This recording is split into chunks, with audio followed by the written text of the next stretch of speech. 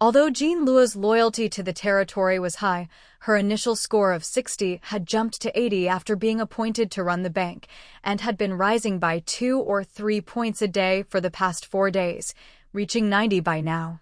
So you still didn't plan to invest more. It wasn't a matter of trust, she just couldn't put all her eggs in one basket. Still, if Jean Luo was truly confident, so you wouldn't mind giving her more support, but only under certain conditions. I can make up the shortfall, but only if you can identify at least 2 risk points within 2 days, and the initial risk rate can't be higher than 15%. The more risk points you identify and the lower the initial risk rate, the more I'll be willing to invest. Previously, we talked about risk rate, which is essentially the probability of incurring a loss. If the initial risk rate is 15%, it doesn't mean there's an 85% chance of making a profit.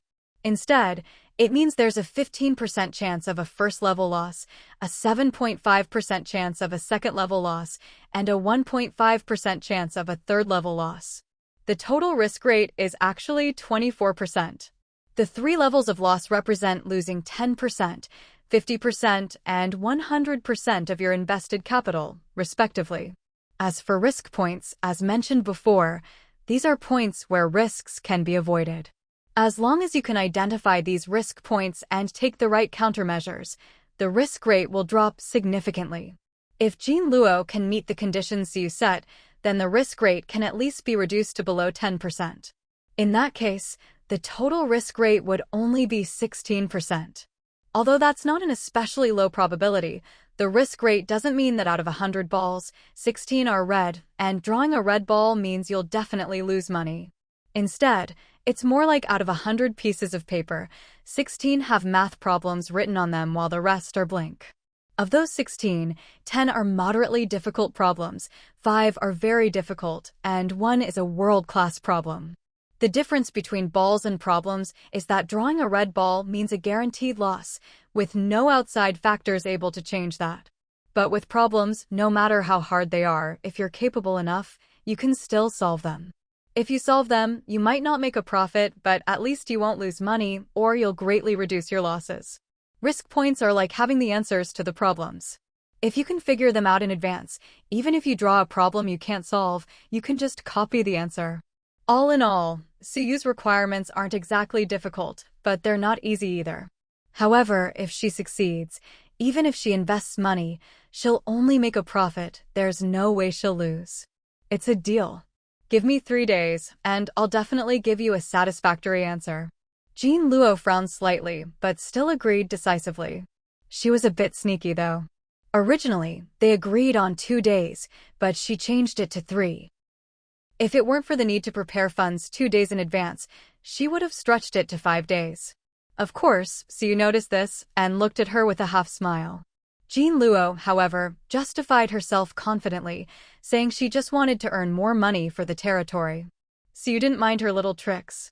After all, Jean Luo was just trying to make money, and Suyu didn't dislike that. Besides, even though Jean Luo was the bank's manager, she didn't have the authority to take money for personal use. On the other hand, Suyu could take all the money out at any time, so she wasn't worried about Jean Luo causing trouble. Their conversation lasted a little over an hour, from 9 p.m. to 10 p.m. Afterwards, they each went home and had a good night's sleep. Early in the morning, Suyu led her team to the Calamity Leader's lair. With the patterns she'd summarized over the past 2 days and the help of the Giant Serpent's Ring, Suyu managed to lead everyone to defeat the Calamity Leader within 5 hours. They left a little after 7 a.m., arrived at the cave around 9 o'clock, and finished in 5 hours by 2 p.m. This was far beyond everyone's expectations.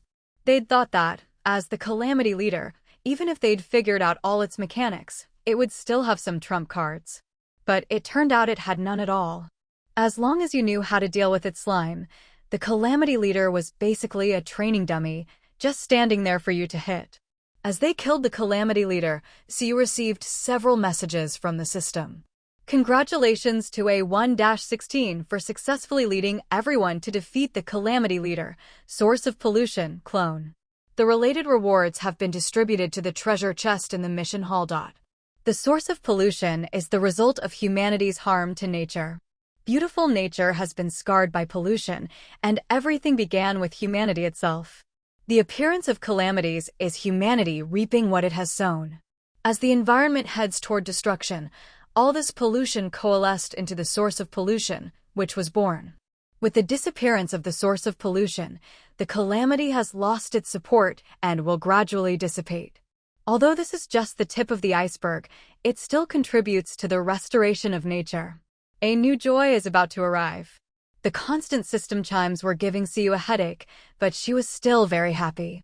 She told everyone to gather the loot dropped by the Calamity Leader, while she took the Black Serpent, now restored to its original form, deeper into the cave. Previously, Jin-Yi and the others had found stalagmites, treasure chests, and the precious stone milk flowers here.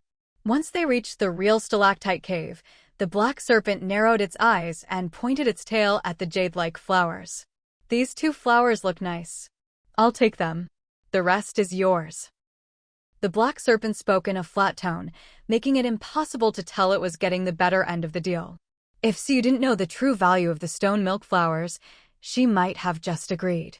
Let me take a look first, Siyu replied, not agreeing immediately, and began to examine the surroundings.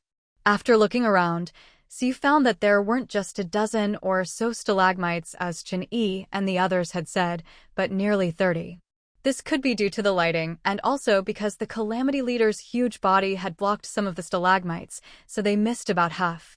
But what really surprised Siyu wasn't the extra stalagmites, but the tiny stalagmite sprouts in the corner, each only the size of a finger. These stalagmite sprouts could continue to grow. In other words, this cave could be a sustainable source of stalagmites. The value of a sustainable resource is obvious to those who understand. There were also quite a few treasure chests nearby. She counted about 11. Chests, stalagmites, stone milk flowers. These were basically all the items in the cave.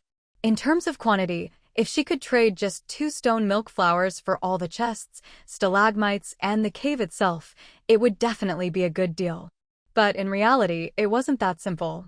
Although stone milk flowers aren't as valuable as 1,000-year-old stone milk, they're still purple-grade items, while stalagmites are only blue-grade. The gap between purple and blue-grade is huge. To put it bluntly, if she could trade 100 blue-grade items for a single useful purple-grade item, Siyu would do it without hesitation. Because materials above blue-grade are extremely rare treasures, often seen only once in 100 years. By comparison, these stalagmites, which, while not common, could still be bought from merchants, and the chests, which might contain who knows what, were basically trash compared to the stone milk flowers. So, have you decided? The Black Serpent's face remained calm, but inwardly it was growing anxious. If they'd stuck to the original division, Siyu would get 55%, more than half. Even without asking for more, she'd be entitled to at least one of the stone nectar flowers. But this thing was a rare treasure for boosting strength. The Black Serpent was determined to get its hands on it. As for the other items, the stone stalagmites were forging materials, and the things in the treasure chest were mostly tools only humans could use. What use did it have for those? Could it go trade with humans or something? Siyu caught every flicker of emotion on the Black Serpent's face. After a moment's thought, her gaze swept casually over a certain spot. That won't do. You can have half the stalagmites and the chest, but I must have at least one of the stone nectar flowers. Siyu spoke the flower's name aloud, making it clear to the Black Serpent that she knew its value, so it shouldn't even think about tricking her. The Black Serpent wasn't embarrassed at being found out. After all, it was a snake, it didn't care about saving face. As long as it could get the stone nectar flower, nothing else mattered. Human, don't forget, you only managed to kill that monster thanks to me. That may be so, but we agreed I'd get 55%. By rights, that means I'm owed a share of the stone nectar flower. Of course, the main reason was that she didn't want to offend the Black Serpent. Both of them knew full well that the serpent couldn't have killed the Calamity Leader on its own, but neither had said it outright. But if the Black Serpent tried to use that as an excuse to take the stone nectar flower, Siyu definitely wouldn't agree. As for whether the Black Serpent might attack her over the flower, while not impossible, it was extremely unlikely. Since the system had arranged for the Black Serpent to help her kill the Calamity Leader, and half the loot in this cave was clearly meant for her, there was no way it would let the Black Serpent walk away with nearly 80% of the spoils. Seeing the serpent's frustrated yet helpless expression, Siu boldly guessed that without her permission, the Black Serpent probably couldn't take anything from the cave. Otherwise, it would have run off with the flower long ago. As for why, it might have something to do with the cave itself. The original owner of this cave was the Calamity Leader. Now that the leader was dead, killed by her, she was most likely the new owner. It was a bold guess, but not without reason. In fact, it was quite likely. That was why Siu dared to argue with the Black Serpent over the stone nectar flower. See? I knew humans were all bad, so sly, the Black Serpent grumbled under its breath. It made sure to mutter quietly, though it knew Siu could still hear it. But it did it on purpose. Siu pretended not to hear. After all, the serpent's muttering didn't bother her. But if she let the stone nectar flower go for nothing, that would be truly painful. While the Black Serpent was cursing, Siu kept busy, gathering all the stone stalagmites in the cave, cleaning off the treasure chest tangled in webs and vines, and hauling it out. Once everything was done, Siu turned to see the Black Serpent tightly coiled around both stone nectar flowers, as if to say, even if you disagree, I won't let you have them. Siu let out a dramatic sigh. Actually, it's not impossible for me to give you the stone nectar flower. She hadn't finished the sentence before the Black Serpent sensed something ominous. But no matter how bad the feeling, as long as Siu was willing to share, the Black Serpent didn't care. After all, there was nothing Siu could do to it. Are you serious? The Black Serpent fixed its black, vertical pupils on Siu, making her skin crawl. Anyone timid would have nodded in a hurry. But Siu wasn't fazed. She continued, you can have the stone nectar flower, but you'll have to trade something for it. Did Siu want the stone nectar flower? Of course she did. But there was no helping it. Since she'd chosen to cooperate with the Black Serpent, she'd already invited the snake into her house. The Black Serpent couldn't attack or steal, but it could simply refuse to let go. There was nothing Siu could do about it. So, from the moment the Black Serpent revealed its intention to take both stone nectar flowers, Siu had been planning how to wring something good out of it in return. If the Black Serpent refused, she'd just keep dragging things out. After all, neither of them would get the flower that way, so why should she let it have its way? Siu usually seemed easygoing, but she wasn't without a temper. She had no time to waste here. Still, despite the Black Serpent's shamelessness, Siu didn't regret working with it. The serpent's presence was definitely meaningful, and she knew exactly what that meaning was. She'd considered whether she could kill the Calamity Leader alone, especially since, after figuring out the mucus mechanism, the leader didn't pose much threat. But just as the final battle was ending, she'd noticed a berserk countdown under the Calamity Leader's status bar and remembered an important mechanic.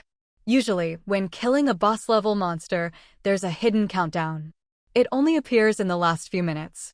If you don't finish the boss before the timer runs out, it's basically a total wipe. Because a berserk boss is dozens of times stronger than normal. Since she'd already used the serpent ring and saw the countdown, it meant that without cooperation, there was no way she could have killed the Calamity Leader before it went berserk. In other words, she had to team up. The Black Serpent understood what Siu was getting at. Its first instinct was to try and get the flower for free, but Suyu's next words put an end to that idea. You're a boss beast. You must have plenty of valuable things. Give me something equal in value to the stone nectar flower, and I'll let you have it. If you don't agree, I'll just head back. Hearing this, the Black Serpent wasn't angry. Shameless as it was, it knew it had already taken the two most valuable things in the cave. If it could get something for free, great. If not, that was just how it was. What do you want? The Black Serpent chose to compromise. Mostly because this human could afford to drag things out, but it couldn't. There were too many boss beasts on this continent, and competition was fierce. Otherwise, it wouldn't have fought another boss beast for territory before. Beast competition wasn't full of schemes, but it was extremely bloody, strength was everything, and the strongest ruled. As luck would have it, the guy who fought with the Black Snake last time recently found something that could boost his strength. This made the Black Snake, who had previously held a slight advantage, suddenly feel threatened. If it didn't get stronger soon, everything it had done to that beast leader before would surely be paid back in full. That was the real reason the black snake was so fixated on these 2 stone milk flowers.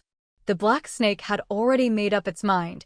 As long as Siyu didn't ask for something outrageous, it would agree to any of her terms for the sake of those 2 stone milk flowers. Siyu hadn't expected the black snake to agree so quickly. She'd already been prepared to head home, but since the black snake was willing to make the trade right now, she had no reason to refuse. I want to see what you have first. There were just too many things in this world. If she had to ask the black snake one by one, it would be a huge waste of time. The black snake stared at her for a few seconds, then released its grip on the stone milk flowers. I'll go get my stuff. You better not run off with the flowers or else. Relax. Just hurry up and bring your things. Once the deal's done, I'll treat you to some food. Siyu definitely wasn't planning to run. It was a fair trade. She was only giving what she should, and she wasn't foolish enough to offend the black snake over 2 stone milk flowers. The black snake seemed to believe her. As soon as Siyu finished speaking, it shut off like a rocket.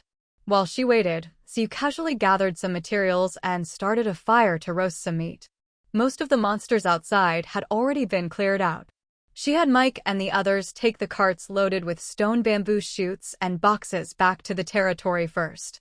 Duoya, worried, wanted to stay with her. Siyu thought about it. Although the disaster leader had been dealt with, the disaster itself wasn't over yet. Mutant plants could still appear on the way back, so she agreed to let Duoya stay. But come to think of it, if she remembered correctly, killing the disaster leader should shorten the duration of the disaster, right? Siyu paused in her roasting, then asked Duoya to watch the fire while she started sifting through the pile of system messages. After a minute of searching, Siyu finally found a report-like interface. Original disaster duration, 29 days. Disaster elapsed, 13 days. Remaining energy of the source of pollution, 3 days. This disaster will be settled after it ends. Please pay attention to the settlement results. So the disaster had only lasted 13 days. As expected, one side effect of the disaster was making time feel slower. So you could have sworn it had been at least 30 days.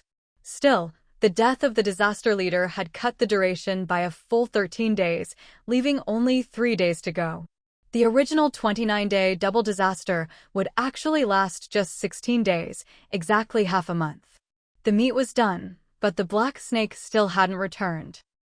Siyu split the roasted meat with Duoya, eating as she continued to check the earlier system messages. As she read, her pace slowed. The first system message was one she'd seen many times before. Basically, every time she killed a boss monster, it would appear, telling her she could claim a treasure chest at the quest hall. The second and third messages explained the relationship between the source of pollution, the disaster, humans, and nature. In short, human pollution of nature leads to disasters, and disasters condense the source of pollution. She'd always wondered why the disaster leader had the suffix avatar. Now she understood. Because there was pollution everywhere in this world, and disasters everywhere. Any monster formed from condensed pollution was a source of pollution, so what she killed was just one of many. It was impossible to truly eliminate the source of pollution at its root, because the source was pollution itself, and humans would never stop producing pollution. Reading this, Siyu seemed to realize something. She glanced at the last line and smiled ambiguously. The fourth message was short, just 10 characters. A new joy is about to arrive. Siyu knew this was a hint about the next special season after the disaster season. She'd arrived during the mild season, and now it was the disaster season. So the next one had to be the kindness season. She just wondered what kind of joy she'd encounter this time. As she was pondering the possibilities for the kindness season, a shadow flashed by, and the piece of meat she'd set over the fire disappeared. At the same time, she heard the sound of something munching nearby. She didn't even have to guess. The meat thief was obviously the black snake, back from fetching its things. Don't just eat, hand over your stuff. Siyu took down the rest of the roasted meat and poked the black snake with an empty stick. The black snake kept its head down, eating in silence, but all sorts of random items suddenly appeared on the ground. Herbs, ores, hides, meat, various materials were piled everywhere. These boss-level wild monsters actually had storage space, too, but it could only be used normally, and the system would rationalize it so that no one found it strange. Looking at the pile of junk on the ground, Siu was silent for a moment. She poked through it with a stick, a bit disgusted, until she'd moved all the bloody meat aside. Then she put on gloves and started rummaging. In the time it took her to do that, the black snake had already finished its meat. After all, the piece wasn't big, just about the size of a palm. It was enough for her and Duoya, but for the black snake, whose real body was as big as a tree, it wasn't even a mouthful. So, still hungry, the black snake set its sights on the skewer of roast meat in Suyu's hand. "Human, give me that skewer and I'll trade you for it." The black snake's tone was so matter-of-fact, it was as if the meat was already his. He didn't give Siu any chance to refuse. But Siu had actually roasted the meat with the black snake in mind. There were only her and Duoya here, but she'd cooked enough for 7 or 8 people. If not for the black snake, there was no reason to make so much. "Fine, you can have it." Siu picked out everything she wanted, then said with some disdain, "You're a boss beast, and this is all you've got?" The black snake stuff wasn't bad, but most of it was blue-grade. There were a few purple materials, but they were all extremely niche, almost useless, and there weren't many of them. Otherwise, the black snake wouldn't have brought them out, since it wasn't the type to take a loss. Even if you added up all these things, they weren't worth as much as the stone milk flowers. They couldn't even buy 2 petals, let alone both flowers. "This is only part of it. I've hidden my really good stuff somewhere else, but I'll need some time to fetch it." But it had no time to waste. Today, it had to get its hands on those 2 stone milk flowers, because it needed to hurry and strengthen itself. "Speak plainly." Faced with Suyu's look of disdain, the black snake munched on its delicious roast meat. Usually thick-skinned, it suddenly felt a little guilty for some reason. "I'm not even human," it muttered, glancing at Suyu's expression, lacking confidence. But no matter what, it was determined to get those stone milk flowers today. Seeing that although Siu looked stern, she wasn't being especially forceful, the black snake added, "I'll give you all the stuff. Just give me 3 days. In 3 days, I'll bring you another batch to choose from. I need those stone milk flowers urgently. The black gorilla next door is about to attack. I have to absorb the stone milk flowers quickly to boost my strength."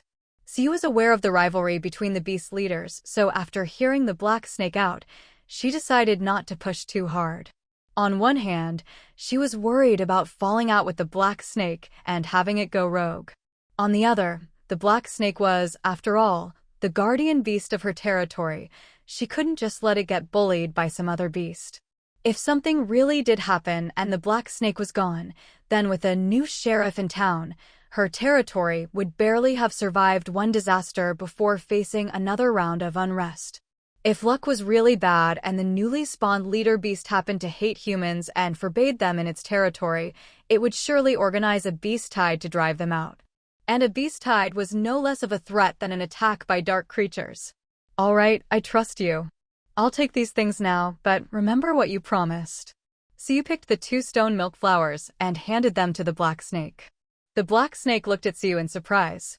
It had already prepared to play hardball or even threaten her, but to its surprise, Siu agreed so easily. But that was good, saved time, no need to fall out, and they could still be good friends and help each other in the future. "Don't worry, once I deal with that guy, I'll make sure you're well rewarded. That gorilla has plenty of treasures. If it refuses, I'll just cut off its paw and give it to you." Although the black snake usually acted like a shameless rascal, it was surprisingly earnest when it said this, making it hard to doubt its sincerity. Siu had her own plans, too. She wasn't just helping the black snake out of kindness, but seeing how sensible it was, she was quite satisfied. "By the way, I have something to ask you. When I saved you before, did you leave anything behind when you left after recovering?" Siu was referring to the space pouch. To this day, it was still a mystery why those space pouch blueprints had appeared in a corner of one of her territory's buildings. It wasn't until she ran into the black snake again that Siu thought of a possibility. Dolly had found the blueprints in the tool shed, and when she'd saved the black snake, she'd also put it in the tool shed to recover. And a creature of the black snake's level was certainly capable of producing such an item. Huh? Did I leave something behind? The black snake looked at her in confusion. The joy of getting the stone milk flowers had gone to its head, cutting its thinking ability in half. Its mind was in knots. Besides, it had been over a month ago, so its memory was even fuzzier. Just as Sue thought she guessed wrong again, the black snake suddenly exclaimed, "Oh, you mean those useless scraps of paper? Those were just marks I left, nothing important." The black snake finally remembered. It hadn't recalled before because, to a snake, those few pieces of paper were insignificant, so it had genuinely forgotten. The reason it left them was to mark the territory with its scent, so it wouldn't get lost next time, and to deter other beasts from invading. For a brand new territory, especially one established in a forest, this was actually quite helpful. As for what was written on those papers or what they were for, it really had no idea. After all, it was an illiterate snake. "See you, all right, I understand." So you never expected the truth to be like this. She'd thought the blueprints were a token of gratitude from the black snake for saving its life, but as it turned out, the blueprints had indeed been left as thanks, just not as a gift. The snake had left its scent to help keep other beasts away. No wonder that ever since she'd established her territory, hardly any weak beasts had come near. "See you, is this some new version of buying the case and returning the pearl?" With the truth about the space pouch revealed and the stone milk flower deal half done, Siyu and Duoya prepared to return to their territory. But before leaving, the black snake asked her to make another batch of roast meat.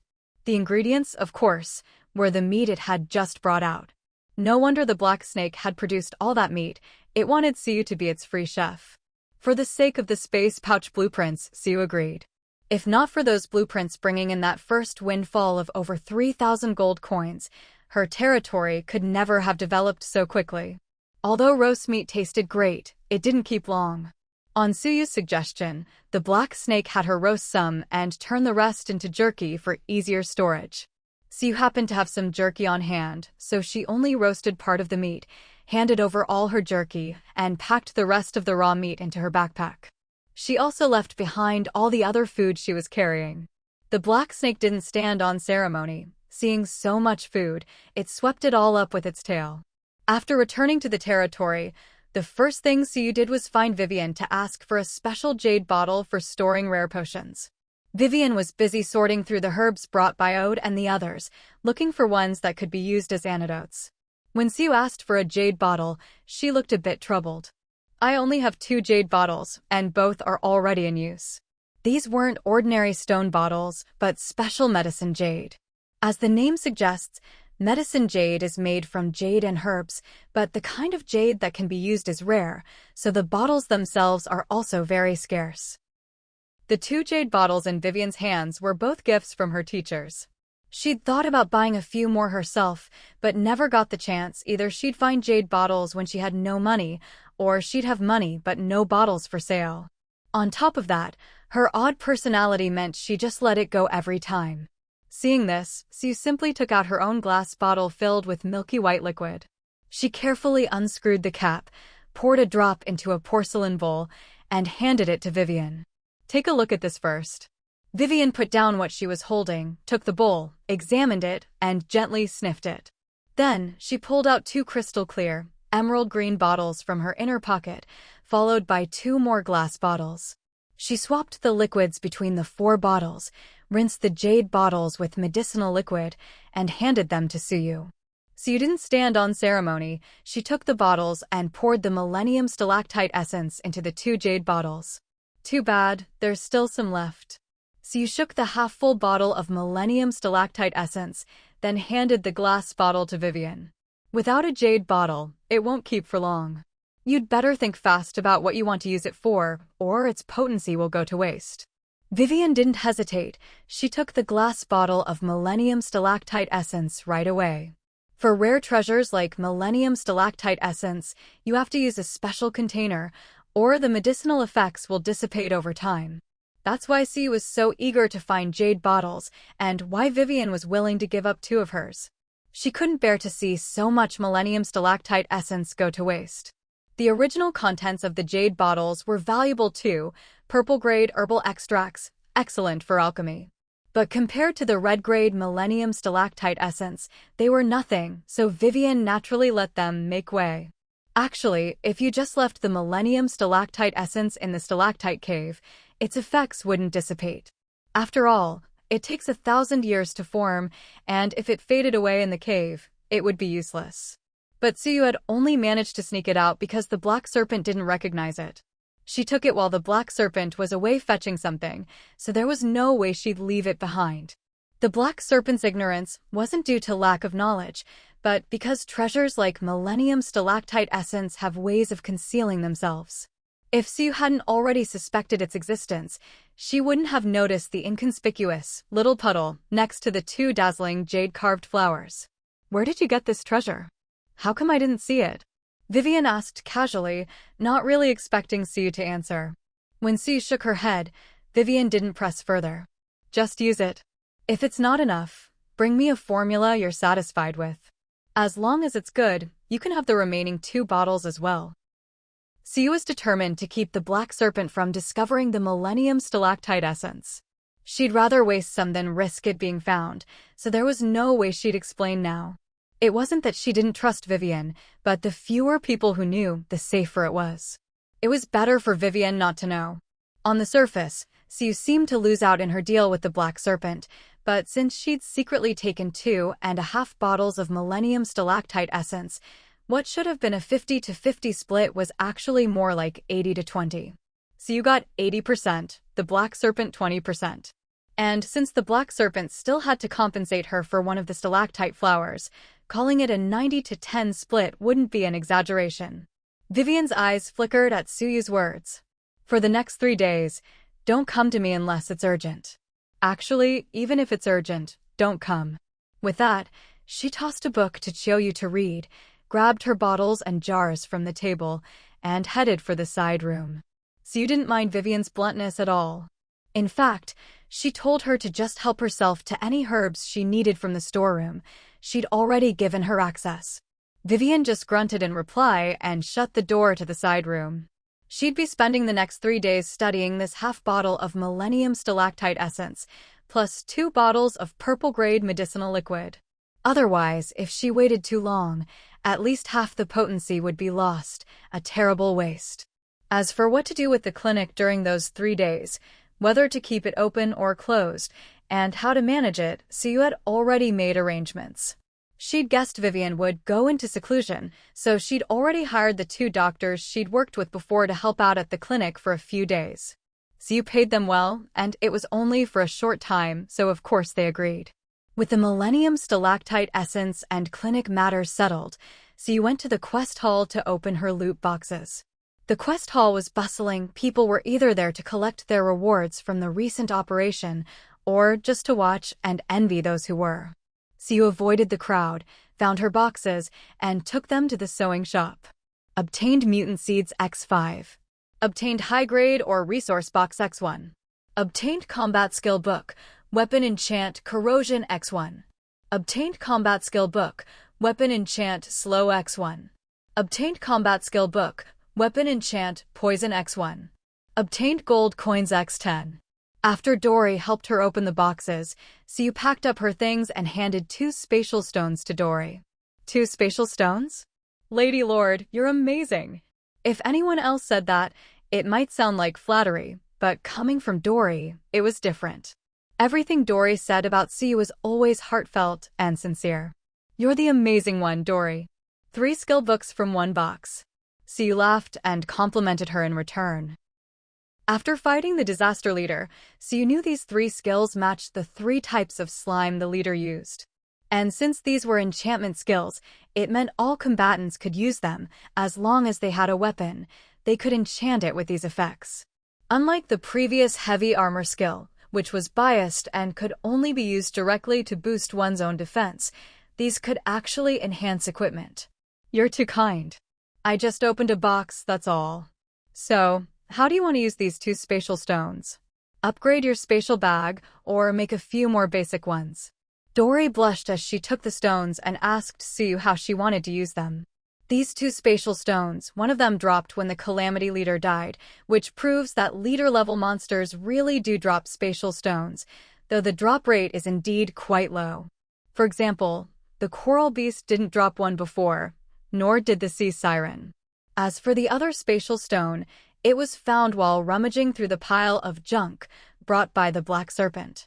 Since the black serpent didn't even recognize the recipe for a spatial pouch, it naturally had no idea about this dull, unremarkable stone. As a result, Siu managed to pick up another big windfall. Regarding Dory's question, Siu first asked about her current situation. After learning that both her sewing and repair skills had reached the intermediate bottleneck, Siu already had a plan in mind. You've already learned the recipe for the level 2 spatial pouch, right? What about the level 3 recipe? She had previously told Dory to use the level 2 spatial pouch recipe as soon as her sewing skill reached intermediate, so unless something unexpected happened, Dory should have followed her instructions. As for the level 3 recipe, Siu hadn't specifically told her to learn it, so she wasn't sure about the current situation. However, knowing Dory, she was pretty sure Dory hadn't learned the level 3 recipe yet. Dory replied, "I've already learned the level 2 recipe, but I still have the level 3 recipe." As expected, Dory's answer was exactly as Siu had guessed. Where did you put that previous spatial stone? Up to now, Siu had obtained a total of 4 spatial stones. The first one dropped from the fire demon leader and was given to Dory to make 8 level 1 spatial pouches. The second one came from a gold chest awarded after the ranking settlement during the dark creature attack. The third and fourth were the 2 she currently had on hand. When trading recipes earlier, she had shown the second spatial stone to Tang Lu. After Tang Lu had seen it, Siu handed the stone over to Dory for safekeeping. "It's in the chest at my house. Do you want me to go get it?" Dory thought Siu needed the spatial stone and stood up, but was quickly stopped. "No rush. I just want you to upgrade a batch of level 2 spatial pouches, then use the other 2 spatial stones to try making a level 3 spatial pouch without having learned the recipe." Siu's main goal was to help Dory improve her skills as quickly as possible. For life skills like hers, constant practice is the way to improve, but once you hit a bottleneck, practice alone isn't enough. You need a breakthrough opportunity. Having her try to make a level 3 spatial pouch was a great way to do that, especially since making a spatial pouch required both sewing and repair skills. That meant she had a chance to break through in both skills at once. But Dory seemed a bit hesitant. Seeing this, Siu said, "If you have any concerns, just say it." "It's nothing, really. I'm just worried about wasting those 2 spatial stones." A level 1 spatial pouch has 3 slots, level 2 has 5, and level 3 has a whopping 10, comparable to the player backpack Siu once had. Judging by the big jump in slots from level 2 to level 3, it was clear that making a level 3 pouch wouldn't be easy. Dory could tell Siu trusted her a lot, but she also knew how precious spatial stones were, and how hard it would be to make a level 3 pouch. After all, she'd already learned how to make level 2 pouches. If the difficulty of making a level 1 pouch was 1, then level 2 was 2, and level 3 would be at least 6. A threefold increase in difficulty wasn't something she could just brush off. No, Dory, that's the wrong way to look at it. You shouldn't be worrying about whether the spatial stones will be wasted, but about how to use them to improve your own abilities. Siu had already considered the possibility of losing the stones, but she didn't mind. In fact, compared to helping a repair specialist break through to advanced level, using up 2 spatial stones was a small price to pay. You don't need to put too much pressure on yourself. Didn't you successfully learn how to make spatial pouches before? Back then, you knew even less than you do now. Siu had already thought through 3 possible outcomes. The worst-case scenario was that Dory's skill level wouldn't increase, and the level 3 pouch would fail to be made. As long as that didn't happen, either of the other 2 outcomes, her skill level increases, but the pouch fails, or both her skill level increases and the pouch is successfully made, would be satisfactory. Spatial stones weren't some unattainable item. On the contrary, Siu knew a way to farm monsters in bulk, even spawning leader-level monsters. That meant the supply of spatial stones wouldn't be a problem. Right now, there were only 2 spatial stones, but Siu believed Dory wouldn't let her down and that this investment would be worth it. With things laid out like this, Dory naturally agreed. "All right, I understand. But I'm still missing a few materials. I need some malachite and golden thread." Dory often helped organize the warehouse, so aside from Suyu, she was the most familiar with what was in stock and in what quantities. Neither material was particularly rare, especially malachite.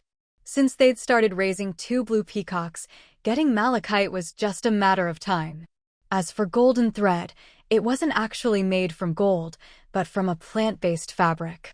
The cloth was golden yellow and shimmered in the light, hence the name. Alright, got it. You can find malachite at the ranch. Look for Zeit, since we have 2 blue peacocks there.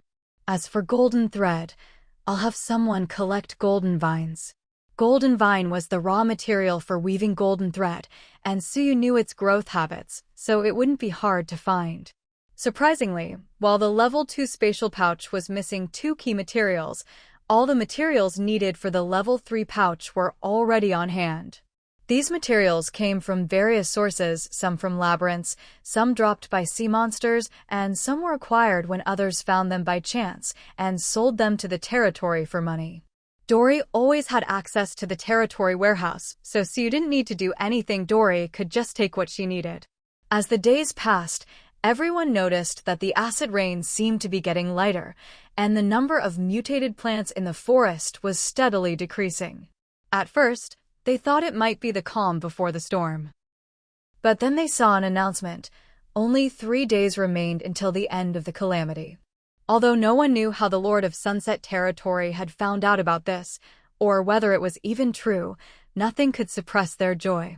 On the 14th day of the cataclysm, with 2 days left until it ended, Vivian managed to steal a moment from her busy schedule to finish preparing the medicine for Naren. Xiaoyue then delivered it to the bounty group. The medicine worked wonders. Naren woke up that very night after taking it. On the same day, the captains and vice-captains of the 4 combat teams were also selected. Although there were quite a few unexpected developments and the teams had to be reorganized, thanks to Suyu's arrangements, these incidents didn't disrupt the selection process. Instead, they gave everyone a deeper understanding of the other 3 teams' strengths. Once the captains were chosen, Suyu had them name their own teams. From that point on, there were no more combat teams 1, 2, 3, and 4. Instead, they became the Crimson Blaze team, Tiger Roar team, Wild Wolf team, and Fire Phoenix team. Though the name sounded increasingly formidable, everyone knew that a name didn't equate to strength. These 4 teams wouldn't disband just because the cataclysm ended. They could still lead more people into the depths of the forest, encouraging exploration outside the territory and, in turn, boosting the cohesion of the group and ensuring everyone remained in Sunset Territory. At the same time, Suyu lifted restrictions on these 4 teams. How much they charged, how they planned their routes, and how many people they recruited, all of it was left for them to decide. However, the team formerly known as Combat Team 5, now renamed Sunset and still under Suyu's direct control, was much stronger than the other 4. So, even with Suyu's hands-off approach, the other teams didn't dare act recklessly. On the contrary, to boost their reputation, status, and strength within the territory, they became even stricter with themselves than before. Anyone who stagnated would be kicked out. On the 15th day of the cataclysm, with just 1 day left, after half a day of discussion, Otter's Blazing Bounty Group officially joined Sunset Territory. At the same time, Xiaoyang and Xiaoyue also joined the territory. With Xiaoyang's consent, Suyu arranged for him to have 2 teachers, the owner of the territory's only enchantment shop and the elusive Jinkei. The former would teach him enchantments, the latter, hidden weapons. As for Xiaoyue, she continued to help out at the clinic. Thanks to her exceptional talent, she was learning medical knowledge at an ever-increasing pace. Recognizing this, Vivian became even stricter with her. Xiaoyue didn't complain about Vivian's strictness. Instead, she worked even harder, often feeling she wasn't doing enough, almost to the point of burning the midnight oil. Her dedication lived up to Suyu's expectations and justified all the time and effort Vivian invested in her. Also, today, the tavern refreshed. Actually, the tavern had refreshed 4 days earlier, but that day Suyu had just returned exhausted from probing the Cataclysm boss's mechanics, so she missed the tavern notification. When she noticed the next day, a single line caught her eye and delayed the refresh. Would you like to refresh the tavern again? A second refresh will take 3 days and is guaranteed to produce a non-human NPC. C's choice was obvious. So, 3 days later, today, she received another tavern refresh notification. After some tough deliberation, Siyu chose to recruit a beastin named Bai Chao. Because this was a special recruitment, Siyu could only do it once, but she could save the remaining recruitment slot for the next tavern refresh. The 16th day of the Cataclysm. Today was the final day. Everyone remained busy during the day, but at night, they gathered standing or sitting under the rain shelters they'd set up along the street. They sat around a bonfire with the long tables piled high with food and drink. For those who didn't like alcohol, there were juices and desserts. As they ate, they loudly shared their joy at surviving the cataclysm, listening to the rain on the shelter gradually lessen and slow, a deep, indescribable happiness filling their hearts. The celebration lasted late into the night. No one slept, not even Suyu. When the clock struck 11:59 and 59 seconds p.m., Siyu nervously clenched her fists, a subconscious gesture she didn't even understand herself. The next second, her panel popped up on its own, bursting into colorful, firework-like displays. Congratulations to A1-16 for leading Sunset Territory safely through the Cataclysm. Sunset Territory's performance during the Cataclysm will be broadcast throughout the intermediate region. Territory Aura gained, Renown 2. Cataclysm rankings have been updated. A1-16's performance appeared on 4 leaderboards. Sunset Territory's data appeared on 4 leaderboards. Cataclysm Event, Damage Leaderboard, 1. Cataclysm Event, Time Leaderboard, 3. Cataclysm Event, Resource Leaderboard, 1. Cataclysm Event, Comprehensive Leaderboard, 1. Cataclysm Event, Territory Prosperity Leaderboard, 1. Cataclysm Event, Territory Reputation Leaderboard, 1. Cataclysm Event, Territory Security Leaderboard, 1. Cataclysm Event, Territory Overall Leaderboard, 1. Calculating final Cataclysm results based on data. Estimated time, 5 minutes. Staring at the 8 leaderboards made C's head spin, but she clearly saw the string of ones. Except for the time leaderboard, where she was 3rd, she was 1st on all the others. With a few minutes left before the final results, Siyu clicked into the leaderboards to check the details. Just like last time, she could only see the code names representing each participant, not their actual names. What caught Siyu's attention was that the 1st and 2nd places on the time leaderboard were both heroes. Also, only 3 people appeared on the time leaderboard from 4th place onward. It was blank. This led Siyu to reasonably suspect that the time leaderboard referred to how quickly the cataclysm was ended. The sooner, the higher the ranking. In other words, up to now, only 3 people, including herself, had successfully ended the cataclysm. She didn't know if players with other identities had different ways to end the cataclysm, but if they all had to kill the cataclysm boss to shorten the event, then heroes definitely had an advantage, since fighting was their main storyline. That would explain why the top 2 on the time leaderboard were both heroes. From these 8 rankings, it was easy to see that the first 4 were personal rankings for Suyu, while the latter 4 were territory rankings. In the last 4, Siyu didn't see any identities other than Lord. All the identity letters on the leaderboard were A. She figured that, based on player identity, the rankings were divided into personal and identity-based lists. The former pitted all identities against each other, while the latter were competitions among players of the same identity. After watching the leaderboards for 5 minutes, Siyu finally waited for the disaster settlement. Disaster settlement complete. A1-16 score, 96 out of 100. Click for details. This round's rating, SSS. Players rated C or below cannot claim any leaderboard rewards. Players rated B can claim leaderboard rewards as normal. Players rated A receive an extra silver chest for each leaderboard they appear on. Players rated S receive an extra gold chest for each leaderboard they appear on. Players rated SS receive 3 extra silver chests and 1 gold chest for each leaderboard they appear on. Players rated SSS may request the system to provide a one-time reward service within certain permissions, including but not limited to requesting items, asking questions, or resolving problems. Except for the comprehensive leaderboard, in all other rankings, top 100 receive a wooden chest, top 50, a bronze chest, top 30, an iron chest, top 10, a silver chest, top 3, a gold chest. First place can claim all chests cumulatively. Your perseverance and tenacity have allowed you to survive the disaster, but this is only temporary. The pollution is still spreading, and disasters will return. Your efforts have only cleared a small part of the gloom, while countless regions across the continent are still being eroded. Perhaps only when there is no more pollution will the disasters truly disappear, but that will come at a tremendous cost and require the efforts of countless people. System Quest: Resist the Disaster completed. You may submit the quest at the bounty board. So you started from the top and slowly reviewed all this information.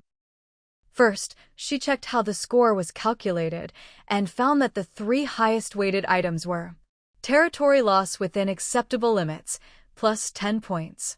Overall satisfaction of all people in the territory, plus 10 points. Successfully killed the disaster boss and cleared the source of pollution, plus 15 points. With a maximum score of only 100, these 3 items alone accounted for 35 points, a full third. No wonder she had such a high score. Besides these, many of Suyu's decisions during the disaster had affected her score, for better or worse. For example, prepared rain gear before the disaster, plus 2 points. Failed to repair farmland in time, resulting in damage, minus 2 points. Built protective measures for territory buildings, plus 2 points. Organized teams to ensure residents' livelihoods, plus 5 points. Arranged to clear mutant plants, plus 1 point. Mutant plants entered the territory, minus 3 points. Developed anti-corrosion potion, plus 3 points. Developed potion to cure corrosion, plus 3 points. Points could go up or down.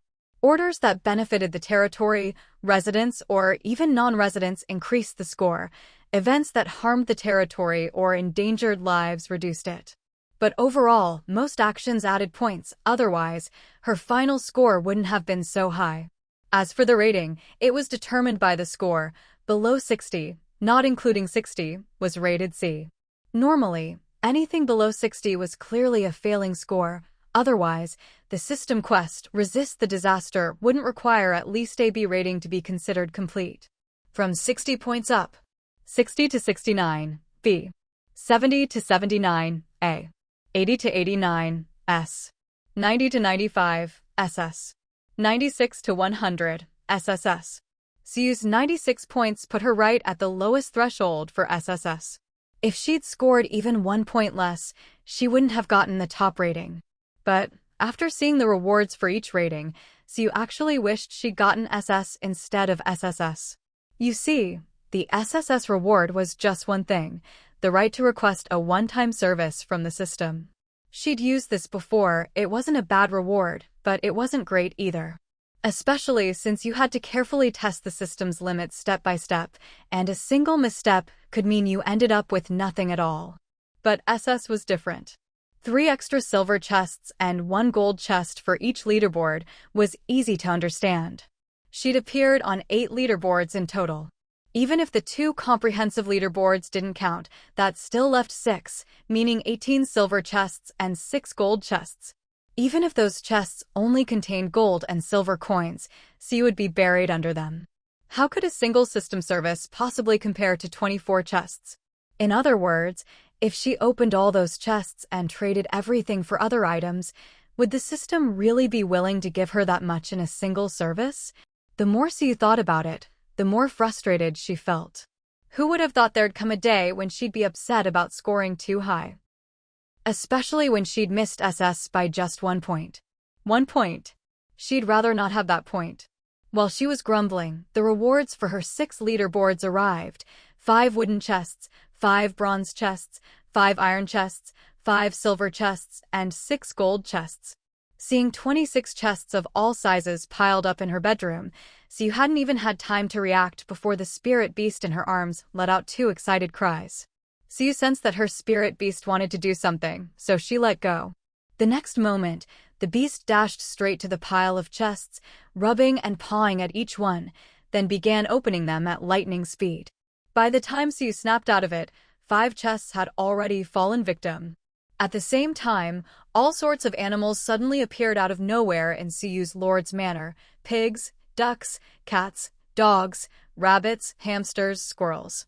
For a moment, Siu felt like she was hearing a familiar yet strange animal symphony in her ears. The scene was so shocking that her pupils practically quaked on the spot. Siu? What on earth did this little rascal do?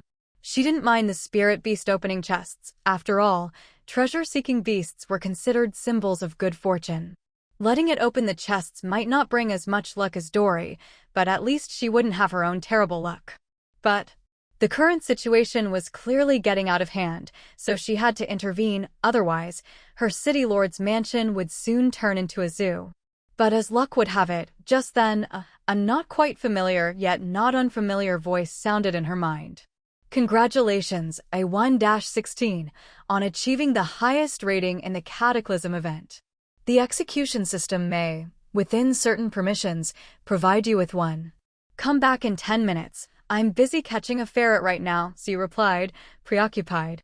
A1-16, please respect the authority of the execution system.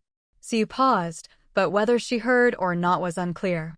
She said nothing, simply reaching out and grabbing Lingao. Since Lingao hadn't resisted at all, catching the little ferret was a breeze. With Lingao in hand, Siu began dealing with the rest of the animals. Fortunately, everyone was still celebrating the end of the Cataclysm, so no one had gone to bed yet. Siu quickly rounded up some help. With their assistance, the animals were split into 2 groups: ducks, pigs, and the like were sent to the ranch, while squirrels, hamsters, and other small critters were destined for the pet shop. Zeit, who hadn't taken a break all day, lit up at the sight of the newly awakened animals. Brimming with confidence, he promised Siu he'd take good care of the little ones, and led the team to deliver them to the ranch. With the Cataclysm over, the acid rain that had poured for 16 days straight had finally stopped, making it much easier to transport the dozen or so animal cubs to the ranch. The remaining small animals, clearly meant for the pet shop, were left to Lilith to comfort. Normally, Lilith was shy and didn't like crowds, but perhaps running the pet shop had forced her into more social situations, and her social anxiety had improved. Plus, after being cooped up for half a month due to the Cataclysm, she joined the evening's festivities. Though she stayed in the corner and didn't join in the laughter, Siu quickly found her. Under Lilith's gentle care, the dozen or so fluffy creatures clustered around her, following her every step. Wherever Lilith went, they trailed behind. At that moment, Lilith looked like a human jungle gym, 1 animal perched on her head, 1 on each shoulder, 1 cradled in her arms, 2 stuffed in her pockets, and several clinging to her legs. Lilith had always loved small animals, and with so many adorable, fluffy companions, she was happier than ever. But while she was delighted, the little wolf pup by her side was clearly not. In fact, it was downright angry. Not only was its owner's attention on other creatures, but with so many little ones crowding around, the wolf pup had been pushed to the very edge. "Little Gray? That's my owner. What are you all doing?" Faced with this group of cuties, whose main skill was being adorable, the carnivorous wolf pup was quite intimidating. With a youthful but fierce howl, it startled all the little animals. Even Lilith, the wolf pup's owner, jumped in surprise. Siu considered stepping in, but quickly realized Lilith didn't need any help. In fact, she was about to witness a spectacular scene worthy of the title Max Level Heartbreaker and the Love Triangle. Vivian watched as Lilith first set down all the animals, then walked over to the wolf pup and began coaxing it kisses, hugs, lifting it up, one after another. Her skill left Siu, Vivian, and Doria all speechless. Siu skillfully pulled out some sunflower seeds. Vivian, without hesitation, took half. So you simply grabbed more and shared them with everyone, and they all settled in to watch how Lilith would resolve this love triangle. To be honest, it was really just the wolf pup being jealous. After it declared its claim, none of the other little animals dared approach Lilith. Even though they clearly adored her, for the sake of their own safety, they kept their distance and watched from afar. But this was only temporary. No one knew what Lilith whispered to the wolf pup, but after just a few words, the fierce little beast transformed into an obedient, clingy puppy. "Good boy, little Gray. Will you help me take these little ones to the shop? After that, we can go home and rest." As she spoke, Lilith gently scratched the wolf pup's soft ears. With a whimper that sounded almost like a plea for affection, Lilith successfully soothed her partner, who could rival a 1,000-year-old vinegar jar in jealousy. Now pacified, the wolf pup no longer minded the other animals approaching Lilith, but it still firmly occupied her arms, staking its claim as the one and only official partner. Maybe it was because similar situations happened so often at the pet shop that Lilith had become an expert at handling them. To the other four, her skills at pacifying these little creatures seemed almost magical. Once the wolf pup calmed down, Lilith beckoned, and the fluffy crowd that had been keeping their distance instantly swarmed around her again, making her the center of attention. Amazing, Dory sighed, though whether she was talking about Lilith's skills, the wolf pup, or something else was unclear. Vivian just snorted noncommittally, cracking sunflower seeds louder than anyone else, and her pile of shells was the biggest. Even Suyu, who ate seeds the most, couldn't keep up with Vivian's speed. Maybe that was her true talent? Doya didn't say much. After watching the fluffy animals for a while, her gaze shifted to the one in Suyu's arms. Yuo. Sensing someone watching it, Lingao let out a soft whimper and looked back.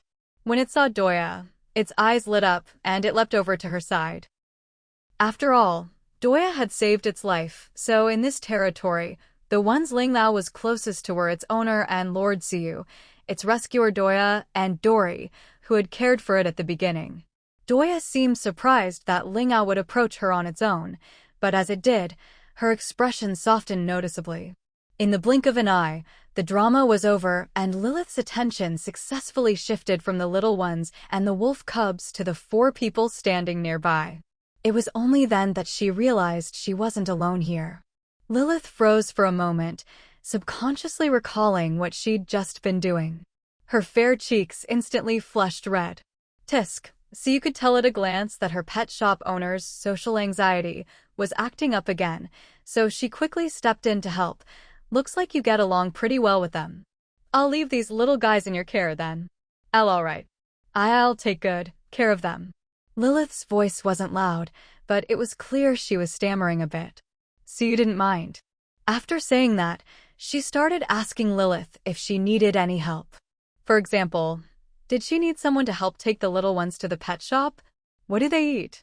Did the shop have the right food in stock? No, it's fine. I can take them to the pet shop myself. As for food, we have enough for now. Everything they eat is available at the shop." Since Lilith said so, you let her go. With her gone, Vivian, who'd come to watch the fun, was also about to leave, but not before swiping a good handful of sunflower seeds from Suyu. Dorodoya was feeling a bit sleepy too. After saying goodbye to Suyu, she left as well. Once only Suyu and a single ferret were left in the city lord's mansion, she finally realized she seemed to have forgotten something. "System? Are you still there?" Suyu called out tentatively, making Lingao look at her in confusion as she talked to thin air. As expected of the execution system, its response was quick. Even though Suyu had ignored it, it was still a well-mannered system and didn't give her any attitude over such a small slight. Not that it had a face to show attitude with, literally.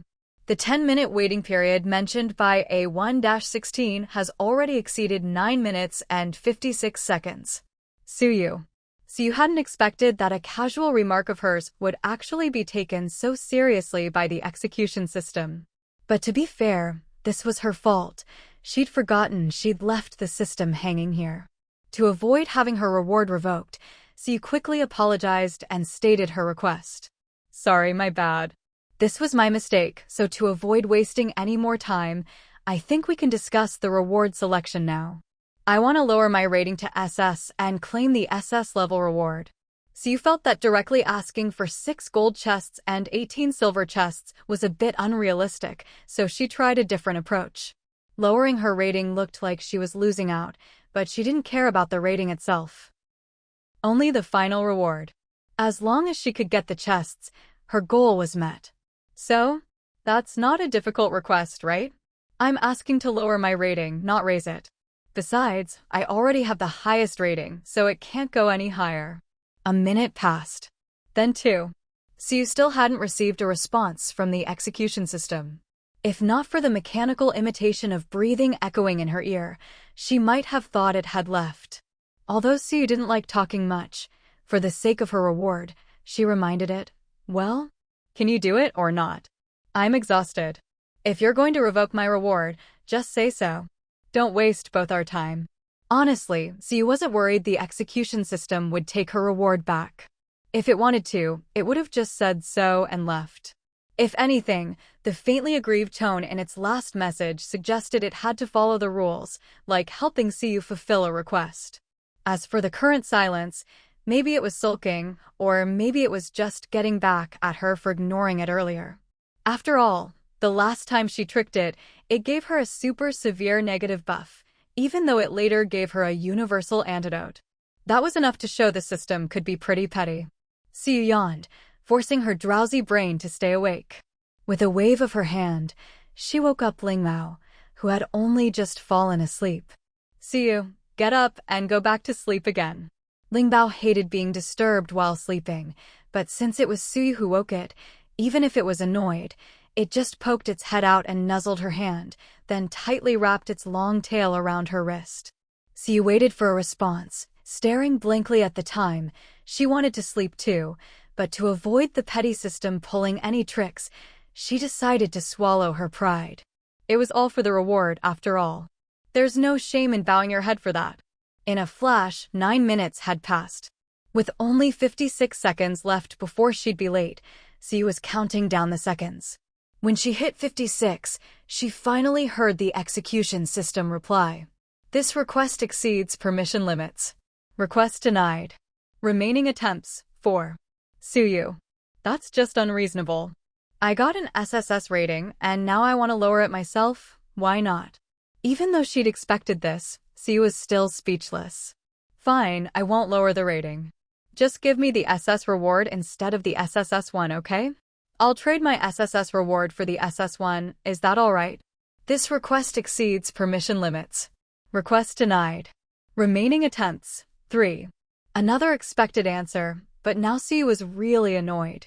Whether it was from exhaustion or frustration, her mind was a bit muddled. So, without caring about any taboos, she just started ranting. "I really think your reward system is broken. There's only one SSS reward, and you don't give any standards for it.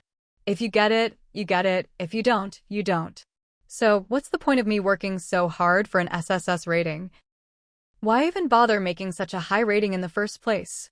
Even though you're not human, literally, I'm not asking you to be warm and fuzzy, but as an execution system, you should at least have some logic, right? Unless you're telling me the SSS rating is actually lower than SS, or you can show me some authority that logically exceeds the SS reward, just send me a random reward. I can't be bothered to choose anymore. Maybe you're not tired, but I am." As she finished, Sue let out a big yawn. She might as well have had the word sleepy written all over her face. Maybe yawning really is contagious, because even the spirit beast in Sue's hands couldn't help but open its mouth wide, then drooped its eyelids. The whole little sable swayed unsteadily, as if it could topple over and fall asleep at any moment. Seeing how pitifully sleepy it looked, Sue couldn't help but feel that she'd been a bit too harsh just now. So she gently placed the spirit beast onto its soft sleeping cushion. "All right, go to sleep. I promise I won't wake you up this time." As soon as she finished speaking, the spirit beast, which had been about to fuss a little, instantly fell asleep, its steady breathing filling the room with a warm, cozy atmosphere. But that warmth was quickly shattered by a cold, mechanical voice. Due to feedback from A1-16, the execution system will now enter update mode. All rewards will be distributed tomorrow at 8 a.m. As the simulated mechanical breathing faded away, Siu's lips curled slightly, her eyes clear and alert. Aside from the fatigued status shown on her personal info screen, there was no sign of tiredness on her face. But soon enough, she yawned again and flopped onto her bed, falling asleep. Because she'd gone to bed so late the night before, Siu actually slept in for once, not getting up until 7:30 a.m. But when only one person sleeps in, it's called being lazy. When 99% of the entire territory is still in bed at this hour, it's not laziness, it's a collective rest day. So even though Siu got up more than an hour later than usual, she was still among the first 10 people awake. After getting up, Siu tidied up as usual. She cleared out all the useless items from her backpack, then put all the unopened chests from yesterday into her bag.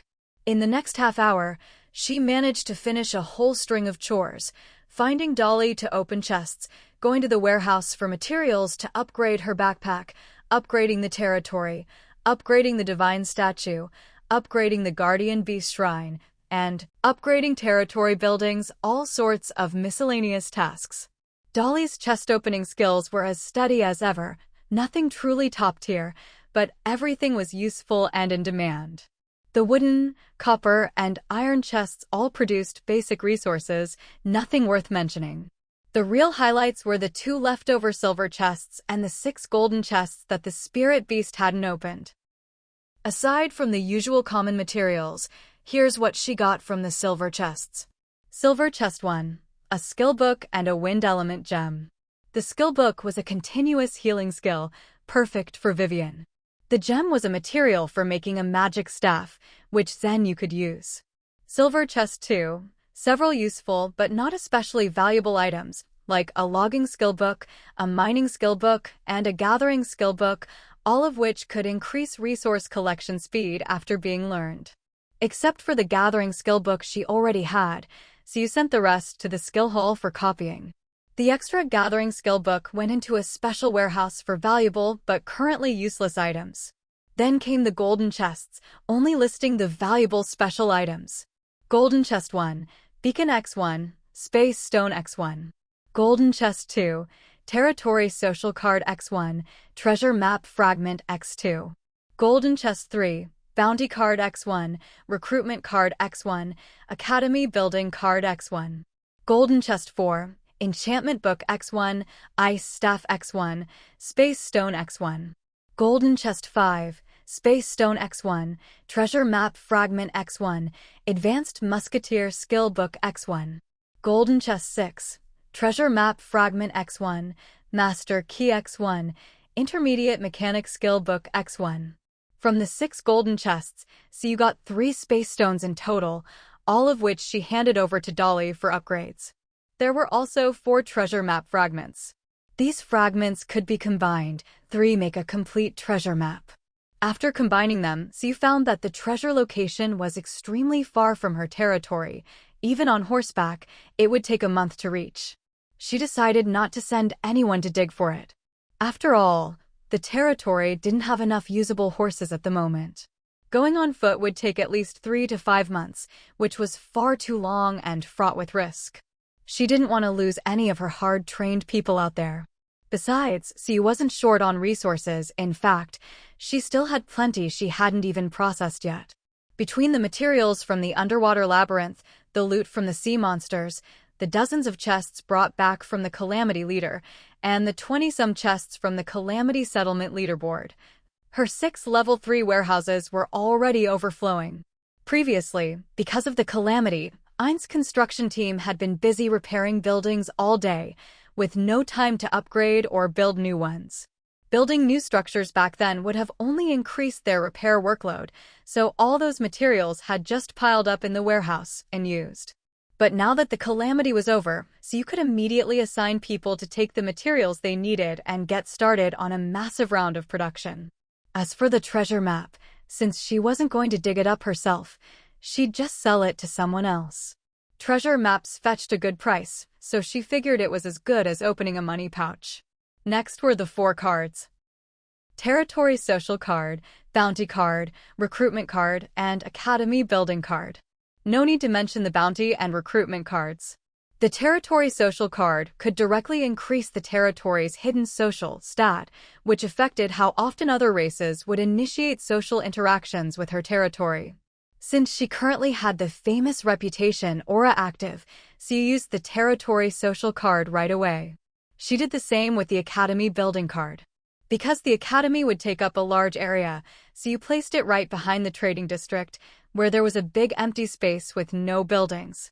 As one of the most important core buildings in the territory, so you needed to get the Academy up and running as soon as possible. Only then could she solve the fundamental problem of talent shortages. If it hadn't been for the acid rain period, which would have affected the recruitment of Academy teachers, so you would have built the Academy long ago. In other words, even if she hadn't gotten the Academy building card from the chests, she would have assigned Ein to start construction today anyway. Among the remaining items, the beacon was the main material for building a signal tower, so she would hand it over to Ein to take care of. The enchantment book was an item used to change classes into an enchanter. Right now, Qiu Yang was studying enchantment knowledge, and once he had learned enough, she would have him change classes directly. As for the ice staff, as the name suggests, it was a magic staff with ice attributes. Unfortunately, there were no ice-type mages in the territory. Although Yu's water attribute could barely be considered related to ice, the staff's attribute was different, so it couldn't be used. As a result, it was tossed into the warehouse, to be taken out again only when the territory eventually had an ice mage. There were also 2 skill books. The intermediate mechanic skill book was given to Anjia. After all, humans with the mechanic talent were extremely rare, and so you didn't expect to find a second one. Plus, Anjia had performed exceptionally well during the calamity, making significant contributions to the territory, so he deserved this reward.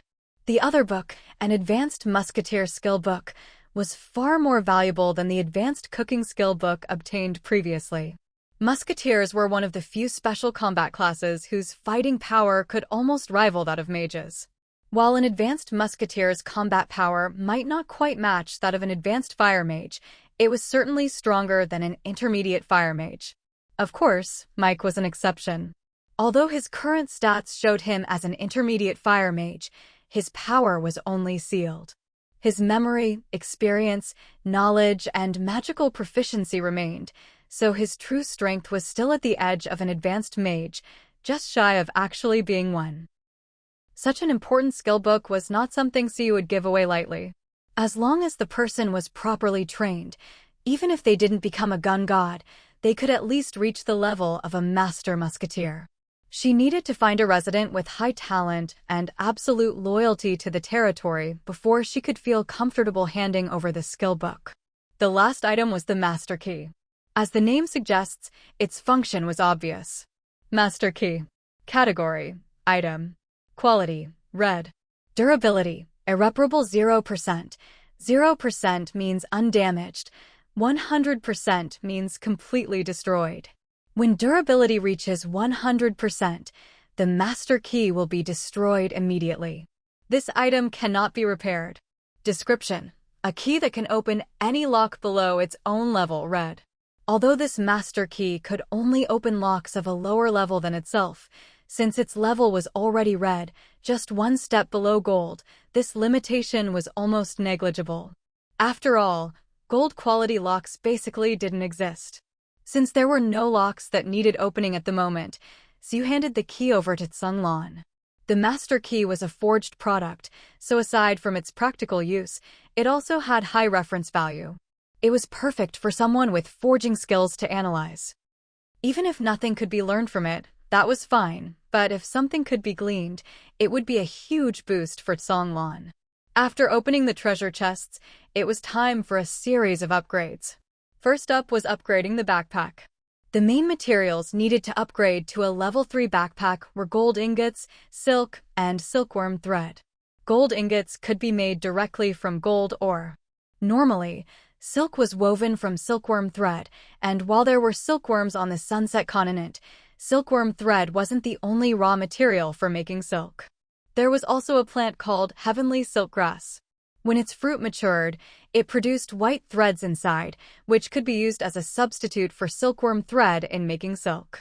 Coincidentally, although Suyu didn't have any heavenly silkgrass seeds, someone had obtained mutated heavenly silkgrass seeds during the calamity. Under Yuzin's care, a batch had already been harvested. The silk was sent to the tailor shop, where Dory and 2 apprentice tailors turned it into bolts of silk. However, the third material, silkworm thread, couldn't be replaced by heavenly silk. The requirement was specifically for silkworm thread, not just any thread. If it were just thread, it could be either silkworm or heavenly silk, but silkworm thread meant only silkworm thread. Fortunately, thanks to Suyu having killed many boss-level monsters and opened plenty of treasure chests, there were ample resources in the warehouse, including silkworm thread. There wasn't a huge amount, but it was more than enough for the backpack upgrade. Consume Advanced Gold Ingot X10, Silk X5, Silkworm Thread X10 to upgrade backpack to level 3. This upgrade expanded Suyu's system backpack from 20 slots to 50. Except for tools or special items with stacking limits, all other items could now stack up to 100 per slot. Although Suyu rarely needed to go out herself at this stage, the increased slots meant she could carry more items when leading the team on large-scale operations, greatly improving flexibility. After upgrading her backpack, Suyu visited the statue and the Guardian Beast Shrine. The statue's upgrade requirements were based on the number of worshippers and the frequency of offerings. After upgrading, the territory aura provided by the statue changed from Blessing of Life I to Blessing of Life II. The God of Life is watching over you. Duration, permanent. At the same time, a new territory aura called Eternal Blessing I was added. Eternal Blessing I, territory residents gain enhanced vitality and mental strength, increased recovery speed for health and mana. Although the blessing was described in just a few words, its effects were extremely powerful. Normally, health recovery speed couldn't be increased, as it related to human self-healing and couldn't exceed reasonable limits. Similarly, mana was essentially magic, and its recovery speed depended on a mage's talent and strength, almost impossible to improve. But with a god's blessing, things were different. Divine power was inherently unreasonable, and whom the god favored was up to the god. Currently, there were 4 mages in the territory, 1 pseudo-advanced, 1 intermediate, and 2 beginners. All 4 had their mana recovery speeds increased. Just thinking about it made Suyu feel odd. She didn't really understand why the God of Life's aura was so much stronger than expected, but since it was a good thing, she didn't dwell on it. After the upgrade, Suyu, as usual, offered a bouquet of fresh flowers to the statue. Once the offering was complete, she went to the Guardian Beast Shrine at the back. The upgrade requirements for the Guardian Beast Shrine were similar to those for the statue, based on the number of people and offerings. The only difference was that the shrine's upgrade also depended on the Guardian Beast's affection for the territory. If the affection wasn't high enough, the shrine couldn't be upgraded. However, for Lingao, who was a special case with maxed-out affection, this wasn't a big deal, so Suyu upgraded smoothly. Guardian Beast Shrine. Guardian Beast name, Lingbao. Guardian Beast affection, 100, maxed. Offering level, 2, can be upgraded when the number of worshippers and offerings reaches certain requirements. Guardian Beast Blessings. Treasure-Seeking Bloodline, Level 2. Due to the influence of the Treasure-Seeking Beast's bloodline, territory residents have a 0.3% increased chance of encountering treasures, and a 1.5% increased chance of obtaining higher quality items during collection-related activities. Combat Bloodline, Level 2. Due to the influence of the Treasure-Seeking Beast's bloodline, territory residents deal 5% more damage when fighting beast-type enemies and gain 5% increased defense when fighting all enemies except dark creatures. Guardian Beast Protection. 1. The combat bloodline can protect the territory, making ordinary beasts too afraid to invade. 2. When outside enemies attack, the Guardian Beast has a 100% chance to activate the combat bloodline, enter combat mode, and fight alongside the territory's residents. Compared to the statue, upgrading the Guardian Beast Shrine didn't bring much change. There were still only 2 auras, just now both at level 2, and their values had increased slightly. After upgrading both buildings, Siyu opened the territory panel to prepare for a territory upgrade. Previously, to avoid increasing the difficulty of disasters, Siyu had been putting off upgrading the territory again and again. Even though the territory already met the requirements to upgrade to a large village, it was still a small village. Now that the disaster had passed, Siyu immediately upgraded the territory twice in a row. Congratulations! Sunset Territory has met the upgrade requirements and has been successfully upgraded to a medium village. Upgrade rewards have been sent to the Quest Hall's treasure chest. Congratulations! Sunset Territory has met the upgrade requirements and has been successfully upgraded to a large village. Upgrade rewards have been sent to the Quest Hall's treasure chest. Sunset Territory. Lord Suyu. Territory level. Advanced village can be upgraded to a town when population reaches 300 and prosperity reaches 5,000. Territory status. Open territories can attract all visitors. Territory security. 93. Territory relations. Elves friendly. 85/100. Merfolk neutral. 11/100. Dragons neutral. 6/100. Territory happiness. Good. Territory prosperity. 3087. Territory reputation. 897. Territory population. 209. When the territory reaches advanced village, the population cap is removed, but if the population is disproportionate to territory stats, security and happiness will drop sharply. Territory auras. Blessing of Life 2, from the Statue Doris. Treasure-Seeking Bloodline 2, from Guardian Beast Lingbao. Combat Bloodline 2, from Guardian Beast Lingbao. Famed Far and Wide 2, Unknown Danger, from Special Plot Event. Territory events. They have realized the strength here. Fear of power has made them retreat. The battle record here will intimidate them, and for a while, they will not disturb this place out of fear. But they will never give up. Next time, they will only return stronger. 2. The plants are restless, the beasts are agitated, and the whole forest is shrouded in a strange, gloomy atmosphere. Every night, a mysterious energy radiates from a tall tower, and the area covered by this energy seems to be affected in some way. 3. Due to the arrival of a special person, malicious forces have extended their hostility to the territory. They are coming and will not give up easily. Only by tracing the source can the threat be eliminated once and for all. 4. Territories friendly to nature will receive nature's favor. Compared to last time, the biggest changes on the panel were in territory relations, population, and events. If C remembered correctly, the elves' relations used to be 89, not 85, the merfolks used to be 15, not 11, and the dragons used to be 5, not 6. The drop in relations was normal, caused by not interacting with those groups for a long time. Both elves and merfolk hadn't been contacted in ages, so it made sense for their scores to drop. On the other hand, the dragon's score actually went up a bit, probably because Lingao was always in the territory. The increase wasn't much, but it was better than nothing. The change in the population cap caught Siyu off guard, but she found it quite reasonable, since every territory had different planning. For territories that gave free housing to every resident, the population cap didn't matter much. But for Sunset Territory, where only skilled residents got free housing and unskilled residents had to buy their own, the population cap meant she had to keep building more houses just to raise the cap. However, since most residents were unskilled, many houses ended up empty after being built, with no one living in them. Building houses just to raise the population cap was unreasonable and pointless, but it was the only way to do it before. By comparison, Siyu much preferred the new system, where population was limited by territory stats. If she ever found out who made this change, she'd definitely give them a heartfelt compliment. Compared to the easy-to-understand population cap change, the new territory event, just a single sentence, seemed a bit cryptic. Siyu stared at it for a long time and could only guess it was an extra reward for organizing a team to kill the disaster boss.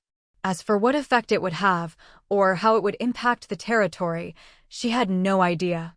but it probably wouldn't be anything bad. Time quickly reached 8 a.m., the exact time the execution system had mentioned. Maybe the system had a strong sense of time, because at exactly 8 o'clock, Siyu received a message from the system. This update has modified the reward claim mechanism and permission scope for the execution system. Siyu, that's it? That's all? She'd thought the execution system would have some major update, but it was just this one vague sentence.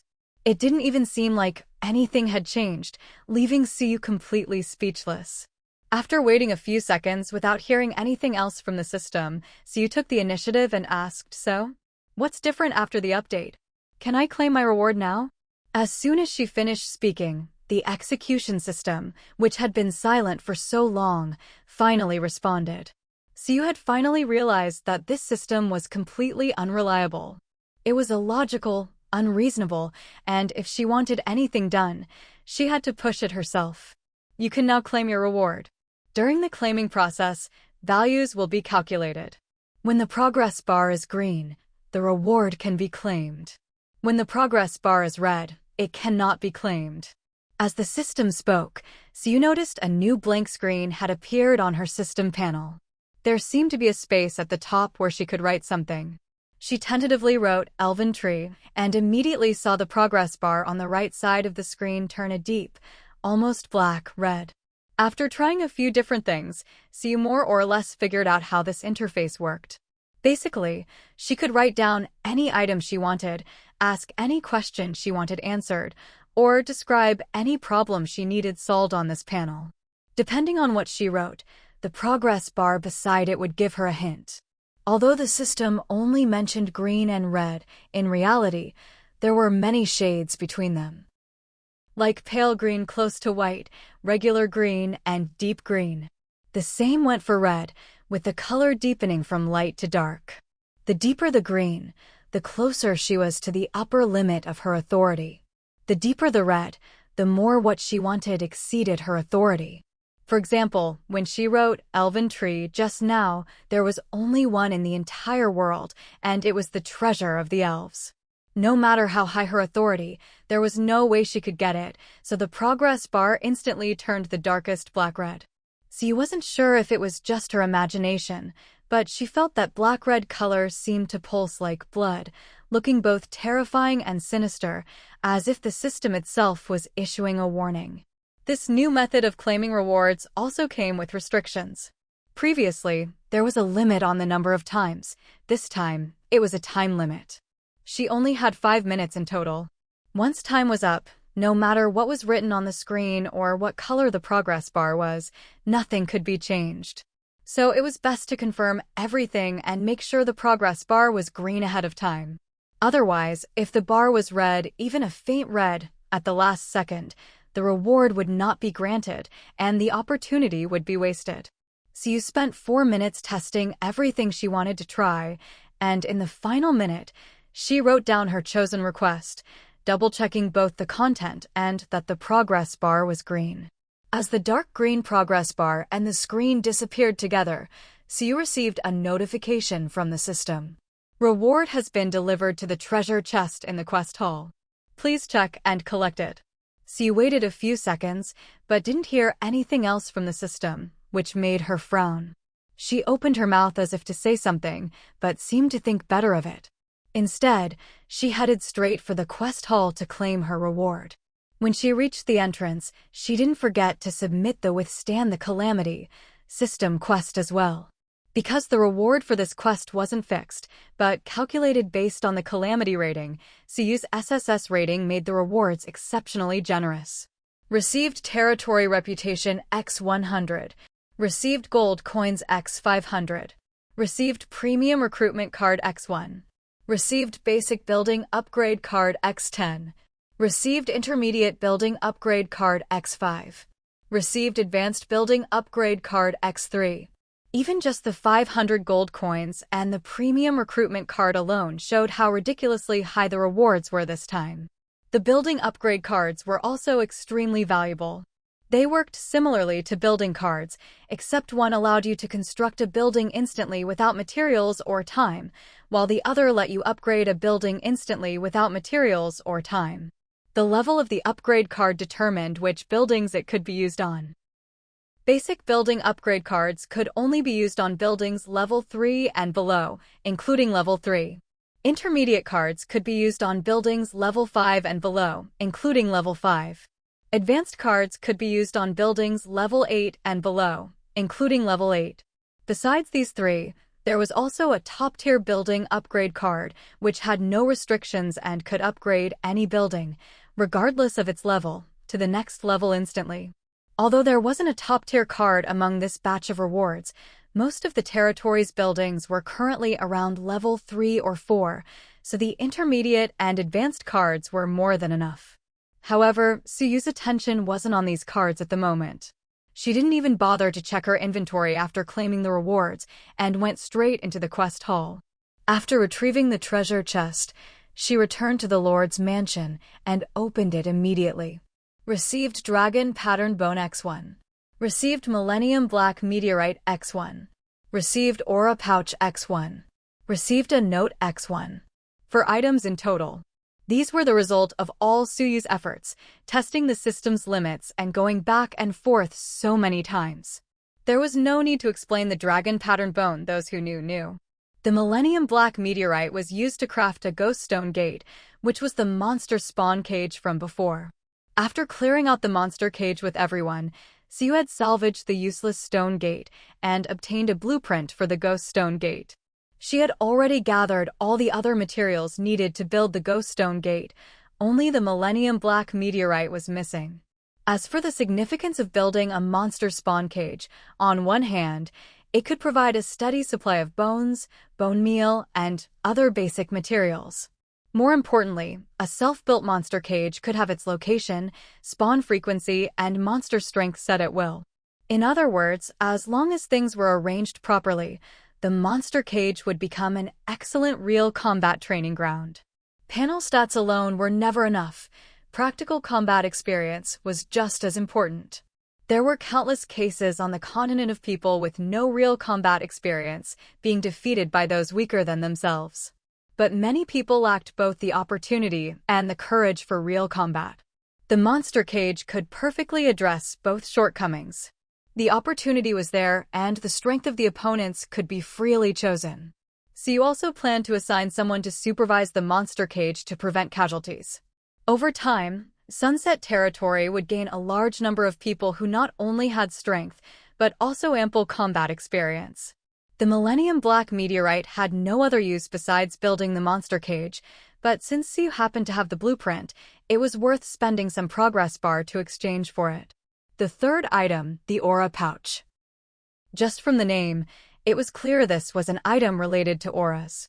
That's right, this was the very item Suyu had come for, a tool that could grant her territory a special aura.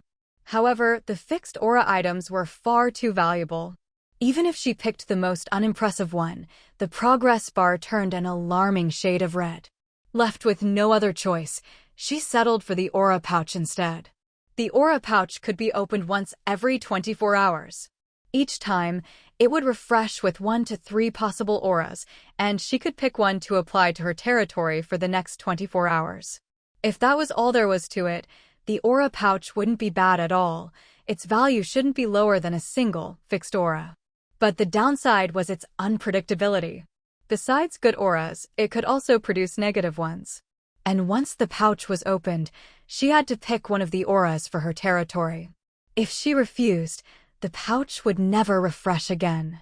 In other words, if Suyu was unlucky enough to get only bad auras one day, she'd be forced to pick the least terrible one, or else the pouch would be rendered useless. Because of this limitation, the Aura Pouch was naturally worth less than a guaranteed beneficial aura. But looking on the bright side, the pouch could produce bad auras, but also top-tier ones. It all came down to luck. In the past, Suyu might not have dared to rely on something as fickle as luck. But ever since she'd opened a chest in the stalactite cavern and found a trove of lucky stones, materials for crafting luck runes, she no longer had to worry about bad luck, at least for the foreseeable future.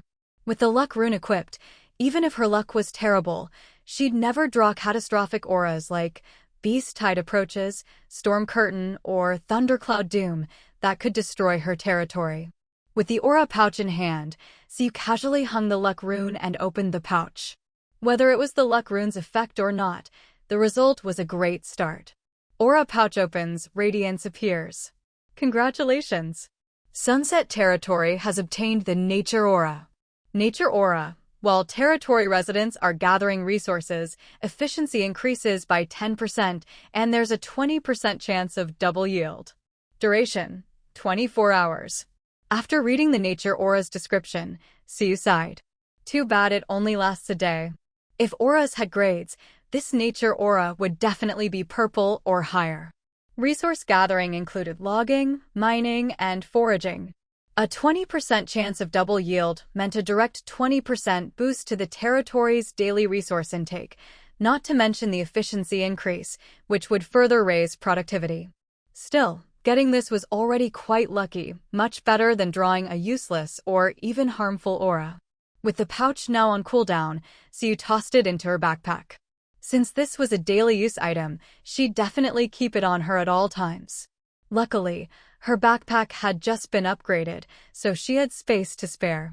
With the pouch gone, only one item remained in the chest, a slip of paper, folded down to palm size. This was the note she'd just obtained. If she guessed right, the answer to her question should be written on it. Feeling a bit excited, Siyu unfolded the paper, expecting to see some earth-shattering information. To her surprise, there was only a single character: yes. Siyu stared at the word for several seconds, fighting the urge to tear the paper up. She examined it top to bottom, and finally noticed that one corner of the paper was slightly thicker than the rest. She fetched a blade and some water, and carefully peeled away the extra layer of paper from that corner. Beneath it, she found a faint, blurry line of text. Though hard to read, she could still make out the words: "When energy is sufficient, all can be restored." Frowning, Siyu flipped the paper over and over, thinking of all the sneaky ways this trashy system liked to hide clues: burning, soaking, shining light, sprinkling powder. She tried every trick she could think of, but found nothing else. It wasn't until she looked at the pattern on the scrap she'd peeled off that she realized the paper itself was actually a scrambled puzzle. She took a fresh sheet, traced the pattern from the original, then cut the new paper into several pieces and reassembled them. The answer she pieced together left her utterly shocked. Obtained: World Map ×1. It was a world map, not just a map of the Sunset Continent. In other words, the pattern on the back of the system's note was actually the world's landmasses before they split apart, a true world map. Back to that initial character, yes, it was actually the answer to Suyu's question. Her question had been, are the stories of Lin Qin, Lin Mu, Chanyu, and Jing Ke connected? The answer: yes. So, these four seemingly unrelated people were actually linked. Everything they'd experienced was orchestrated by the same person or group with a shared goal. But that wasn't Suyu's only question. Since she'd already suspected something, she wouldn't waste her chance on a question with a simple yes/no answer. Her second question was, what is the ultimate goal of those pursuing Chanyu? She asked about Chanyu specifically, rather than the shared purpose behind all four stories, because if the four weren't connected, her question would be invalid. As for why she chose Chanyu over the others, it was because, so far, Chanyu was the only one Siyu had found who had clear ties to both continents. Lin Qin and Lin Mu were stowaways. Their families were destroyed for other reasons, and they were forced to flee to the Sunset Continent. From their unfamiliarity with this land, it was clear they had no prior connection to it. Jinke lost her home from the very beginning, and when she was first taken in by the organization, she was just a baby with no memories. So, it was obvious she couldn't possibly have any connection to another continent. That meant Chanwei was the exception. From this perspective, Siyu felt that if there really was a connection between the stories of these four people, then Chanwei must be the key figure. Now that she had figured out the answer, Suyu's thoughts became much clearer. First, the stories of the four of them were connected. Although the people behind each of their tragedies weren't the same, they must share a common goal. Second, As for what these people's goal was, Siu suspected that their ultimate aim was to repair the continent and restore the world to its original, complete state. This conclusion was actually quite simple to reach. The hint from the system had been obvious. When the energy is sufficient, everything can be repaired. With that line, plus the complete world map, and all the things Siu already knew, it was hard for her not to guess the answer. What she didn't quite understand was, although Jing Ke and Chanwei were both impressive, they were by no means top-tier experts on the continent. How could targeting the two of them help with repairing the continent? The same went for Lin Qin and Lin Mu. One just knew how to grow flowers, the other only knew how to brew wine. No matter how you looked at it, they didn't seem to have anything to do with something as grand as restoring the continent. But then again, if there was anyone who might be able to help, so you could actually think of someone. Except, that person wasn't human, but an elf. That's right, she meant the elf princess Anita. As the heir to the next elf queen, Anita's power might not be enough to shake the entire continent, but she could definitely contribute to its restoration. So, could it be that the people who kidnapped the elf princess were connected to the ones behind Chanwei and the other three? The more Siu thought about it, the more confused she became. She couldn't understand how what started as a matter involving just 4 people had suddenly become entangled with the elves. But sometimes, people's thoughts just work in strange ways. In that moment, Anita popped into her mind, and she couldn't help but link her to this whole affair. The more she thought about it, the more plausible the connection seemed. As she pondered, Siu unconsciously took something out of her backpack. Looking at the little emerald green bird that had appeared in her hand at some point, Siu reached out and gently stroked its head. Then she rummaged through her storage and found a packet of wheat grains, which she sprinkled in front of the spirit bird. The spirit bird chirped happily twice, nuzzled Siu's finger, and then began to eat the grains. While it was eating, Siu took out paper and pen and wrote a letter. The gist of the letter was that she had learned through her own channels that the people who kidnapped Anita were ultimately aiming to repair and merge the continents, and that the masterminds behind it wouldn't give up. They were still trying various ways to gather the energy needed for the restoration. By the time Siu finished writing, the spirit bird had finished eating. Sensing that the item in Siu's hand was its mission tool for this trip, the bird took the letter in its beak and fluttered away. After the spirit bird left, Siu tidied up her things, distributed the materials that needed to be handed out, and assigned the necessary tasks. She didn't idle, either. Carrying the Millennium Black meteorite, she picked a suitable spot for building a monster-spawning tower, then used her full backpack of materials to construct a tall, tower-like building. Since it was a custom build and she wanted to save time, Siu didn't bother with unnecessary decorations for now. In about 10 minutes, a 5-story tower was finished. Next, Siu climbed to the 5th floor and installed the ghost stone gate. Consume: iron plate x 200, composite stone plate x 5000, dark gray marble plate x 1000, gray translucent glass x 500, iron cage x 20, millennium black meteorite x 1 to build ghost stone gate. Building ghost stone gate. Estimated time: 48 hours. As soon as the ghost stone gate was set, Siu immediately used more materials to build layer upon layer of fences around it. Even though the monster spawning cage she built could be controlled, Siu still took extra precautions to protect the ghost stone gate, just in case. This wasn't just to prevent people from accidentally wandering in and getting hurt, but also to stop anyone from coming here and accidentally destroying the ghost stone gate. There's never a shortage of reckless people in this world. Siu had gone through a lot to get her hands on a piece of Millennium Black meteorite for this tower. If someone came and destroyed the core, who knew how long it would take to find another one? She spent over 10 minutes building the tower, then another half-hour adding layers of protection. Only after hanging the last black iron lock did Siu finally breathe a sigh of relief. The black iron had come from the Black Dragon, and there weren't many pieces to begin with. But to protect the monster tower, Siu spared no expense. With the security measures in place, Siu went down to the 1st floor and spent some time on simple decorations. While she was decorating, Lake came over to report that the Tianhong caravan had arrived in the territory, and their leader, Bai Qiu, Wanted to meet the Lord, Siyu herself. I see, Siyu replied after a moment's thought, guessing that Bai Qiu had probably brought herbs from Coldwind Valley. The disaster had only ended less than a day ago, yet he'd already brought his team to the territory. That meant Bai Qiu and his people must have arrived here a few days earlier, but were blocked from entering by the disaster. Once the disaster ended, they entered the area, which explained the timing. I'll go take a look. In the next couple of days, pick a team of people and assign them to guard the 1st and 5th floors of this tower. The brothers Lyre and Lake now split their duties. One handled external affairs, the other managed internal matters and security within the territory.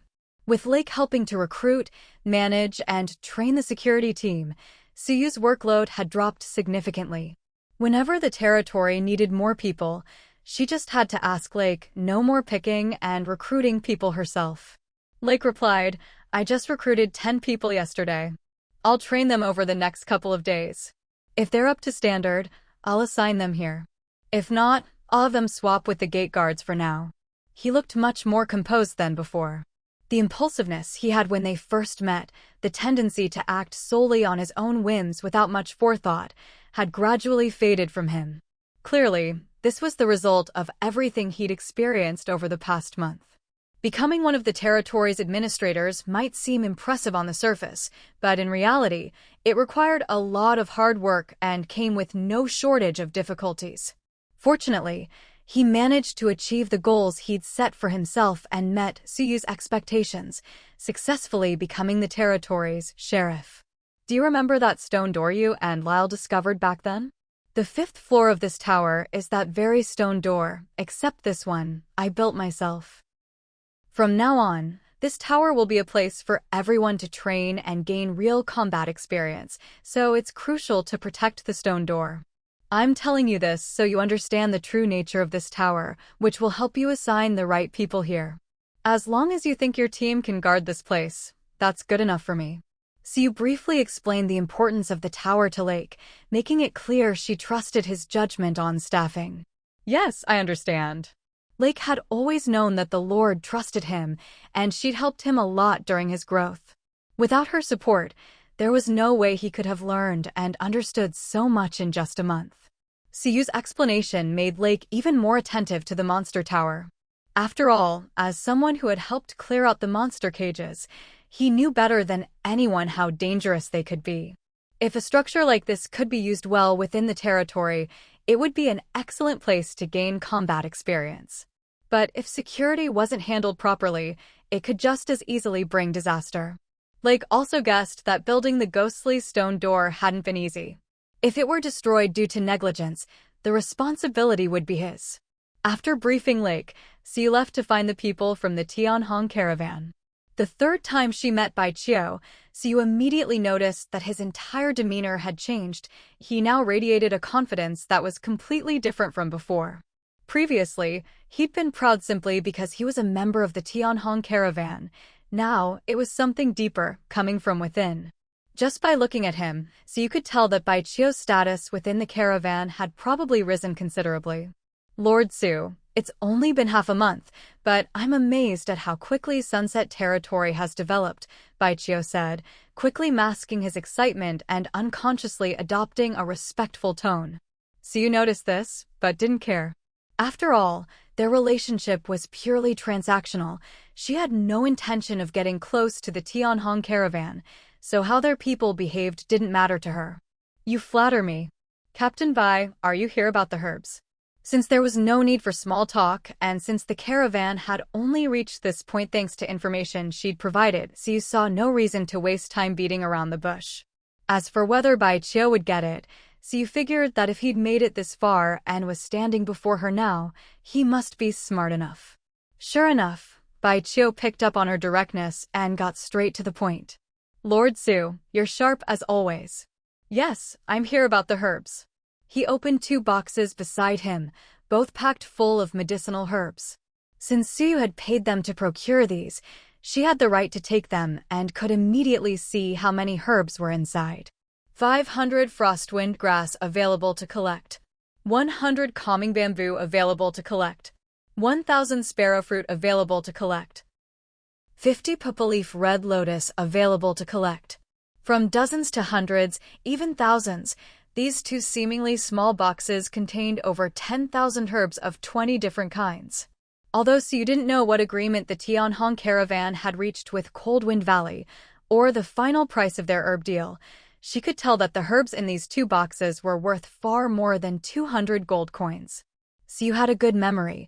She distinctly remembered only listing a dozen or so types of herbs, yet there were clearly more here. If they were priced as they had been in her previous trades with Coldwind Valley, the herbs in these two boxes would be worth at least 500 gold coins. What's this about? If it had only been a little extra, Siu would have just accepted it, but this was nearly double the amount. As the saying goes, there's no such thing as a free lunch. If Baiqiu didn't explain, she definitely wouldn't accept it. Some bargains just aren't worth taking.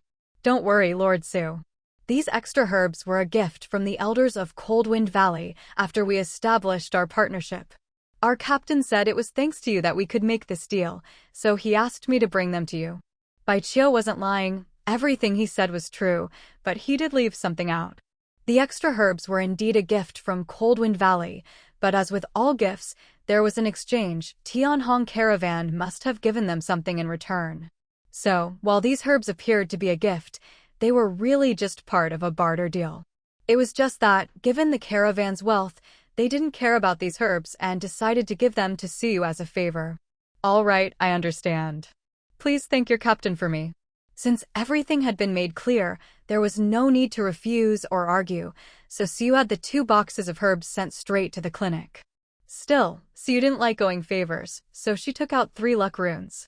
Baiqiu recognized them. He'd been present when the underwater labyrinth appeared. Ever since those people had returned from the labyrinth with Suyu, they'd often shared stories of what they'd seen: the maze, the chain formations, the golden palace, the black dragon, and, of course, Siu herself.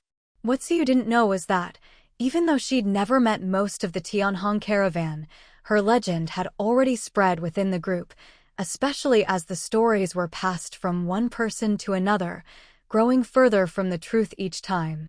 In any case, Baiqiu firmly believed in the power of the luck runes, so he immediately asked if he could buy them. This item is fairly common, but the raw materials are hard to come by, and making them takes a lot of effort.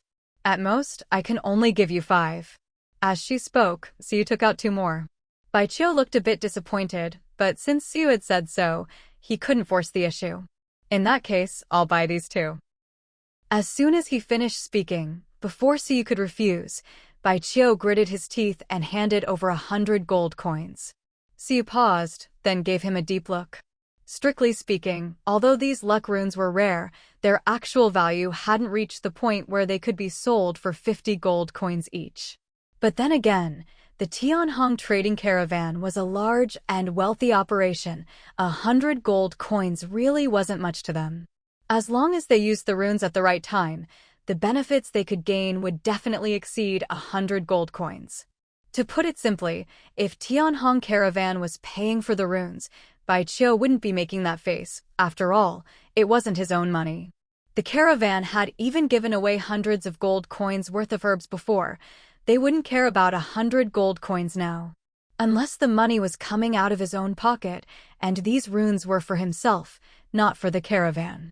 As for why he'd do that, there could be many reasons, but Siu only needed to consider whether to accept the money or not. She didn't need to worry about his motives. You didn't just bring these things with you this time, did you? Siu didn't take the money, nor did she refuse it. Instead, she asked a question that seemed completely unrelated. Baiqiu was momentarily stunned, not quite understanding what Siu meant, but he still nodded and replied, "That's right. Actually, besides delivering herbs this time, we also visited several nearby territories and traded for quite a few things." Perfect. I want to buy some things too, so you can keep your 100 gold coins. I'll probably end up owing you money instead. Although the territory wasn't lacking in ordinary goods anymore, resources were something you could never have too much of. If there was anything good or worth stockpiling, she'd buy it. Baiqiu clearly hadn't expected this, but after a moment's thought, he realized this was even better. He wouldn't have to spend his own money on the runes. In essence, he was trading caravan goods for the luck runes. Of course, the caravan's goods cost money too, but they bought low and sold high to make a profit, so it wasn't the same thing at all.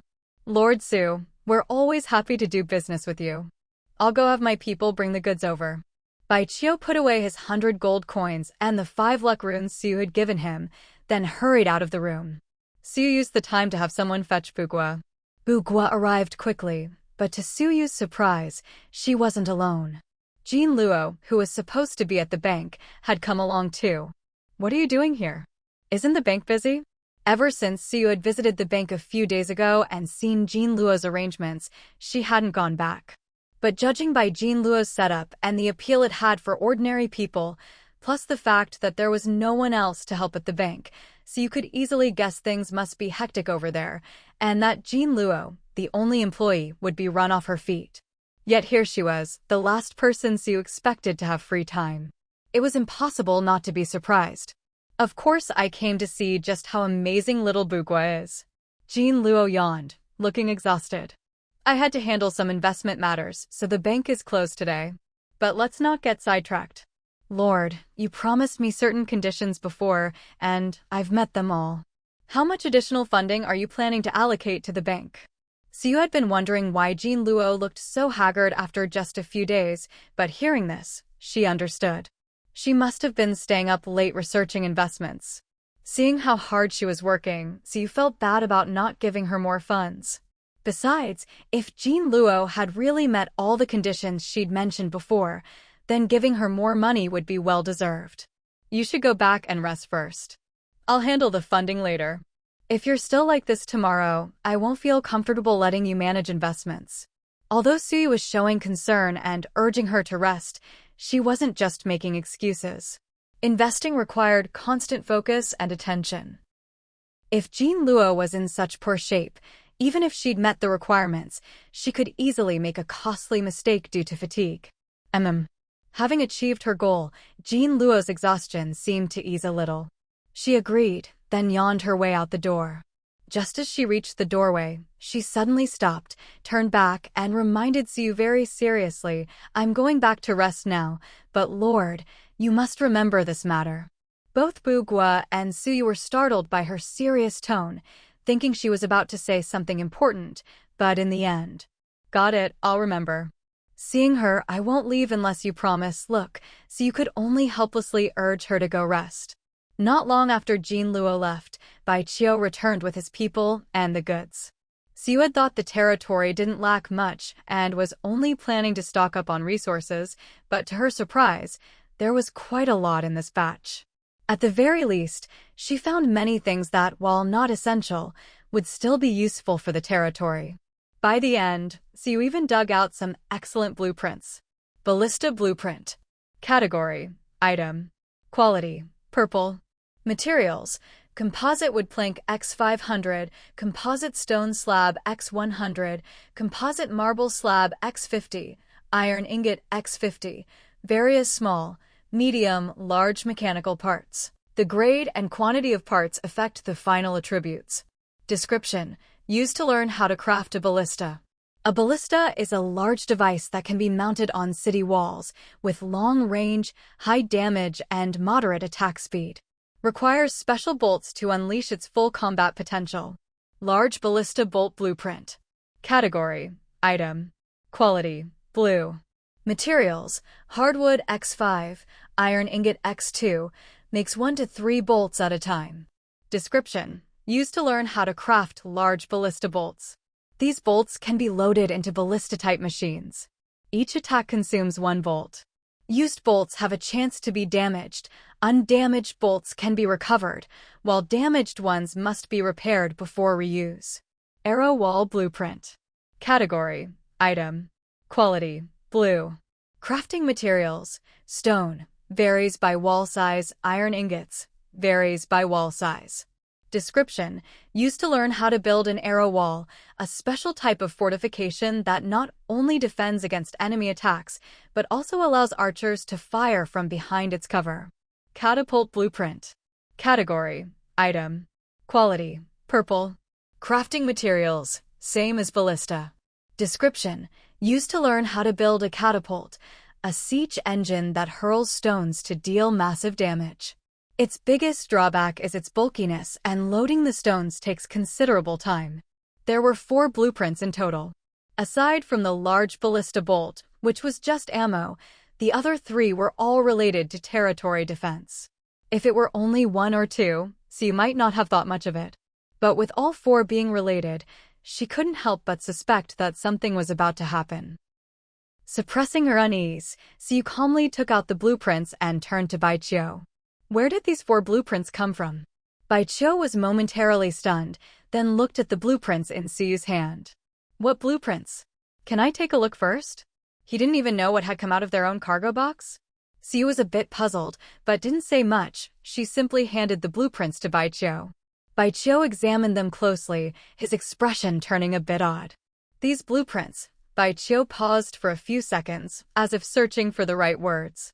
After a moment, he decided to tell the truth. Bai Qiu said, "We traded for this box from a nearby territory. As you saw, it was full of ore. We didn't want to unpack everything, so these blueprints were probably left inside by mistake by the other territory. Ore is heavy and troublesome to handle, so they'd only checked the quantity, not each individual piece. Because of this, neither Bai Qiu's team nor the other party noticed that several blueprints, worth as much as dozens of crates of ore, were hidden at the bottom. If Siu hadn't spotted the blueprint notifications beneath the copper ore's text, she might have missed them too. After all, thanks to the chain mines, copper ore was the one resource her territory had in abundance. If she were going to stockpile, she'd hoard rare resources, not something as common as copper. Besides, it was always cheaper to buy from her own people than from a merchant caravan. I see. Siu still doubted that this was the whole story. Not that Bai Qiu was lying, she believed he was telling the truth as he knew it. But that was just his understanding. These blueprints might not be priceless, but they were easily worth several hundred gold coins. They were just a few thin sheets of paper, easy to misplace, but why would they end up here of all places? But remembering that this world was manipulated by some higher power, it all made sense. Siu suspected the blueprints had been deliberately sent her way. As for the reason, she had a few guesses, though nothing certain yet. Either way, she definitely wanted to buy them, since they'd been delivered right to her, and her territory needed them. Siu said, "I'd like to buy these 4 blueprints, Captain Bai. What do you think?" She knew in her heart they were probably meant for her, but as far as Bai Qiu and his people were concerned, the blueprints weren't theirs. They could choose to keep them or return them. But Siu certainly hoped they wouldn't return them, since she wanted to buy them.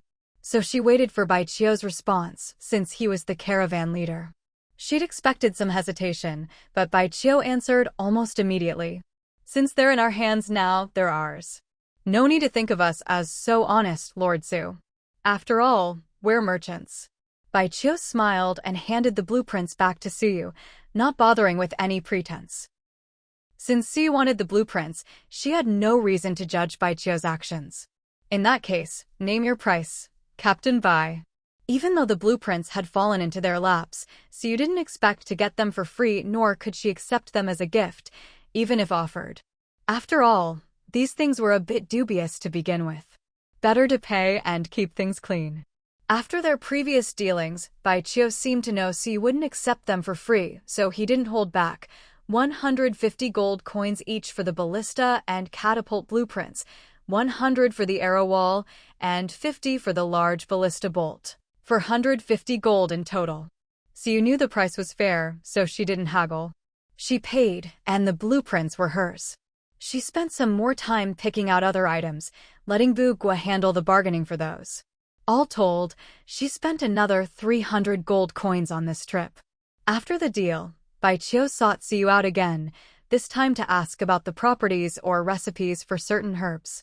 She'd given them a herbal manual from Cold Wind Valley before, but it wasn't comprehensive, so the Tianhong caravan had focused on buying the herbs listed in it. Thanks to this batch of herbs, the Tianhong caravan had made a lot of money. Their people's incomes had doubled, especially the leaders. Having tasted success, they naturally wanted more. But every herb had its limits, and Cold Wind Valley wasn't going to grow only the ones they needed.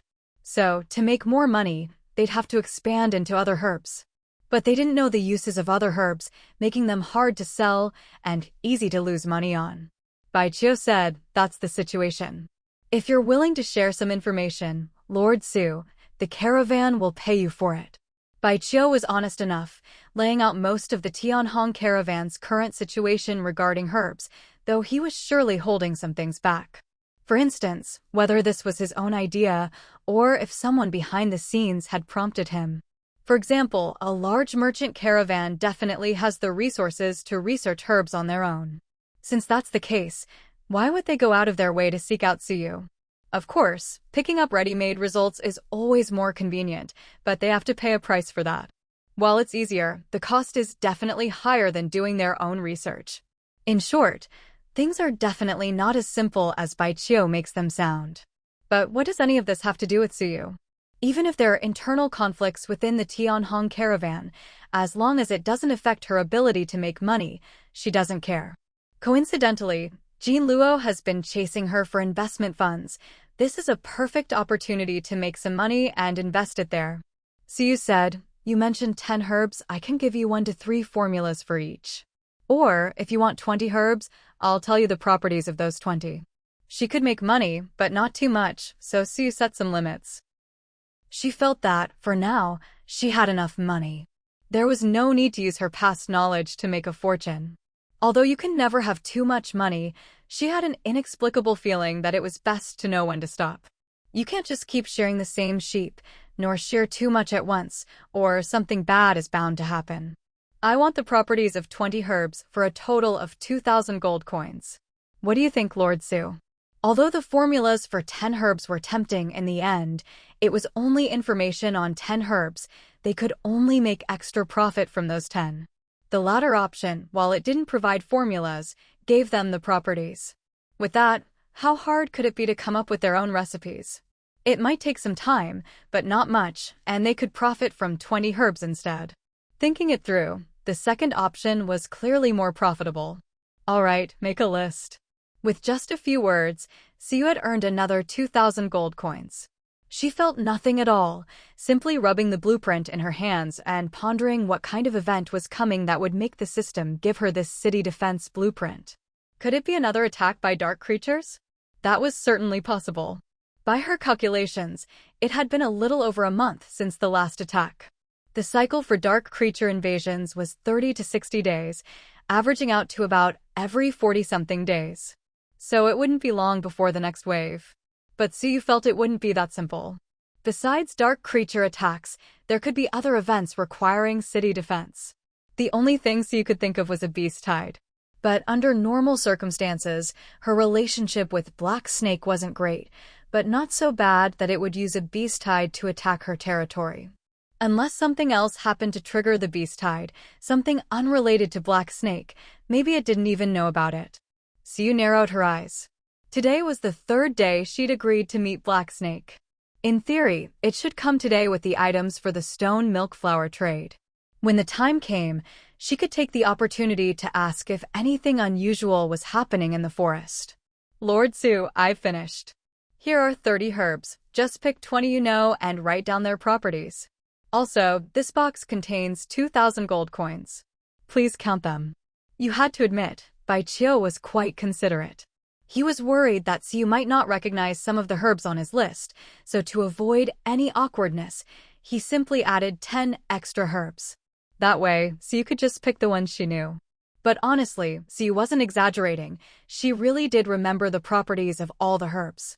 So Baijiu's gesture wasn't necessary for her, but she accepted his goodwill anyway. So, when she wrote down the properties, she didn't avoid any of the most valuable herbs. She simply went down the list and filled out the properties for the first 20. "Captain Bai, take a look. If everything's fine, I'll be on my way. There's a lot to do in the territory, so I can't entertain you all for long." Suyu took the money, handed back the paper with the herbal properties, and Baijiu put it away without even looking. "No need to check, I trust you, Lord Su. Since you're busy, I won't keep you." Bai Qiu's words were polite, as if he trusted Siyu so much he didn't even need to look. But in reality, there was no need to check. He wouldn't understand it anyway, nor could he tell if it was right or wrong. Since he couldn't tell, there was no point in looking. Better to say something nice.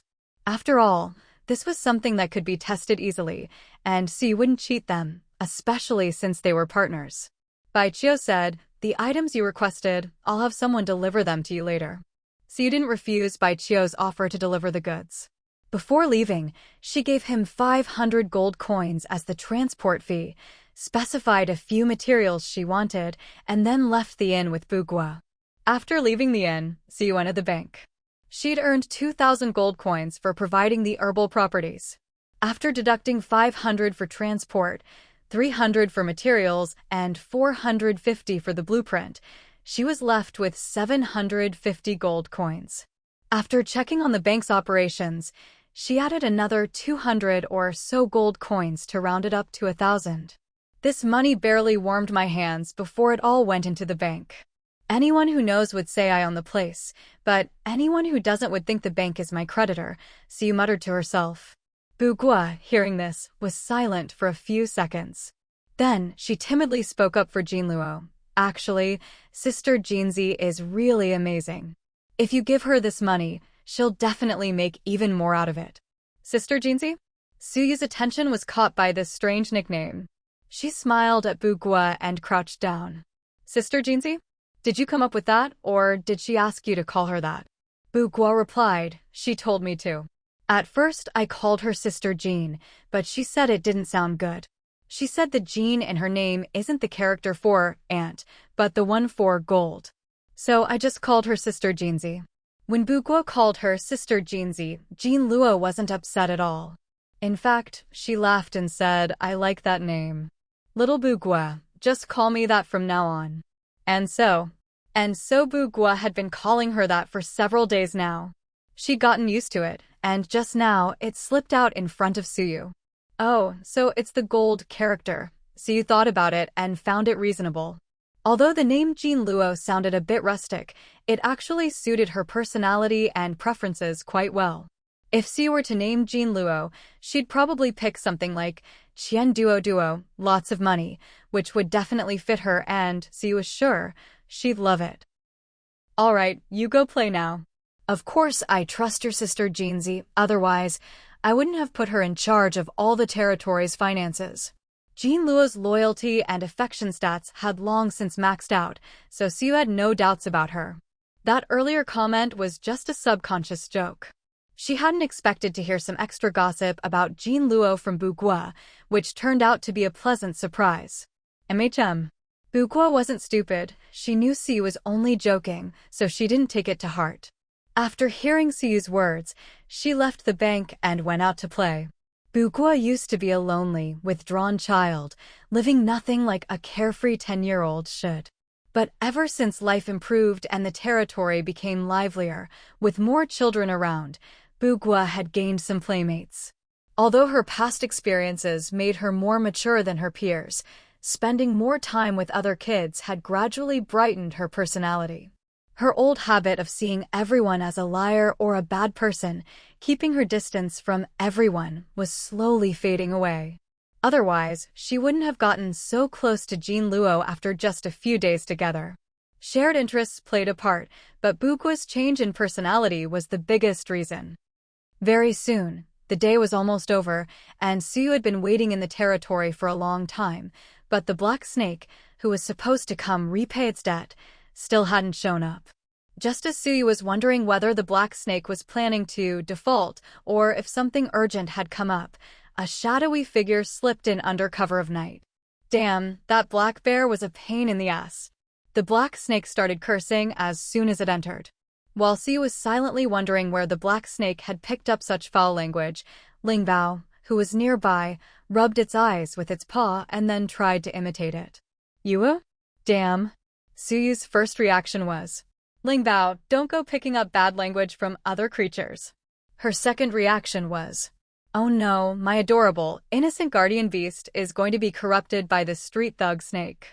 But then again, even if two beings say the same thing, their image makes all the difference. When the black snake swore, Siu found it a bit odd, but somehow it still suited it. But Lingbao was different. With its cute, dopey look, it was like a parrot mimicking words it didn't even understand, just wanting to copy what it heard, with no intention of offending anyone. Before the black snake could spout any more nonsense, Siu, she wasn't even sure where her courage came from, stood up, grabbed the arm-length snake, and dragged it out of the bedroom. As she left, she explained to Lingbao, "You rest here, I'll be right back." Black snake. Something feels off here. Watching Siu and the black snake leave, Lingbao tilted its head in confusion, then repeated what it had just said. Luckily, Siu wasn't there. If she knew her guardian beast was really picking up bad habits, she'd probably lose it and go after the black snake with a knife. Outside the room, the black snake kept its promise and brought out all its treasures. As expected of a boss-level creature's hoard, even if it couldn't compare to a black dragon's treasure trove, it was still quite impressive. So you didn't see anything below blue quality here. Even blue quality items were rare, with most being purple. There were all sorts of gems, potent medicinal herbs, herbs that could boost strength, a few treasure maps, blueprints for equipment and machinery, several chunks of rare, top-grade ore, and so on. After looking through everything, so you couldn't help but ask a question. Since there was nothing sensitive about it, she just asked directly, "Where did you get all this stuff? These blueprints and treasure maps don't seem like the kind of thing you'd collect." After all, the black snake wasn't human. It might like treasures, but it definitely wouldn't need treasure maps. As the guardian of this area, it couldn't leave, so treasure maps, whose destinations were scattered across the continent, were useless to it. So, where did it get all this? The black snake didn't hide anything and answered straightforwardly. "Of course I got them from you humans." "See you? Well, that actually makes sense." The black snake continued, "There aren't many humans like you. Most humans, when they see me, either run away or come back later with a big group to try and kill me." There was a hint of annoyance in the black snake's tone. Thinking about it, the black snake wasn't the type to attack humans unprovoked. At most, it might steal some food. Anyone would be annoyed if a bunch of people kept bothering them for no reason, especially if those people were out to kill you. It was a cold-blooded snake by nature, so you couldn't expect it to be particularly kind or to let those people off. As for what happened to those people, there was no need to ask. So you didn't feel any sympathy for them either. This world was survival of the fittest, after all. Whether human or beast, everyone had to pay the price for their actions. These things are probably useless to you, right? So you pointed at the treasure maps, gems, blueprints, and so on. All of these were spoils the black snake had taken from humans who tried to kill it. With the humans gone, keeping their stuff was a waste. The black snake didn't need these things, but it didn't like other creatures taking its trophies either, so it brought them all back to its secret lair. After the incident with the stone milk flower, the black snake was glad it had collected so many human items, otherwise, it wouldn't have had any treasures worth offering. After all, it wasn't human. What counted as a treasure to it might not mean much to humans, and vice versa, human treasures were just space-hugging junk to it. Now that it had a chance to clear out this junk, the black snake was more than happy to do so. "Since I brought them, they're all for you. Take whatever you like. Oh, and make sure to get me plenty of food. I finally killed that black bear, gotta celebrate. Wait here, human, I'll go grab something." As soon as the words fell, the black snake disappeared from sight. So you gathered up everything scattered on the ground, her mind still digesting the significant information the black snake had just revealed. Did it really kill that black bear? Was the black bear it mentioned just now the same one it had previously referred to, the leader beast of the neighboring territory? If that was the case, then this black snake was going to be a force to be reckoned with. Because the leader beast of the neighboring area was dead, that territory now had no guardian. Although a new guardian would eventually respawn, in the meantime, part of that territory would be annexed by the black snake's domain. Moreover, since the previous guardian, the black bear, was killed by the black snake, the newly respawned guardian in the bear's territory would naturally be ranked below the black snake, unless it could defeat the snake. But realistically, a black snake that had lived for hundreds of years was not going to be beaten by a newborn, unless the snake was seriously injured again and the new guardian happened to catch it at its weakest. While she was thinking, the black snake grew a bit larger, then slowly slithered in, dragging a massive body with its tail. "Human, do me a favor, help me prepare this black bear. I only want half the meat and 4 bear paws. The rest is yours." The black snake and the black bear had been born or respawned at almost the same time. Neither had a good temper, and as rivals, there had always been friction between their territories and the other creatures within them. The black bear hated the snake with a passion, and the feeling was mutual. Because the bear was even more hot-tempered, it had started their feud in the first place. They had both suffered losses at each other's hands, so the snake was determined to drag the bear back and eat it for revenge, no matter the effort. It was easy to understand. Sue stared at the bear's corpse, which took up nearly half the main hall of her manor, and fell silent for a moment. Seeing her hesitate, the black snake impatiently flicked its tail. "Human, can you even cook? If not, I'll just take it back and eat it raw." Before tasting Sue's cooking, it had always eaten raw meat. But after experiencing delicious food, there was no way it could go back to eating bland, unappetizing fare. Still, the snake's hatred for the bear outweighed everything else, so even if Sue didn't help, it was determined to eat the bear meat. "I can, but I'm not the one who'll cook it. I don't have the skills to handle meat of this level. But there's a chef in my territory with advanced cooking skills.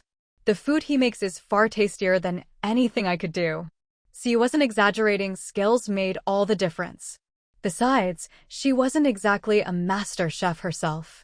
The snake probably thought her food was delicious simply because it was a country bumpkin snake that had never tasted anything truly good. Once it tried Mike's cooking, it would probably start looking down on Sue. However, the grudge between the snake and Mike gave Sue a headache. After all, the snake had suffered a lot at Mike's hands before, almost losing its life, so she was worried the two would start fighting again. A mid-level fire mage nearly at advanced rank, and a leader-level black snake that had just killed another leader beast, neither was someone to mess with. If they clashed, her little territory would be turned upside down.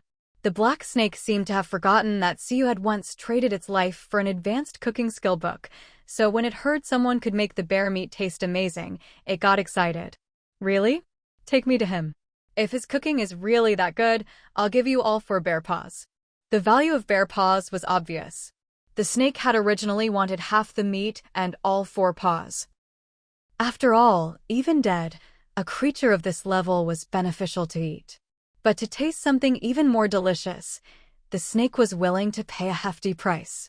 It gave up the bear paws without a second thought, settling for just half the meat. And on a bear, meat was the least valuable part. The rest, paws, hide, gallbladder, eyes, were all top materials for making equipment, potions, or pills. But instead of being happy, Sue only grew more worried when she heard this. She sighed. Things had reached this point, so it would be inappropriate not to introduce the snake to Mike. She agreed. But before taking the snake to see Mike, she made it promise. "I don't need the bear paws, hide, or meat, but you have to remember, no fighting in my territory. Otherwise, I'll have Lingbao deal with you." As she spoke, Sue silently apologized in her heart, then went to her bedroom and scooped up the half-asleep dragon ferret. The black snake was baffled, having no idea why Sue suddenly said that. Before it could figure it out, Sue put away the bear's corpse and motioned for it to follow. The snake, thinking only of delicious meat, didn't say another word. A few minutes later, Sue brought the black snake to the restaurant. Mike had said he'd recently acquired a lot of new ingredients and wanted to experiment with new dishes, so even at this hour, he hadn't gone home and was still busy in the kitchen. The moment the black snake and Mike locked eyes, it was as if time itself froze in the room. No one knew how long the tense silence lasted, until finally someone broke it. "Mike, why did you bring this guy to see me?" "Black snake, human, are you sure you're not joking with me?" Sue, she knew this would happen. She opened her mouth to say something, but the black snake beat her to it, sneering, "This guy can't even grill the simplest meat without making it taste awful. Are you sure you want to give him the bear meat?" Mike had never liked the snake, and now that he'd learned advanced cooking skills, he was used to being praised for his craft and status. Amid all the compliments, suddenly being mocked by a snake, no less, and one he already had a grudge with, if not for Suyu's presence, Mike would have pulled out his staff right then. Even so, Mike didn't bother to hide his displeasure, shooting Suyu a look that clearly said, "Get this snake out of here." Suyu cleared her throat awkwardly, then took the black bear out of her backpack. Afterwards, she turned to Mike and said, "This is a chieftain-level black bear. Whether it's the meat or the bear paws, these are all top-tier ingredients. Don't you want to try cooking it?"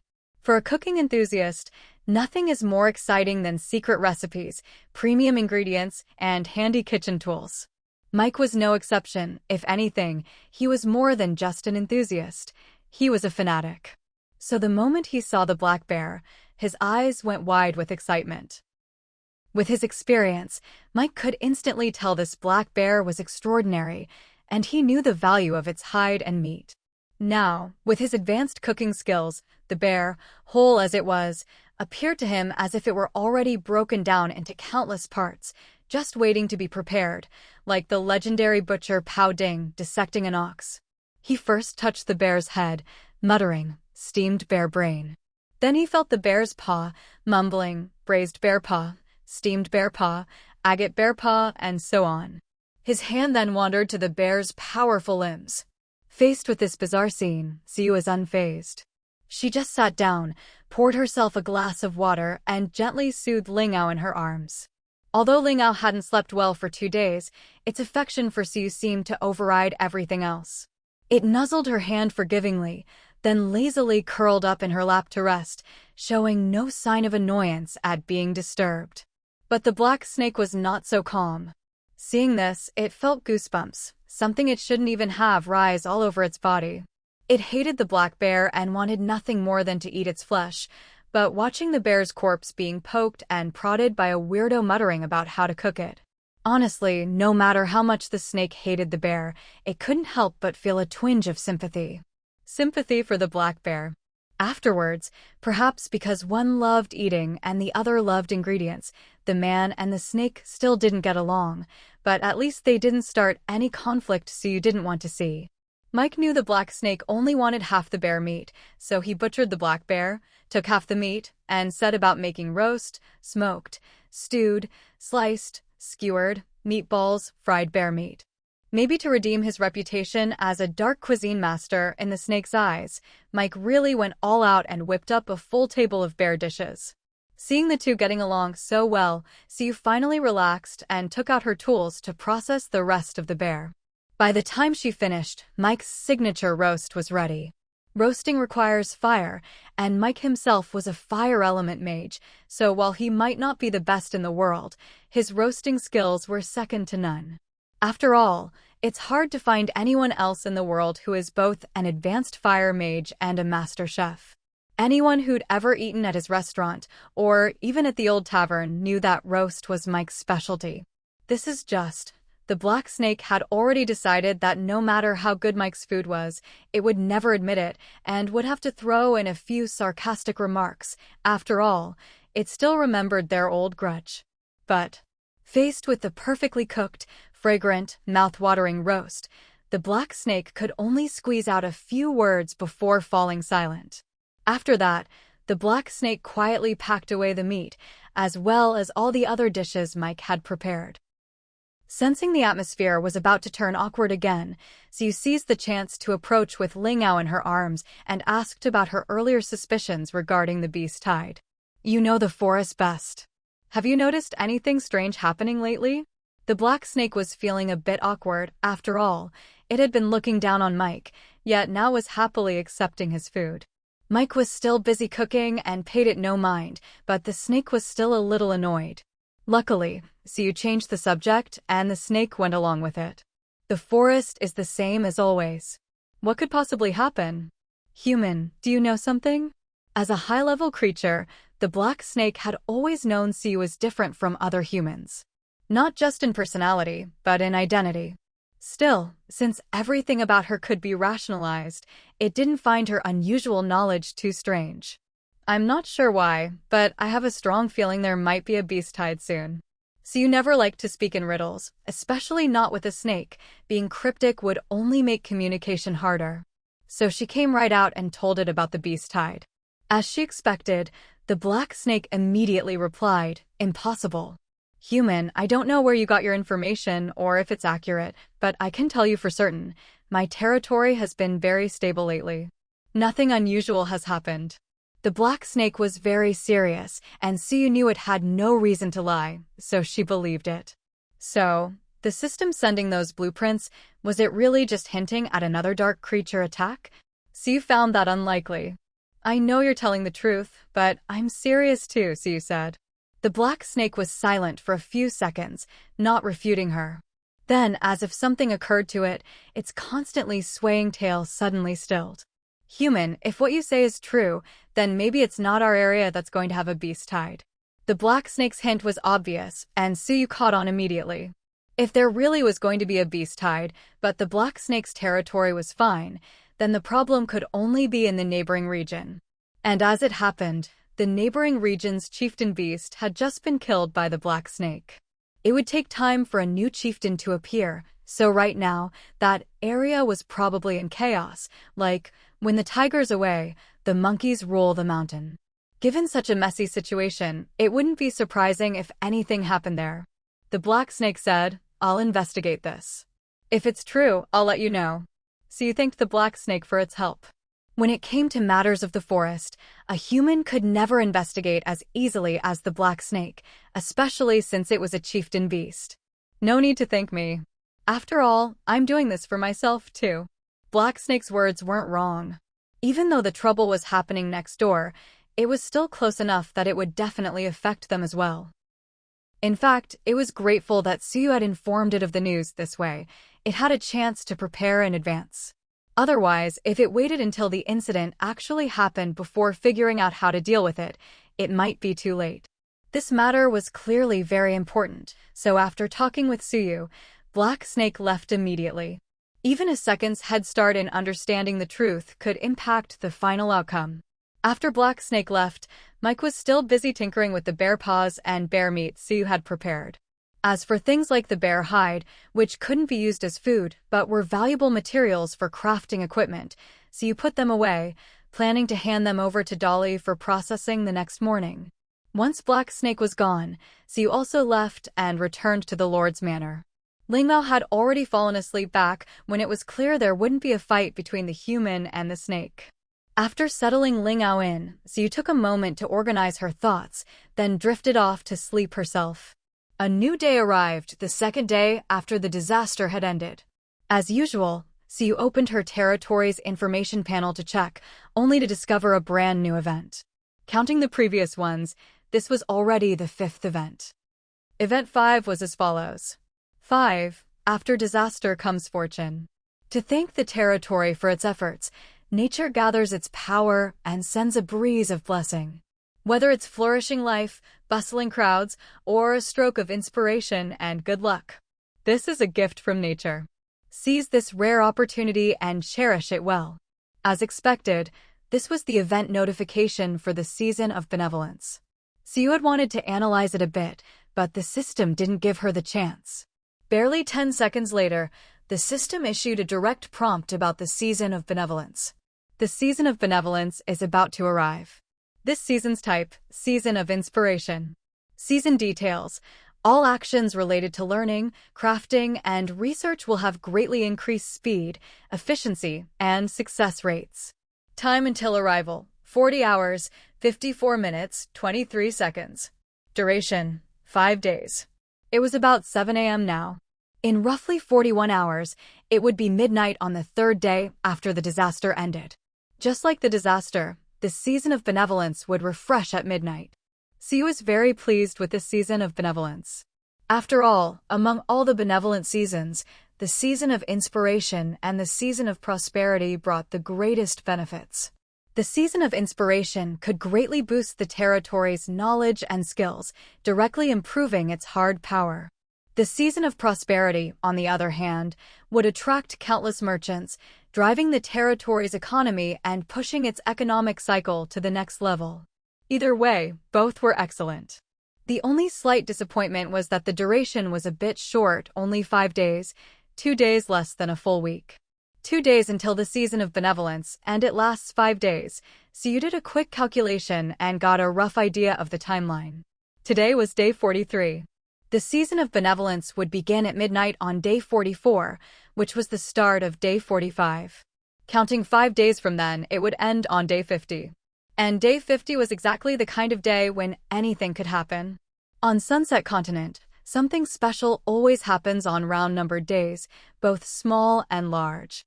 This theory, though never officially confirmed, had become common knowledge simply because it had proven true so many times. Small round numbers were days like 10, 20, 30, and so on. Large round numbers were 100, 200, 300, and so forth. Besides those, there was also the so-called half-round number theory, which, as the name suggests, referred to days like 50, 150, and so on. Though the half-round number theory had its critics, some people still believed in it. But none of this mattered much to Suyu. She never fully believed or completely dismissed these theories. Instead, she used them as a reference for her own judgments. For example, with the season of benevolence ending exactly on day 50, and her own sense that something special was about to happen, she suspected that the half-round number theory might hold true this time. Some people were completely convinced, one might even say superstitious, about these round-numbered days, deliberately arranging important actions on those dates.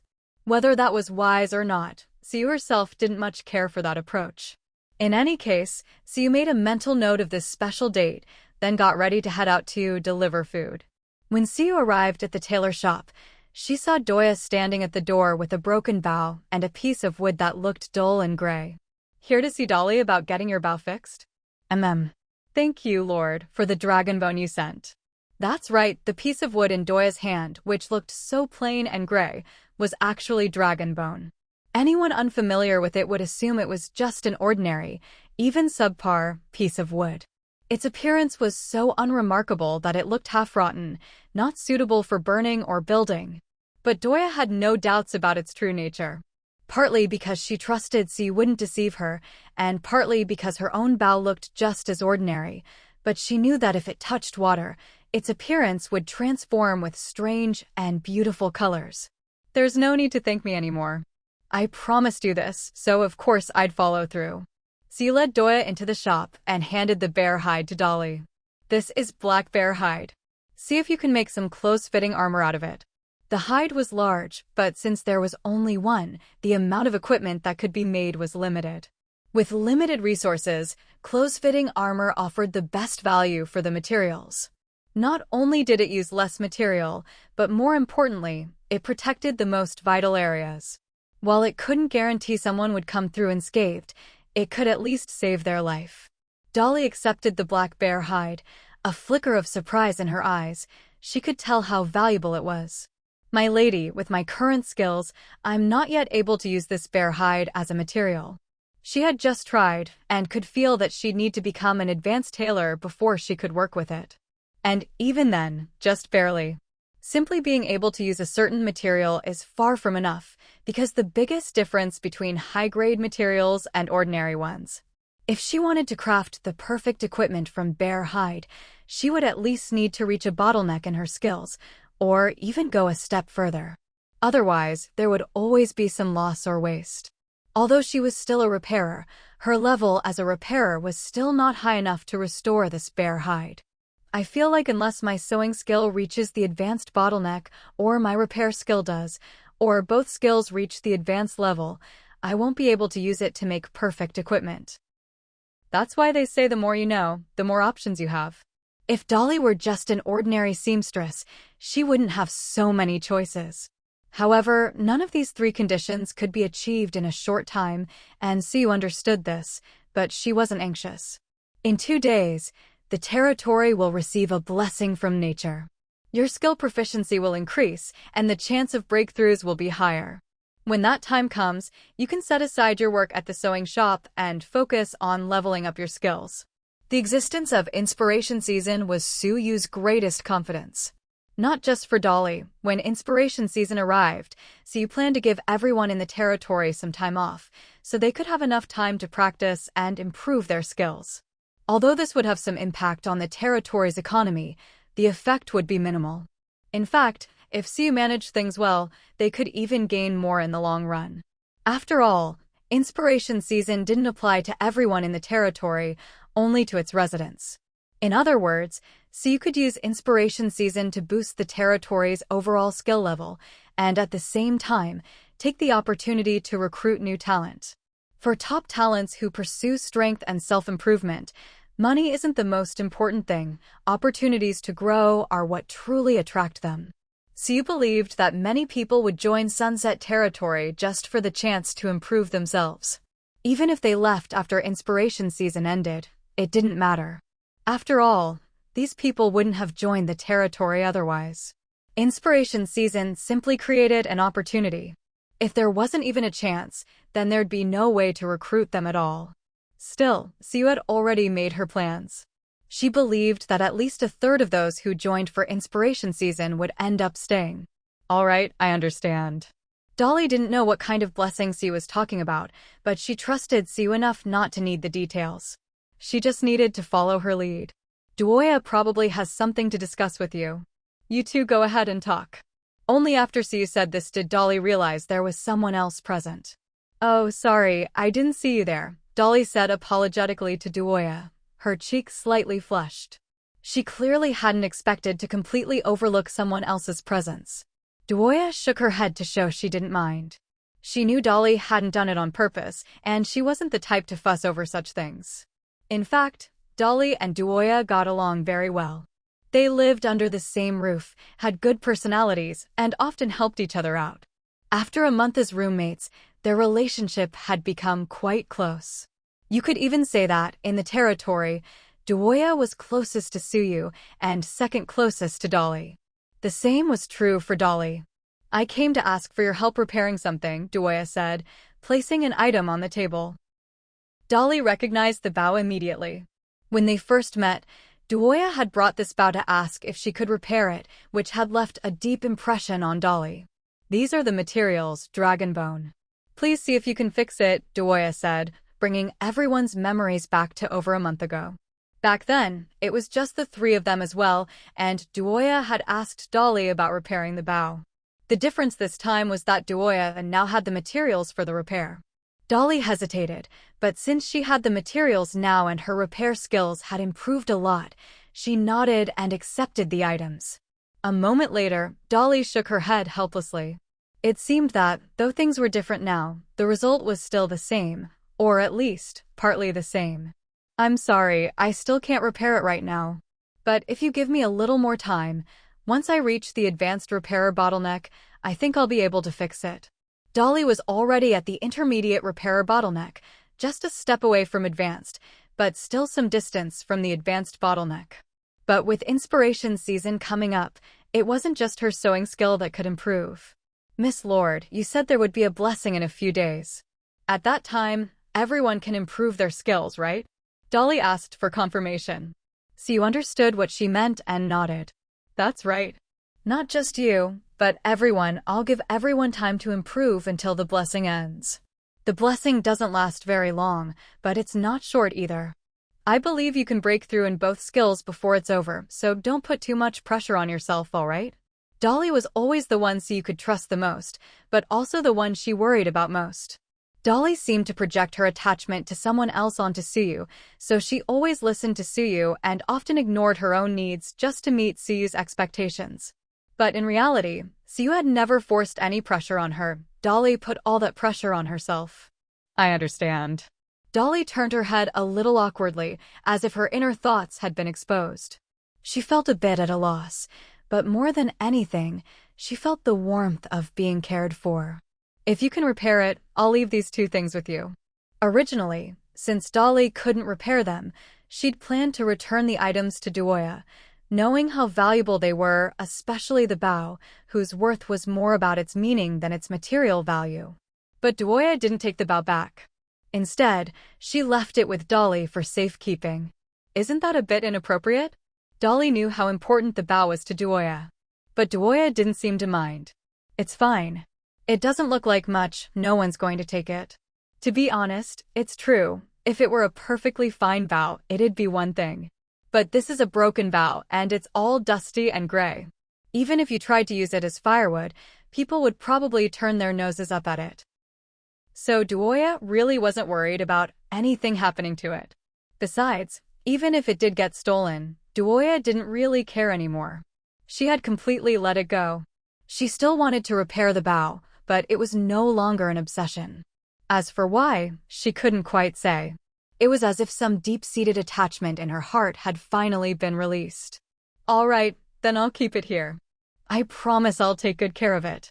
Seeing this, Dolly didn't say much more.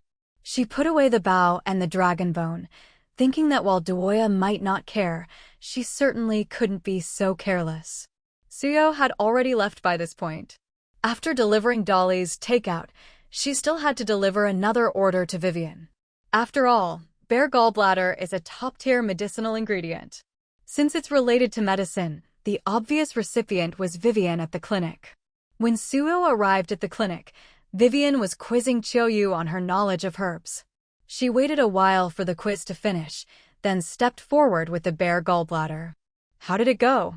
Suyo's question was clearly about Chiyoyu's performance. But honestly, even without asking, Suyo could guess things had gone well, judging by the look on Vivian's face. Vivian nodded and, under Chiyoyu's expectant gaze, gave her evaluation. The Lord really has a good eye. Chiyoyu is indeed a promising student. Vivian was usually a bit odd and spoke in a way that wasn't always easy to understand, so hearing her give such straightforward praise was rare. Suyo could tell she was genuinely pleased with Chiyoyu. But Suyo knew that just because she understood didn't mean Chiyoyu did. After all, Chiyoyu was still a child and couldn't always grasp the subtleties. So Suyo crouched down and repeated Vivian's praise in words a child could understand. Really? Chiyoyu's face lit up with joy. She had always wanted to be praised by Vivian, but most of the time, Vivian only talked to her about medical knowledge. They hardly ever chatted about anything else, so Chiyoyu was never quite sure how she was doing. She really wanted to know whether Vivian was satisfied with her or not, but she was too afraid to ask. Why don't you let your big sister Vivian tell you herself whether she's satisfied with her little apprentice or not? Suyo said, turning to Vivian and signaling her to say something. Of course it's true. If I wasn't satisfied, I wouldn't have kept you around, Vivian replied. Realizing her previous attitude might not have been appropriate for a child, she made an effort to cooperate. After she finished, Vivian noticed her tone was still a bit stiff, so she added, if you have any questions in the future, just ask. Don't keep them bottled up, I'm not going to eat you. Suyo knew Vivian wasn't great at talking to kids, but she still felt a bit helpless at her odd way of expressing herself. Luckily, Chiyoyu didn't mind at all. She seemed to ignore everything else Vivian said, only hearing two things. Big sister Vivian kept me because she's satisfied with me, and I can ask her anything from now on. All right, go take a break. I'll teach you how to identify herbs this afternoon, Vivian said, knowing Suyo had come for something else, and sent Chiyoyu off to rest. Chiyoyu obediently agreed, but when she returned to her little stool, she still picked up her medical book.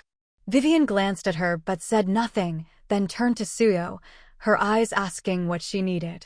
This is bear gallbladder, Suyo said, taking out a box nearly as big as 2 adult palms and handing it to Vivian. Vivian opened it, and her eyes lit up. Perfect. I was just missing one last ingredient and didn't know what to use. Lord, your timing with this bear gallbladder is impeccable. With that, Vivian immediately took out her various tools for preparing medicine. She took a portion of the bear gallbladder, dried it, ground it into powder, then melted, filtered, and purified the essence. After a series of skillful steps, the palm-sized piece of bear gallbladder was reduced to a tiny amount of fine powder, barely the size of a fingernail. This is a resurrection potion I made with millennial stone milk and jade yam flour, but it was lacking energy, she explained, adding the bear gallbladder powder and gently shaking the bottle. The pale yellow liquid turned a light gray-brown. Vivian opened the lid and took a sniff.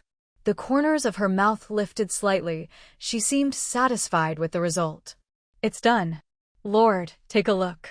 Vivian handed the potion to Suyo, then, as if performing a magic trick, produced several more bottles of similar potions. She repeated the same process, drying, grinding, purifying, blending, shaking. While Vivian was busy, Suyo examined the potion in her hand. Top-tier resurrection potion. Quality, red. Category, medicine. Effect, instantly restores 10,000 HP upon use.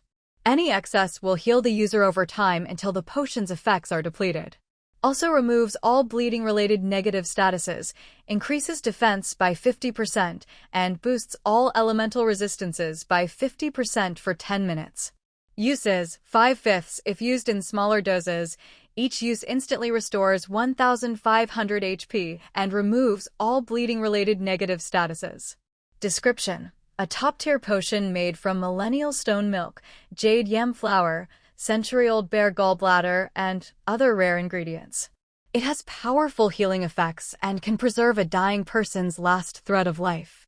Note: this potion is only effective on the wounded, not on the sick. As expected of a red-quality potion, whether it's the instant 10,000 HP recovery or the series of buffs that follow, everything about it is top-tier. It could be used to restore health in critical moments or keep someone on the brink of death alive. You could never have too many of these. However, it seemed Vivian was only able to make one such potion.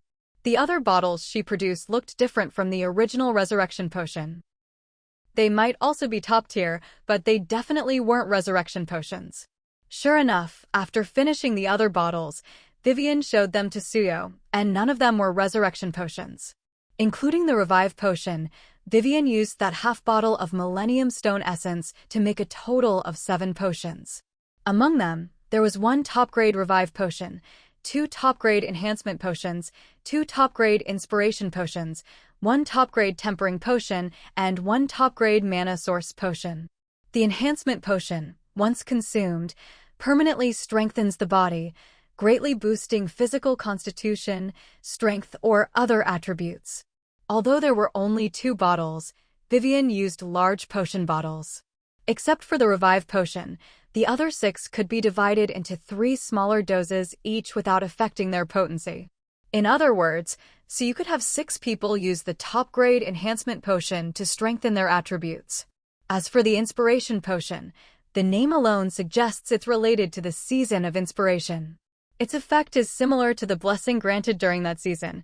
It speeds up skill training. The difference is, the boost from the inspiration potion is permanent. So, if this potion is given to someone with a strong or powerful skill, their future progress could only be described as leaps and bounds. As for the tempering potion and the mana source potion, these 2 used the most Millennium Stone Essence and were the most potent of all. The former permanently increases one of the user's innate attributes, making their future path much smoother. The latter, as the name suggests, is for mages. Anything related to magic is self-evidently valuable. The mana source potion permanently increases a mage's maximum mana and mana regeneration speed. Although this explanation is a bit technical, so you could actually see each person's stats, like HP, mana, defense, experience, and so on, even though she treated every NPC as a real person. For mages, the most important things are maximum mana and mana regeneration speed. So, if there's a mage around, the value of the mana source potion could truly be called priceless. All in all, these potions were top-tier items. As long as Suyu used them wisely, she could greatly boost her territory's strength. But before that, Suyu asked Vivian if she could make more of these potions, since she still had 2 full bottles of Millennium Stone Essence. Unfortunately, Vivian's answer was no. Just having the Millennium Stone Essence isn't enough. Some of the herbs I used were from the warehouse, and there was only 1 or 2 of each, very rare. I also used 1 jade sweet potato flour and 1 claw fruit from my own stash. That's basically all my world. So, if this potion is given to someone with a strong or powerful skill, their future progress could only be described as leaps and bounds. As for the tempering potion and the mana source potion, these 2 used the most Millennium Stone Essence and were the most potent of all. The former permanently increases one of the user's innate attributes, making their future path much smoother. The latter, as the name suggests, is for mages. Anything related to magic is self-evidently valuable. The Mana Source Potion permanently increases a mage's maximum mana and mana regeneration speed. Although this explanation is a bit technical, so you could actually see each person's stats, like HP, mana, defense, experience, and so on, even though she treated every NPC as a real person. For mages, the most important things are maximum mana and mana regeneration speed. So, if there's a mage around, the value of the Mana Source Potion could truly be called priceless. All in all, these potions were top-tier items. As long as Suyu used them wisely, she could greatly boost her territory's strength. But before that, Suyu asked Vivian if she could make more of these potions, since she still had 2 full bottles of Millennium Stone Essence. Unfortunately, Vivian's answer was no. Just having the Millennium Stone Essence isn't enough. Some of the herbs I used were from the warehouse, and there was only 1 or 2 of each, very rare. I also used 1 jade sweet potato flower and 1 cloud fruit from my own stash. That's basically all my worldly possessions. Vivian's words were a bit of an exaggeration, but not by much. Jade sweet potato flower and cloud fruit, while not on the same level as Millennium Stone Essence, were still top-tier ingredients, as rare as stone milk flower. If the main ingredient this time hadn't been even higher-grade Millennium Stone Essence, Vivian would have been reluctant to use them. Well, if that's the case, there's nothing we can do. Although a bit disappointed, she wasn't surprised. After all, half a bottle of Millennium Stone Essence had already produced 7 top-grade potions. If she could make nearly 30 with her 2 full bottles, without considering other ingredients, that would be way too much. With 30 top-grade potions, she could at least train 100 elite fighters or top-skilled talents. The system would never let her get away with that. Being able to get these 7 potions was already a stroke of luck. Since Vivian had contributed both materials and effort, so you couldn't just take the 7 potions for free. But if she tried to pay in money, the value was impossible to determine, and Vivian wouldn't accept it anyway. As payment, I'll give you half a bottle of Millennium Stone Essence. If you ever need to use it, just come find me. Trading half a bottle of Millennium Stone Essence for Vivian's work, plus a jade sweet potato flower and a cloud fruit, wasn't exactly a bargain in terms of value, but in terms of results, Suyu definitely came out ahead. But she wasn't really concerned about profit. If she didn't need to reserve 1 bottle for another purpose and keep half a bottle as backup, she wouldn't have minded giving both bottles to Vivian. As for why Suyu was holding on to them, it was simply because there were only 2 jade bottles available for storing potions. Vivian didn't refuse and gladly accepted Suyu's offer. All right. I'd never turn down the Lord's generosity. After that, Suyu told Vivian about the Season of Inspiration, using the same explanation she gave to Dorodoya, that it was a blessing from nature. Vivian clearly wasn't experiencing it for the first time, since she didn't seem surprised and even kindly reminded Suyu to open the academy soon. Many people in the territory already knew the academy was finished. After all, it was such a huge building, impossible to hide, and Suyu hadn't tried to hide it anyway. In fact, she'd built it right in the busiest, most prosperous trading district. I was just about to take care of that. When the academy opens, I might need a few people to help make a good impression. Don't tell me you'll be too busy. When it comes to making an impression, mages are the best choice. But mages are rare on this continent, so the academy doesn't need many. There's no one to teach them anyway, so having more would just be a waste. Right now, Mike runs the restaurant, Vivian manages the clinic, Chanwei is in charge of the quest hall, and Yu handles territory logistics. Everyone has their own role, so there's no need to pull them away for other tasks. So you only planned to send 1 mage, and that mage was Vivian. Most people not only respect mages, but also fear them. The exception is healing mages, whose magic is inherently benevolent, giving them a natural aura of kindness. Plus, Vivian's age and appearance made her especially likable, as long as people didn't know her true personality. But Vivian was only going to make an appearance, so it didn't matter if people got to know her or not. Vivian, who loved excitement, or rather, loved to watch excitement, agreed immediately. Of course. When the academy officially opens, you must remember to invite me, my lord. With the matters concerning the clinic finally resolved, so you could at last spare some time to head over to the academy, which had been built and waiting for quite a while now, to make a series of arrangements and preparations. When Siu arrived at the academy, she could already see a crowd gathered around its perimeter. In fact, this scene had already played out once yesterday. After all, not many people could resist being curious about such a large, suddenly appearing building. Since the academy had yet to open, Siu had already arranged for people to guard the main entrance. So, while everyone was curious, no one dared to go inside. Still, there were plenty of people who, unable to contain their curiosity, kept asking those around them what this building was, what it was for, and when it would open. To avoid trouble, Siu entered the academy through a side door. There were guards here as well, but since it was a bit out of the way, not many people chose to gather here. Most of the crowd was at the main gate. As soon as she entered the academy, a flood of system notifications appeared. Academy has been constructed. Please make the necessary arrangements as soon as possible. Academy. Level 1 upgradable. Academy funds 0 gold, 0 silver, 0 copper. Current staff capacity 0/5. Capacity can be increased by upgrading. Staff equals teachers plus employees. Current number of teachers 0. Current number of employees 0. Current student capacity 0 to 0. Student numbers depend on academy level and number of teachers. At the current level, each teacher can teach up to 20 students. Current number of departments 0. Academy recruitment is now open. You can recruit teachers, staff, and other personnel at the recruitment office. Academy funds are currently at 0.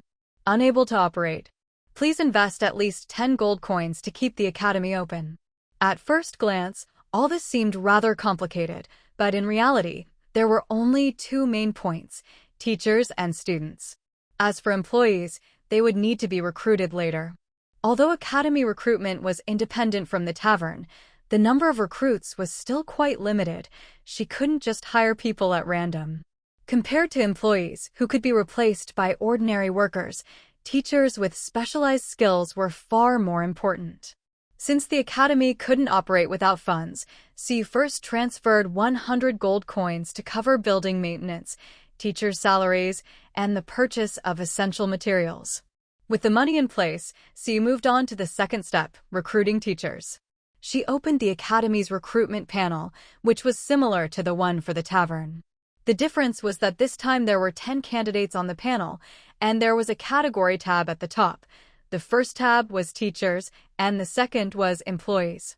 Although she didn't plan to recruit employees just yet, Siu still checked the employee tab. In the early stages, employees weren't that useful because their levels were too low to make much of a difference, so it didn't really matter whether she recruited any or not. However, if she got lucky and a high-level employee appeared, Siu would definitely hire them. But the odds were low, and as expected, there were no high-level candidates on the employee tab. Since she didn't see anyone worthwhile, she switched back to the teacher recruitment tab and began reviewing the information for the 10 candidates. After about 10 minutes, Siu had finished reviewing their profiles and selected her first batch of teachers. Since she needed to pick 5 out of 10, a 50% elimination rate, it wasn't particularly difficult to make her choices. Teachers had 3 main attributes: subject taught, knowledge level, and teaching level. The subject taught was self-explanatory. Whatever skill they taught was their subject, including but not limited to sewing, blacksmithing, fishing, cooking, enchanting, combat, magic, and so on. These subjects could be grouped into different departments, but how to divide them depended on the Lord's preferences and arrangements. Later, if there was a headmaster, they could handle it. For now, with so few people, Siu didn't plan to split into departments. Dividing into departments made management easier when there were many people, but with so few, it would only complicate things unnecessarily. So, she put that aside for now. The second attribute, knowledge level, determined the highest quality of content a teacher could teach. For example, if a teacher only had an intermediate level in sewing, they could only teach up to intermediate level content. The third attribute, teaching level, referred to the teacher's ability to actually teach. A teacher with a lot of knowledge but poor teaching skills was actually less useful than someone with less knowledge but better teaching ability. After all, the Academy's teachers were a bit like advanced AI provided by the system. They could only work in the Academy, they couldn't join the territory or provide any services outside of teaching. So you could only assign them teaching-related tasks. If she wanted them to make things for her, or if she wanted a teacher with combat skills to help defend the territory, that wasn't possible, since they didn't fully obey Suyu's commands. Therefore, high knowledge level alone wasn't enough, so you needed teachers with high teaching levels too. With that in mind, she quickly eliminated 3 teachers with only beginner-level teaching skills, as well as one whose knowledge level was only intermediate. Sunset Territory was no longer what it used to be. They didn't lack people with intermediate skills anymore. What the residents needed now were teachers with advanced knowledge to help them break through the bottleneck at the intermediate level. After this round of selection, she was left with 6 candidates for 5 positions. They were Tommy. Subject, Close Quarters Combat. Knowledge level, Master. Teaching level, Intermediate. Tori. Subject, Ranged Attack. Knowledge level, Advanced. Teaching level, Advanced. Tozy. Subject, Combat Defense. Knowledge level, Advanced. Teaching level, Advanced. Toj. Subject, Resource Gathering. Knowledge level, Master. Teaching level, Intermediate. Tobin. Subject, Management. Knowledge level, Advanced. Teaching level, Advanced. Toyu. Subject, Creative Inspiration. Knowledge level, Master. Teaching level, Intermediate. To be honest, the knowledge and teaching levels of these 6 were all within one level of each other, either both advanced or one master and one intermediate. When it came to choosing whom to let go, Siu found herself truly unable to decide based on their levels alone. Since level and stats weren't enough to make a decision, Siu could only consider the subjects each teacher specialized in. The first 3 teachers all taught combat-related subjects. One specialized in melee, another in ranged combat, and the third in defense. Together, they pretty much covered all combat professions. Mages were included as well. After all, mages also fell under ranged combat. While someone like Mike, who was already an advanced mage, might not need further study, both Chanwei and Yui, and even Vivian, the healing mage, could all learn a lot from the ranged combat teacher. Given Suyu's understanding that a beast tide was highly likely in the future, it was essential to boost the territory's combat strength. With these 3 combat teachers covering such a wide range, she was determined to keep all of them.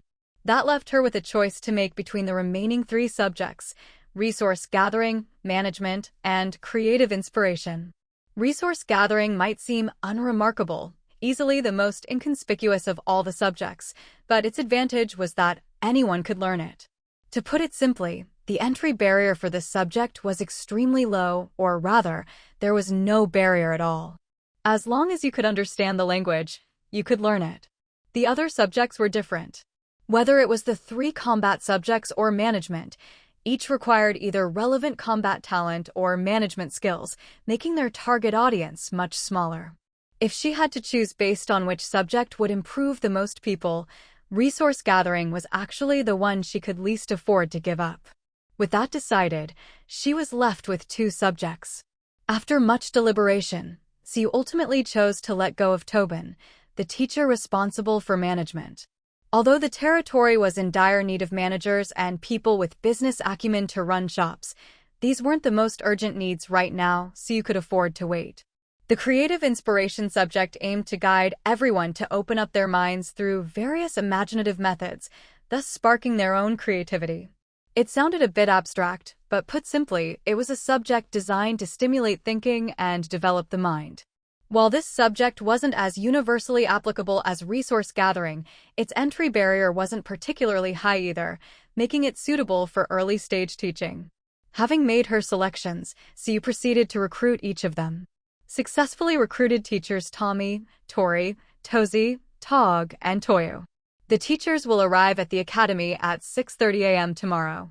Once they arrive, you may assign them their duties. With the teachers in place, the next issue was the students.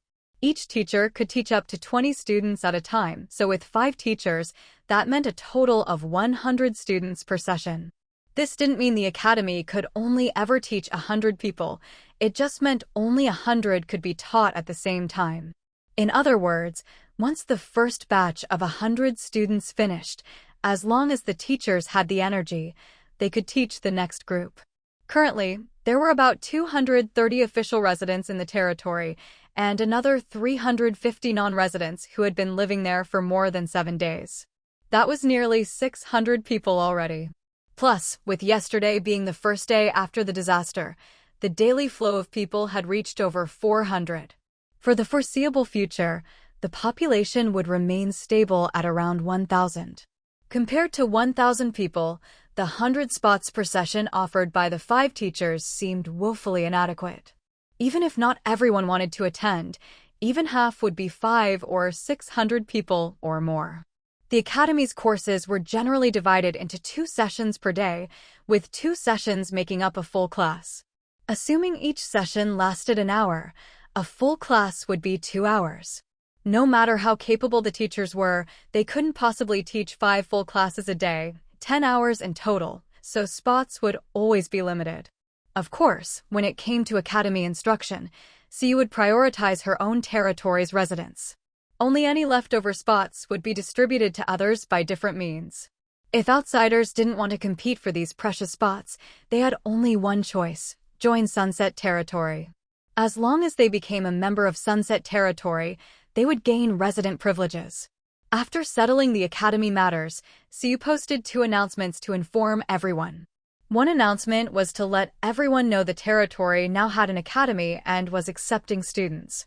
The other was to notify everyone about the upcoming inspiration season in 2 days. The inspiration season was a bit complicated and hard to explain, so CU just gave a brief notice without going into detail. The academy, however, was a different story. While the inspiration season notice was just 2 lines, the academy announcement filled up most of the bulletin board. Academy enrollment notice. Available subjects: melee combat, ranged combat, combat defense, resource gathering, creative inspiration. Class times: 7:30 to 9:30 a.m. first major class. 10 a.m. to 12. Even the cheapest course cost 50 copper coins per lesson, which was about the average daily surplus for a regular person. If you factored in the cost of classes into daily living expenses, you'd basically be living paycheck to paycheck, with no way to save any money at all. However, as long as the first batch of students experienced real improvement and benefits from the lessons, even if they didn't actively promote it, the changes in them would naturally attract others to the academy. By then, the problem wouldn't be whether anyone wanted to attend classes, but rather that there wouldn't be enough spots to meet demand. In the blink of an eye, the day passed. Since the academy's first day of classes was tomorrow, there were no restrictions on registration today. From the moment CU posted the announcement, anyone who saw it and wanted to sign up could go to the academy at any time. As expected, registration today wasn't very promising. There were 5 subjects, each with 3 classes, making 15 classes in total. With a maximum of 20 students per class, that meant there were 300 spots available. But in reality, fewer than 100 students signed up, more precisely, only 89. Of those 89, over 80% were residents of the territory, while the remaining 20% were travelers or wanderers. Among them, 23 signed up for close combat, 8 for ranged attack, 7 for combat defense, 48 for resource gathering, and 3 for inspiration and creativity. This distribution of sign-ups was both within CU's expectations and a little surprising.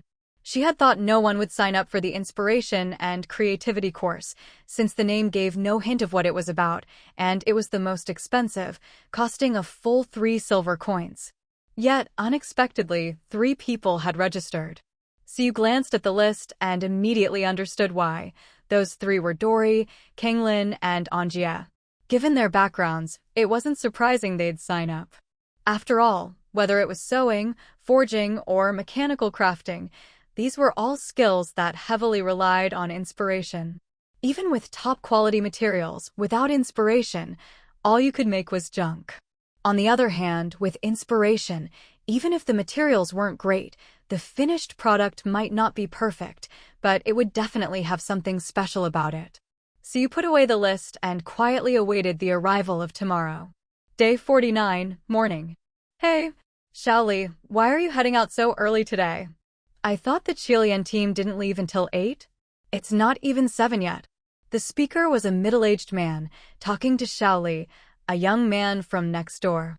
Although the disaster had ended, the combat teams had been kept on, and everyone had gotten used to the relative safety of gathering resources with no threat to their lives. So, they'd pay a few copper coins for protection and head out with the combat teams. Xiaoli was no exception. He usually went with the Chilean team, not only because he'd gone with them most during the disaster, but also because he had a friend in the team. That said, the Chilean team did indeed leave at 8, and it was only around 6:30 now. If he went this early, he'd be waiting over an hour for nothing. But today, Xiaoli wasn't heading for the Chilean team. You've got it wrong, Brother Wu. I'm not going out to gather today, I'm going to class.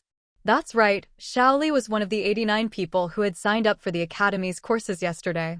From this, it's clear that he'd signed up for the resource gathering course. Brother Wu was momentarily stunned, not quite understanding what Xiaoli meant by going to class. It wasn't until Xiaoli explained a bit more that he remembered seeing the announcement yesterday. Oh, you mean that thing from the announcement yesterday. Don't tell me you signed up for that resource gathering class? It's 50 copper coins a lesson, that's expensive. Brother Wu's expression turned a bit odd as he realized. After all, at this stage, no one really knew what the academy was about, but everyone knew how much the tuition cost. 50 copper coins. That was a whole day's surplus income. Brother Wu, like everyone else, had gone to the academy to check things out yesterday. But he hadn't signed up. After all, he had a young child at home, just 1 or 2 years old, at the age where they cost the most. He and his wife worked to support 3 people. It wasn't too hard, but he couldn't just throw away 50 copper coins. By contrast, Xiaoli had no such pressure. He had no family in the territory. If he was fed, the whole family was fed. So he signed up without a second thought. Yeah, it's expensive, but it's good to learn something new. Anyway, I've got to go, or I'll be late. Xiaoli wanted to chat more, but when he saw there were only 15 minutes left before class started, he hurried off.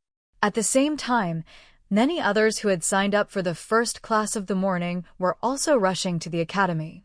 It wasn't necessarily that they valued the course so much, they just didn't want to waste the money they'd spent. Since they'd already paid, of course they'd go to class. The tuition wasn't cheap, after all. It's worth noting that, although only 89 people had signed up yesterday, not a single one had withdrawn. In other words, everyone had thought it through and was committed to attending. So, in the resource gathering class, which had 48 sign-ups, you could see almost every seat filled. There were still some empty spots, but not many. With so many people learning together, everyone felt a little more at ease. Otherwise, they might have started to doubt their decision, influenced by those who hadn't signed up. As everyone sat there, lost in thought and glancing at the others, their teacher arrived. The instructor for the resource gathering course was an elderly man dressed in a slate-gray robe. This was Tog. Although Tog was advanced in years, everyone present could clearly see that his energy was exceptional. He walked with a vigorous stride, exuding more vitality than many young people. If not for his white hair and the wrinkles on his face that betrayed his age, anyone would believe you if you told them he was a man in his 20s or 30s. Seeing such a robust and spirited elder as their teacher, everyone felt a mix of emotions. Yet, at the same time, an inexplicable sense of trust welled up within them. A person's demeanor has a huge impact on first impressions, and this old man's impression was undoubtedly a positive one. But soon, they realized that Tog was not only efficient in his movements, his teaching style was just as crisp and direct. You couldn't say whether this teaching method was good or bad, but everyone found it acceptable, especially since they were all beginners. Having a teacher who skipped the small talk and went straight to the key points was truly invaluable. In less than half a class, they had already grasped many details about gathering resources, things they'd either never noticed before or didn't even know existed. For example, what resources grow where, how to find them, how to identify them, and how to collect them. During the gathering process, how could you preserve resources as intact as possible? How could you speed up collection without sacrificing quality and reduce physical exertion, and so on? The first lesson wasn't overly complicated, but it was still incredibly rewarding for everyone. 2 hours flew by. The dozen or so students were still absorbed in the knowledge they'd just learned, mulling over several questions Tog had left them to ponder. Hey, does anyone remember what Teacher Tog just said about the characteristics of fiber plants? I zoned out for a second and missed that part. Someone mustered up the courage to ask the group, his voice tentative. Since no one knew each other, and it was everyone's first day, he hesitated, worried that no one would answer and he'd be left embarrassed. Luckily, there were some helpful souls among them. One guy immediately pulled out his notes and came over. I remember. Fiber plants prefer shade, so you should look for them in cool, shady spots. Also, their roots and stems are tough, so you need sharp tools to harvest them. When searching, look for willow grass with thin leaves and branches nearby.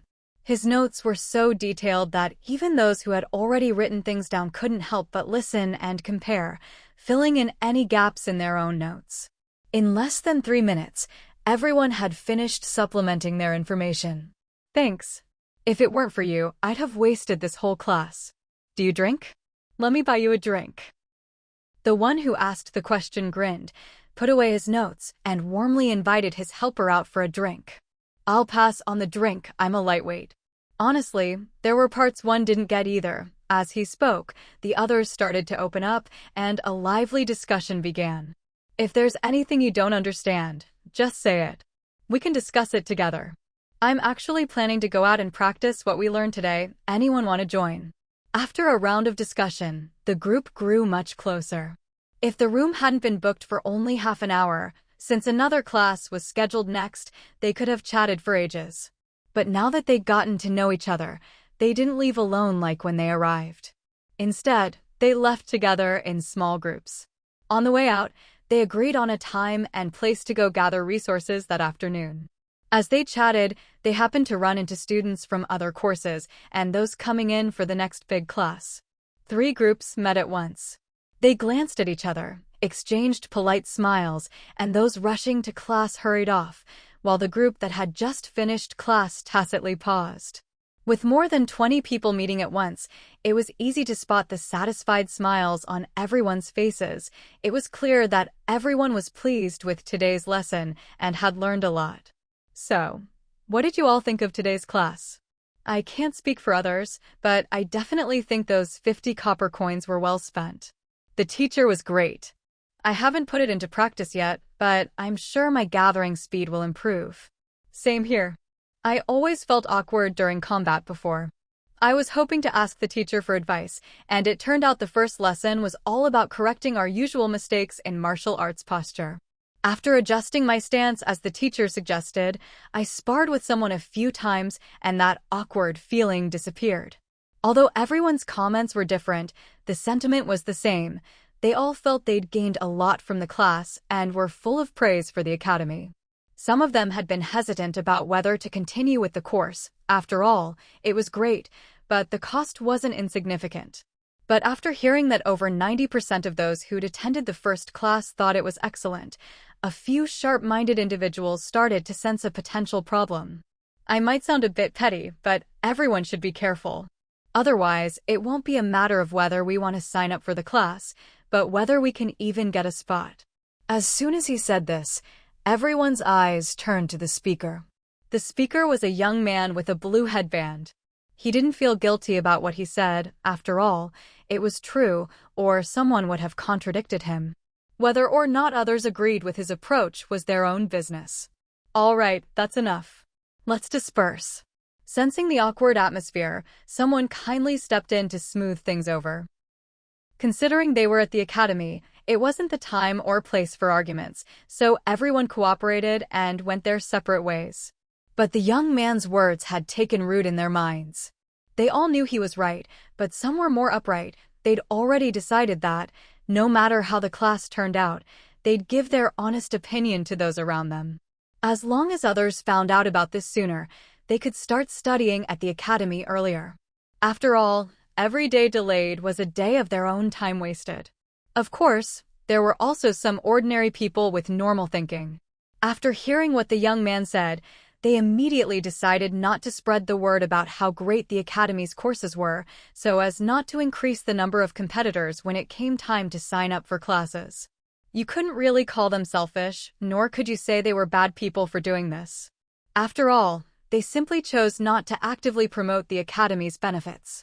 It's not like they were deliberately smearing the academy to reduce competition. There's a big difference between the two. If someone really did try to badmouth the academy in private just to reduce future competition, honestly, that would be incredibly stupid. The academy was run by the territory. If you attended classes at an academy established by the territory and then went around slandering it, the territory would be doing you a favor just by kicking you out. Did you still expect to keep attending classes? Anyone who thought to attend the academy wasn't a fool. So even if they didn't want others to know how good the academy was, they would never resort to such idiotic tactics as spreading rumors or slander. Not only would that fail to achieve their goal, it would also backfire on them.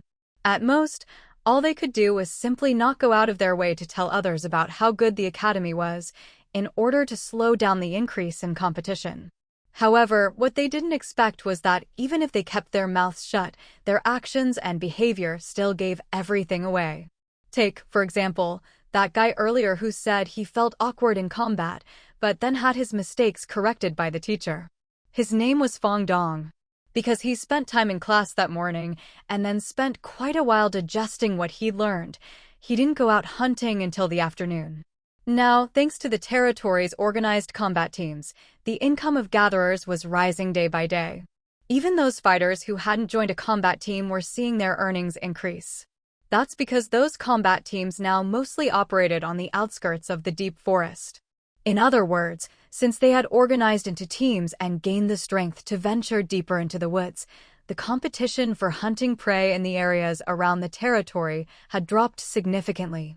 So for people like Fong Dong, those with some fighting ability, but not enough to join a combat team, their income was actually going up. Fong Dong was one of these people. Around 2 in the afternoon, he headed out with his weapons and pack, and happened to run into a friend who was chasing a deer. The deer was extremely agile. It looked like a gentle and cute animal, but when it charged at people, it could chase you all over the forest. Dongzi, run! There's a deer chasing me. Hearing his friends shout, Fong Dong froze for a moment. Then, as if his body moved faster than his brain, before he even realized what was happening, he had already pinned the deer, who'd been chasing everyone around, firmly to the ground. Fong Dong. Friend, wow, Dongzi. I haven't seen you for just 2 days, and you're already this strong. Fong Dong's friend was called Ahai. The two of them used to be on the same hunting team and got to know each other through working together for quite some time, so they were both very familiar with each other's abilities. Normally, Fong Dong wasn't as strong as Ahai. But now, the deer that even Ahai couldn't handle had been subdued by Fong Dong. Honestly, maybe there was some luck involved, but Ahai definitely didn't believe it was just a coincidence. Fong Dong knew he couldn't hide it, and since Ahai had looked out for him in the past, he quietly told him about the academy. Ahai was surprised, but he didn't doubt Fong Dong's words. He just hadn't expected the academy's courses to not only help people improve, but to do so quickly. With classes this good, if we went every day, wouldn't we become invincible? Although he was half joking, Fong Dong could tell that Ahai was definitely tempted. Not just Ahai, even Fong Dong himself thought that if he were in Ahai's shoes and saw his friend's strength suddenly shoot up, he'd be tempted too. A class is only 2 silver coins, right? It's expensive, but come on, who among them didn't have a little stash of savings? Maybe they couldn't go to class every single day of the year, but attending for a month or 2 straight would be no problem. To be honest, you shouldn't get your hopes up too high. I signed up for the close combat class, and the teacher, his name's Tommy, said that the biggest improvement comes from the first class. After that, it's all about steady progress over time. The first class had a big effect, partly to show off the teacher's skills and prove the academy was worth the money, and partly because there was more to teach and correct at the beginning. As you took more classes, there would be less new content, but it would get more refined. The improvements would be less obvious, but it would still be a huge help for future development. I get it. Of course I do. Who'd believe there's such a thing as an endless free lunch? Ah-hai laughed heartily, then glanced at the deer on the ground. He was stunned for a moment, then realized what was going on and quickly told Fong Dong to be gentle. A live deer is worth way more than a dead one. Before, we never had the chance and could only catch dead ones. Now that we've finally caught one alive, let's not accidentally kill it. A live deer was valuable because as long as you kept it healthy, it could keep producing antler velvet. It was slow, but at least it was a steady yield. But if the deer died, all you'd get was the antlers and velvet it had at the time. Dead things don't grow. Working together, they managed to knock the deer out and tie it up. Given how valuable the deer was, they decided to take it back and sell it first, then make other plans. Since selling it meant money was involved, how to split the profits became a key issue. Many people and relationships have been ruined by the word profit. However, the reason Fong Dong and Ah-hai became friends in the first place was because they'd once given up a profit for each other. So when it came to dividing the deer, they were surprisingly in agreement. Each wanted to make sure the other didn't lose out. After some discussion, they settled on a 70-30 split. Fong Dong would take 70%, Ah-hai 30%. Without Fong Dong, Ah-hai couldn't have caught the deer. But without Ah-hai, Fong Dong wouldn't have run into the deer in the first place, let alone caught it alive. After all, the chance to have a deer chase after you is truly a once-in-a-lifetime opportunity. The two of them brought the deer back to the territory, attracting countless envious glances along the way. When they delivered the deer to the quest hall, it caused quite a stir as well. When Chanwei heard that someone had actually caught a live deer, she was first surprised, then immediately put aside what she was doing and went to see Fong Dong and Ah-hai. The quality of the deer antler velvet was somewhere between blue and purple. Although the panel showed it as blue, the finished products made from it would have properties almost equivalent to those made from purple materials. The price of deer antler velvet depends on its quality and size, so prices vary. As for the rest of the deer, while still valuable, it was worth much less compared to the antler velvet. A few days ago, Chanwei had received an offer for a dead deer. Since that deer was small and its antlers were also small, a pair of antlers only fetched 9 gold coins, while the rest of the deer was worth 6 gold coins, totaling 15 gold coins. But today's deer was different. Although it was also a juvenile, because it was alive and could continuously produce antler velvet, its value was far more than just double. This juvenile deer is rather skinny, but the price shouldn't be too low. Do you want to sell just the antler velvet or the whole deer? Chanwei quickly checked the deer's condition and then asked the two in front of her. She knew that since they had brought the deer here, they were most likely planning to sell the whole thing, but out of caution, she asked again. Fong Dong and Ah-hai replied almost in unison, "Of course we're selling the whole deer." Chanwei stared at them for a few seconds, then asked another question. "Whose deer is this? Have you decided how to split it?" Although she hadn't set a price yet, the deer was certainly worth no less than 100 gold coins, and possibly even more if they were lucky. Such a large sum could easily cause disputes. If only one person had come, Chanwei wouldn't have asked. But since there were two, it was necessary to clarify the distribution in advance. She didn't need to know the exact split, just that they had agreed, to avoid any troublesome disputes later. "We've already decided, Mage. Don't worry, we're just selling the deer. There won't be any trouble." It was no secret that Chanwei was a mage. After all, there had been incidents in the quest hall before, and some people had gotten ideas because of her beauty. But after Chanwei took action once and revealed her identity as a mage, everyone became well-behaved. Now, anyone who had stayed in Sunset Territory knew that the people you absolutely couldn't mess with were the restaurant owner, who was a fire mage, the clinic doctor, a healing mage, and the quest hall administrator, who was a wind mage. Everyone was curious how the lord of this small territory had managed to recruit so many mages and why these mages were willing to do jobs that ordinary people did. But that didn't stop them from respecting and fearing them. Fong Dong and Ah Hai were both smart. When Chanwei asked, they immediately realized she was worried about disputes, so they both gave their assurances. With that settled, Chanwei began to inspect and appraise the juvenile deer. About 5 minutes later, Chanwei spoke. As the quest hall administrator, I appraised this juvenile deer at 80 gold coins. Fong Dong and Ah Hai were stunned by the huge sum of 80 gold coins. Once they finally calmed down, Fong Dong was about to agree, but Ah Hai tugged at his sleeve. Chanwei calmly watched their little exchange, then, seeing Ah Hai's hesitation, explained her reasoning. This is a common yellow-spotted deer.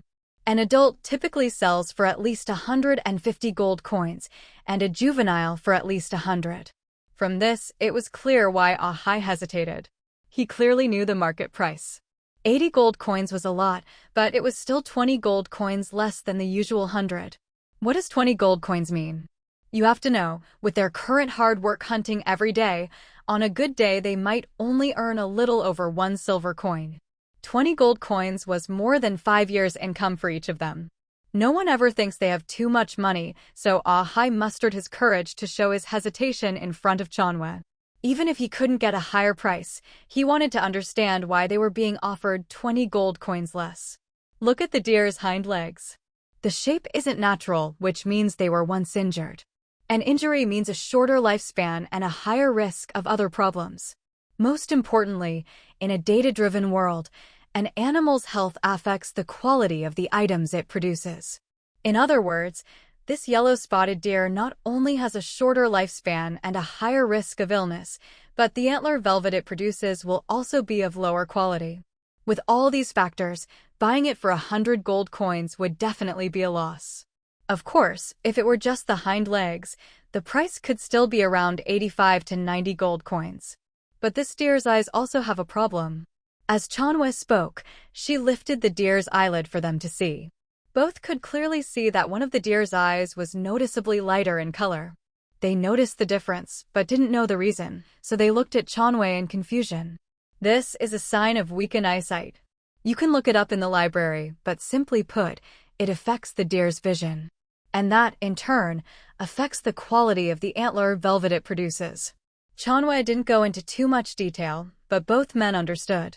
Thank you, mage. We understand. We'll take this price, Ah Hai said quickly, grateful for the explanation. He wasn't ungrateful, his hesitation was just to understand the reason. Now that the mage had explained so clearly, he wouldn't trouble her further. Chanwei nodded, then took out paper and pen, wrote out a note, and stamped it with the administrator's seal. This is a money note. Keep it safe and don't lose it. You can take this to the bank to collect your gold coins. Although Chanwei could have given them 80 gold coins directly, Siu had previously said that for anything worth more than 5 gold coins, payment should always be made by issuing a money note, which the recipient could then take to the bank to collect. At first, Chanwei didn't understand the reason. It wasn't until she visited the bank 2 days ago and met the bank's owner that she figured it out. Trying to get money out of a money mouse? You'd probably end up giving them all your own money instead. Of course, this doesn't mean you can't withdraw money from the bank. Rather, Jean Luo will do her best, without harming the territory's reputation, to persuade you to deposit your money, so the funds stay in the bank. If you're determined and insist on withdrawing your money, Jean Luo won't say another word. She'll give you every last coin you're owed, not a cent less. But if you hesitate or waver, well, this is just another way of getting something for nothing. Fong Dong and Ah Hai clearly didn't know any of this. All they knew was that the territory had a bank and that it was run by the territory itself. They'd also heard many people say the bank was great because not only did it not charge any storage fees, it even paid out some interest. They'd always been curious, but since they never had much money to deposit, they hadn't bothered to visit. Now that they had the chance, they figured they'd check it out. Since the bank was run by the territory, they didn't doubt Chanyue's words at all. After receiving the promissory note, they left the side hall of the quest hall and headed for the bank to collect their money. But maybe because so many people had seen them carrying a deer back earlier, busybodies couldn't resist coming up to ask questions. Hey, you guys are amazing. You even managed to catch a deer. Mind telling us where you caught it? The person asking was a bit sly. He probably guessed Fong Dong and Hai wouldn't answer, so he pretended to be asking for everyone. As soon as he spoke, even those who'd just been watching enviously couldn't help but turn their attention over. Ordinary people, even if annoyed, would probably say a few words in this situation. But Fong Dong and Hai weren't the type to be easily embarrassed.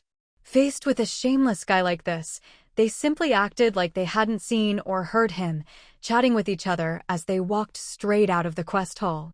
The thick-skinned man was so angry his face turned green. He was about to lash out, but then noticed everyone's gaze shift behind him. He turned and saw Chanyue coming out of the side hall.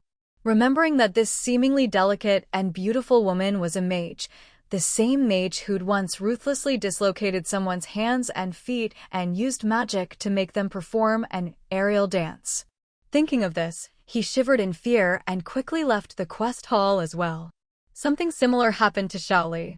He'd gone out to gather resources with some classmates and happened to run into an acquaintance while out collecting. They weren't particularly close, but they greeted each other. That brief exchange gave the other person a chance to notice that Shaoli was much more skilled and efficient at gathering resources than before. His basket was already full of all sorts of harvested goods. Curious, the acquaintance asked about it. Shaoli didn't really want to answer, but he was too shy to refuse, so he vaguely mentioned the academy. Oh, I just picked it up in class at the academy, Shaoli said simply. The other person didn't press. So you learned it at the academy, huh? The acquaintance gave a dry laugh. Thinking of the academy's resource-gathering course fees, he immediately lost interest in probing further. Having gotten his answer, the acquaintance quickly found an excuse to leave. Looks like you're busy, so I won't bother you. I'll get going. Okay, see you. Watching the other person walk away, Shaoli was inwardly relieved, nodding furiously to himself and letting out a long sigh. A classmate who'd also attended the gathering class that day came over and asked what had happened. What's up? Did you tell him about the academy? Shaoli nodded. Yeah, he's my neighbor. We see each other all the time. It's hard to brush him off. But it looks like he didn't care much. The main reason was that the guy was his neighbor. If he hadn't been, Shaoli definitely wouldn't have said anything. They weren't that close anyway. But because of their neighborly relationship, and since the guy was decent, Shaoli felt he had to mention it. The classmate was just asking out of curiosity, not to criticize, so he just kindly reminded Shaoli, don't forget to sign up tonight. Shaoli, thanks. Shaoli spent the rest of the afternoon gathering resources nearby. Thanks to the little tricks he'd learned in class for finding different plants, he had a bountiful harvest that afternoon. He hadn't counted exactly how much he'd gathered, but just by the weight of the basket, he could tell he'd earned more than usual. After all, for him now, finding the right resources was no longer difficult, so all the time he used to spend searching could now be spent harvesting, which naturally increased his yield. Earning more should have been a good thing, but Shaoli never expected that. Just as he was packing up to go home, he'd run into that same neighbor again. Seeing Shaoli alone, the neighbor greeted him warmly. When he found out Shaoli was heading to the quest hall to submit his materials, he immediately suggested they go together. Shaoli hesitated. I have something to do. I'll go later. After spending the afternoon with his classmates, Shaoli was well aware of what the academy's future would look like. He knew he couldn't stop it, but he still hoped to delay the academy being flooded with people for as long as possible. He knew exactly how much he'd harvested that afternoon. If he went alone, it wouldn't matter, but if he went with his neighbor, his gains would be exposed. So, he made up an excuse not to go together. The neighbor, still enthusiastic, offered to submit the materials for him so Shaoli could take care of his own business. Neighbor, you know me, I'd never take your stuff. If you're worried, Just count everything first, so you'll know exactly how much gets sold. Xiaoli. Xiaoli opened his mouth, but for a long while, no words came out. Actually, Xiaoli believed what his neighbor said. He really was a good person, and a selfless one at that. Previously, a family next door had a child fall ill. They had just spent all their savings to buy a house and couldn't come up with money for medical treatment. It was this neighbor who stepped in and paid for them. And he helped purely out of kindness, never expecting anything in return, not even asking for the money back. Fortunately, that family was decent too. As soon as they scraped together the money, they paid him back right away. There were plenty of stories like this.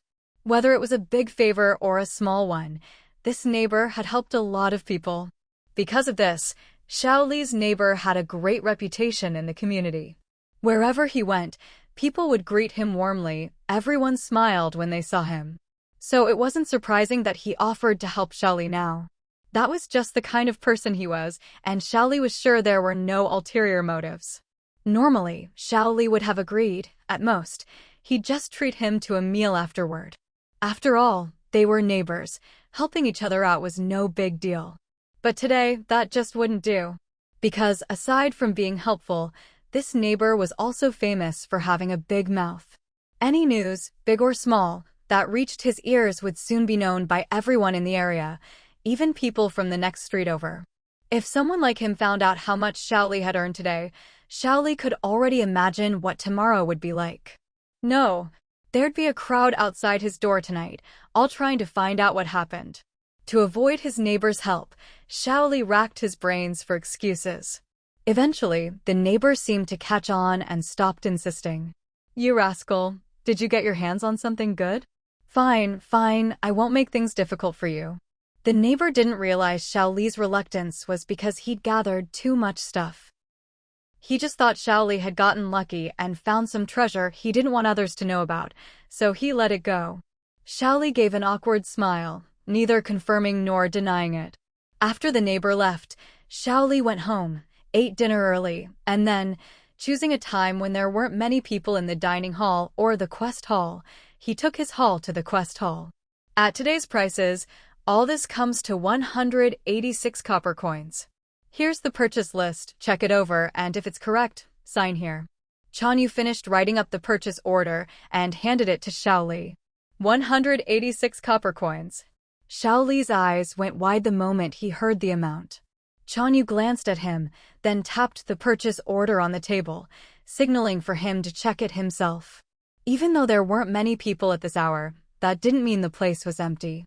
Besides, Chanyu was the only one working in the quest hall right now, so she was busy handling everything herself. But Su was already hiring more people for the quest hall, the inn, the blacksmith, the tavern, the flower shop, and other buildings. Xiaoli carefully checked the purchase list, staring at the final number over and over, a goofy grin spreading across his face. 186 copper coins. Yesterday, he'd only earned 203 copper coins. While that was a bit more than today, the big difference was that today he'd only gathered for half a day. He hadn't even gone out to gather resources in the morning. So, if he'd spent the whole day gathering, his income could have easily topped 300 copper coins. With such a huge increase, it was no wonder he was so shocked. Are you done? If so, hurry up and sign. Chanyu didn't know why this guy was acting so weird, but she didn't ask. She wasn't interested in other people's business. But if he kept wasting her time and affected her work, that was another story.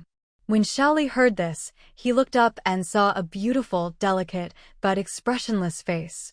Remembering who she was, he shivered instinctively, quickly apologized, and signed.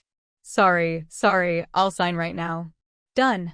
As he spoke, Xiaoli scribbled his name on the purchase order. Once Chanyu took it back, he received his payment. Since he'd already wasted enough of Chanyu's time, Xiaoli grabbed his money and dashed off. His actions left the people in line behind him dumbfounded. They had no idea what he was doing.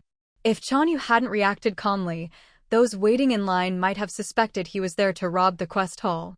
Aside from Xiaoli, the others who had attended class today also saw a big increase in their earnings. So you noticed all of this? As the Lord, she had access to all the territory's data.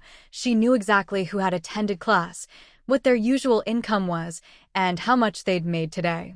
She was pleased with their progress, since their growth would benefit the territory as a whole. And since most of these people were residents of her territory, Siu was even more eager to see them improve quickly. After reviewing everyone's data, Siu had a good sense of their progress. She then pushed open her bedroom door, planning to greet her new friend. But as soon as she walked in, she saw two fluffy white balls tangled together, rolling around. Suyu, Ling Bao, stop bullying Bai Chao. Come here. As she spoke, she pulled the playful dragon ferret off the rabbit. After giving Ling Bao a few rubs as punishment, she turned back to the rabbit, only to find that the fluffy white bunny had vanished. Standing before Siu now was a young girl, half a head shorter than herself. This girl was Bai Chao, the bee-skin Siu had recruited from the tavern a few days ago. As for why Bai Chao was at the Lord's manor, that was a long story. The short version. Someone had caught Bai Chao when she was in her beast form. When that person wasn't around, Bai Chao tried to escape by turning back into a human, but was caught in the act. The person who caught her didn't realize the girl before him was the rabbit he'd caught. He just thought Bai Chao had stolen the rabbit, since the rabbit was now missing. After a heated argument, the patrol team got involved, and Siu came over to resolve the situation. Her solution was simple: she paid for it. The man had only caught the rabbit to sell it for money, so once he got paid, the whole matter was dropped. Whether the matter would just be dropped was still uncertain, but to prevent any unexpected incidents, Siu arranged for someone to keep an eye on the man as she left, just in case he started spreading rumors. Afterwards, to avoid further trouble, Siu brought Bai Chao back to the city lord's manor. Since Siu was quite busy, Bai Chao was left to rest in the bedroom. Unexpectedly, Bai Chao ended up fighting with Ling Bao. Actually, calling it a fight wasn't quite accurate, so you could tell that Ling Bao was just playing around with Bai Chao. But after all, a little cub is still a little cub and doesn't know how to hold back when playing. Luckily, Bai Chao had a good temper. If it had been a black snake with a bad attitude, Ling Bao's fur would probably have been yanked off by now. Sorry, I wasn't watching Ling Bao closely enough. Are you hurt? Siu asked. After all, Bai Chao was the first non-human resident she had recruited and played an important role in her future plans. She definitely didn't want to scare this little rabbit away over something like this. It's fine, really. I'm totally okay. Is its name Ling Bao? It's so cute. Can I play with it again in the future? Bai Chao shook her head, cheeks flushed, not only showing no anger or negative emotions, but even looking a little excited. Siu, she thought she was stepping in to resolve a conflict, but it turned out she was just the third wheel interrupting a budding friendship between a rabbit and a marten. She had been worried Bai Chao would be upset, but it turned out Bai Chao actually enjoyed playing around with Ling Bao. Looks like she really is a lively, energetic little rabbit. But that was a good thing. Siu glanced down at Ling Bao, who was just as excited, and decisively sold out her own dragon marten to win over the rabbit. Of course!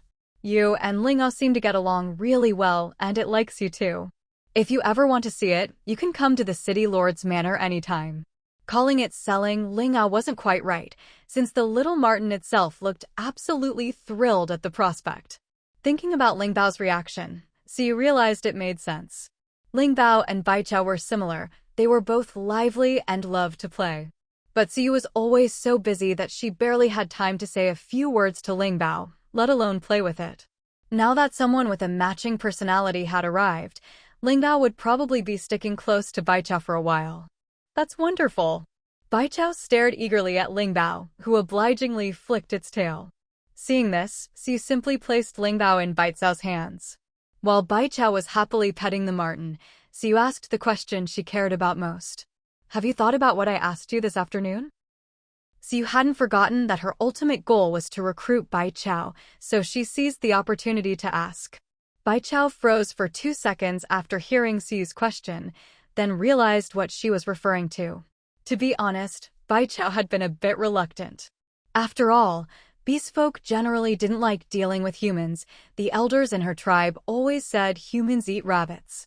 Even though they didn't eat beast folk, misunderstandings were easy to arise. Just like how she'd been caught as an ordinary rabbit earlier that afternoon. Normally, as long as they didn't revert to their animal forms, they wouldn't be caught. But beast folk had an uncontrollable transformation period once a month.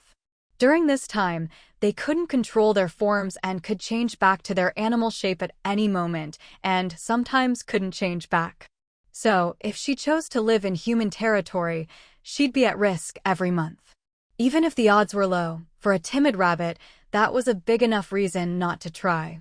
So you could tell she had concerns, but didn't know what they were, so she wasn't sure how to address them. But mouths are for talking. So you said, "Do you have any concerns? If you're willing to join the territory, I'll do everything I can to help you resolve them. If you need anything in the future, I'll try my best to meet your needs." She continued, "And you won't have to do much in the territory. I know you like growing herbs, so I'll build a special herb garden for you in a secluded spot. You'll be in charge of managing it. If you feel lonely, I can have Lingao keep you company. Help solving her problems, a dedicated herb garden to manage, and most importantly, Lingao would be there." So you probably didn't realize that, out of all these temptations, the biggest draw for Bai Chao was actually Lingao. Bai Chao was playful by nature. Although she had playmates in her tribe, they always looked down on her for being an ordinary rabbit and thought she was childish, so she could only play with the younger kits. Now, the pure and innocent Bai Chao was completely overwhelmed by Suyu's sugar-coated bullets. Her whole bunny brain was filled with just one thought: yes. Okay, Bai Chao agreed absent-mindedly, still petting the marten in her hands. "Beast folk, Bai Chao has requested to join your territory. Do you accept?" So you immediately selected accept, afraid Bai Chao would change her mind if she hesitated for even a second. Thanks to her quick reaction, by the time Bai Chao came back to her senses, Siu had already taken out the territory map and was asking her where she'd like the herb garden to be. She had a feeling it was already too late to back out. Not only was Bai Chao a simple rabbit, she was also a shy one. Since she'd already agreed, it didn't feel right to refuse now. Since that was the case, she might as well hurry up and pick a good spot for her herb garden, then she could settle down in this territory. Of course, before that, Bai Chao voiced her concerns. After learning about the transformation period, Siu immediately promised to set the herb garden as the highest security restricted area in the territory. That way, unless someone used special means like breaking in or picking the lock, no one except Siu, Bai Chao, and Lingao would be able to enter. It still wasn't completely foolproof, but Bai Chao was already very satisfied. Looking at the easily pleased little rabbit, Siu sighed at her innocence, then began searching her memory for anything related to beast folk transformation periods. Ideally, something that could make the transformation controllable, shorten its duration, or lengthen the interval between them. Since Bai Chao was a beast folk with exceptional talent for growing herbs, carefully chosen by Siu herself, Siu definitely didn't want anything to happen to her. After all, whether the territory could achieve herb independence in the future all depended on this rabbit. It's no exaggeration to say that as long as Bai Chao stayed in Sunset Territory, Siu would never treat her poorly. She would make sure Bai Chao was well protected. This would absolutely be the safest place for her. Although Siu hadn't yet figured out a good way to help Bai Chao through her transformation period, she'd already made a mental note of it. Whenever she had time, she'd look up relevant books to see if there was a solution. "This spot will do. It's close to the Lord's manor, so I can come visit Lingao often." Bai Chao chose an empty plot of land behind the Lord's manor. Siu thought about it. She hadn't planned any other buildings for that spot, so she nodded and agreed right away. Since Bai Chao wasn't human, it wasn't suitable for her to live in the residential area. Siu decided that when she asked Stein to build the herb garden, she'd also have a small house built there for Bai Chao to live in. Bai Chao herself didn't have high standards for her living space. After all, rabbits make burrows everywhere. Forget building her a house. If she didn't have one, Bai Chao could just dig a burrow in the herb field and rest there. Hearing how little Bai Chao cared about her accommodations, Siu didn't know whether to laugh or cry. But even though the rabbit's requirements were low, Siu couldn't possibly treat her that casually. Since it wasn't too late in the day, Siu only thought for a few seconds before deciding to take Bai Chao to see Dolly. At Dolly's place, Bai Chao saw all kinds of soft cushions, blankets, and decorative fabric balls. For a moment, she was so distracted by all the fluffy things that she forgot about the lingao in her hands and dashed straight for them. Watching her dart around, Dolly's expression turned a bit odd. She glanced at Siyu and whispered, "Miss Lord, is this guest some kind of special person?" To be fair, Dolly had a good eye. She could tell at a glance that Bai Chao wasn't human, or at least, not a normal person. After all, beast folk were rare, and it was understandable that Dolly wouldn't immediately think of that. "Yes, this is Bai Chao, a beast in her original form is a rabbit," Siyu whispered back, not hiding Bai Chao's identity. After all, as long as Bai Chao stayed in Sunset Territory, there was no way to keep it a secret. There was no need to hide it anyway. In this world, humans were the majority, but aside from dark creatures, people were friendly to other races. There was no real conflict, so exposing her identity didn't matter. Besides, it was good to have one more person in the know. If Bai Chao ever needed help, she could go to Dolly. Siyu herself wasn't always available. As the territory leveled up, there would only be more and more non-human residents. I see. Hearing that she was a rabbit, Dolly felt she could understand why this girl was so lively. After all, aside from the ones on the dinner table, rabbits were never not energetic. Knowing Bai Chao's identity, Dolly wasn't particularly surprised, nor did she show much curiosity. Maybe beast folk were rare and exotic to others, but to Dolly, all races were more or less the same. "Wow, these are so soft. Can I have them? How do you buy these?" Bai Chao, though a simple rabbit, wasn't so naive as to blurt out "you humans" and risk saying something dangerous. Seeing how much she liked them, and since these things weren't particularly valuable anyway, plus, Siyu had brought Bai Chao here to buy her something nice, Siyu simply took out some money and bought the items for her. Although the sewing shop belonged to the territory and Siyu was the lord, she could have emptied out the whole shop if she wanted. She still paid for anything she took, unless it was something specially made for her by Dolly and the others. It was important for the shop to operate normally. When paying, Siyu showed Bai Chao the currency humans used and explained the differences. "This is a copper coin, the smallest denomination and the most widely used currency." Although Bai Chao picked out a lot of things, none were expensive, so the total didn't even reach a single silver coin. But to help Bai Chao recognize the coins, Siyu also took out a silver coin and a gold coin. These are silver and gold coins. 100 copper coins equals 1 silver coin, and 100 silver coins equals 1 gold coin. Siyu explained patiently and gently, and Bai Chao quickly understood the concept of currency and the different coins. "I see." Bai Chao just didn't recognize human money. She wasn't stupid, so she understood what Siyu was saying. But just as Siyu finished paying and was about to leave with Bai Chao, she suddenly saw the rabbit pull out a handful of shiny gold coins from who knows where and look at her seriously. "Bai Chao, Sister Siyu, look, is this the kind you use?" Before Bai Chao could finish, Siyu quickly covered her mouth, stuffed the gold coins back into her pocket, and dragged Bai Chao out of the sewing shop. The reason was simple. Even though there weren't many people in the shop, it wasn't empty. Bai Chao had just pulled out more than a dozen gold coins at once, and Siyu had even caught a glimpse of a big, irregular gold nugget. Siyu definitely didn't want any trouble in the shop, so she decisively dragged the rabbit away. Afterward, Siyu asked and found out that all those gold coins had been given to Bai Chao by the elders before she left home. As for that fist-sized gold nugget, worth at least 100 gold coins, it wasn't meant for Bai Chao. The elders had accidentally mixed it up with something else they were supposed to give her, so Bai Chao had brought it along by mistake. Bai Chao's explanation made Siyu wonder if that gold nugget was a big chunk of the Beastin tribe's assets. Now Bai Chao had brought it out.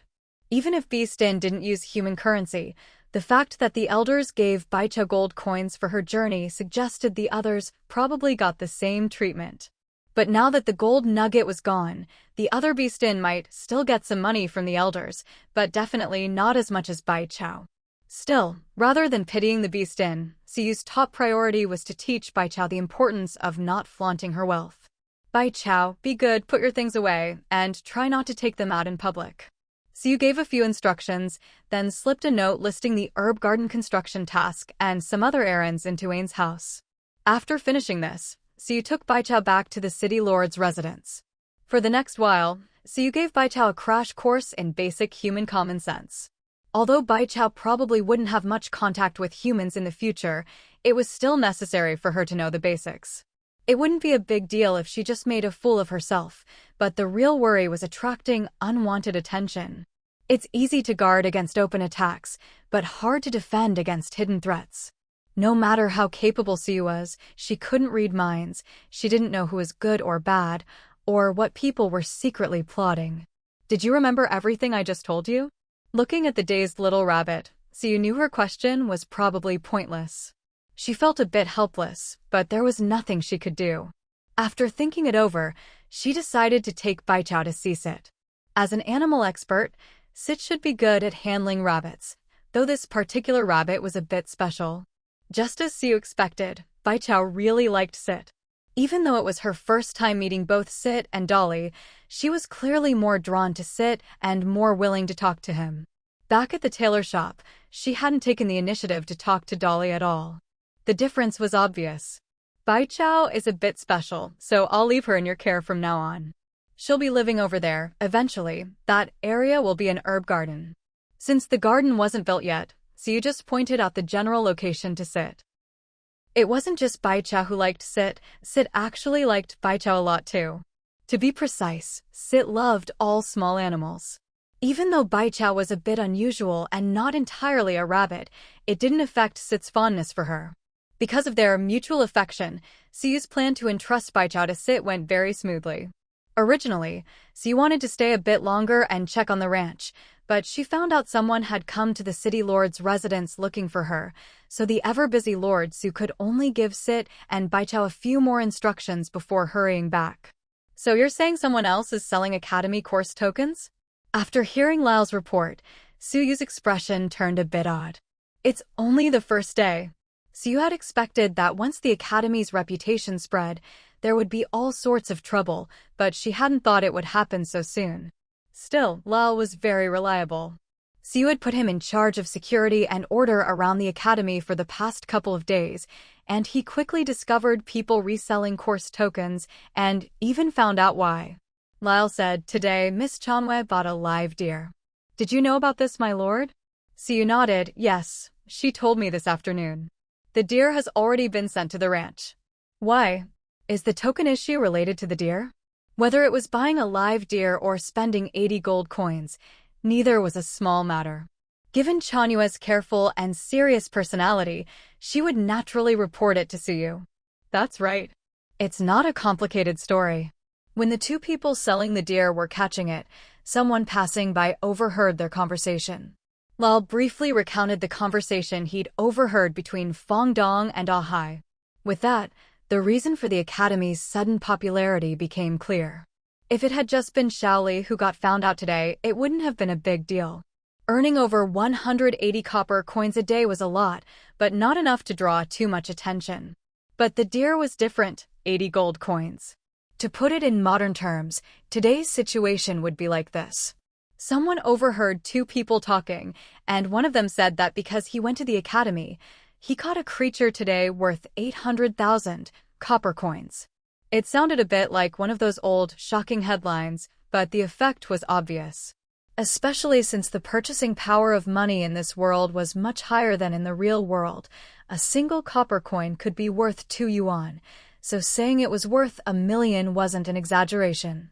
So that's how it is. Hearing this, so you could pretty much guess what happened next. Most likely, the person who overheard them was a blabbermouth and spread the news everywhere.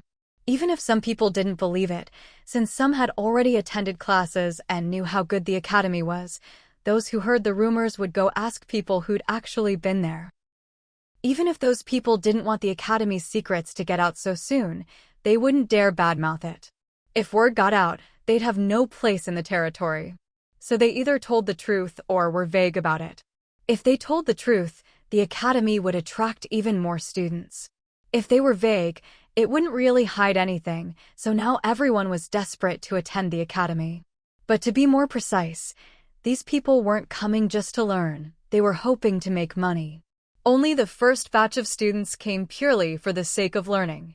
But anyway, the urgent problem was to deal with the reselling of course tokens. The Academy's reputation had already spread, and everyone in the territory knew how good the courses were, so it was normal for the Academy to be packed. But some people were taking advantage of this to make a profit. Just like ticket scalpers in the real world, they bought course tokens but didn't attend class, instead reselling them to others. Even in the modern world, with all its technology, it's hard to get rid of scalpers, let alone in a world with no internet, no real name registration, no ID cards, or any of that. The tokens didn't have names on them, anyone could use them. This made it very easy for scalpers to resell them. Even if the tokens had names, it wouldn't help. With so many people in the territory, no one knows everyone else, so it would be easy to get away with it. In short, it was very hard to get rid of scalpers using ordinary means. But hard didn't mean impossible. I think I understand what's going on. Here's what we'll do. Go get a piece of paper and write down what I say. So you had already anticipated the possibility of scalpers, though she hadn't expected it to happen so soon. Still, she already had a plan in mind. This solution might cause some dissatisfaction among certain people, but it can effectively eliminate the problem of scalpers without consuming too much manpower or resources, and without the need for advanced technology. Because he was still concerned about the scalper situation outside the Academy, as soon as Lyle finished listening to Suyu's suggestion, he immediately left the city lord's mansion to carry out her instructions. Hey, buddy, are you here to sign up for courses too? A sharp-eyed young man, looking rather shrewd, casually struck up a conversation with a middle-aged man beside him. Yeah, but there are just too many people. I haven't even gotten my turn, and the course I wanted to sign up for is already full. The middle-aged man sighed regretfully, then frowned and turned to look at the young man. You must be here to sign up too, right? All the courses for today are already full, so you might as well head home. Though it sounded like he was advising the young man to leave, in reality, the middle-aged man just didn't want to chat with a stranger. After saying this, he prepared to leave. But before he could take more than a couple of steps, the young man called out to stop him. Wait, don't go yet, big brother. I saw you waiting in line here. Were you hoping to sign up for the Creative Inspiration course? Well, it just so happens that I have a token for that course. At this point, the young man's identity and intentions were already obvious. Of course, he didn't want to openly admit to being a scalper, so he made up a story. I originally wanted to sign up for the resource gathering course, but I didn't read the sign properly and ended up in the wrong line, so I accidentally registered for Creative Inspiration instead. Of course, that wasn't the truth. But there was some truth in what he said. He did initially want to sign up for resource gathering. However, it wasn't because he got in the wrong line. The real reason was that resource gathering was the most popular of all 5 courses, and he simply couldn't get a spot. When he realized resource gathering was already full, he tried to check out the other 3 combat courses, only to find their lines were also impossibly long. Even if he queued up, there was a 99% chance he wouldn't get in. At that moment, he noticed that one course had a very short line, the registration point for Creative Inspiration. Because the course description was too abstract and it was the most expensive, it ended up being the last course to fill up. But precisely because the course was so abstract, the young man was now regretting it bitterly. He'd already asked many people if they wanted the token, and though they were excited at first, they all walked away as soon as they heard the course name. The middle-aged man was probably the only person he'd found who might actually want to buy this course. Not wanting the token, worth 3 silver coins, to end up worthless in his hands, the young man was determined to sell it off no matter what. Back to the present, the middle-aged man had already guessed what was going on as soon as he heard the young man's pitch. He wasn't stupid. Who would believe such a story about getting in the wrong line? If that were the case, he could just go to the staff and get a refund, right? After all, the Academy staff were still around, and refunds were given at full price, so he wouldn't lose anything. But even though he saw through it, the middle-aged man didn't say anything. partly to save the young man's dignity, and partly because he genuinely wanted that course token. The middle-aged man was actually a sculptor who had been stuck at the intermediate level for years. He'd left home to travel in hopes of breaking through. While the course description for creative inspiration might seem vague to ordinary people, for skilled craftsmen like him, if the course could really help spark inspiration as advertised, it would absolutely be their favorite, no contest. After thinking it over, the middle-aged man stopped and turned back. "How much do you want for it?" The young man was overjoyed to hear this. He didn't care whether the other man had seen through him or not, all that mattered was that he'd made a sale. But before he could celebrate for long, both of them heard a commotion coming from the direction of the academy. The young man wasn't interested, he only cared about making his money. But the middle-aged man was different. He cared about whether something was happening at the academy, so as soon as he heard the noise, he left the young man behind and headed straight over. The young man was anxious, but since they hadn't finalized the deal, there wasn't much he could do except follow, lest the man disappear and take his money with him. Meanwhile, after learning the solution from Suyu, Lal arrived at the academy gates and, in front of everyone, posted a notice on the door. He then handed out several more copies to people nearby, instructing them to give them to the staff at the registration points. There were 5 courses and 5 registration points, so 5 copies. Plus the one posted at the entrance, that made 6 places for people to read the notice. This was to prevent everyone from crowding around a single notice, which could cause chaos or even a stampede. By spreading people out, the risk of problems was greatly reduced. After finishing, Law left without saying another word. Everyone stared in confusion as he came and went, their curiosity thoroughly piqued. Most of those present chose to stay and see what was written on the notice, though a few decided it was time to go home and didn't want to get involved. The middle-aged man and the young man were among those who stayed. After squeezing through the crowd and reading the notice, both of their expressions changed dramatically. The difference was, the middle-aged man's face lit up with joy, while the young man's turned ashen. To protect everyone's interests, starting tomorrow, the Academy will implement the following new rule. 1. Anyone who is registered for a course may withdraw up to 1 hour before the course begins, with a full refund and no additional fees. 2. Any extra spots created by course withdrawals will be made available for re-registration within 1 hour before the class begins. Registration will be determined by lottery. The registration fee and other conditions remain unchanged. Note: any extra spots arising from future regulations will be handled in the same way as stated here. 3. Roll call will be conducted within 5 minutes before each class starts. Students who have not arrived at the Academy and signed in will lose their opportunity to attend that session and will be added to the Academy's special list. If a name appears on the special list more than 3 times, it will be moved directly to the Academy's blacklist. Each successful attendance removes 1 entry from the special list. Students may withdraw from a course with their course token. 4. Course tokens are for personal use only and may not be traded or sold. If discovered, both parties will be blacklisted by the Academy and permanently barred from entry. 5. If anyone is found violating Rule 4, they may be reported to the Academy at any time. Reports are anonymous, and participants themselves may also report. If verified, the reporter will receive 1 free course slot, with no restrictions on subject or timing.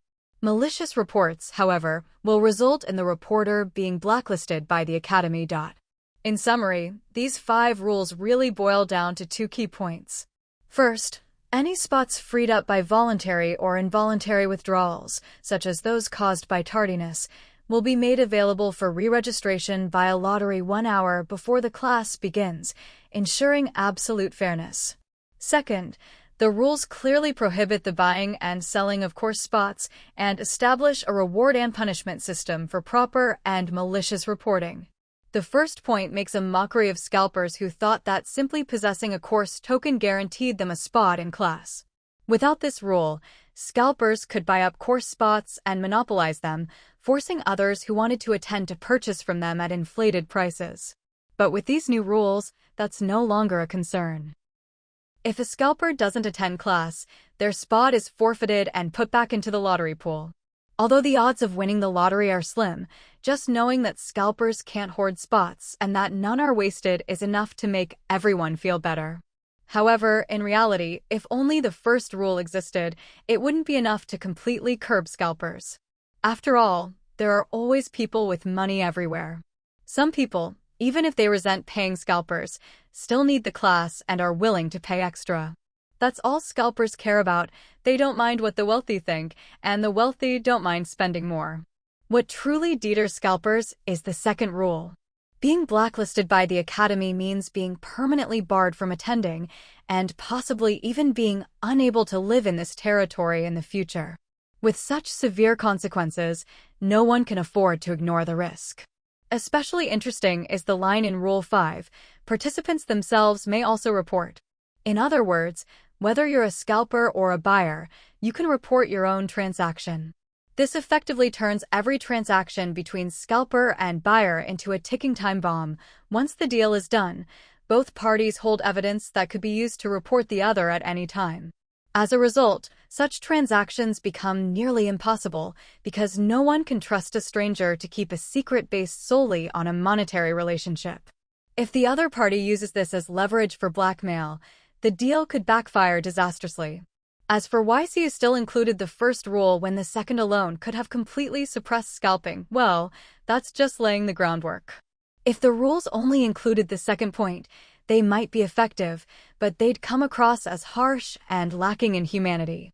But by adding the first point, which offers a gentler method of curbing scalping and creating a gradual process, the existence of the second rule feels much more natural.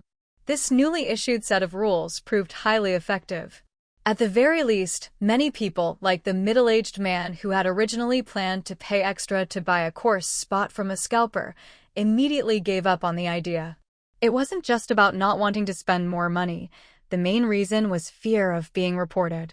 Even though there's no guarantee you'll win a spot in the lottery for forfeited places, it's still better than being reported and blacklisted from the Academy for life. Sorry, I don't need it anymore. The middle-aged man read the rules, then turned to the young man beside him with a cold expression.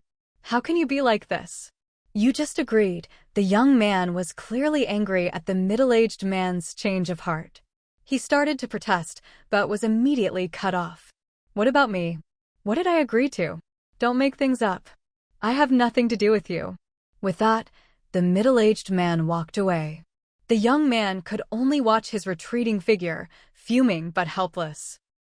He wasn't the only scalper left with unsold course tokens. Some, like him, hadn't found buyers yet. Others had assumed the Academy wouldn't intervene, or wouldn't be so ruthless, so they clung to their course tokens as if they were appreciating assets, waiting for the price to rise. But now, with the new rules posted, all their dreams turned to dust. Many were left beating their chests in regret, cursing themselves for not selling their tokens sooner. Some had already found buyers, but, hoping for a higher price, delayed the transaction.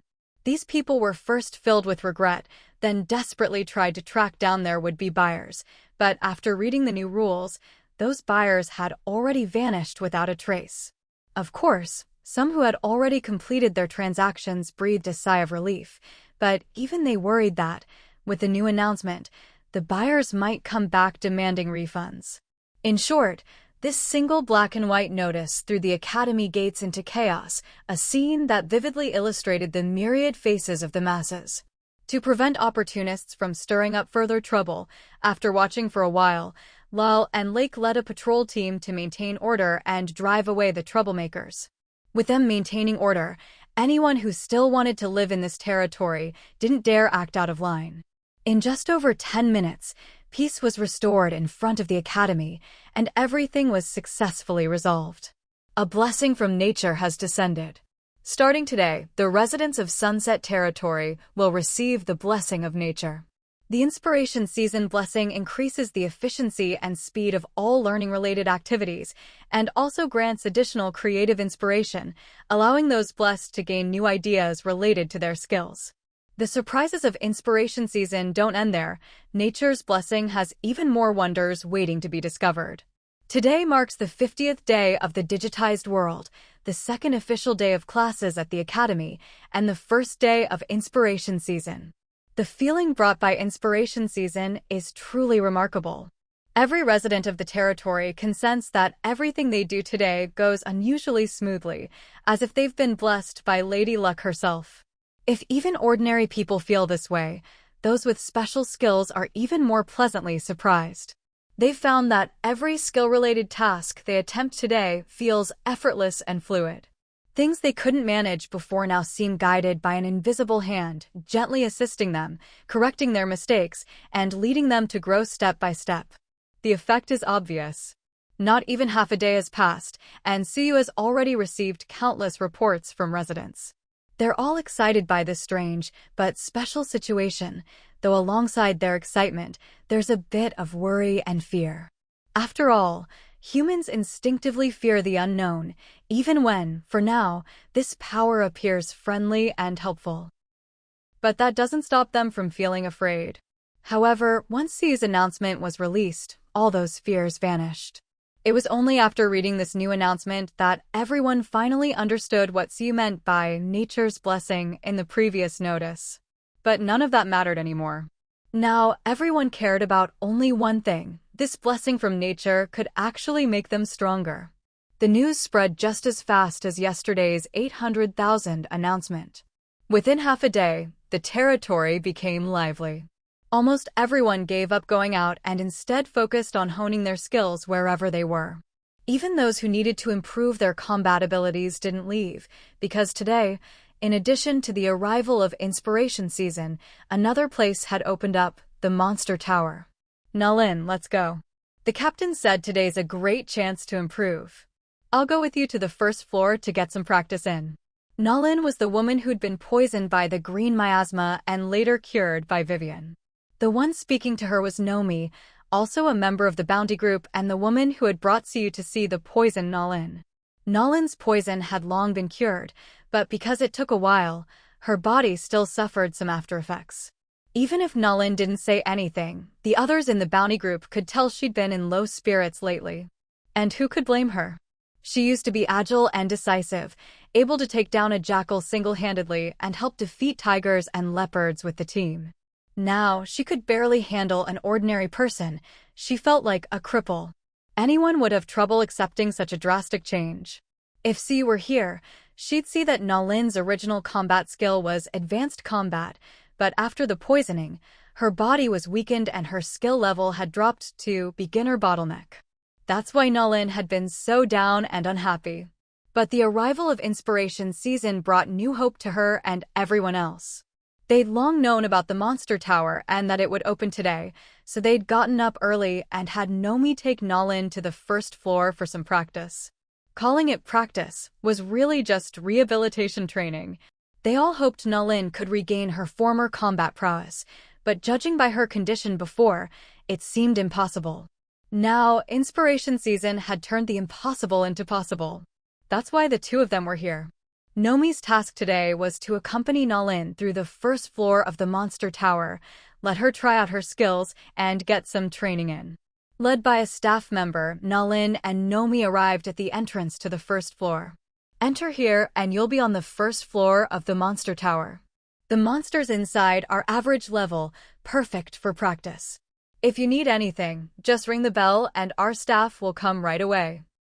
Since today was the Monster Tower's opening day, everyone was new and unfamiliar with the process, so the staff were extremely busy, repeating the rules and precautions to every group. After a while, it got exhausting. If you have any other questions, there are help manuals by the entrance inside. You can look up whatever you need. With that, the staff member nodded politely and left. Let's go. Seeing Nalin hesitate at the door, Nomi decisively pulled her inside. As they pushed open the door, the scene inside took them by surprise. First, since it was the Monster Tower, a place for combat, there was nothing inside except for necessary fixtures like lights, windows, and cabinets. The rest was a vast, empty space. And right in the middle of that space, a skeletal creature suddenly appeared before them. It held an ordinary wooden stick as a weapon, blue flames flickering in its empty eye sockets, and it stood in a twisted pose no human could manage. Nearby, two more skeleton monsters, just like it, stared straight at them. The sudden appearance of such ugly, eerie monsters startled both women. But as members of the bounty group, they'd seen their share of things. They weren't so easily frightened, and certainly wouldn't back down from a fight. The earlier scare was simply because the skeleton creature had appeared so suddenly, they had no idea where it came from, as if it had just materialized out of thin air. That's what startled them. But once they regained their composure, both of them grabbed their most reliable weapons, ready to fight. Nomi said, "Nalin, do you need my help?" Thanks to the staff's explanation outside, they both knew that the first floor of the monster tower was suitable for those with beginner combat skills to practice. The second floor was for intermediate, the third for advanced, and the fourth, the highest floor accessible to ordinary people, was for those with master-level combat skills. Given Nalin's current strength, the first floor would be relatively easy for her and wouldn't provide much pressure, but it was still a good place to practice combat skills. Although Nomi's combat skills weren't as strong as Nalin's used to be, she was still at the intermediate level. If she got involved, it would defeat the purpose of their visit. So, as expected, Nalin shook her head and declined Nomi's offer. "It's fine, just watch from the side. I'm not so weak that I can't even handle the monsters on the first floor." Having said this, there was no way Nomi could insist on helping, so she stepped back a couple of paces, giving Nalin enough space to fight. However, while she stepped back, she didn't put away her weapon. After all, even though Nalin's combat skills were at the beginner bottleneck, her body hadn't fully recovered, so she could only exert about 70 or 80% of her usual strength. Nomi couldn't risk Nalin getting hurt because of her own negligence. 10 minutes later, Nalin proved with her own strength that she wasn't so useless, that she couldn't even defeat the monsters on the first floor. There were still a few issues during the fight, but they were minor. With her wealth of combat experience, Nalin easily took care of the 3 skeleton monsters that appeared at the start, as well as the 2 that spawned later. "Nalin, looks like you've recovered well." Nomi looked at her in delight, her sincere smile making the already happy Nalin feel a little guilty. Nalin said, "Sorry for making you all worry about me these past few days." Nalin had always known that everyone cared about her feelings, but she'd been so caught up in the frustration of her regression in strength that she hadn't been able to pay attention to anyone else's concerns. But that was normal. The fact that she could adjust her mood and not cause unnecessary trouble for others was already pretty good. Not everyone can stay so calm after going through something like this. Now, after that fight, all the pent-up frustration that had been weighing on Nalin these past few days had completely dissipated. With that gone, she recalled everyone's care and concern for her, thought about her own recent slump, and that's why she apologized. "It's all right, we all understand how you feel. As long as you recover, not just me, but everyone will be happy." Nomi clearly didn't take it to heart. After all, in her eyes, they were a team. No matter what happens, as long as it's not a fundamental betrayal, they'll always help each other. Although Nalin had guessed Nomi would say something like this, hearing it for real still moved her deeply. After that wave of emotion, Nalin made a suggestion. "I want to go to the second floor." Nomi hesitated. Their initial goal had only been the first floor. The monsters on the second floor required intermediate combat skills to defeat. While Nomi wanted to believe in Nalin, the reality was what it was. She couldn't ignore the facts just because she wanted to believe. Nalin understood her concerns, but her desire to go to the second floor wasn't out of stubbornness, it was a well-considered decision. "I know what you're worried about. I want to go to the second floor not just to train myself, but also because your nature's blessing might not last much longer. This is a crucial time for you, and you should be on the second floor improving yourself too. Instead of just staying here with me." Nalin's meaning was clear. She didn't want to waste someone else's time for her own sake, especially when it wasn't necessary. But she also knew that if she suggested Nomi go train on the second floor while she stayed on the first, Nomi would never agree. That's why Nalin suggested they both go to the second floor. As long as she went, Nomi would definitely go too, which was exactly what she wanted. Nomi clearly understood what Nalin was getting at. She was about to say it was fine, that she could wait and go to the second floor later, but then Nalin added, "You saw my performance just now. The monsters on this floor are too easy for me, they're no challenge at all. So even if you don't stay with me, I'm going to the second floor anyway." Nalin wasn't lying. Nomi had seen her skills just now and knew she was telling the truth. With things at this point, Nomi didn't insist anymore. She wasn't stubborn. There was no reason not to do something that benefited them both. So, the two of them left the first floor and went to the main hall to check out of their room.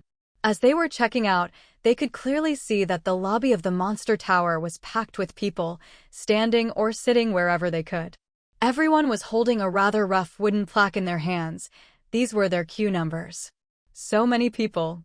Nomi muttered in disbelief, and Nalin was just as shocked. But soon, Nalin realized something. There weren't enough rooms. If there were enough rooms, why would so many people be crowded in here? With that thought, Nalin quickly stopped Nomi, who was about to check out, and explained her suspicion. "I think there aren't enough rooms. Don't be in such a hurry to check out. Let's ask if there are any second-floor rooms available. If not, we'll just keep the one on the first floor." Even though the monsters on the first floor weren't much of a challenge, they could still train. For example, they could take off their armor and weapons and practice hand-to-hand combat, or focus on defense and dodging instead of attacking, and so on. Nomi understood and nodded, then went to ask at the front desk. "Nomi, are there any rooms available on the second floor?" The staff knew they were coming from a first-floor room, but didn't question why they were asking about second-floor rooms when they already had one on the first. The staff member flipped through the booklet in her hand, then looked up and said, "You're in luck. There are only 2 rooms left on the second floor." Almost as soon as she finished speaking, a man suddenly appeared out of nowhere beside them. "Man, hello, I'd like a room on the second floor."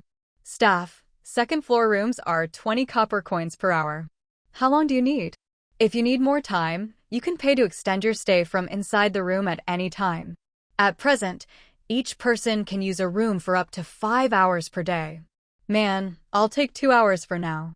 As he spoke, he handed over 40 copper coins. Registration, payment, key handover. Just like that, the 2 remaining rooms on the second floor were down to 1. "I want a second-floor room too. I'll take the full 5 hours." Seeing there was only 1 left, Nomi immediately shoved her money into the staff member's hand. "Staff, sorry, I don't accept bribes." Nomi was stunned, her face full of confusion. Then she watched as the staff member pocketed a silver coin and handed her a key. Nomi was speechless. She really hadn't expected the staff at the Monster Tower to have such a sense of humor. Now that she'd secured a second-floor room, the first-floor room was no longer needed, so Nomi went to return it. As soon as she handed the key to the staff member, she saw her raise the key and shout, "Number 25, please come collect the first-floor room key." No sooner had she finished speaking than someone strode over with an air of indifference, and Nomi watched as the key she'd just returned was immediately passed on to someone else. Looks like Naren was right.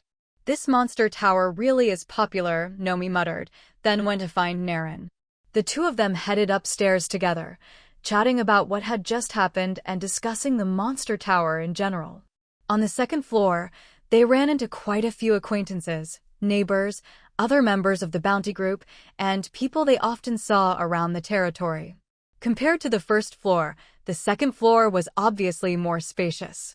After all, the total space on both floors was about the same, but the first floor had 50 rooms while the second floor had only 30, almost half as many.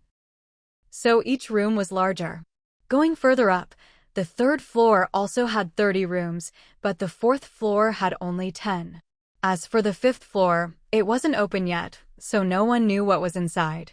Plus, the fifth floor was heavily guarded, so no one dared to trespass.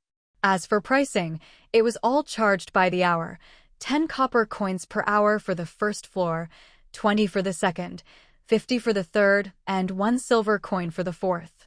When your time was up, the monsters in the room would stop respawning. Users could ring a bell to summon staff and pay for more time.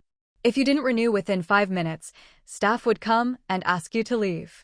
If you reached the maximum allowed time, the same rules applied. All in all, the Monster Tower's rules and procedures were very thorough.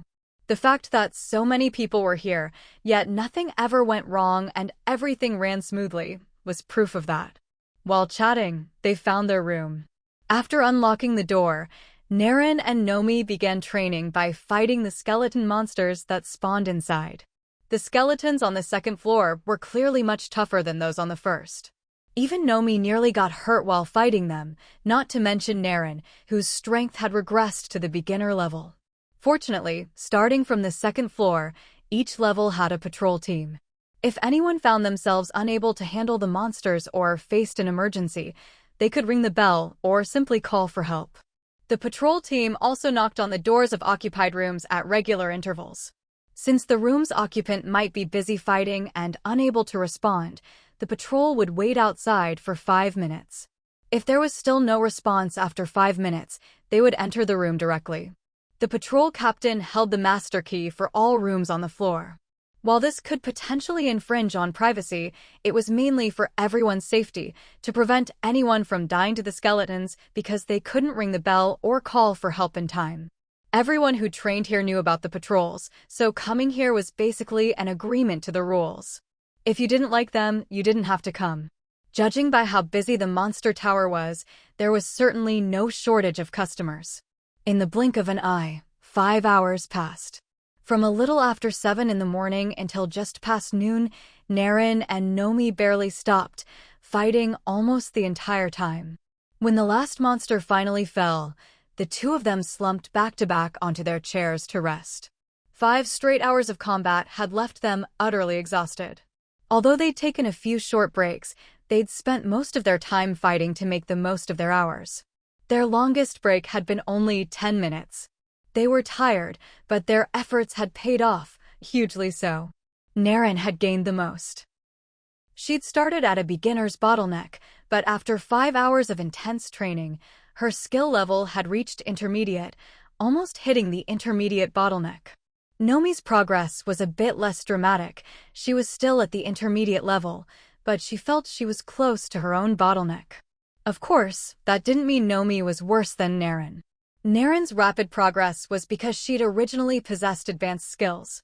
Now, she was like Mike, someone with power they couldn't use, but once given the chance to unlock it, their progress would skyrocket. But that didn't mean they were growing stronger. They were just regaining what they'd lost. Naren, are you serious? You feel like you've recovered your intermediate combat skills. Nomi was astonished and a little delighted. She and the other bounty group members had guessed that combining the Monster Tower with the blessing of nature would help everyone improve quickly, but they hadn't expected it to be this fast. It had only been 5 hours. For combat, 5 hours was a long time, but for skill improvement, what was 5 hours? Some people can't make progress in 5 days, 5 months, or even 5 years. Nalin was in high spirits as well. She first comforted Nomi and led her out of the room, so they wouldn't end up being chased out by the staff later. After all, there were dozens of people waiting outside to use the room. After leaving, Nalin eagerly shared her gains from today with Nomi, her words revealing just how much she loved the Monster Tower. For her, this place wasn't just a building to train and improve herself, it was a place that had given her a new lease on life. What I just said is true. I really do feel like I've touched the bottleneck for the intermediate level again. Knowing that everyone was concerned about her, Nalin patiently repeated what she'd already said. As long as you've recovered, that's what matters.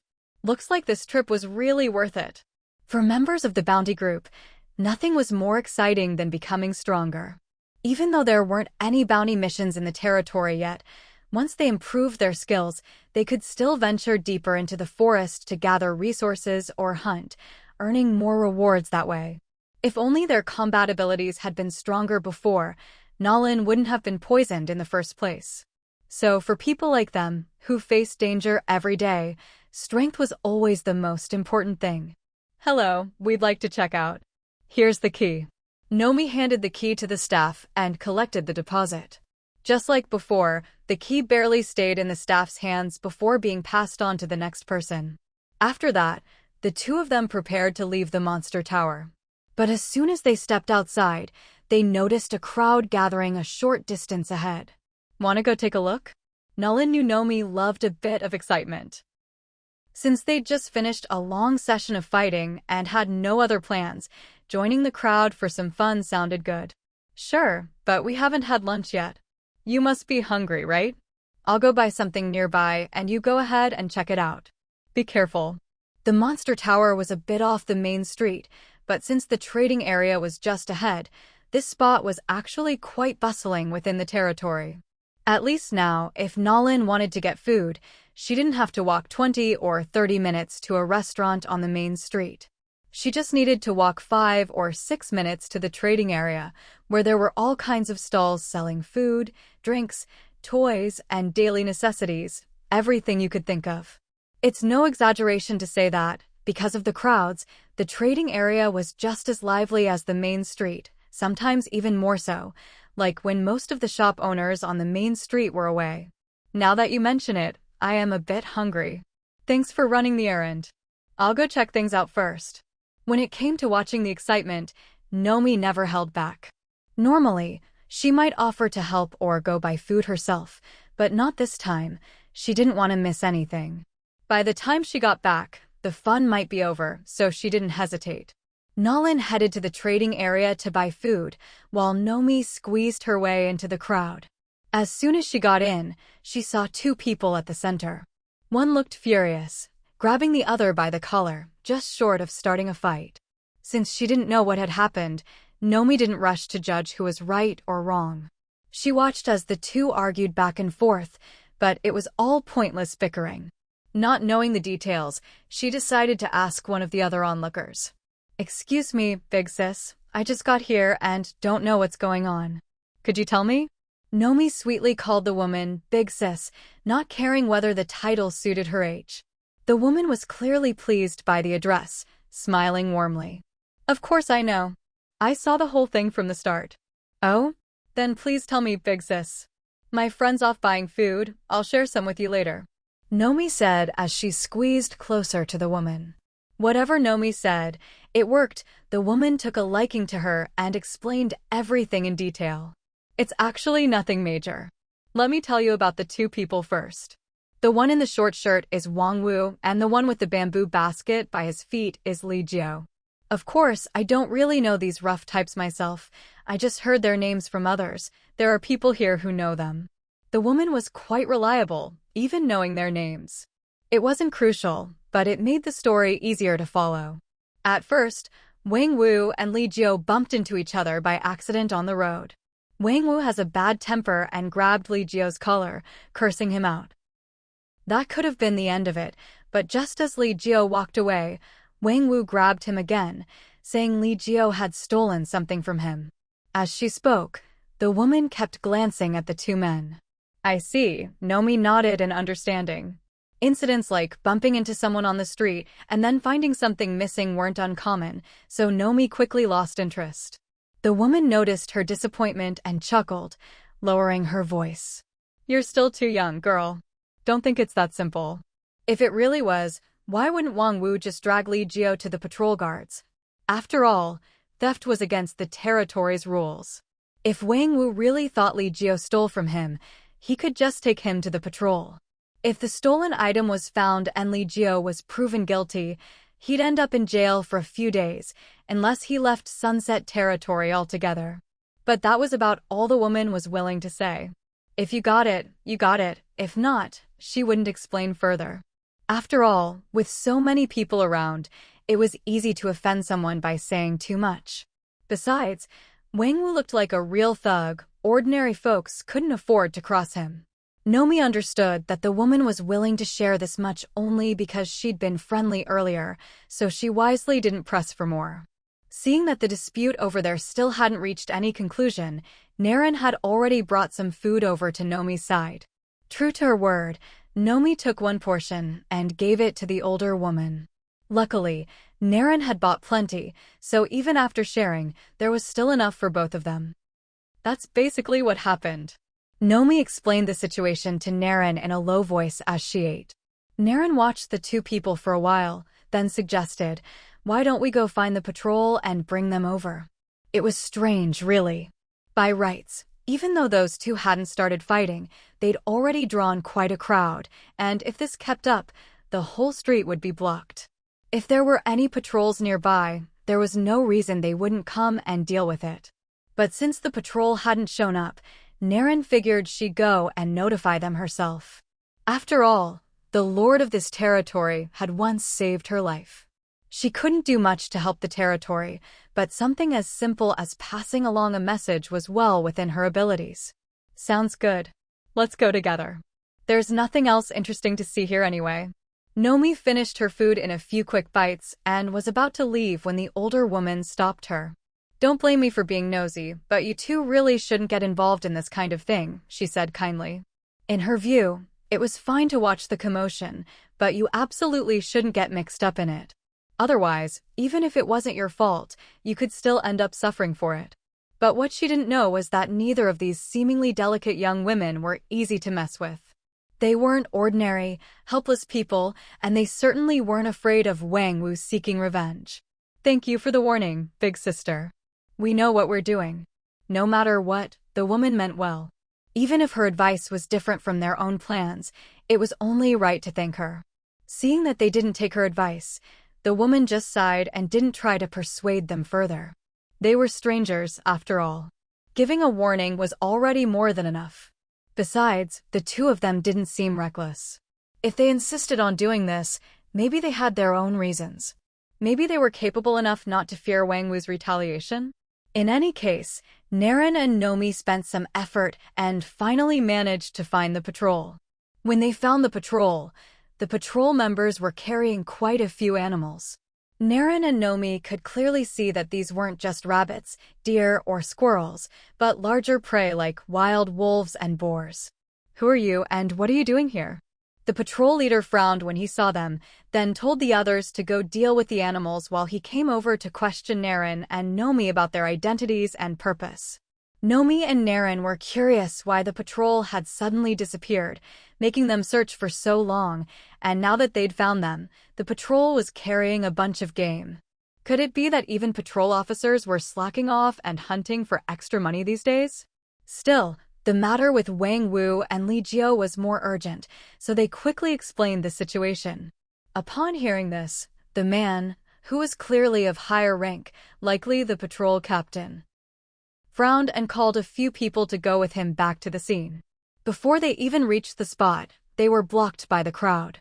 One of the patrol officers glanced around and muttered, "Isn't this the academy gate?" Nomi was momentarily stunned, but before she could answer, Naren spoke up, "That's right. The dispute is happening near the academy gate, but they haven't blocked the entrance. They wouldn't dare block the academy entrance, after all. This was a personal matter, and if it affected others, it would be much harder to resolve." The patrol team, including the captain, consisted of 3 people. They identified themselves, and the crowd made way for them. Thanks to the path opening up, Naren and Nomi, who had called the patrol, didn't have to squeeze through the crowd and could see what was happening inside. Originally, it had just been Wang Wu and Li Jiao, but now there was a young man in a brown vest as well. Naren and Nomi exchanged glances, both realizing that things had just gotten more complicated. Before they could figure out what was going on, the older woman who had explained things to Nomi earlier somehow appeared beside them again. "Did you two call the patrol over?" she asked in a low voice, as if worried about being overheard. Patrol officers wore special uniforms, so there was no need to recognize every face, just the clothes. Not only was this woman surprised that Nomi and Naren had actually called the patrol, but Nomi herself was surprised that this woman, who seemed so eager to avoid trouble, would dare approach them at a time like this.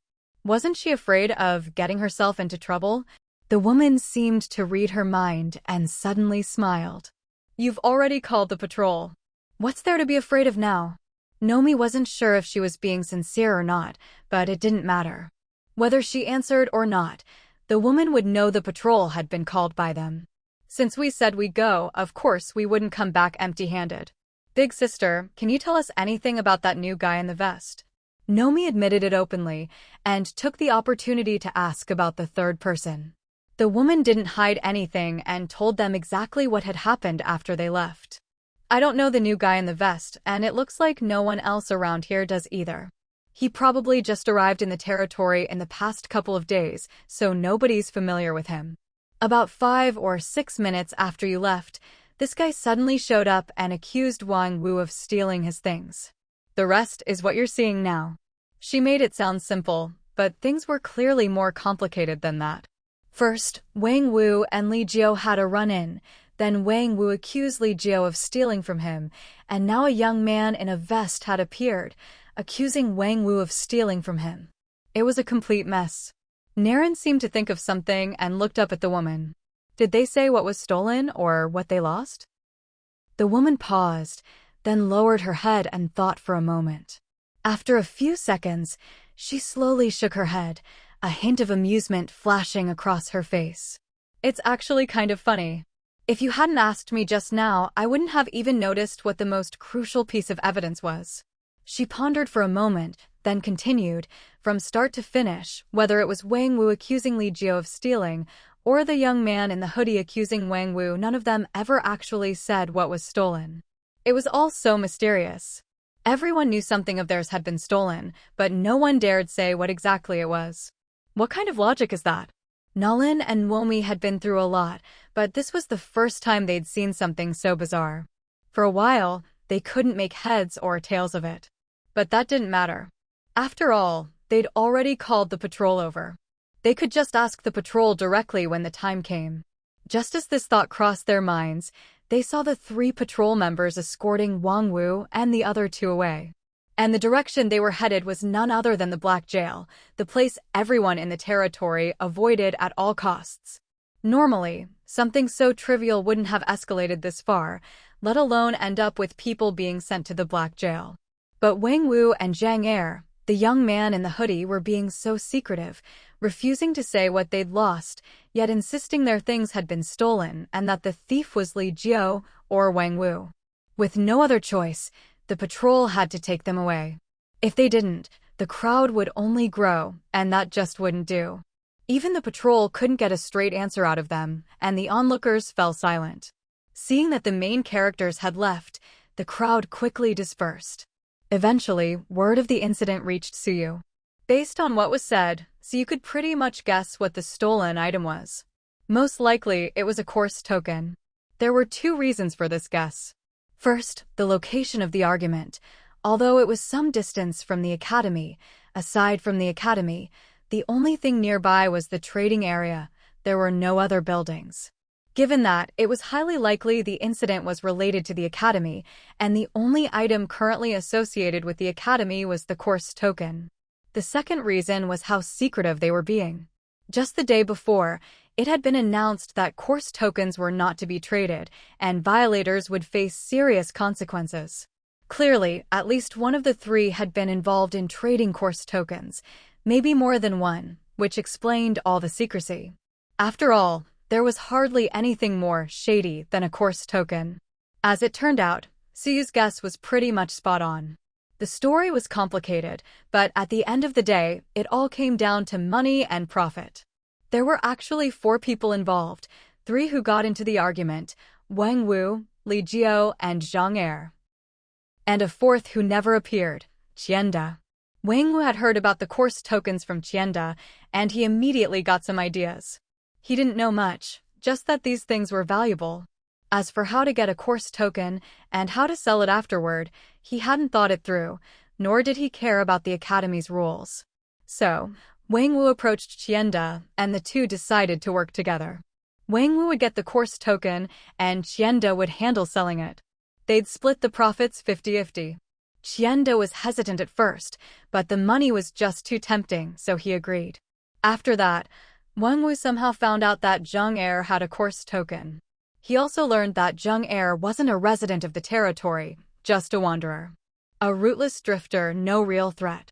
Plus, Zhang Er's room at the inn was just 2 doors down from Wang Wu's, so it was easy to keep an eye on him. Last night, Wang Wu sneaked into Zhang Er's room and stole the course token. The theft was so easy partly because Zhang Er hadn't bothered to hide the token at all. He just left it out on the table, as if anyone could just walk in and take it. Who knows if he was just careless or overly trusting of those around him. And although Zhang Er was a wanderer, he was quite sociable. In just a few days, he'd made a lot of friends in the territory, and last night he'd gone out drinking and chatting with them. With the token left out and Zhang Er not in his room, Wang Wu had the perfect opportunity to steal it. On top of that, Zhang Er came back drunk and barely conscious, so he didn't even notice anything was missing, and certainly didn't realize Wang Wu was the thief. The next morning, Wang Wu got up early and took the token to meet Qianda to discuss selling it. They'd agreed to meet near the academy, but while Wang Wu was waiting for Qianda, he bumped into Li Jiao. Although Wang Wu was bold enough to steal and ignore the territory's rules, he was still just an ordinary person. He knew he was doing something shady and felt guilty, so he was suspicious of everyone he met. He was used to sneaky business and recognized the old trick of bumping into someone and picking their pocket. He immediately checked his belongings, and sure enough, the course token was gone. So Wang Wu accused Li Jiao of stealing from him. But since he knew the thing that had been stolen was itself stolen, he didn't dare report it to the patrol. He'd wanted to settle things privately, but Li Jiao wasn't someone who could be pushed around. Sensing Wang Wu's guilt, he refused to leave with him and insisted on arguing in a public place, clearly trying to attract the patrol's attention. Unexpectedly, the patrol seemed to be busy with something else that day, and after waiting a long time, they still hadn't shown up. Instead, the original victim, the true owner of the course token, Zhang Er, finally arrived. Zhang Er had woken up from his drunken stupor to find his course token missing, so he went around asking about it. Sure enough, someone told him there'd been noise in the room across from his the night before, and Wang Wu lived right across from him. Zhang Er didn't know Wang Wu well, but he'd seen him around and could tell what kind of person he was. He immediately concluded that Wang Wu was the thief. So the argument between two people became an argument between three, giving rise to the classic scene. Wang Wu says Li Jiao stole from him. Zhang Er says Wang Wu stole from him. To be honest, if this had happened somewhere else, she would have just watched the drama for fun. But since it happened on her own territory, it was a different story. Not only could she not enjoy the spectacle, she also had to come up with a solution. After all, the incident had gotten quite big. Almost half the territory knew that someone had played a game of Russian dolls in front of the academy today. One person accused another of being a thief, then that person accused someone else, and so on. With such a messy situation, rumors would surely get exaggerated as they spread, and eventually, the truth that came out would be anyone's guess. So, besides resolving the matter between these four people and dealing with the issue of the course token, you also needed to make a public announcement to the entire territory. Rather than letting rumors run wild, it was better to officially clarify the truth. That said, what comforted Siu most about this incident was that, after questioning, Qianda admitted he hadn't found a buyer. In other words, the academy's rules were still effective. Otherwise, Siu had been wondering, with such strict rules in place, why were there still people like Wang Wu and Qianda? Now it seemed that such bold individuals were still a minority. Most people were still very afraid of breaking the academy's rules. Still, this incident served as a wake-up call for Suyu. Rules can restrain most people, but never everyone. Otherwise, there wouldn't be so many crimes in society. As the lord of her territory, Siu was essentially running a small society. She couldn't expect to completely prevent people like Wang Wu and Qianda from appearing, nor could she stop such incidents from ever happening. All she could do was raise the cost of breaking the rules as much as possible, making people feel that not only was it wrong, but it simply wasn't worth it. That way, the likelihood of serious incidents would drop significantly. Therefore, besides publicly clarifying the facts to prevent wild speculation, Siu also needed to announce the punishment and outcome of this incident. And since she was going to announce the punishment, it couldn't be too light, otherwise it wouldn't serve as a deterrent. But it couldn't be too harsh either, or people would start to fear the territory. What she wanted was for people to respect and have a healthy fear of the territory's rules, not to rule like a tyrant who solves everything with executions or cruel punishments, causing the people to lose faith and live in terror. After some thought, Siu decided that Qianda and Wang Wu would be assigned to clean the ranch for a month as punishment. It might sound easy, but it was actually quite tough. Recently, the first batch of animals at the ranch had matured and started breeding, so there were a lot of new animal babies. With more animals, more manpower was needed to care for them, and just cleaning up their manure every day took a lot of time. Plus, the job was dirty, tiring, and even risky. After all, animals with babies tend to be irritable. Other than Sid, no one else could get close to them. So if they weren't careful while cleaning and provoked the animals, they might even get beaten up. Because the job was so unpleasant, almost no one at the ranch wanted to do it. Usually, Sid had to specifically ask people to help and pay extra. Now, with 2 people who had broken the rules, she could assign them to anything and didn't even have to pay them. Besides cleaning the ranch during the day, they also had to spend half a month in the dungeon. After that, they'd be released to finish the remaining half-month of work. Only then would their punishment be complete. As for why the punishment lasted a month, it was because the animals at the ranch would finish giving birth over the course of about a month, from the first batch to the last. Once the month was over, they wouldn't be needed anymore. As for Zhang Er and Li Jiao, the former was the victim, and the latter was also an innocent party caught up in the mess. Li Jiao was considered a victim because it was later discovered that Wang Wu's pocket had a hole in it, and the course token had been in that very pocket. So, the token was most likely lost on the road, not stolen by Li Jiao. The token's whereabouts were now unknown, but Zhang Er had already been issued a replacement, and the old token was voided, so even if someone found it, it couldn't be used.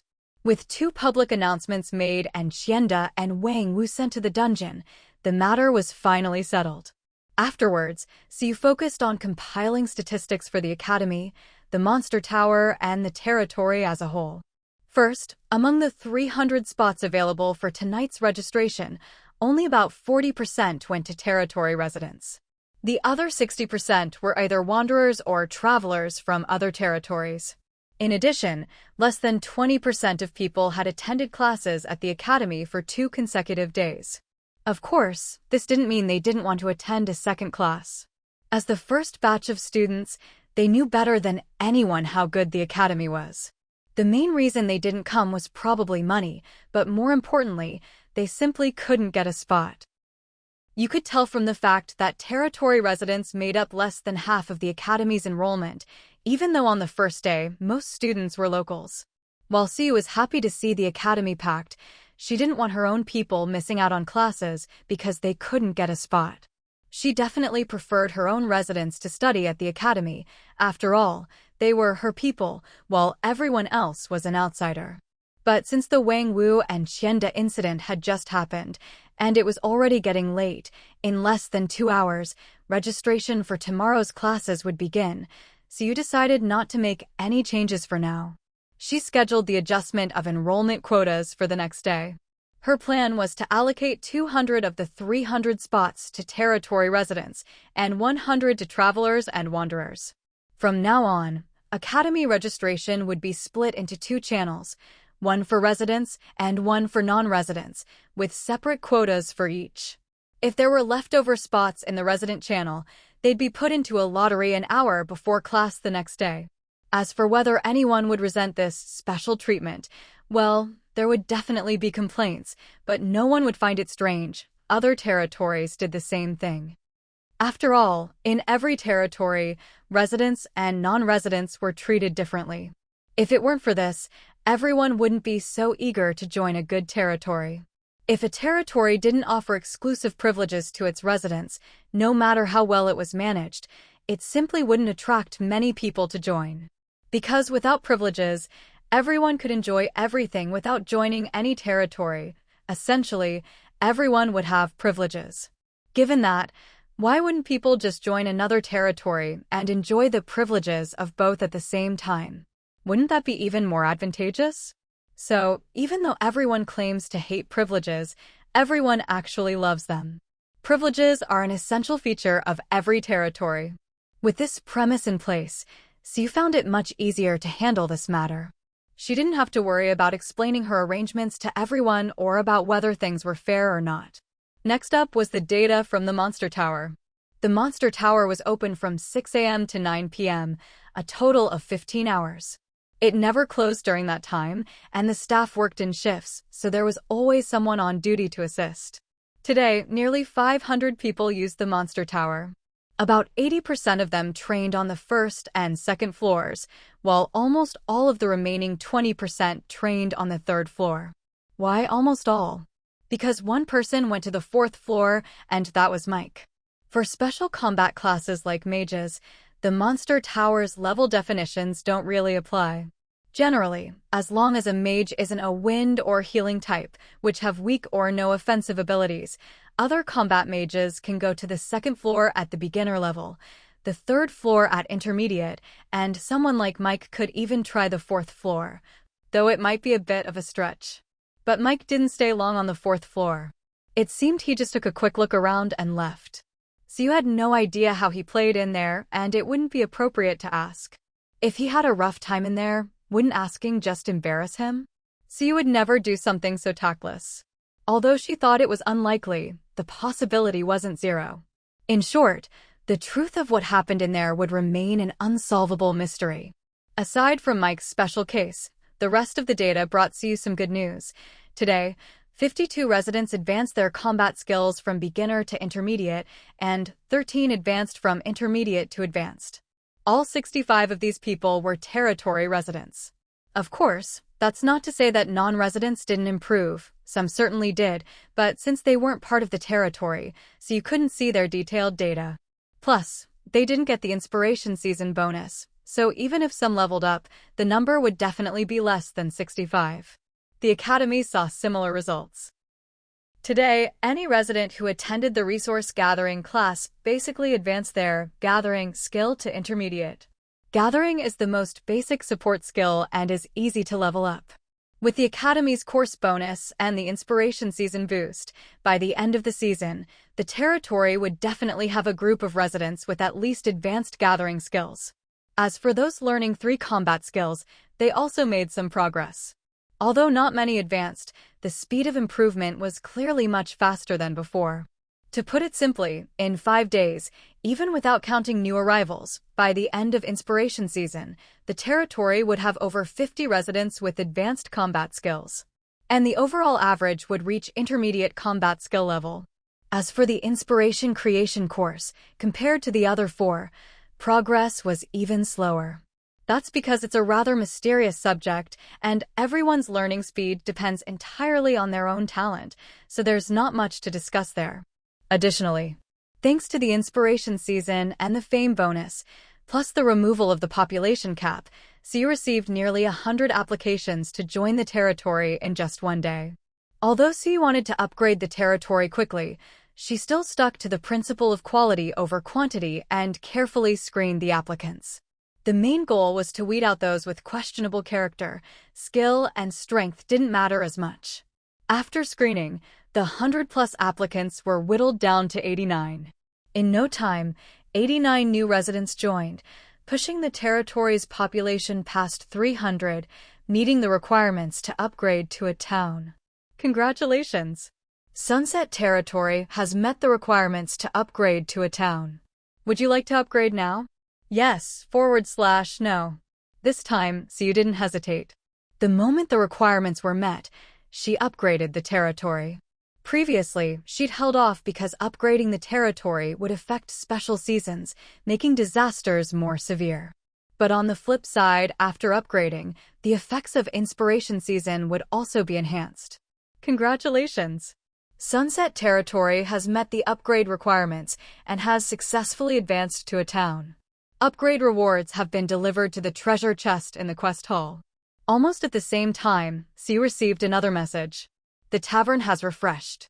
You may now go to the tavern recruitment point to select new residents to recruit. The last recruitment was 5 days ago, when she recruited Bai Chao.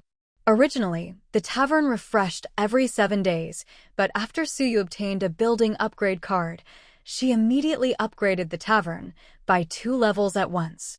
As a result, the refresh time dropped from 7 to 6 days, and the strength of potential recruits increased significantly. The number of available recruits also rose from 5 to 7. Now, it was almost impossible to find someone with only beginner skills in the tavern, even among mages. Additionally, a level 5 tavern had an overpowered feature. When recruiting, there was a chance that a resident would directly join the territory without Suyu having to personally invite them. This probability was affected by many factors, such as the person's skill level, personality, interests, territory level, reputation, and so on. Further tavern upgrades would not only increase the skill level of potential recruits, but also raise the chance of direct recruitment. If building levels weren't tied to territory level and average resident level, Suyu would have used all her building cards on the tavern already. After finishing her tasks, Suyu went to the quest hall, opened the treasure chest, and got some rather mediocre rewards.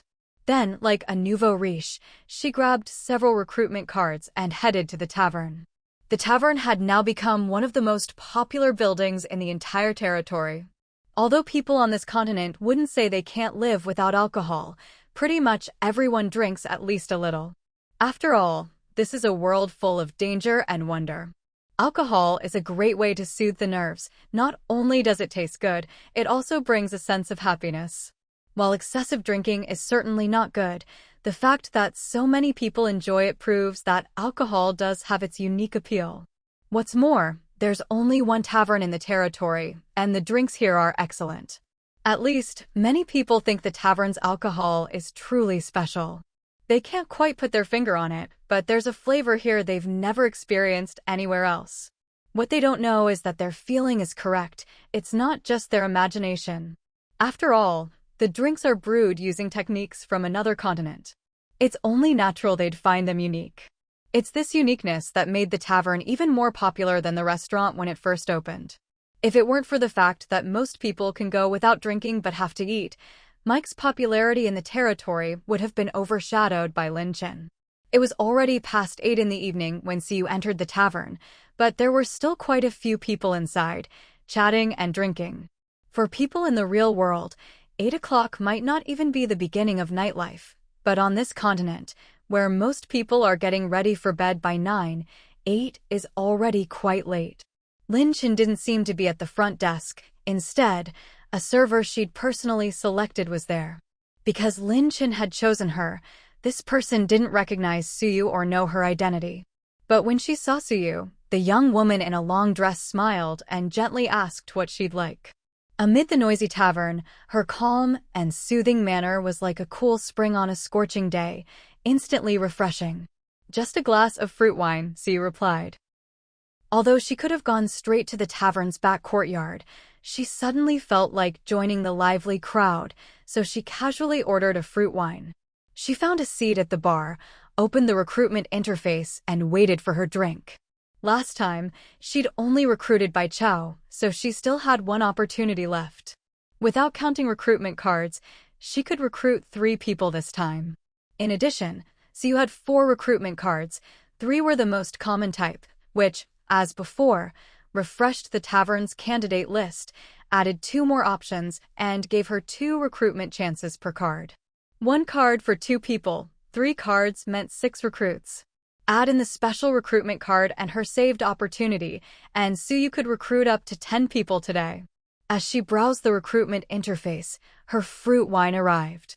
Along with the fruit wine, there was also a small bowl of ice cubes. Suyu's eyes flashed. Before the server left, she asked, "Where did this ice come from? Does the tavern sell ice?" There are no refrigerators on the continent. The only convenient way to make ice is with saltpeter, which you get from mining saltpeter-rich deposits. But Suyu knew for a fact that there were no such resources near the territory.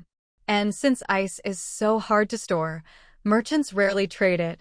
They might sell saltpeter, but not ice itself.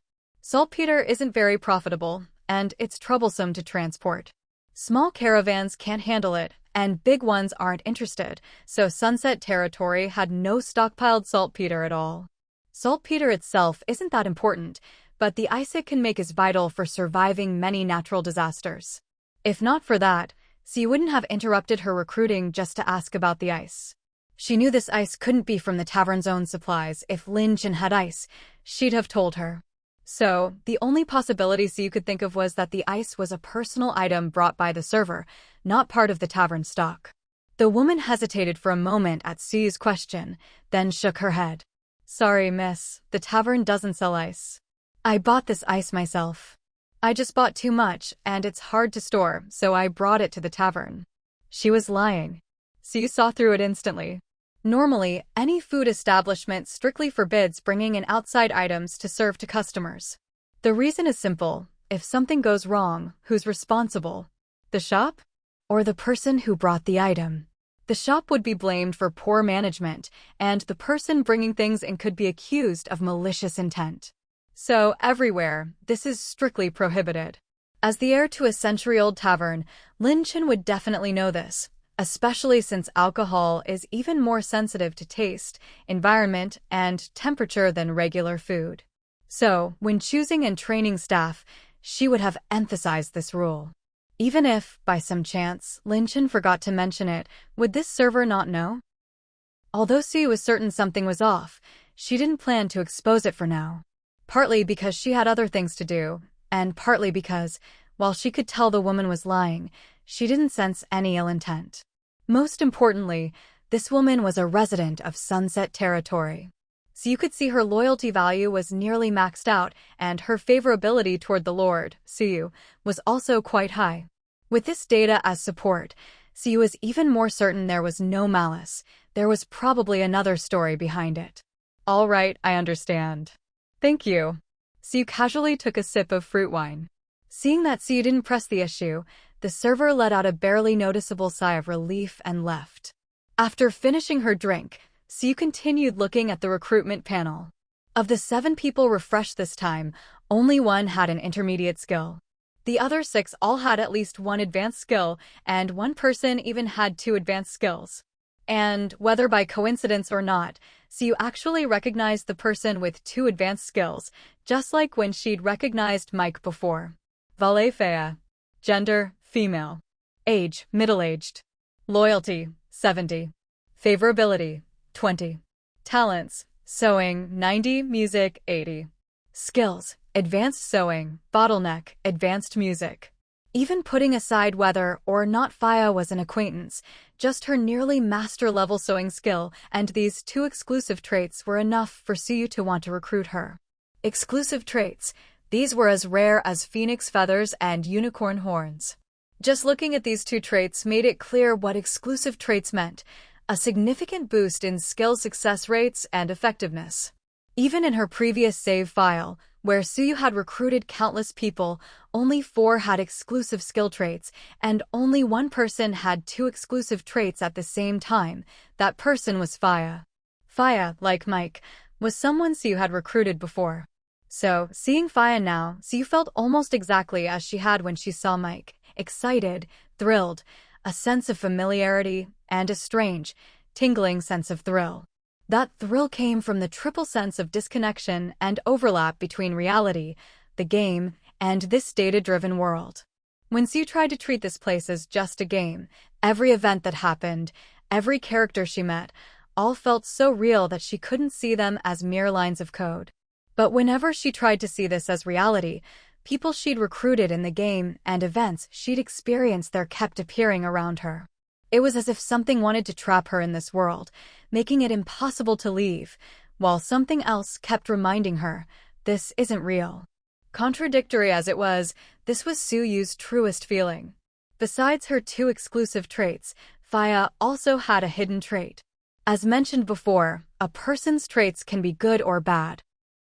The first 2 exclusive traits were clearly green, positive traits, so even without knowing what the hidden trait was, it was easy to guess it must be a red, negative trait.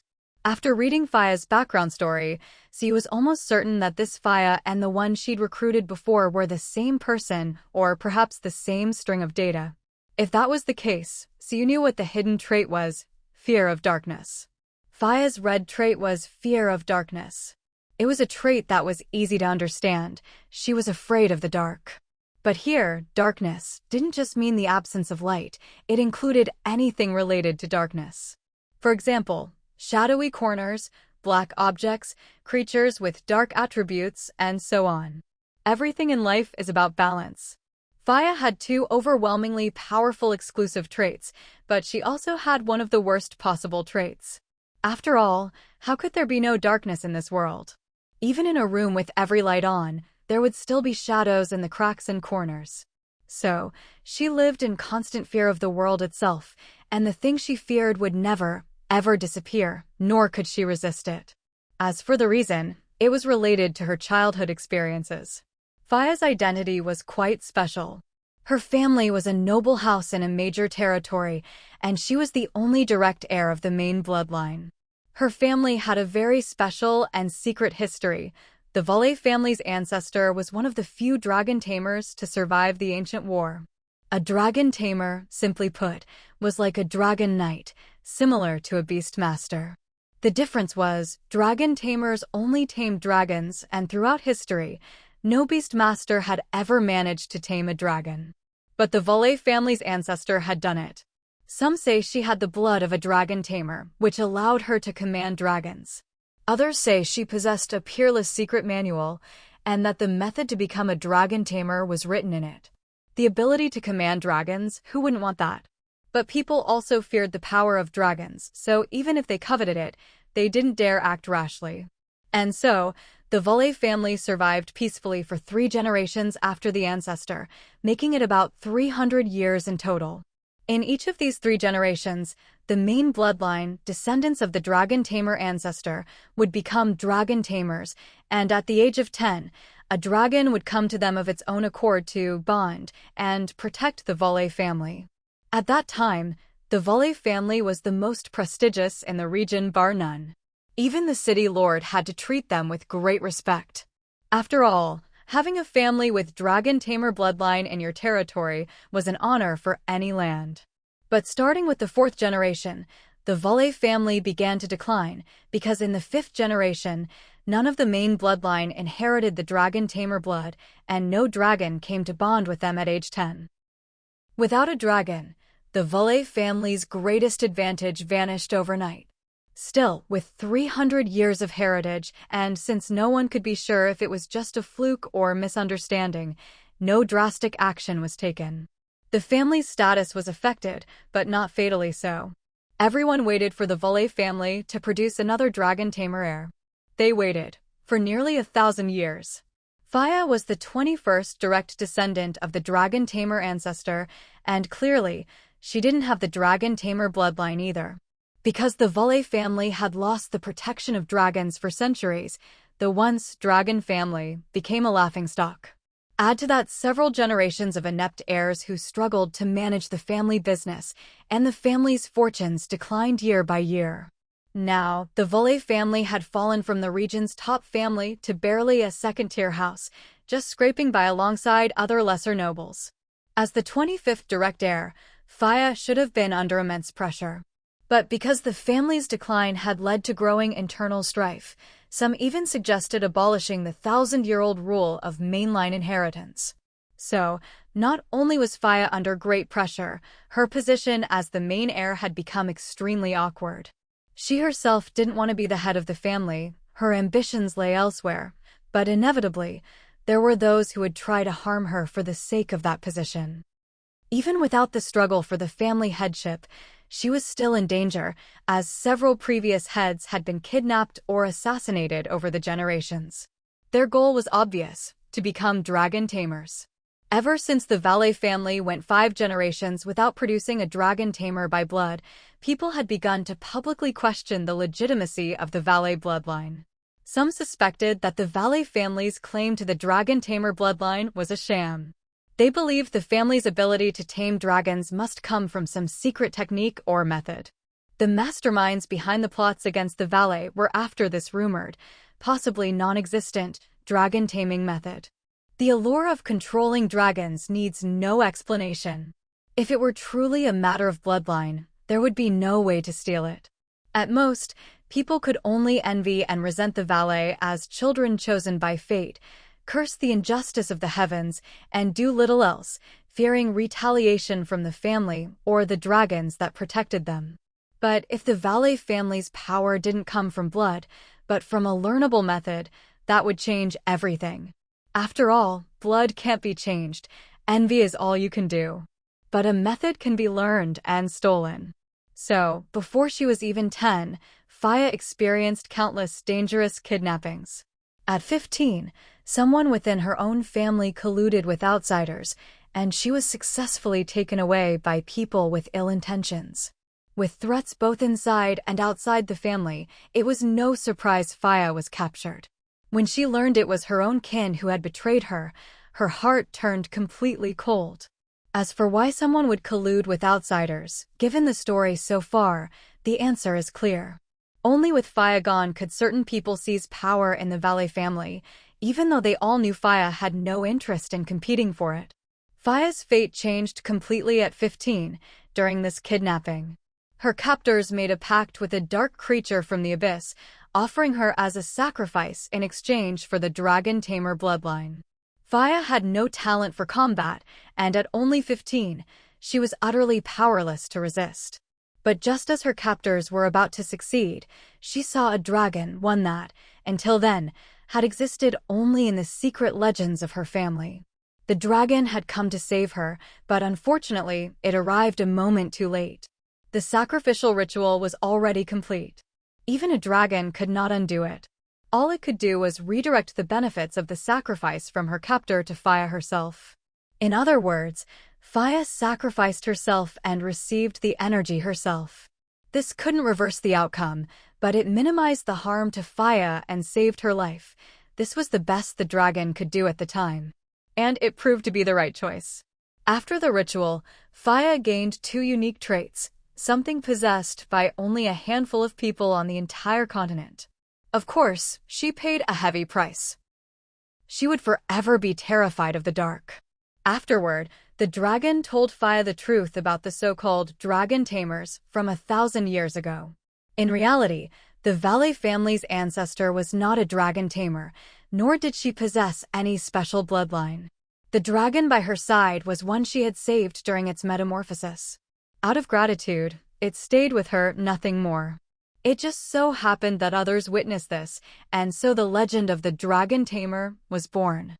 The dragons that protected the next 3 generations of the main family were simply fulfilling a request from the ancestor.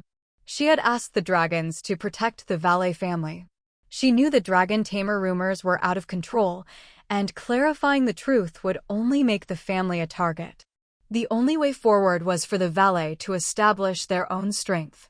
But putting down roots takes time, so she asked the dragons for protection spanning 3 generations. With 3 generations of protection, the Valet family should have had time to grow and surpass other families, or so she hoped. The dragon she had saved was of high status, so the dragons agreed. Unfortunately, while the Valet family did prosper for those 3 generations, once the dragon's protection ended, their decline was swifter than anyone expected. But by then, it no longer mattered, nor was it the ancestors' responsibility. She had done all she could, even securing the help of the dragons. If her descendants failed to live up to it, what more could she do? Faya was shocked when she learned the truth, just as Suyu had been when she heard it from the former Faya. That said, the dragons were still loyal and compassionate. Though they had promised to protect the family for only 3 generations, the dragon saved by the ancestor continued to watch over the Valet from time to time, though never openly. A dragon's abilities are far beyond those of ordinary humans, so unless it chose to reveal itself, no one would ever know. The dragon would only intervene if the Valet were on the brink of extinction. Over the years, the family had its ups and downs, but like a withered, decayed yet unyieldingly strong old tree, it never fell. No one expected, though, that while the family survived, the ancestor's only direct descendant would nearly die at the hands of her own kin. That was why the dragon saved Faya, because she was the ancestor's only bloodline, the one the dragons most needed to protect. The Valet family itself and its other members were merely incidental beneficiaries of this protection. As for their fates, the dragon did not care. So, after Faya was rescued and chose to leave the Valet family, the dragons also withdrew their protection completely. Afterward, thanks to her two unique traits and exceptional talent, Faya thrived even after leaving her family. Her life was even better than before. She opened a small sewing shop in a minor territory and lived a comfortable life. Aside from a certain shadow that made things inconvenient, nothing else troubled her. But perhaps due to bad luck, one day, decades later, she encountered someone from the Valet family, or rather, they discovered her. They secretly notified the family, hoping to bring her back. Warned by an employee at her sewing shop, Faya realized something was wrong. With no other choice, she abandoned the place she'd called home for over a decade and left once again. On the original recruitment interface, it only vaguely mentioned that Fia left her family for certain reasons. As for what those reasons were, if Siu hadn't recruited her before, she probably wouldn't have found out the truth until a year later. After all, it was only a year after recruiting Fia, after maxing out her favorability and successfully driving off the Valet family members who tried to secretly kidnap Fia, that Fia finally confided in her. But aside from her unique backstory, Fia herself was also particularly special to another person. Just thinking about the scene when those two meet made Siu inexplicably excited. Don't ask why, she just wanted to watch the drama unfold. As she imagined the scene, Siu recruited Fia, then picked two more people from the remaining candidates. Confirm recruitment of Valet Fia. Confirm recruitment of Qian Shuang. Confirm recruitment of Qian Shan. Valet Fia, Qian Shuang, and Qian Shan are on their way to your territory. Estimated arrival, within 48 hours. Qian Shuang was a female advanced rune master. Despite her young age, she already possessed high-level skills. Thanks to her exceptional talent for runes, she had a whopping 90 points in rune aptitude. On top of that, she had 80 points in carving talent and an intermediate carving skill. Runes and carving were complementary skills, and being naturally gifted in both allowed Qian Shuang to progress in runecrafting much faster than most people. The reason for recruiting Qian Shuang was simple: her skill set and talents were excellent, and her traits weren't bad either. More importantly, Siu had countless rune blueprints and needed a professional rune master to actually produce them. If she only had the blueprints, but no way to turn them into actual items, all that knowledge would go to waste. Although Siu could engrave runes herself, she was keenly aware that her abilities were limited. Without higher skill levels, she had to rely on upgrading intermediate runes just to engrave a single advanced rune. She really didn't have the ability to create top-tier runes. She'd already tried many times and used up a lot of materials, so there was no need to dwell on it. Qian Shan, on the other hand, was a male with advanced fishing skills. Notably, his fishing skill was already at its bottleneck. If he could arrive and join the territory soon, he might become the first master-level skill holder in Sunset Territory. Before reaching the master level, fishing was just fishing. But once you hit master, it was a whole different story. With a lucky rune, a fishing rod enchanted with luck, and fishing gear with luck attributes, if Siu herself wore the set, she could fish up 2 or 3 rare materials a day. Of course, whether those rare materials were actually useful was another question, but rare was rare, they could always be sold for money.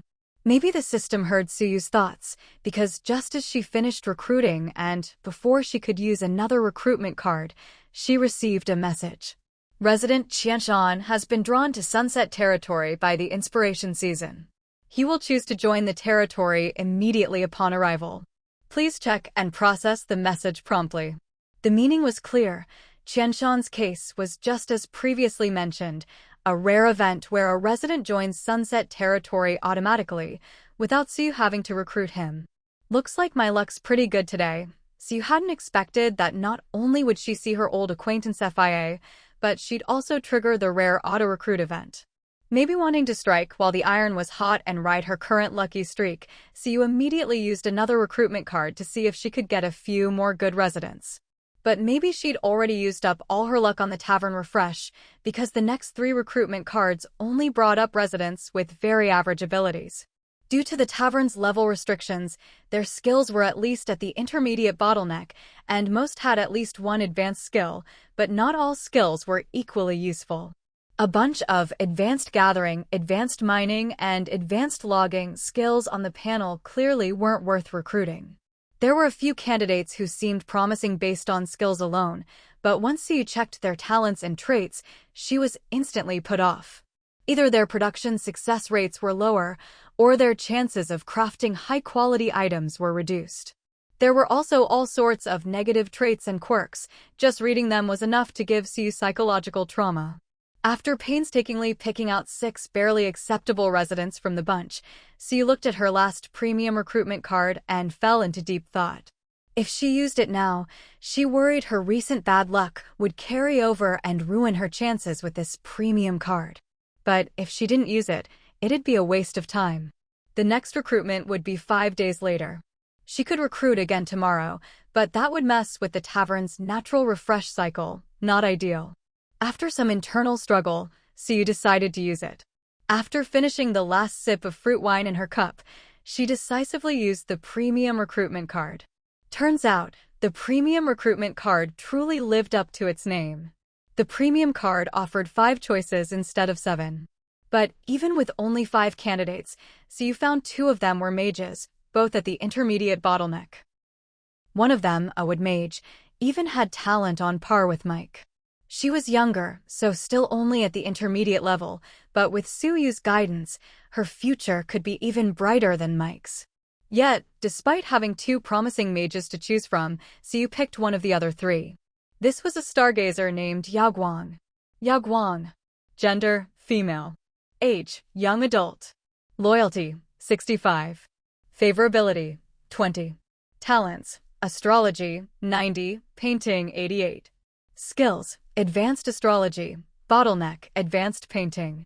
Traits, child of the stars, blessed by the stars, unusually lucky, stargazing eyes, deeper insight into astrology, frail, weak constitution, reduced stats, sickly, prone to illness. As the name suggests, a stargazer is a special profession that can analyze the future through the stars. Low-level astrologers, due to their lack of skill, can only glean a limited amount of information from their star readings. Because of the scant clues they can uncover, they often reach incorrect conclusions. As a result, in the eyes of outsiders, astrologers are basically seen as charlatans, frauds who spout nonsense. However, high-level astrologers are different. They can foresee the future like prophets, learning important information in advance and providing enormous assistance to the development of a territory. As it happens, Yaoguang is a high-level astrologer, and not just any high-level astrologer, but one who possesses 2 advanced astrology-related skills. That's why Siyu chose Yaoguang. Wizards are certainly rare, but they're not irreplaceable. Wizards mainly enhance a territory's combat power, but the absence of a wizard doesn't mean the territory will become helpless prey. Astrologers, on the other hand, are different. Their presence can potentially change the entire future of a territory, something countless wizards could never achieve. After all, wizards aren't omnipotent. They might be able to fend off man-made disasters, but they can't stop natural calamities. That's why Siyu gave up 2 wizards to choose Yaoguang.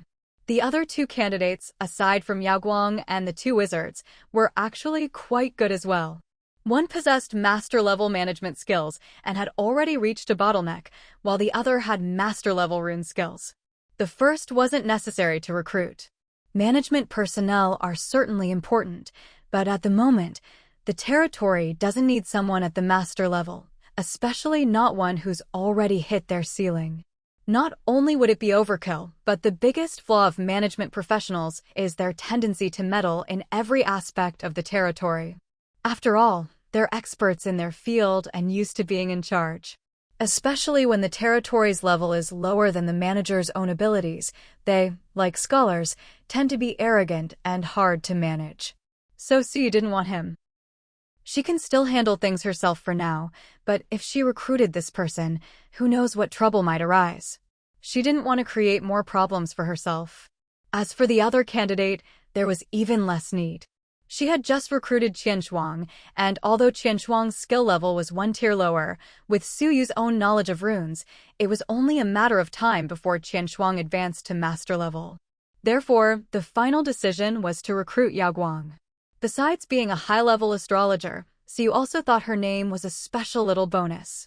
Because Yao Guang is actually the name of the seventh star in the Big Dipper, which fits perfectly with her profession.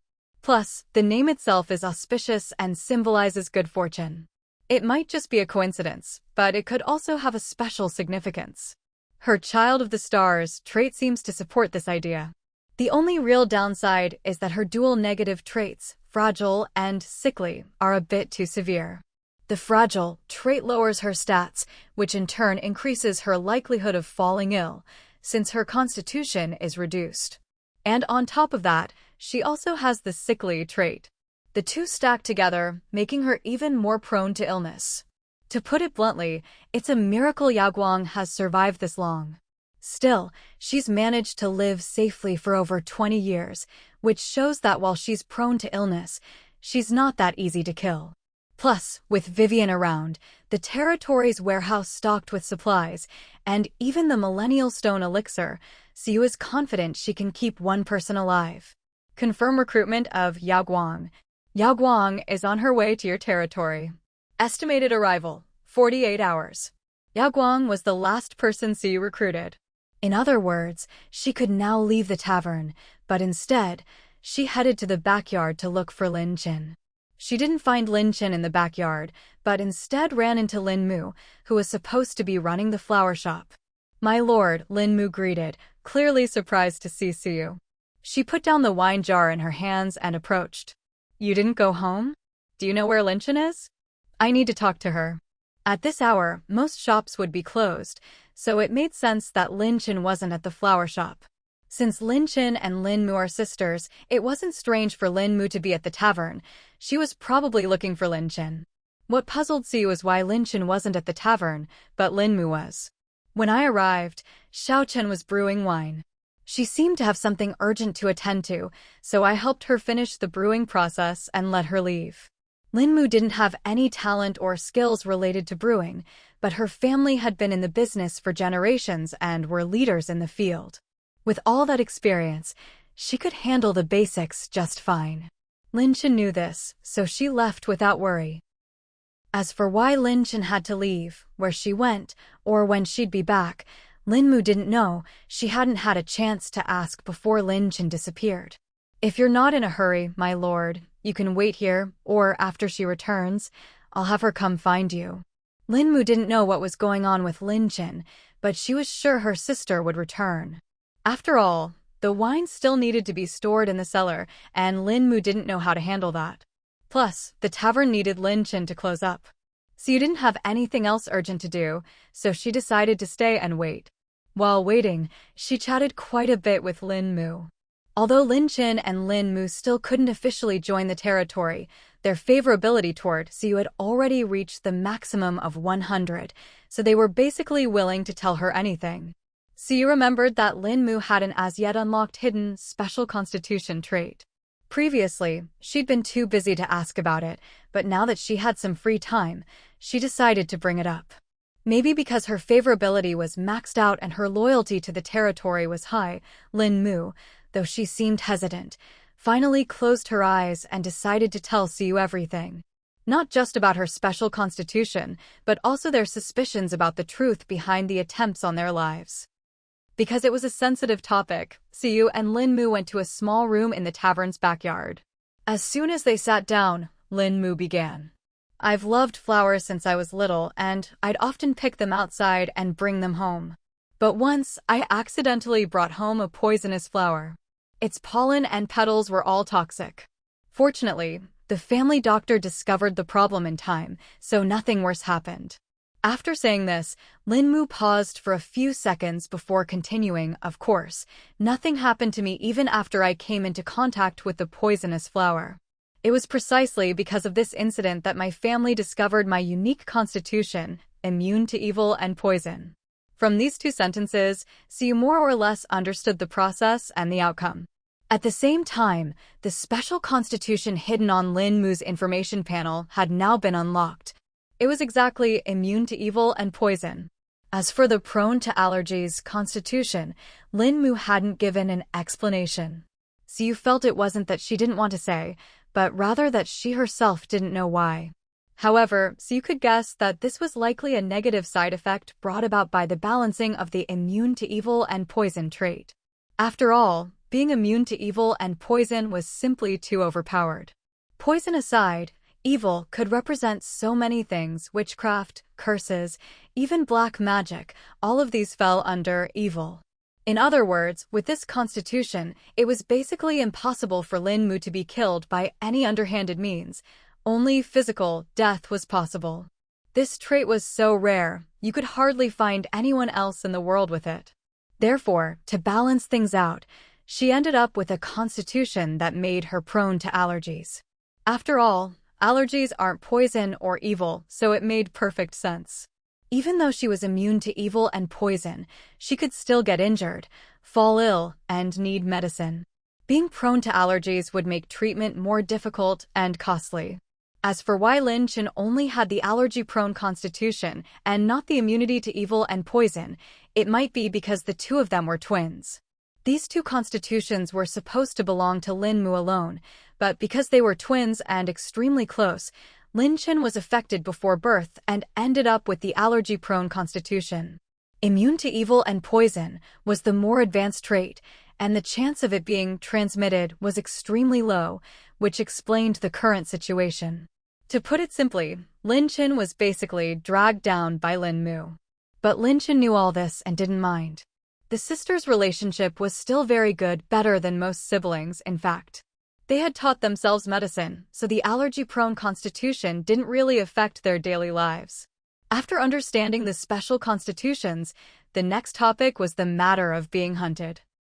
Because this was indirectly connected to Ding Ke and Chanyu, so you paid extra attention, even taking out paper and pen to take notes. Lin Mu was a bit bewildered by this. Although she didn't know why Siyu wanted to take notes, she didn't ask. After organizing her thoughts, she began to reveal the bloody scar in her heart. Our family, they were all killed because of me. Lin Mu's voice was heavy, the pain and vulnerability in it obvious. Just hearing this, Siyu felt she had already guessed what happened. Lin Mu said the Lin family was killed because of her, but it obviously wasn't as simple as that.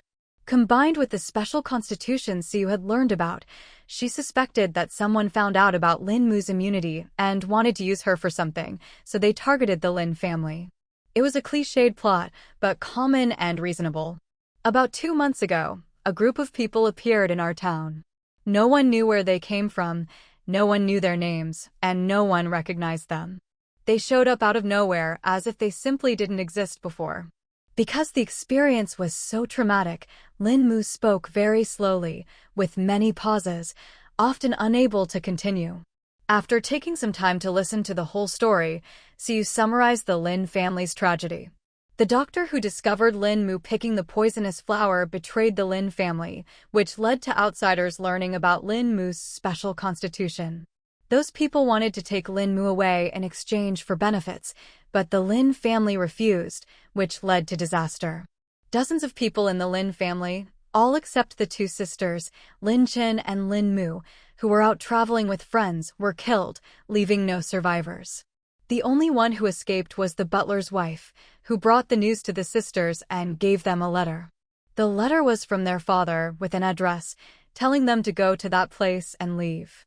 The pain and struggle they went through need not be mentioned. In short, when they arrived at the destination, they found a vast ocean. On the shore was a wooden cabin and a boat. Inside the cabin were some necessities, just enough for 2 people, as if someone had prepared it specifically for them. But perhaps their luck was bad. Just as they were about to leave by boat, they discovered the boat was broken. Helpless, they had to delay for a few days to prepare a new boat. Just as they bought the new boat, their whereabouts were discovered by that group. In desperation, they had to leave before they were fully prepared, which was why they capsized in a storm at sea and lost consciousness. But their luck turned again. Not only were they washed ashore, but they happened to be found by Siyu's group, who were clearing the sea area and were rescued. Although I don't know the whole truth, I do know that none of this was actually your fault. Seeing how upset Lin Mu was, Siu didn't try to comfort her, but instead calmly stated her own deduction. What's done is done. For someone like Lin Mu, comfort is useless unless the dead could come back to life. What hurt her most was the belief that her family died because of her. At first, Siu thought the same, but after thinking it over, she realized it didn't make sense. If those people were powerful enough to appear out of thin air and wipe out a whole family effortlessly, wouldn't it be easy for them to find Lin Qin and Lin Mu? In other words, if their real target was Lin Mu, they should have gone after her directly, not the Lin family, since Lin Mu wasn't even home at the time. So the biggest question now was, what was their real goal? It certainly couldn't have been Lin Mu. Have you ever wondered why your father told you to go to the seaside and leave by boat? Although she phrased it as a question, so you already had a guess. Father Lin definitely knew about the existence of other continents, and he knew how to get there. That boat was the means to reach another continent. Otherwise, there was no way to explain why he would tell Lin Qin and Lin Mu to set out to sea at that particular place, and how, even after a shipwreck, they still managed to reach Sunset Continent. A coincidence? So you didn't believe it. Lord Su, you mean? Lin Mu paused, her mouth a little dry. She paused for a few seconds, then continued, Are you saying that my father deliberately wanted us to come to this continent? Lin Mu wasn't stupid, in fact, she was quite clever. The reason she'd never considered this possibility before wasn't because she couldn't figure it out, but simply because she'd never thought to ask. The reasons for that were obvious. Anyone faced with such a situation would be at a loss, panicked and confused, their mind going blank, unable to make sense of anything. Even after calming down later, the whole experience was so overwhelmingly sad and hopeless that they wouldn't want to revisit it, let alone think too deeply about what didn't add up. That's also why Lin Mu had always firmly believed she was the one who got everyone into this mess. I thought the same as you. Otherwise, how else do you explain how you ended up here? You don't really think it was just a coincidence, do you? Lin Mu fell silent. She didn't feel any relief at the thought that the Lin family's destruction had nothing to do with her.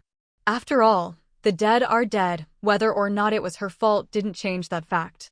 But now that she knew she wasn't to blame, she couldn't help but wonder what those people's real motives were. However, before she could work it out, Siu offered her own thoughts. Actually, there are 4 continents in this world. These 4 continents were originally one whole. Your father definitely knew about this. Otherwise, how could he have found the exact spot to cross over to another continent? Siu briefly explained the story of the continent's division, then brought the conversation back on track. Lin Mu listened and agreed. After thinking it over, she realized that must be the case. Her father did know a lot. But what did that have to do with the Lin family's destruction? Siu said, None of us have seen what those people are capable of, but if what your family's housekeeper's wife said is true, don't you think their methods are far beyond anything you'd expect to see on that continent? Although the Chaoyang continent hadn't been unlocked in the previous game, Siu had read in ancient texts that Chaoyang was a rather physical continent. In other words, that continent didn't have mages, enchanters, or repairers, people who relied on special energies, and whose abilities defied conventional science. So, to wipe out an entire family without anyone noticing, barring special circumstances or outside interference, the only explanation Siu could think of was that those people weren't natives of Chaoyang, but came from the Luori continent. In terms of sheer power, Luori was definitely stronger than Chaoyang. It was known for its deep cultural heritage and high level of knowledge. One continent leaned toward culture, the other toward martial strength. They weren't really comparable. But the differences were enough to produce this kind of result. For example, using methods completely out of reach for people from Chaoyang, they could crush a family with overwhelming force. Thank you for the reminder, my lord. I understand now. Lin Mu could see that Siu was helping her analyze the situation, and she was very grateful. She felt that, on her own, she never would have thought that others could cross over from the Luori continent to Chaoyang just like she had. The answer was so simple, yet she just couldn't see it, as if something was blocking her thoughts. No need to thank me. As the Lord, It's my job to help the people of my territory with their problems. This is nothing. Helping with small problems really wasn't a big deal, but clearly, this wasn't a small problem. After all, Siyu had already gotten some answers from the system. She knew that the events surrounding Chanyu, Jing Ke, and Lin Qin and Lin Mu were all indirectly connected. The connection was that someone wanted to restore the 4 continents to their original state, one unified land. So, aside from easing Lin Mu's worries, Siyu also wanted to get to the bottom of things and gather more clues. For example, the Lin family might have held the method, an item, or a clue needed to merge the continents.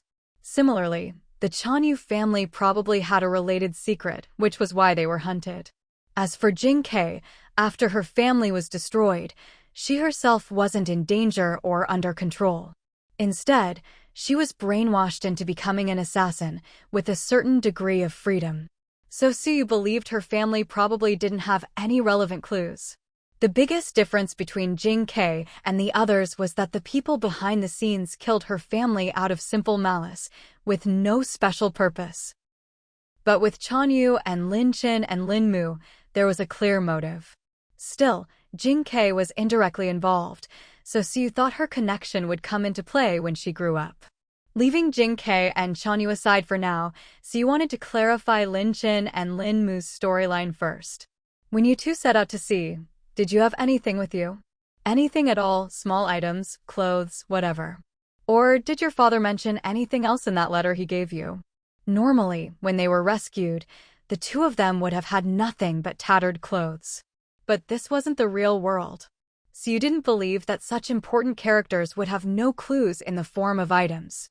She also knew that some hidden storylines had to be triggered in time. If you waited too long, it might be too late. Seeing Siyu suddenly turn serious, Lin Mu put aside her negative emotions and tried hard to recall what had happened. Unfortunately, she couldn't think of anything. Just as Siyu was feeling puzzled and disappointed, Lin Qin, who had rushed out earlier, returned. "Amu, are you in there? I've put away the wine. We can go home now." Lin Qin didn't know Siyu was there, so she only called out Lin Mu's name when she knocked. Lin Mu glanced at Siyu, then got up to open the door. "Hey, why are you in this room?" "Huh? My lord, you're here too." Lin Qin was a bit confused as to why Lin Mu was in this room. It was basically a storage closet, full of stuff, and not particularly comfortable. With all the space outside, there was no reason to squeeze in here. But when she saw Siyu, all her questions vanished. "Don't go just yet. I have a few questions for you," Siyu said, clearly wanting to ask Lin Qin the same thing she'd just asked Lin Mu. Although Siyu didn't get any answers from Lin Mu, she firmly believed in her own theory. She was convinced there must be a clue she could follow, so she decided to ask Lin Qin as well. When Lin Qin heard Siyu's question, she looked a little confused, but still came over. Lin Mu briefly recapped what she and Siyu had discussed earlier, and then Siyu asked Lin Qin the same question. "Before you left home, or at any time, did your father ever mention anything unusual? Or did you take anything with you when you left?" These little details might be related to the truth behind the Lin family's destruction. Siyu listed several possibilities, and the sisters tried to recall anything along those lines. Unfortunately, another 10 minutes passed, and they still came up empty-handed. Siyu noticed that the sisters seemed even more anxious than she was. After all, she told them this was connected to the truth behind the Lin family's downfall. Of course they'd be anxious. But if they really couldn't remember any clues, there was nothing to be done. Seeing that it was getting late, Siyu wasn't in a rush to get answers tonight, so she told them to relax and go home to rest. "This isn't something that needs to be solved immediately. If you think of any clues, you can come find me anytime. It's late now, so go get some rest." Lin Qin and Lin Mu nodded, and the three of them left the tavern together. After leaving the tavern, Siyu didn't return to the city lord's mansion, but instead went to the warehouse to check the supplies the patrol guards had brought in that day.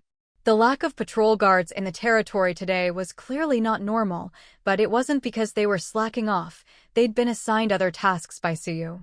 That morning, quite a few residents had reported that there seemed to be more wild beasts around the territory. They'd noticed because, during the night, they kept hearing the sounds of animals moving about, which kept them up all night.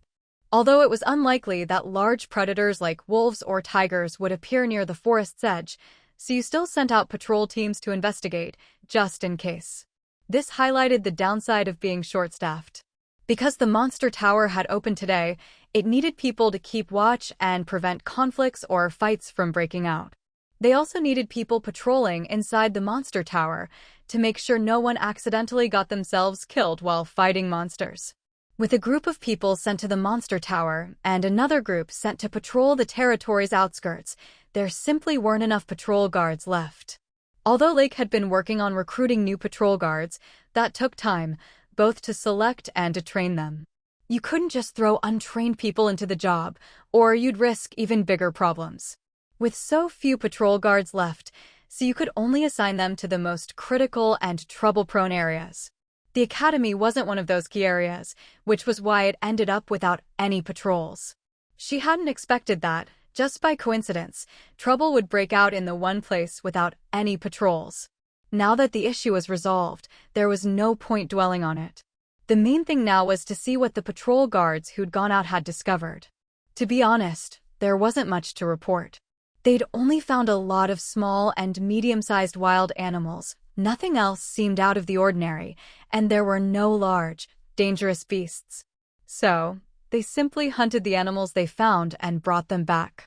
Still, even though there were no large beasts, the sheer number of these animals was surprising. Just one pack of wild dogs had more than a dozen animals. There were over a dozen other beasts about the same size as the wild dogs, and more than 30 smaller creatures. Looks like a beast tide really is coming, that was Suyu's thought as she finished tallying up the haul. Otherwise, there was no reasonable explanation for why so many wild animals would suddenly appear at the forest's edge. Suyu had good reason to suspect that today's events were a warning sign. After all, inspiration season wasn't over yet, and normally, a beast tide wouldn't happen during the season of harmony. The name itself says why. But inspiration season only lasts 5 days. So you figured those 5 days were meant to give her time to prepare for the beast tide. Even though that wasn't much time, she'd already gotten most of the preparations done. The blueprints for those combat machines from before would be a huge help against the beast tide. At the same time, inspiration season would greatly boost the territory's fighting strength. Unless this beast tide was much harder than usual, there shouldn't be any risk of being overwhelmed. Day 51 of datafication. The monster tower and the academy were both still packed, and people were even more enthusiastic about these two buildings than before. Because the monster cages in the monster tower were limited in level, there was no way to increase capacity, so it was always full. But the academy, thanks to the territory's level up, its expanded curriculum, and the growing number of students, had met the requirements for an upgrade, so Suyu upgraded it that very night. After the upgrade, the Level 2 Academy couldn't increase the number of students a single teacher could handle per class, but it did add 5 more staff slots and refreshed the recruitment pool. If Suyu used all 5 slots to hire teachers, the Academy's daily student capacity would jump from 300 to 600. But that was just a possibility. Suyu didn't plan to use all 5 slots for teachers like she had before. This time, she intended to use some of them to hire staff. Staff at the academy could do a lot: improve course quality, boost teachers' abilities, shorten class times, lower maintenance costs, reduce teacher salaries, and so on. She hadn't hired staff before because there weren't enough slots. Even now, 300 slots weren't really enough, but 600 might be too many. After all, she was planning to give some special privileges to the residents of Sunset Territory, making it easier for them to get into the academy. With that in mind, there was no need for the academy to accommodate everyone, just enough to meet the demand from those who actually wanted to study. Next came the task of improving the quality of courses and accelerating the pace of learning, so that everyone could enhance their skills and abilities more quickly. After careful selection, Suyu chose 2 teachers and 3 staff members. The 2 teachers would be responsible for endurance training and speed training.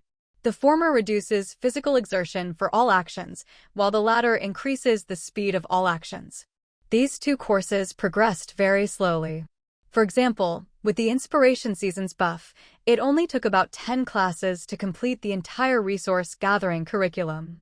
But for these two courses, it would take at least 30 classes to reach 80% completion. As for the final 20%, it couldn't be achieved through classes alone. Only through consistent practice could one reach 100%. Endurance and speed were both fundamental attributes, the hardest to improve, but also the most impactful and powerful once enhanced. After all, these two courses were much more widely applicable than resource gathering. Whether combatants or non-combatants, everyone could benefit from them. Aside from the two teachers, the remaining 3 slots were used to recruit staff. These 3 staff members were a janitor who could boost learning speed, a teacher's assistant who could slightly improve course quality, and a gatekeeper who could accelerate the academy's upgrade speed. Once the 5 recruits were finalized, they would report to the academy the next morning, just like the first batch of teachers. During this time, CU also posted an announcement introducing the new courses, specifying the registration time, fees, and available slots. For the previous 5 courses, the registration limit would take effect starting from the day after tomorrow's classes, with sign-ups opening tomorrow night. But these 2 new courses were different.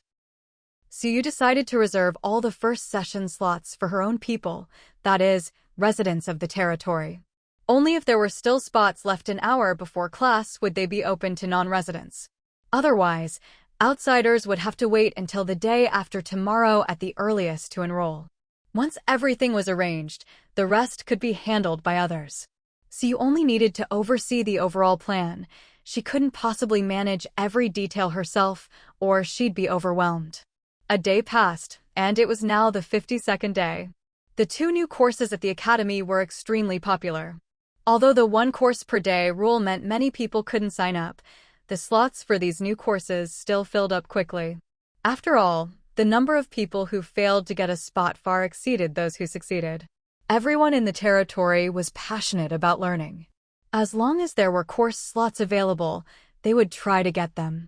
CU had initially worried there might be leftover spots for these 2 training courses, but in the end, with 3 sessions a day and 60 slots, not a single one was left. Both courses were like this. Although only territory residents could sign up, everyone could see the academy had new offerings. This made outsiders envy the residents of Sunset Territory even more. After all, while outsiders scrambled to register every day, almost every resident had a chance to learn.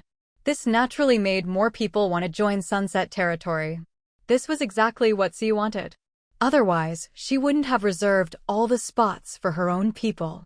Besides helping her residents improve, she also wanted outsiders to see the tangible benefits of joining Sunset Territory. With this incentive, CU received nearly 100 new applications in just half a day. This time, she wasn't in a hurry to approve them. Previously, she'd rushed because she wanted to upgrade the territory. But now that it had reached the town level, further upgrades required 500 people and 8,000 prosperity points. Currently, the territory had just over 6,700 prosperity points, still a long way from 8,000. So even if the population requirement was met, she couldn't upgrade yet. There was no need to rush new people in. She knew they were anxious, but she still intended to make them wait. After all, these applicants only wanted to join for the academy slots, and their loyalty and other attributes weren't high. Most existing residents, on the other hand, were very loyal. So CU wouldn't prioritize newcomers over veterans. Meanwhile, the 10 people CU had recruited from the tavern a couple of days ago had also started arriving at the territory.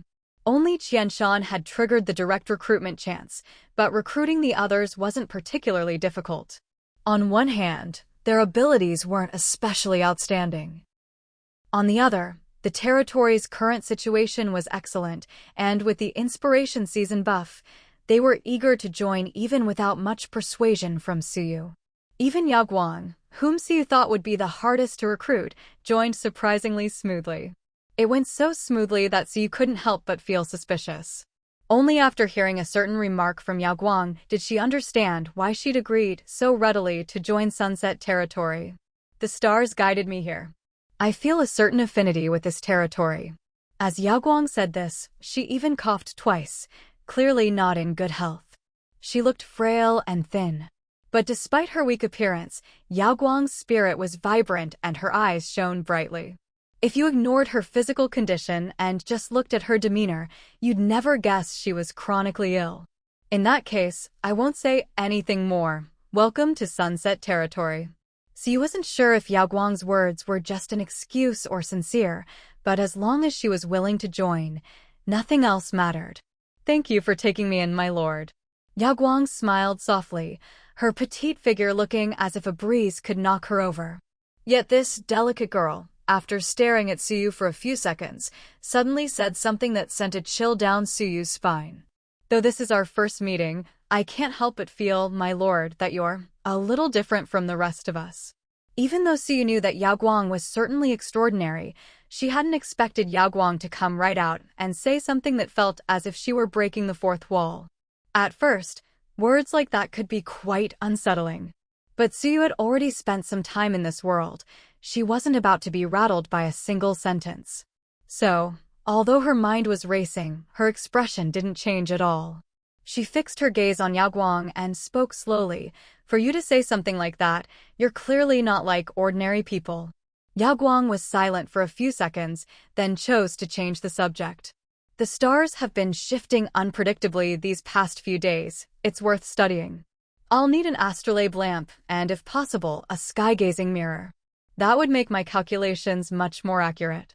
I'll have someone prepare those for you as soon as possible, Xi replied. She could tell Yao Guang was steering the conversation away, but she didn't press the issue. Having successfully recruited Yao Guang, the next step was to arrange a place for her to stay. Xi had already thought about this before Yao Guang arrived in the territory, so she didn't need to deliberate. She made her decision right away. You'll live here from now on. What do you think? Xi asked. The room next door belongs to a healing-type mage. Besides magic, she's also skilled in medicine, but she spends most of her days at the clinic. If you ever feel unwell, you can go to her. There was always plenty of space in the residential area of the territory, so for rare professions like Vivian's, even if they hadn't paid extra to buy out the whole floor, Xi would do her best not to assign them a roommate. Call it favoritism or special treatment if you like. People with that kind of skill and value deserved it. But Yao Guang was different. Given her health, it was best if someone could look after her. Vivian might not be the perfect choice, but she was the best option available for now. Yao Guang hadn't expected Suyu to make such arrangements. She thanked Suyu, but declined. Thank you for your consideration, my lord, but I prefer living alone. Yao Guang didn't seem surprised that this small, not particularly prosperous territory had a mage. Her calm attitude made it seem as if she'd known all along. Xi wasn't surprised by her refusal. Some people just don't like sharing their space, and Yao Guang clearly had her secrets. In that case, I'll arrange a vacant room for you instead. Xi didn't dwell on it. There were plenty of empty rooms. Soon, she found another one, and after Yao Guang checked it out and was satisfied, it became hers. By the way, what's the name of that maid you mentioned earlier? Although Yao Guang had refused to live with Vivian, she seemed interested in her. Her name is Vivian. She's quite young, but very capable. Her temper can be a bit odd, though. Even if you're not living together, you can still go to her if you need anything. Vivian was nearly of age, but not quite, so to Yao Guang, she really was still rather young. As for her temper, Xi knew Vivian had self-control, but just in case, she wanted to warn Yao Guang, mainly to avoid startling her. Ordinary people didn't matter so much, but she didn't want to scare Yao Guang off. It's fine. I rarely go out, except when the stars converge at night. After all, Yao Guang was an astrologer, not a prophet. She couldn't know exactly what Xi meant by odd temper. Maybe she just thought Xi was talking about some girlish quirks, but that didn't matter. Seeing that Yao Guang didn't really get it, Xi didn't bother to explain further. It was too complicated to clarify, and if she didn't do it well, it could cause misunderstandings. She'd rather spend her time giving Vivian a heads up. After a bit more small talk, Yao Guang went into her room to rest. Although no one had lived there before, the room was fully furnished for convenience, so Yao Guang could move in right away without needing to prepare anything extra. After that, Siu went to check on the other 8 new residents besides Faya. From what she could see, everyone seemed quite satisfied with the territory. Their favorability and loyalty scores had all increased to some extent. Siu kept track of everyone's initial stats and any changes, so she could clearly see whose numbers had gone up the most. Of course, a bigger increase didn't necessarily mean absolute loyalty, and a smaller one didn't mean disloyalty, but the data was useful as a reference. At the very least, all else being equal, Siu would rather give promotions or benefits to those whose loyalty had increased the most. After checking in on them, Siu told them about the academy and the season of inspiration. Whether they wanted to go was up to them. But judging by their reactions, everyone seemed quite interested. They all came to Siu to ask about the academy, eager to give it a try. Siu didn't explain much, just told them to visit the academy themselves for more information. She was the Lord. While she did recruit residents, she wasn't their tour guide or nanny. She didn't need to answer every question for them. After leaving their residences, Siu headed to the post station to find the only one of the 10 newcomers who hadn't yet chosen to join the territory. That was Faya. It wasn't surprising that Faya hadn't joined. Given her past, she was never going to settle down in one place for long. After leaving the Valet family, something must have happened to bring people who had disappeared from her life for over a decade suddenly back into it. If it was just that those people regretted their actions and wanted to make amends, Faya wouldn't believe it. She wasn't a 3-year-old child. So, to avoid being tracked by the Valet family, Faya's plan was clearly not to join any territory for now, to slowly put distance between herself and the Valet family's sphere of influence, and then find a place to settle down. If Siu wanted to persuade Faya to stay, she'd have to help her deal with the Valet family, just like before, helping Faya drive away those who were after her. If Siu could convince Faya that she could handle the Valet family, Faya might not immediately agree to join, but at least she wouldn't leave right away.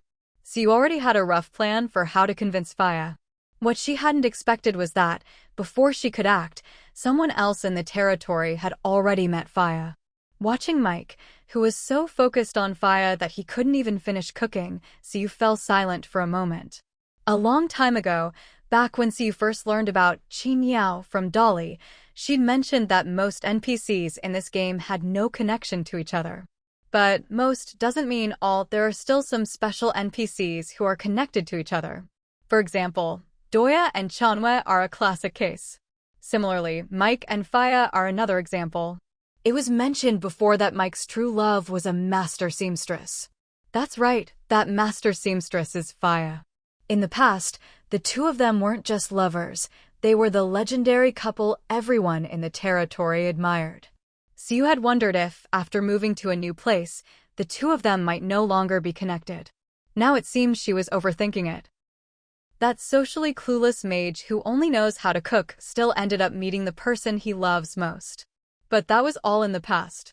In the current storyline, Faya doesn't know Mike at all, and the idea of them being a legendary couple is pure nonsense. To keep Mike from scaring Faya off, Siu went straight up to Faya, greeted her, introduced herself, and then took her away.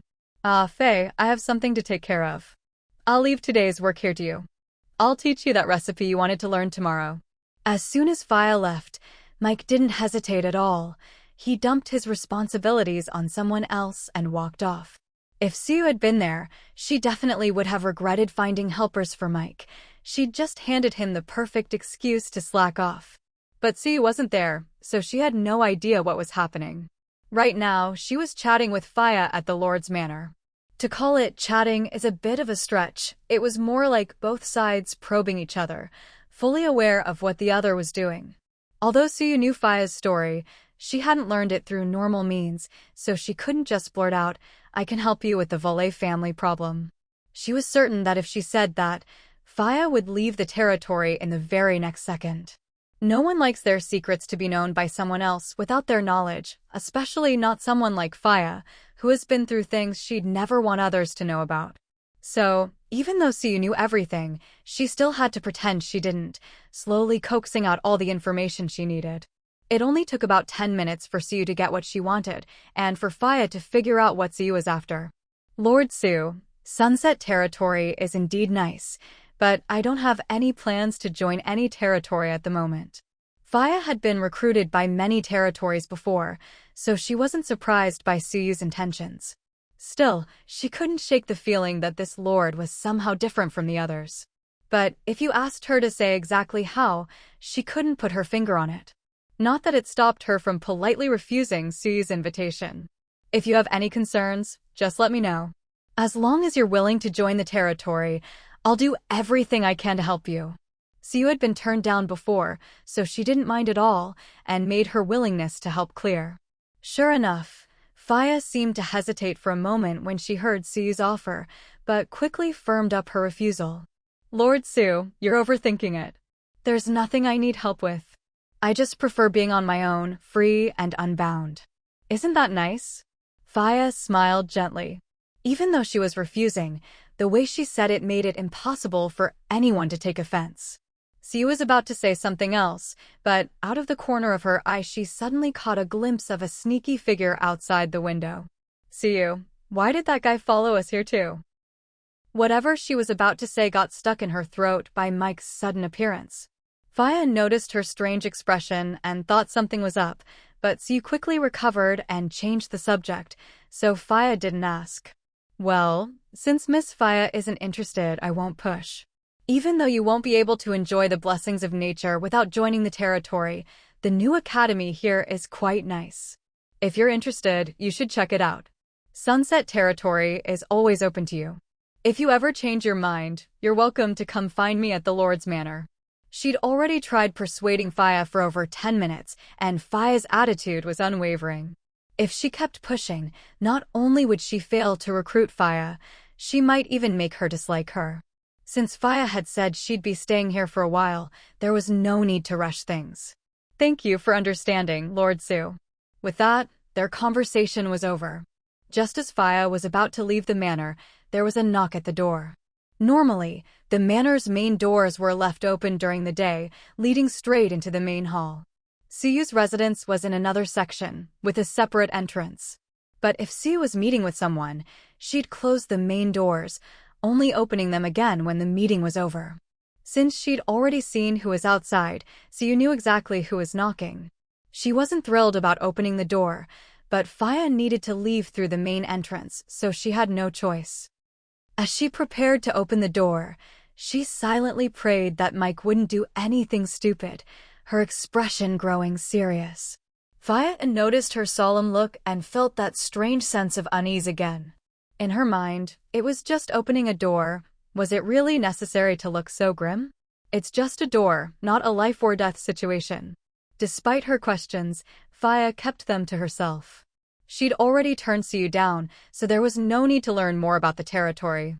She just wanted to leave as soon as possible. As the door opened, Faya saw a man in a dark red robe, holding a staff that glowed with a gentle, flame-like light. With such a distinctive outfit, his identity was obvious, a mage, and most likely a fire mage. Like everyone else on the continent, Faya had a natural respect for mages. But it was just respect. She didn't see herself as inferior. Her respect was for their power, not the person. Unlike Faya, Suyu was speechless at the sight of someone who usually preferred convenience and simplicity, suddenly dressing up like a peacock in mating season. God knows how long it's been since Mech last wore these clothes. He didn't even wear them during several previous battles. The reason was simple. Mech found these clothes cumbersome and felt they hindered his performance. Mage robes might look cool, mysterious, and impressive, but to a true high-level mage, they're nothing more than flashy decorations, useless at best, and at worst, an obstacle to casting spells. It wasn't just Mech. Vivian also disliked wearing robes. However, her robe was a gift from her teacher, and had special enchantments that enhanced healing magic, so she would wear it during battles. Even when she wasn't wearing it, she took good care of it. Still, Mech knew that, while the robe was useless, it did look good. Otherwise, he wouldn't have gone out of his way to wear it to the Lord's Manor, more specifically, to appear in front of Faya. My lord, the kitchen is running low on a few ingredients. I need you to take care of it. Although Mech was really here for Faya, he obviously couldn't say that outright. So, he put on a serious face and made up an excuse, pretending he was here to see Suyu. Seeing Mek act so serious for once, Suyu couldn't help but complain inwardly. Sure, you look dashing in your mage outfit, but the way you're making up excuses is just pathetic. After her internal grumbling, Suyu played along with Mek's performance and exchanged a few perfunctory words. Originally, Faya was about to leave, but Mek was blocking the door. She wanted to say something, but Mek was talking with Suyu, so she felt awkward about interrupting and could only stand by the door and wait. After a couple of pointless sentences, Mek feigned surprise and turned his head. "My lord, you have a guest, why didn't you say so?" "And this is?" Suyu had already rolled her eyes at him a dozen times in her heart. If she could, she'd have thrown Mek out right then and there. "Is this how you pursue someone? Seriously? Is it? If you end up single, you have only yourself to blame. This is a very skilled high-level seamstress. Mek, she's about to leave. If you have something to discuss, come in and talk to me." With one sentence, Suyu dashed Mek's hopes of continuing to block the door.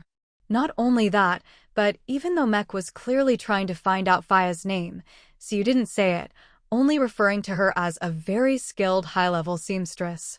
Mek had wanted to keep playing dumb, since he'd overheard part of Faya's conversation with Suyu and knew she wasn't planning to join the territory. As long as she didn't join, she might leave. If she left, what would he do? Mek's mind was already going blank. He'd completely forgotten that he himself could also leave Sunset Territory. Of course, this also showed that Mek was actually quite satisfied with life in Sunset Territory, so much so that it didn't even occur to him that he could choose to leave with Faya. In his mind, the best outcome would be for Faya to join the territory and stay together. But none of that mattered now. As Suyu subtly hinted for him to stop blocking the way and let her go, Faya quickly slipped out of the Lord's manor as soon as Mek stepped aside. Seeing Mek looking so dejected, Suyu couldn't help but roll her eyes at him. "What are you looking at?" "She's long gone. Now tell me, what ingredients is the kitchen missing? Didn't we just restock yesterday? Even if we hadn't, the kitchen has never lacked supplies. Don't think I don't know that plenty of people sell their gathered resources directly to the kitchen instead of turning them in at the quest hall. Actually, it was the same situation with other shops. For example, fibers didn't have to be turned in for quest hall tasks. People could spend a little time spinning them into thread and then sell them to the tailor shop for a higher price. Other ingredients worked the same way. You could turn them in for quests or sell them directly to the kitchen, tavern, and so on. The same went for wood or herbs. These could all be sold directly to the carpenter, blacksmith, or clinic. The benefit of this system was that Suyu no longer had to actively coordinate supplies. The resources collected by these shops were enough for them to be self-sufficient. There were downsides, but nothing major. Because resources were scattered among the shops, it was more troublesome for Suyu to take inventory. Unlike before, when everything was stored in the warehouse and she could check all supplies at a glance. But that was a minor issue. Suyu wasn't about to impose more restrictions just for that. It would make things too inconvenient and restrictive for everyone. As the population of the territory grew, a single quest hall couldn't handle everything. Having other shops share the load made things much easier. "Hurry up and tell me, what's that lady's name?" Mek was practically frantic, but Suyu had just kept missing his hints and even went against him on purpose. He had every reason to suspect she was doing it deliberately. And as it turned out, he was right, Suyu was doing it on purpose. "Oh, so when you need something, it's my lord, but otherwise it's all buddy-buddy. If you want to know her name, go ask her yourself. What's the point of snooping around behind her back?" Even though she knew these two old acquaintances used to end up together, everything was different now. This was a whole new world. So you couldn't just assume they were meant to be together and play matchmaker based on her past experiences. That wouldn't be fair to Faya. And with Mek's stubborn personality, so you thought it wouldn't hurt for him to suffer a little. Now that Mek had regained his former strength and reached high-level mage status, there was basically no one in the territory who could beat him. His only weakness, cooking, had been patched up with an advanced cookbook. The only one who could make him suffer, and whom he'd willingly suffer for, was Faya. So you said, "I'm warning you, don't go causing trouble just because you're a high-level mage." No one here can beat you, but I wouldn't mind summoning the guardian beast to test its strength. She knew Mech probably wouldn't do anything too outrageous, but she gave the warning anyway. And she wasn't joking about letting Ling Bao teach him a lesson, she meant it. As for whether Ling Ao could beat Mech, there was no doubt about it. Previously, Xiu had compared the stats of Ling Ao and the Black Serpent. As long as Ling Bao activated its battle bloodline, a single Marten could take on 2 Black Serpents at once and not just win, but completely overpower them, leaving the Black Serpents no chance to fight back. Mike wasn't even a match for the Black Serpent. The only reason he almost managed to kill it before was because the serpent was already injured. Given that, there was no way he could defeat Ling Ao. However, that didn't mean Ling Bao was invincible. The biggest difference between Ling Bao, Mike, and the Black Serpent was that Ling Ao had to pay a price to unleash its overwhelming combat strength. Ling Bao didn't possess pure dragon blood. In fact, it didn't even consume dragon inner cores. Its treasure-seeking beast bloodline was strong, but after being passed down for 1,000 years, it had become quite diluted. With an impure bloodline, activating its power in battle essentially meant burning its own bloodline as fuel to gain that strength. But the more impure the bloodline, the faster it would be depleted. Once it was completely burned out, Ling Ao wouldn't die, but it would revert to the clueless, helpless little white Martens you had first encountered. There was even a high chance it would lose its treasure-seeking abilities altogether and become just an ordinary white Marten, no different from any other common beast on the continent.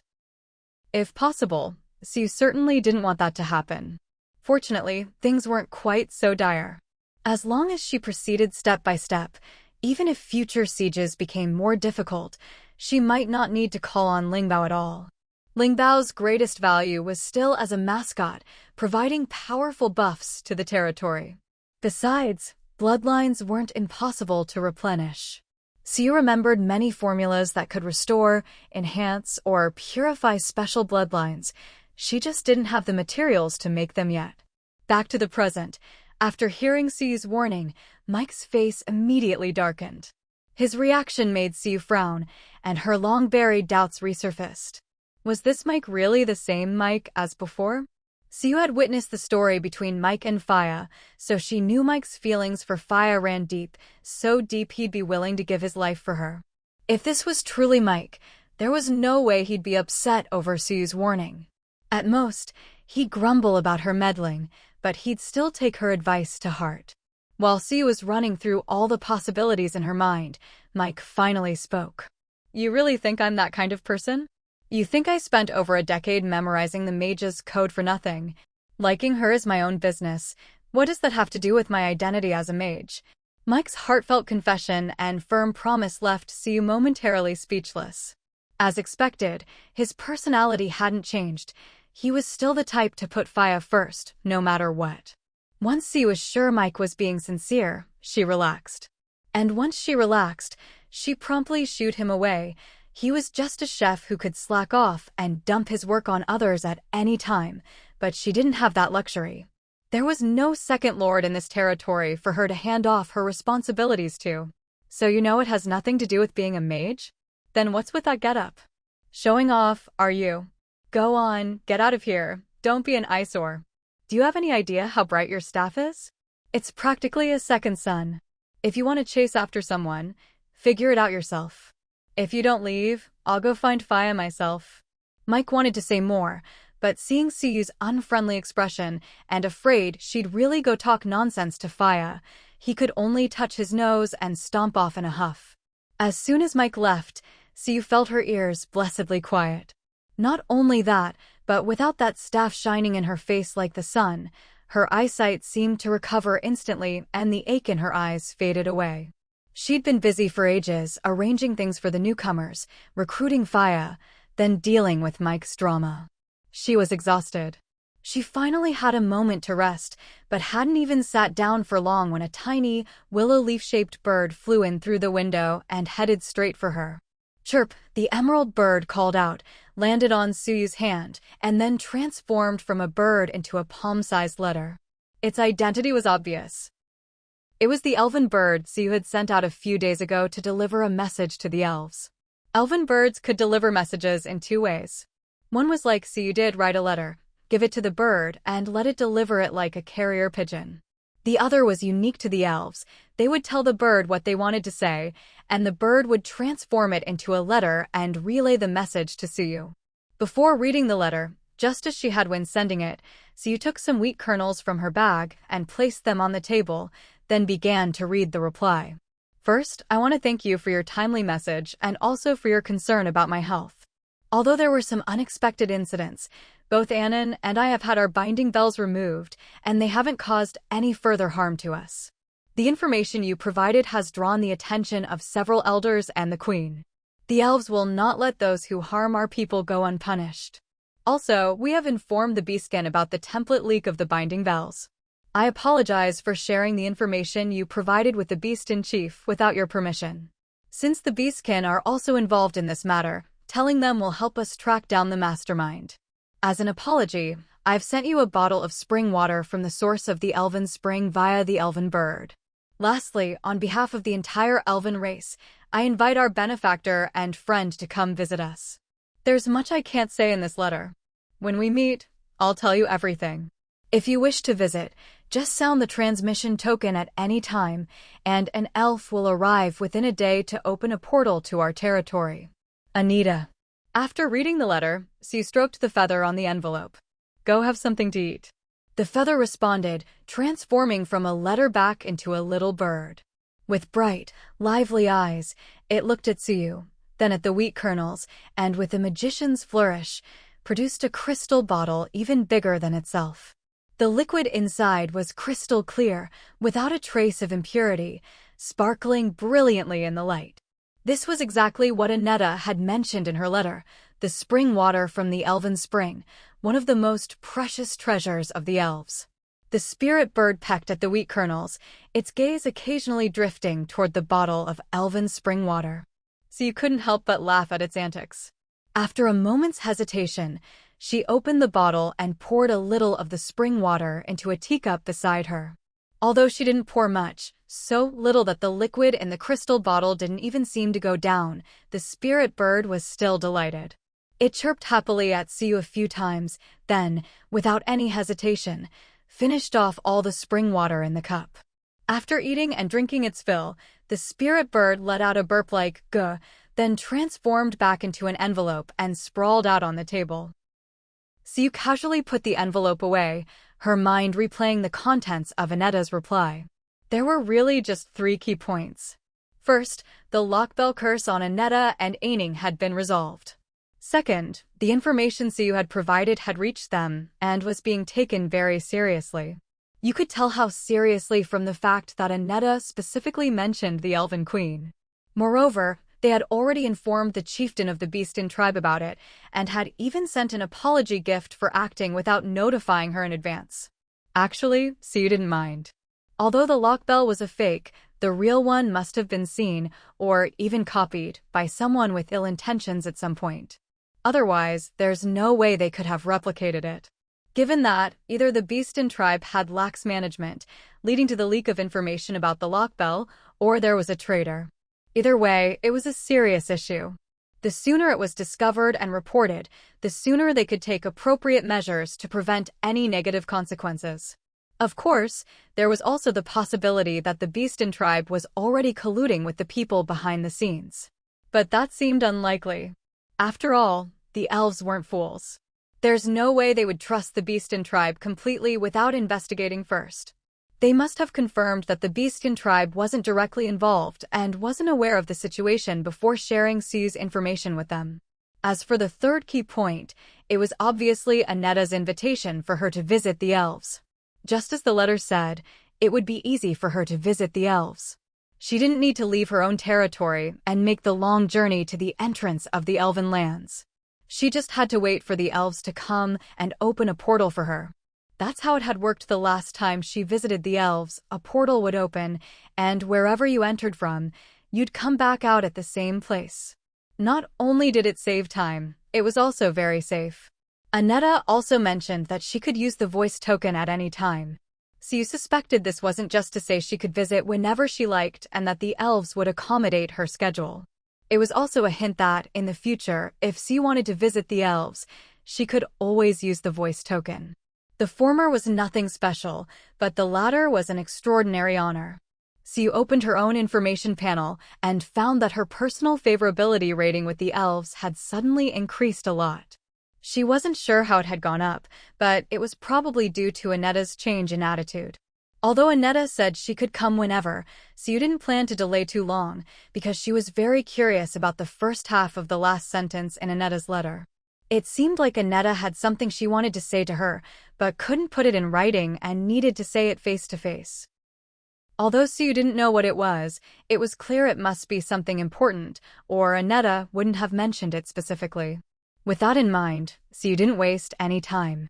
She rang the voice token, spent a day arranging everything in her territory, and then followed the elf who came to open the portal to the elven homeland. "I didn't expect you to arrive so quickly," Annetta greeted Siu with a smile. Siu was just as surprised to see Annetta herself waiting at the entrance to the elven illusion. Although Siu had saved Annetta, Annetta was still the princess of the elves and heir to the throne. Given her status, no one would have thought it strange if she'd acted a bit aloof, nor would Siu have minded if the elven princess hadn't come out to greet her personally. But Siu had always reserved her sincerity for those who cared about her and whom she cared about in return. Clearly, Annetta cared about Siu, otherwise, she wouldn't be here. With a personal invitation from the elven princess, of course I came as quickly as I could. Seeing that Annetta's attitude was just as warm as when they'd met in her own territory, Siu relaxed and acted more casually herself. She didn't stand on ceremony just because she was on someone else's turf, nor did she show any extra deference because of Annetta's status. Annetta seemed to like Siu's easygoing manner, her smile growing even brighter as she took Siu's hand and led her to a palace that looked as if it were carved from jade. Unlike the dazzling golden palace Siu had seen in the underwater labyrinth, the elven royal palace was more understated. But this wasn't to say it was plain or simple, rather, it was a kind of refined luxury that had been cultivated over many years, perfectly matching the temperament of the elves. It was a beauty that ordinary gold and silver couldn't compare to. "This is the Elven Royal Palace. I have a lot I want to talk to you about, but the Queen wants to see you first, so I'll take you to her." As she spoke, Annetta led Siu through the palace gates. Siu quickly noticed that all the elves around them, including the palace guards, were watching her with curiosity, as if wondering why a human had appeared among the elves. Most striking of all was how close this human seemed to be with their princess. Annetta noticed Siu's attention was on the other elves. She glanced back at them and spoke a string of elven words. At her words, the elves quickly dispersed, and even the palace guards lowered their heads. The reaction was so obvious that, even without understanding Elven, Siu could guess what Annetta had said. "Sorry, it's just that it's been a long time since an outsider visited the elves. They're curious, but they mean no harm," Annetta said, a little embarrassed at how much attention Siu was attracting. Siu, however, didn't really mind. For one thing, letting others look at her wouldn't cost her anything, and besides, she could sense that these elves harbored no ill will toward her. After all, her personal favorability with the elves had already reached the respect level, just one step below worship, which was the highest possible rating. Reaching the worship level of personal favorability, or the alliance level between groups, was no easy feat. The latter required forming an alliance, while the former meant making a huge contribution to that race, like saving them from destruction or providing critical help in their darkest hour.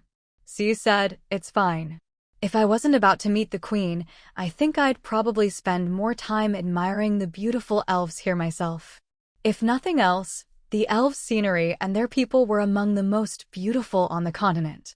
It was a rare opportunity to visit the elves, so even if she didn't get her fill, Siu would definitely feast her eyes as much as possible. Siu's words were half true, half in jest, but Ainita didn't sense any flattery at all. After all, whether human or elf, everyone likes to hear compliments, especially if they're sincere. And if the compliment is genuine, its effect is doubled. So, chatting as they walked, Ainita led Siu into a spacious and exquisitely decorated hall. At the very center of the hall sat a young woman radiating a gentle aura. Though she was an elf who had lived for centuries, elves were long-lived and never aged in appearance, so the elven queen looked no older than an 18-year-old girl by human standards. But in some details, like her deep, meaningful gaze and the effortless elegance in her every gesture, it was clear she had experienced far more than her youthful appearance suggested. "Ainida greets your majesty.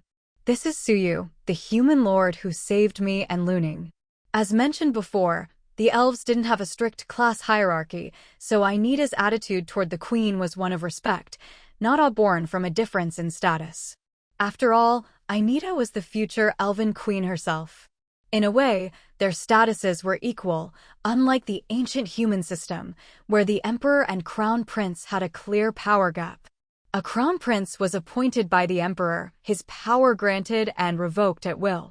The emperor could depose him at any time. But it was different for the elven princess.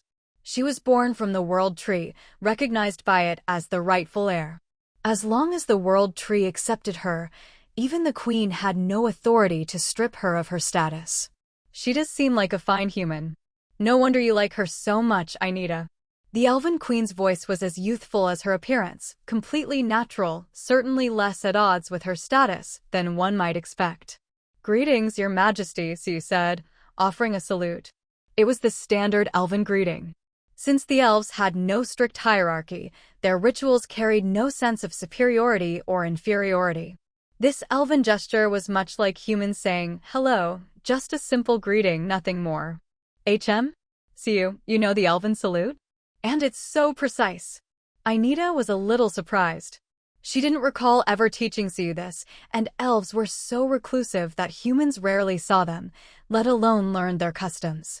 Yet, Siu not only knew it, but performed it so smoothly, as if she'd practiced countless times. "I was lucky. While exploring an underwater labyrinth, I found a dragon's treasure hoard and picked up quite a few books, including some elven records."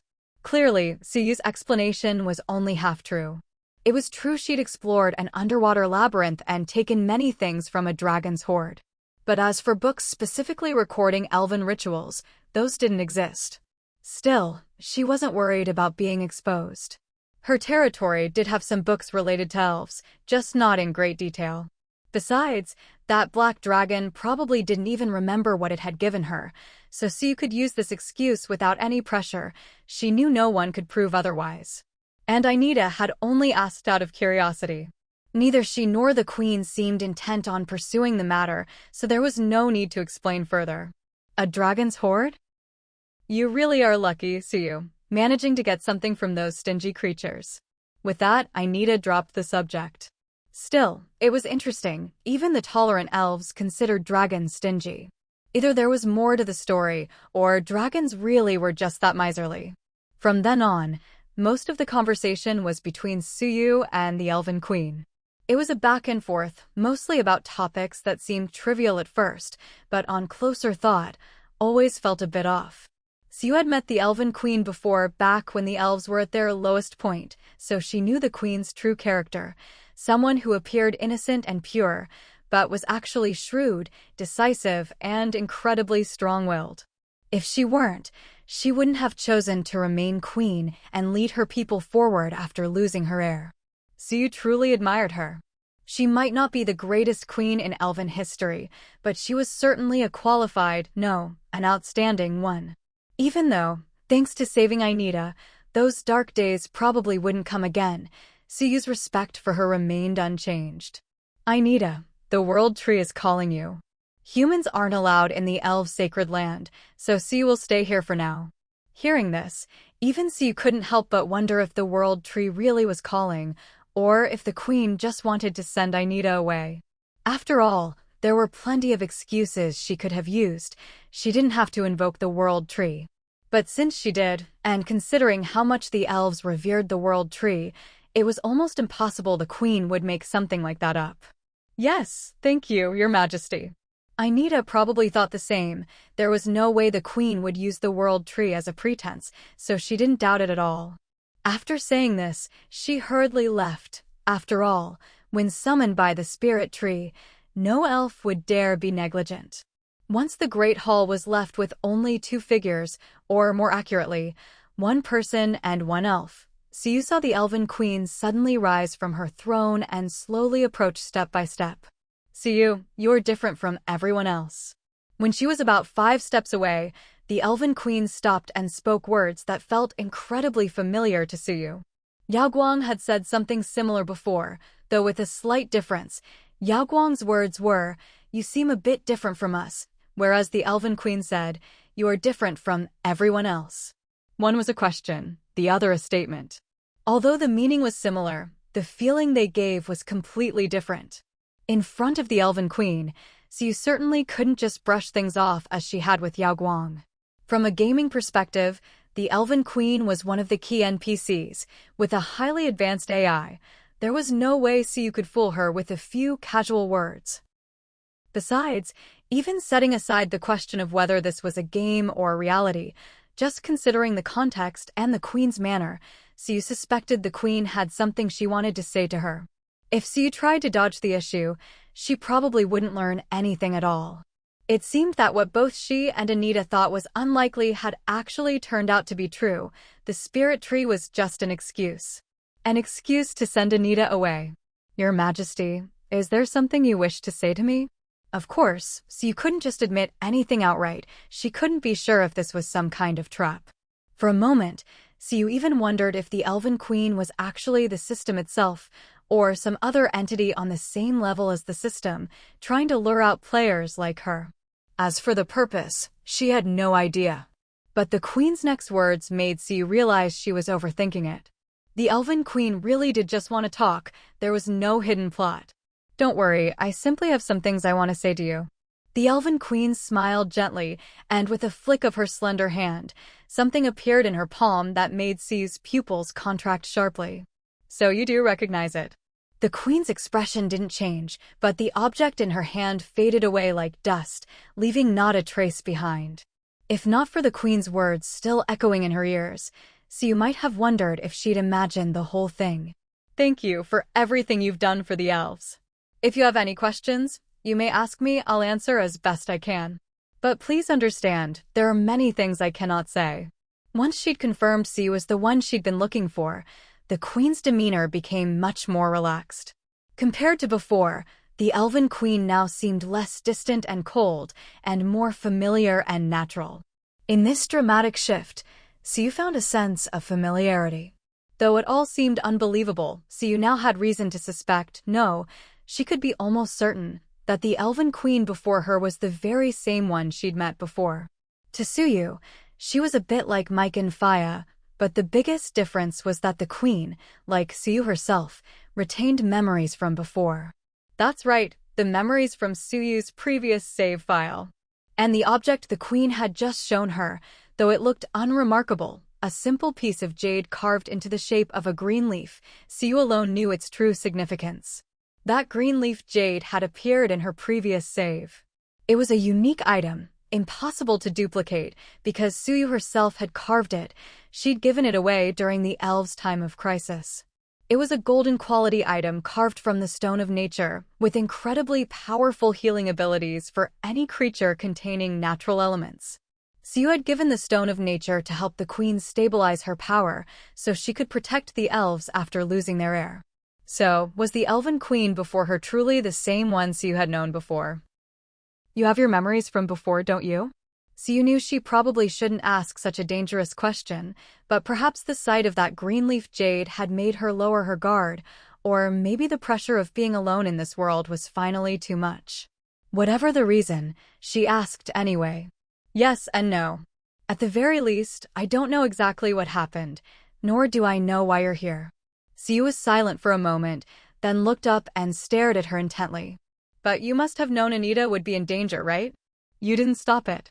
That was the real reason Siyu found it hard to trust the Queen. If she truly was the same Queen as before, if she'd experienced the elves' decline, she would know it all began with Anita's kidnapping. If so, she could have prevented it, and the elves wouldn't be repeating history. But she hadn't, or Siyu wouldn't be here now. "You're right, I knew. But I couldn't stop it, I wasn't able to." When she said this, the Queen's voice was tinged with loss and regret.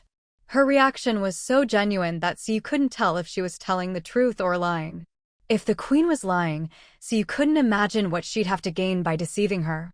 If she was telling the truth, it actually made sense. After all, Anita's kidnapping was part of the original storyline, and as an NPC, the queen couldn't act outside the system's rules or change the plot.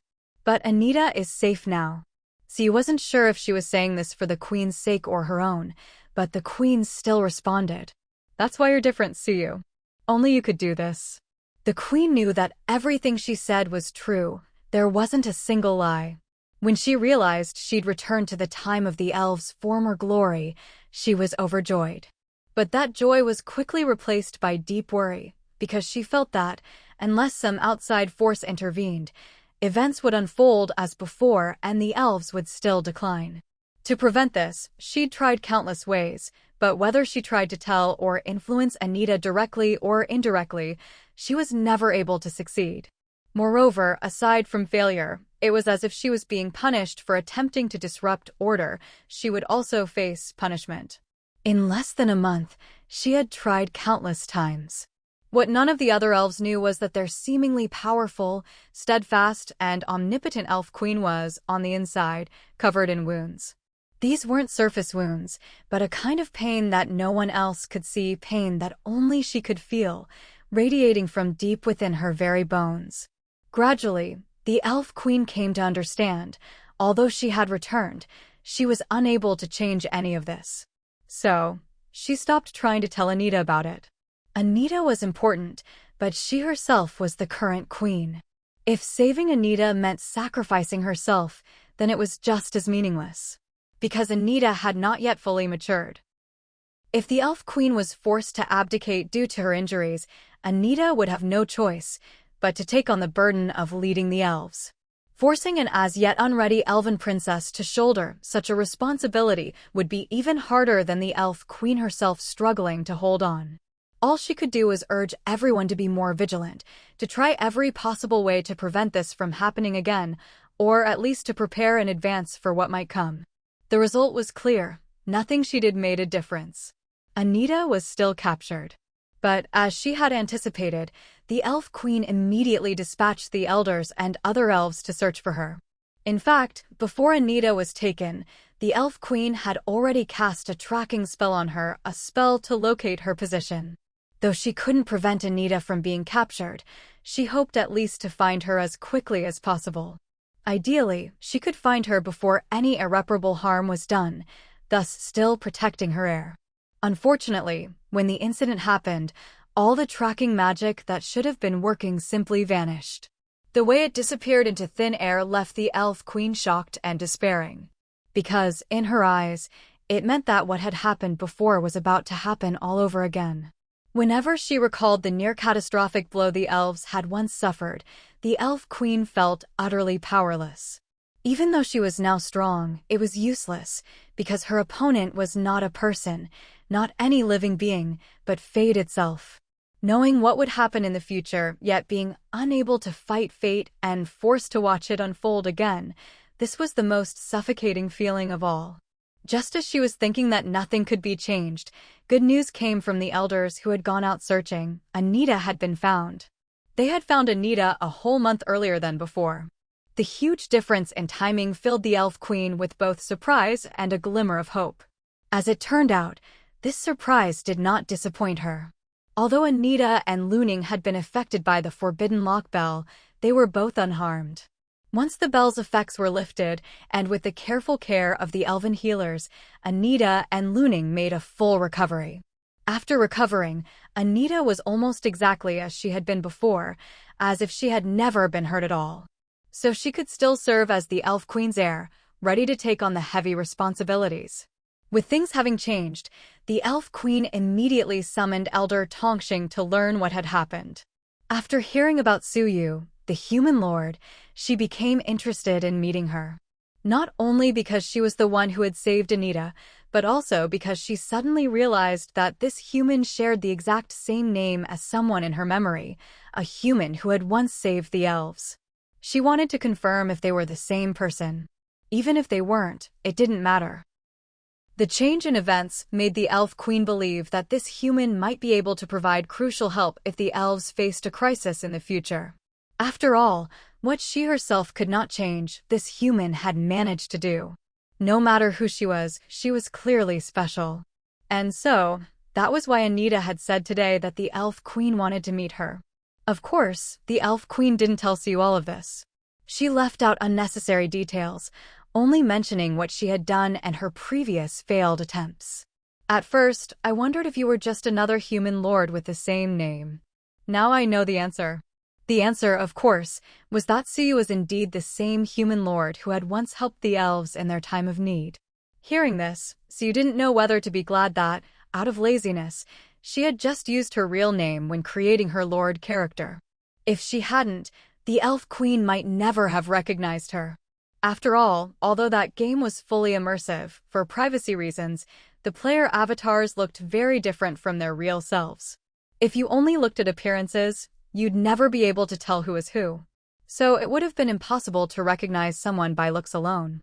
With things at this point, there was no way Sue could doubt the elf queen anymore. If nothing else, at least she was sure the queen meant her no harm. And now, the previously inexplicable increase in her favorability with the elves made sense. As the queen, her likes and dislikes directly affected the entire elven race's attitude.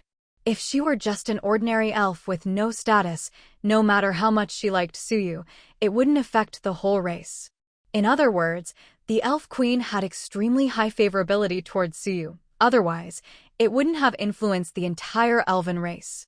So she was even less likely to harm her. Having confirmed that she could trust her, Suyu didn't hold back and immediately began asking questions. She wanted to ask all the questions she'd had since day one. Of course, she didn't mention anything about the world being data-based. Even though, with the elf queen's intelligence, she had probably guessed something, this was a forbidden topic between them, a line neither would cross. So, by tacit agreement, they avoided it. Suyu asked, "Your Majesty, do you know how you came here? Do you think there are others like you?" Since the elf queen was originally Data, could Suyu boldly suspect that Mike and Faya were also originally Data? Maybe, for some unknown reason, they didn't remember their past, perhaps because the time hadn't come, or maybe their permissions weren't as high as the elf queen's. I'm not sure. I just feel like I had a very long dream. As for others like me, at least among the elves, I haven't found a second one. Suyu nodded, just about to continue speaking when the elven queen seemed to remember something and suddenly said, "If you get the chance, you should seek out the chieftain of the beastmen, the king of the dragons, and the emperor of the merfolk." Although she didn't elaborate, Suyu understood the meaning behind her words. The elves had no other beings with memories, but that didn't mean the entire continent was the same. The individuals the elven queen mentioned held positions equal to hers, with the same AI level. They were the most likely to share her unique situation.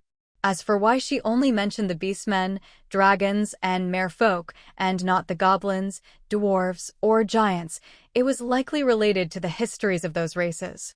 Aside from humans, only the elves, beastmen, dragons, and merfolk had histories stretching back thousands of years and had experienced the ancient war. The other races emerged only after that war ended. If even the four great races don't know something, then the younger races certainly wouldn't know either. Coincidentally, among these four great races, the elves were a given. The beastmen had Bai Chao, the dragons had the Black Dragon, and the merfolk had Luya. Suyu realized she had, perhaps unknowingly, already established connections with all four. Although, aside from the elves, her ties to the others were rather tenuous, almost non-existent. Such a coincidence felt like some kind of sign to Suyu. After all, creatures from other races rarely set foot in human territory. Without some stroke of fate, meeting even one of them would be nearly impossible. Yet, by chance, she had already had initial contact with all those she might need to visit in the future. But now wasn't the time to dwell on this. Building favor with other races was a task for after she returned to her territory, not something to worry about now. As for what I mentioned before, someone trying to merge the continents, does Your Majesty have any other clues? In most games, there's only one main quest, and it's always the most important, the most complex, with the largest system and the most intricate web of relationships. Clearly, the matter of merging the continents not only involved the residents Siu had recruited, but also likely implicated the Elven Princess, the Beastman's artifact, and possibly even more. With such a complex web of connections, it was worthy of being called the main quest. At least, so you couldn't imagine any storyline or relationship network more significant than this. Given that, Siu's future goal was clear: to find out why those people wanted to merge the continents, what price would have to be paid, and whether she should stop the merger or help make it happen. This wasn't just the main quest of this data-driven world, Siu suspected it might be tied to the very truth behind it. After all, everything that had happened to her so far, all the coincidences, seemed to be guiding her in this direction. She absolutely didn't believe there wasn't some system or other force manipulating things behind the scenes.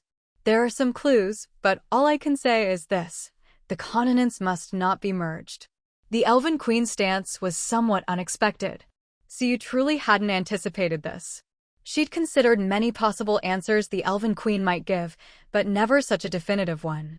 Since the Queen had already said that this was all she could say on the matter, Siu wasn't foolish enough to press further. Can't say and won't say are two completely different things. If it were the latter, Siu could try to persuade or coax her, but if it's the former, there's no point. After all, they were all bound by the rules. Do the other races share this position? Now that Siu understood the Elven Queen's stance, she essentially understood the stance of the entire Elven race. But that wasn't enough. The Queen's lack of hostility didn't guarantee their future positions would align. At this point, Siu didn't know the pros and cons of merging the continents, nor what choice she should make. But she could at least refer to the opinions of others. If the other three great races shared the elves' position, Siu would most likely side with them. After all, to oppose them would be to stand against all four great races at once. However, the Elven Queen didn't give a clear answer. The dragons and beastmen aren't as close to the elves, but the Merfolk Emperor will surely share my view. As she said this, the Queen's gaze shifted slightly, as if lost in some memory. Thank you, Your Majesty. I understand. Siu already knew the elves and Merfolk were on good terms. She'd read the history. Long ago, the Merfolk had faced extinction, and it was the elves who helped them, cleansing their polluted waters and driving away the dark creatures that preyed on them, allowing the Merfolk to survive in the oceans. Though much time had passed, the two races' relationship hadn't faded. In fact, it had only grown stronger. Even today, their ties remained close. When the elves lost their heir, the Merfolk did everything they could, sending countless Merfolk to help search for items that might save the Elven Princess, though, sadly, to no avail. Regardless, even knowing the Merfolk's stance, Siu still needed to visit them herself. There was more she needed to learn. Not long after this conversation ended, Anita returned. Just before she arrived, the Elven Queen had already returned to her seat, smiling as she saw them off. Led by Anita, Siu made her way to the Elven Princess's private palace. As soon as she sat down, Siu saw Anita take out a leaf and hand it to her. The moment she saw it, Siu was stunned. This wasn't just any leaf. It was a sacred relic of the elves, a leaf from the Elven Tree. Guardian of the Elven Tree. Quality: gold. Category: special. Description: this is a leaf that fell from the Elven Tree. It represents the respect of the entire Elven race. The bearer will receive the highest honors among the elves. As the embodiment of nature, the Elven Tree's protection brings good fortune to its bearer, and all nature-related events will become more favorable. Whether it was intentional or for some other reason, this leaf looked no different from an ordinary one at first glance. If Siu didn't have the ability to view item information, she never would have guessed that this was a leaf from the Elven Tree. Siu, can you guess what this is? Anita smiled at her, the leaf in her hand seeming almost alive, fluttering gently despite the still air. With such a special attitude, even without her information-checking ability, Siu could have guessed this was probably a leaf from the Elven Tree. She just wouldn't have been so sure. Although she knew in her heart, Siu didn't say so out loud. Siu said, I really can't guess, but this leaf is quite beautiful. Does it have some special significance? Anita blinked, clearly not believing her. Suyu, you're lying. I think you've definitely guessed it. Anita wasn't angry, just certain that Suyu knew the answer. All right, since you say so. Is this a leaf from the elven tree? After all, Her Majesty just said the elven tree summoned you. Suyu gave herself a reasonable excuse for her guess. Anita nodded, then handed the leaf to Suyu. I knew you'd figure it out. This is a gift from the elven tree. Make sure to keep it safe. Even though Suyu had already guessed the leaf was meant for her otherwise, why would Anita go out of her way to show it off? It's not like she'd just flaunt having a leaf from the elven tree, right? Definitely not. So, the leaf was obviously meant as a gift for her. That's why Anita had brought it out. But knowing is one thing, hearing Anita say it out loud still surprised Suyu. After all, even in her previous game save, she'd never obtained a leaf from the elven tree. What had she done to deserve this now? Was it just because she'd saved Anita and Looning? But in Suyu's view, her contribution this time wasn't any greater than before. Still, since it was given to her, Suyu wasn't about to refuse. This was a gold-quality item. So far, Suyu had only ever gotten one other gold-quality item, and that was just a broken artifact, nothing compared to this leaf. Just possessing it would grant her extraordinary treatment among the elves, not to mention its protective effects, which would make natural events much more favorable to her. In other words, from now on, any special event related to nature would become much easier. That included natural disasters. Natural disasters were, after all, the events most closely tied to nature. If the difficulty of natural disasters could be reduced, that would be an incredible boon from any perspective. Then I'll gladly accept it. Please thank the elven tree for me. After taking the leaf, Suyu seemed to remember something. She reached into her backpack and pulled out a full bottle of Millennium Stone Essence. She'd mentioned before that she had 2 bottles of Millennium Stone Essence, half a bottle as a backup, half given to Vivian, and this last full bottle she'd saved for another purpose, as a gift for the elves. Partly to earn their favor, and partly to help Anita recover as quickly as possible. The quality of Millennium Stone Essence was extremely high. Even the Elven Princess or the Elven Queen herself could use it if injured, though the effects would be somewhat diminished for the Queen. As someone who knew the elves' decline had led to the forests losing their protection, resulting in chaos across the continent, Suyu naturally hoped the elves would thrive. Besides, she'd basically tricked the Millennium Stone Essence out of the Black Serpent, so it felt like a freebie. With that in mind, she didn't feel any pain giving it to the elves. What's more, she knew that after giving this to them, the elves wouldn't let her suffer any loss. Even the proud dragon race knew to repay kindness and would guard a family for 1,000 years in gratitude. The elves would only do better. This is a bottle of Millennium Stone Essence. I've heard you're recovering well, but the effects of the sealing bell are extraordinary. With this, you won't have anything left to worry about. So you didn't bother making up an excuse for her gift. She simply told Anita directly that the Millennium Stone Essence was for her. The reason was simple, to help her recover completely and faster. When Anita heard Suyu's words, she was moved. But more than that, she seemed to relax, as if a weight had been lifted from her shoulders. Ever since they'd met, Suyu had sensed a certain sadness clinging to Anita, but whenever she looked closely, Anita seemed perfectly fine. It made Suyu doubt her own feelings. But just now, when she took out the Millennium Stone Essence and gave it to Anita, that sense of sorrow vanished instantly. Which meant Suyu's intuition hadn't been wrong. Anita had just hidden it very well, so well that Suyu could never be sure. Then I won't stand on ceremony, I really do need it. Anita's words didn't sound as simple as they seemed. At least, Suyu thought they were a little odd and couldn't help but have a bold suspicion. She suspected Anita hadn't fully recovered. If she had, the Millennium Stone Essence would just be a nice supplement, and Anita would never say something as risky as "I really need it." So there was only one possibility: Anita hadn't fully recovered, and the Millennium Stone Essence was a timely lifesaver. That fit her earlier words perfectly. Can you tell me why? Suyu wasn't asking why Anita needed the Millennium Stone Essence. She wanted to know what had actually happened. if she hadn't learned the true identity of the Elven Queen, so you wouldn't have gotten involved.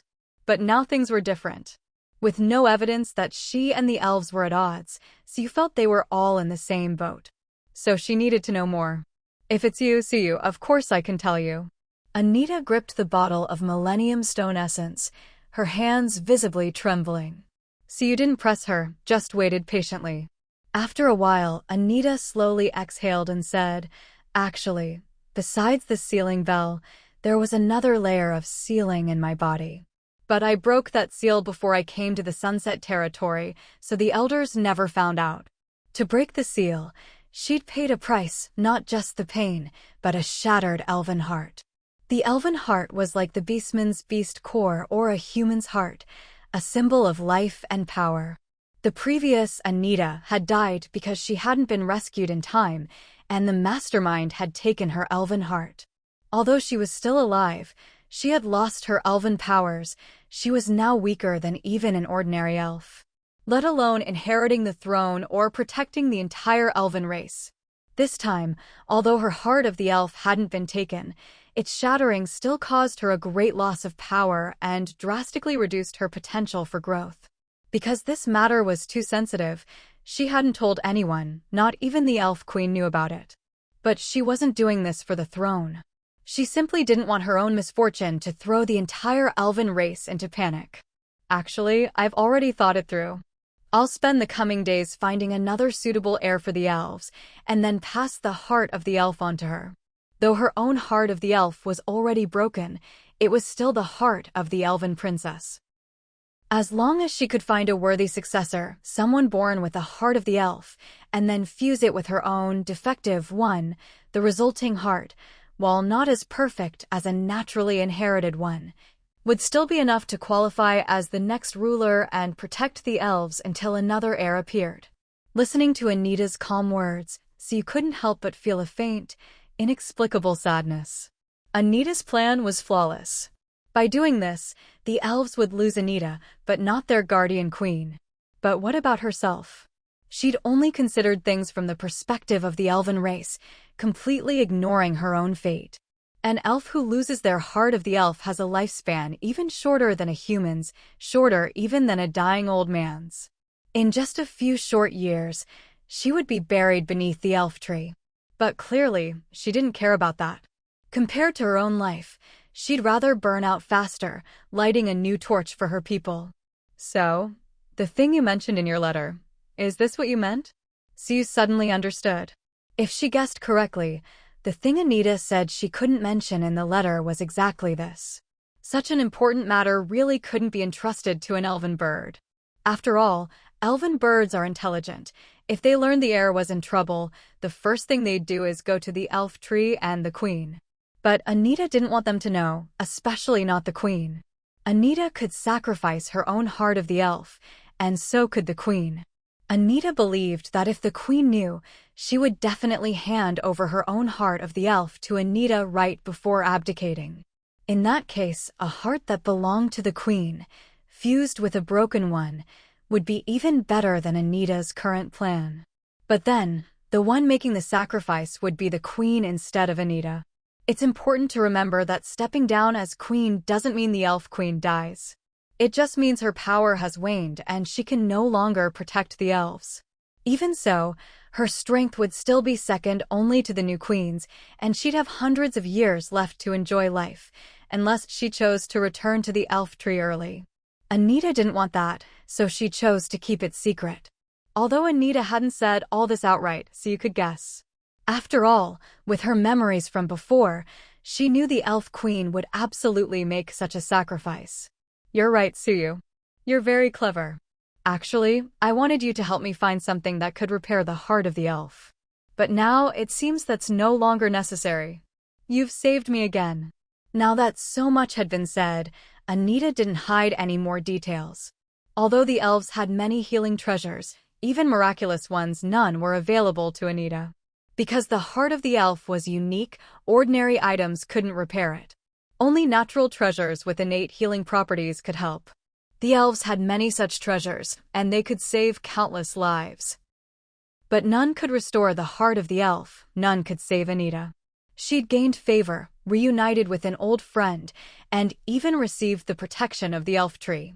Today should have been a happy day, but Siyu couldn't bring herself to smile.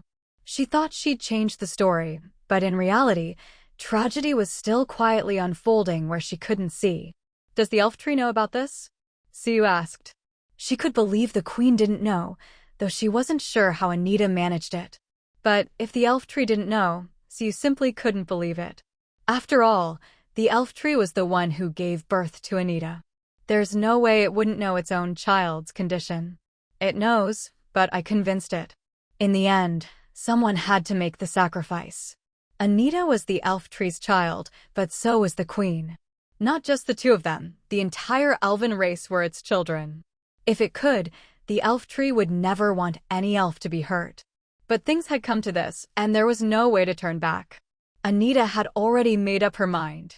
Though the elf tree was saddened, it respected her decision and even helped her hide her true condition. Otherwise, with Anita's power alone, there's no way she could have hidden her broken heart of the elf from so many elders, let alone the queen. After hearing all these hidden truths, Siyu was silent for a long time, and so was Anita. One was digesting the story, the other was feeling joy at being able to live on. At the same time, the pain she'd hidden and endured for so long was slowly wearing down Anita's will. If Siyu hadn't brought the 1,000-year stone nectar just in time, Anita didn't know how much longer she could have held on. Anita was willing to sacrifice herself, but who doesn't want to live? Her choice was a last resort, but if she could survive without sacrificing anyone else, she would certainly choose life. No one knew how much time passed until voices came from outside the door, other elves announcing that the queen had invited Siyu to dine, and Anita as well. Only then did the heavy atmosphere between the two finally lift. Elves needed to eat, but their food was different from humans. While they could eat human food, what truly sustained them were foods that looked like flowers, herbs, or fruits, but were actually formed from condensed natural energy. Let's go. Since we weren't sure if you'd like our food, the elders specially arranged for plenty of human dishes. I hope they suit your taste. The elves traded with other races, so they lacked nothing from the human world, especially not ordinary ingredients. Elves can be foodies too, so after satisfying their own energy needs, they occasionally try human food. And so, Anita once again brought Siyu to the palace dining hall. Calling it a dining hall was a bit of a stretch. It was more like an open-air garden. In the center of the garden stood tables and chairs entwined with exquisite flowers and plants, blending seamlessly into the surroundings and making the whole place feel like a dream. To dine in such a place was truly a rare and precious experience. Present at this gathering, besides the Elven Queen and Anita, were also the 6 elders of the Elven race. Other than Elder Tongxing, whom Siyu had already met, the other 5 elders were also very polite toward her. Among the elves, the elders are not ranked by status, only by their responsibilities. For example, Elder Tongxing is in charge of the elves' security and maintaining order. She is also the strongest among the 6 elders. In fact, aside from the Elven Queen, she is the most powerful elf in the entire tribe. That's why she was sent out to search for Anita. Her strength and calmness made her the best choice, less likely to run into unexpected trouble. As for the Elven Queen, she is the pillar of stability for the elves and would never leave the tribe unless absolutely necessary. Once everyone, humans and elves alike, had gathered, other elves began to serve the food. Siyu quickly noticed that everyone had different dishes in front of them, but she had the greatest variety. It seemed the elders each had their own preferences, so their meals were tailored accordingly.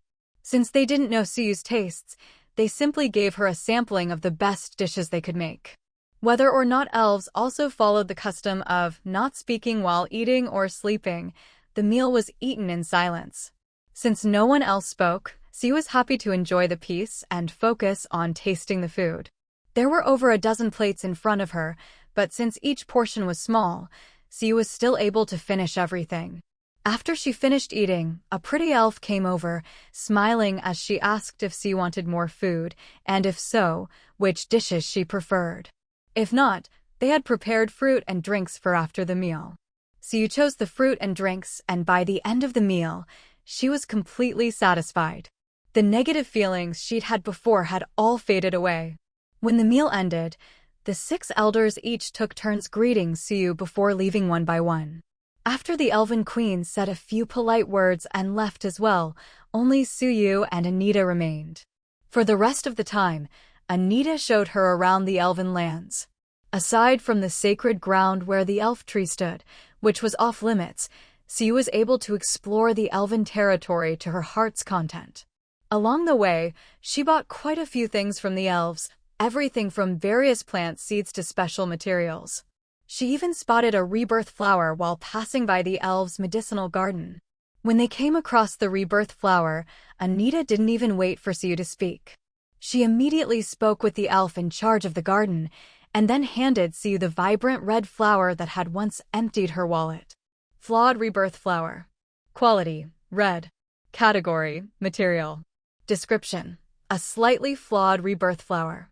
While its effects don't match those of a perfect rebirth flower, and it can't bring someone back from the dead, it can still fully heal any non-mortally wounded creature, allowing them to gradually recover. For those on the brink of death, it can't fully heal them, but it can save their life. Recovery may take as little as a month or as long as several years. I originally wanted to give you a perfect one, but the rebirth flowers we had in storage were all used up. This new batch suffered a drop in quality due to some accidents. When the next batch blooms and you visit the elves again, I promise I'll pick the most beautiful one for you, Anita said sincerely. The gratitude in her heart made her genuinely regret not being able to give Suyu a perfect flower. To outsiders, it might seem like Anita was simply thanking Suyu for providing the Millennium Stone elixir. After all, both items are of red quality, have similar uses, are in the same category, and are almost equally valuable, a fair exchange. But in reality, Anita had already planned to give Suyu a rebirth flower today. She hadn't known about the Millennium Stone elixir in advance. It was just a coincidence that both things happened at the same time. However, Suyu's attention wasn't really on the rebirth flower. After hearing something Anita said, her focus shifted to another matter. As far as I know, the rebirth flower is extremely potent and has a very strong temperament. Ordinary accidents shouldn't affect its growth at all. In other words, the accident Anita mentioned was definitely not as simple as she made it sound. Seeing Suyu's interest, Anita didn't hide anything and explained what had happened. It seems that not long after I returned, some elves noticed a sudden increase in pollution outside. The surge attracted a lot of dark creatures to the area outside the illusion barrier. Although we eventually dealt with the pollution and the dark creatures, a few days later, the pollution reappeared. This cycle of cleaning up happened 3 or 4 times before the strange pollution finally stopped. No one could say for sure whether it was the sheer amount of pollution or some kind of mutation, but in the end, they found that the rebirth flowers, which had been growing well and were almost ready to harvest, suffered heavy losses because of it. Despite their efforts to save as many as possible, even alarming the elf tree itself, the rescued rebirth flowers still ended up as flawed specimens. Strictly speaking, the elves' territory doesn't actually exist on the Sunset Continent, but in an illusory world built atop it, almost completely independent from the continent itself. So, even if something unusual happened outside, it shouldn't have affected the illusion. But the facts were right in front of them. This was what had happened. Suyu felt something was off, but just as she was about to ask more, Anita's face suddenly turned pale. Without even saying a word to Suyu, she hurried off to a secluded spot where no other elves could see her. "Are you okay? Is it that?" Suyu quickly followed, concerned and trying to find out what was wrong. Now that she knew Anita's true situation, Suyu could more or less guess the reason for her weakness. Although the shattered heart of the elf could still sustain her life and energy, its incompleteness meant that Anita was constantly enduring pain. "Sorry, I might not be able to stay with you. I need to go find the elf tree." She couldn't let anyone other than the elf tree and Suyu know about her condition, so she had to return to the elf tree to rest. As a child born from the elf tree, Anita couldn't be directly healed by it, but being near the elf tree would still help her recover. Suyu, who knew the situation of both the elf queen and the elf princess, saw the same shadow in both of them. Though they were not the same person, both silently endured everything for the sake of their entire race. Anita might only be a princess for now, but Suyu believed she would one day become an outstanding and great leader, just like the current elf queen. Unfortunately, the future leader of the elves was not in good shape at the moment. "Drink this first." Suyu frowned, then, almost without hesitation, took a potion from her backpack. This was the top-grade revitalization potion that Vivian had made using the Millennium Stone elixir Suyu had given her, along with a host of other rare ingredients. She wasn't sure if it would work for Anita, but this kind of healing potion was universal. At the very least, it wouldn't have any side effects. Given Anita's current state, this was the only option left. Anita had wanted to leave, but her weakness seemed even worse than before, to the point that she could barely move. Seeing what Suyu offered, Anita didn't hesitate at all. She took it with her remaining strength and drank it down without a second thought. After all, this was a red-quality potion, just a step below the highest gold tier. Even if it couldn't repair her heart of the elf and cure the root cause, it could at least alleviate the symptoms caused by it. Sure enough, after drinking the potion, Anita's complexion instantly became rosy. She no longer looked as sickly as before. Anyone could see the difference at a glance. "What kind of potion is this? It actually works on me." Anita was astonished. She had only drunk it out of politeness, never expecting it to be so effective. She could clearly feel that her body had almost returned to its uninjured state, but she knew this was only temporary. The potion's effects were limited. While it lasted, she could maintain this healthy state, but once it wore off, she would return to how she was before. Still, this was already a huge improvement. Anita had searched for so long without finding anything that helped, though, in truth, she hadn't dared to search openly. With her status, if she really tried, what couldn't she find? This is a top-grade revitalization potion. One of the ingredients is Millennium Stone elixir. It was made by the healing mage who treated you before. "How are you feeling now?" Suyu briefly explained the potion, then asked about Anita's condition. Anita clearly remembered the healing mage who had saved her life, so when Suyu mentioned her, Anita recalled her immediately. She remembered a very young girl. Back then, she had even asked a little girl to bring her and Lu Ning to thank their savior in person. "I feel great now. Honestly, I haven't felt this comfortable in a long time." Hearing this, Suyu was relieved. She had worried the potion wouldn't work, which would have been a waste, not to mention, she feared Anita's condition might worsen beyond saving. "Do you still need to go to the elf tree now? I have some questions for you, and there's something else I want to discuss." Since Anita was fine for now, Suyu decided to bring up everything she'd wanted to say and ask. "If you have something to ask or say, just go ahead. I'm feeling great now, so I can go to the elf tree a bit later." Anita's goodwill towards Suyu was now extremely high, if not maxed out, then just a step away. In this state, even if Suyu made some excessive requests, Anita would probably agree, let alone something as simple as this. "I want to know, can the Millennium Stone elixir really completely heal you?" This was a question Suyu had wondered about ever since she learned of Anita's condition in her palace. Although Millennium Stone elixir was a red-quality material, to repair the heart of the elf, the item needed to be gold quality at least. No matter how good the Millennium Stone elixir was, it was still a whole tier below gold quality items. "So that's what you've been worried about." Anita's goodwill towards Suyu grew even more, and she answered her question. "If it's just the Millennium Stone elixir, then no, it's not enough. But it can serve as the main ingredient in the medicine to heal me. With the main ingredient secured, gathering the supplementary ones isn't hard." With the materials, the elves had no shortage of top-tier healers. The white-haired elf you just met is Elder Baiko. She's an exceptional healer. As long as we have enough materials, she can definitely brew a potion to repair the heart of the elf. Anita's confidence came from the elves' long history. Throughout history, there had been quite a few cases of hearts of the elf being shattered due to various accidents. Among them were even an elf king and as many as 4 heirs, all of whom eventually had their hearts repaired. With such precedence, Anita naturally believed her own heart could be restored. What's more, Elder Baiko's teacher had repaired 2 hearts of the elf, and Baiko's talent surpassed her teacher's.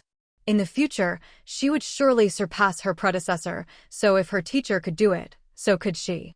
As long as it can be repaired, that's good. Since Anita said so, Siyu chose to believe her. But before that, she decided to persuade Anita to tell the Elf Queen about her condition.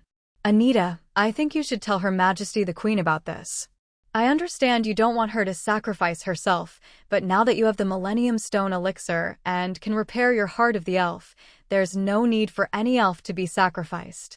Anita hadn't mentioned this matter before mainly because she was worried the Elven Queen would insist on sacrificing herself in her place. But now that the heart of the elves could be repaired, her concern was no longer relevant, so naturally, she could tell the Queen about it. That was the line of reasoning for persuading Anita. Anita seemed to think it made sense too, but after a while, she still shook her head. Anita said, although I'm confident I can repair the heart of the elves, there are still risks involved. It's not guaranteed to succeed, and if I fail. So I want to wait until the heart is fully restored before confessing to Her Majesty. Anita's reasoning was sound as well. Even though the chances of success were high, there's always room for the unexpected. Since she couldn't guarantee success, she decided to wait until the treatment was complete before telling the Queen. But Siyu didn't agree. She frowned slightly and continued to persuade her. Her reasoning was simple. She knew the Elven Queen retained memories from before. While the Queen couldn't change much, it didn't affect her thinking. Anita's situation might trigger some realization or insight for her. So far, Siyu had noticed what seemed like a hidden hand lurking around the elves, waiting for an opportunity, either to harm Anita further or to strike at the entire elven race. First, Anita was kidnapped. Then, the Flower of Rebirth was damaged. These events in quick succession made Siyu think of all sorts of bad possibilities. But she was powerless to do anything about it, not just because she wasn't strong enough, but also because she still had many mysteries to unravel and didn't know how she should act. She could help the elves, but her ability to help was extremely limited. Most things would have to be resolved by the elves themselves. Siyu had a premonition. If Anita didn't tell the Queen about this, something bad might happen to the elves later on. Someone else might take advantage of Anita's injury to make a move. Only the Elven Tree knew about Anita's injury, but the Elven Tree couldn't act, so it couldn't protect her. And aside from the Queen, not a single other elf knew about this. That would only make it easier for the enemy to act. If Siyu hadn't thought of all this, it wouldn't matter. But since she had, even if it was just her overthinking or being paranoid, she didn't want to regret not acting later. Anita said, I don't know why you're so insistent that I tell Her Majesty, but I know you mean well. I'll tell her. At first, Anita hadn't taken it seriously. She just thought Siyu was concerned for her and simply believed she shouldn't hide it and should tell everyone so she could get better help. But seeing how persistent Siyu was, even without giving a reason, Anita sensed something was off. It definitely wasn't as simple as she'd thought. So her attitude softened, and she agreed to tell the Queen. Siyu, worried that delays might cause problems, directly suggested they go see the Elven Queen right away. Anita felt more and more that something was wrong, but she didn't ask. She just took Siyu straight to the Elven Palace.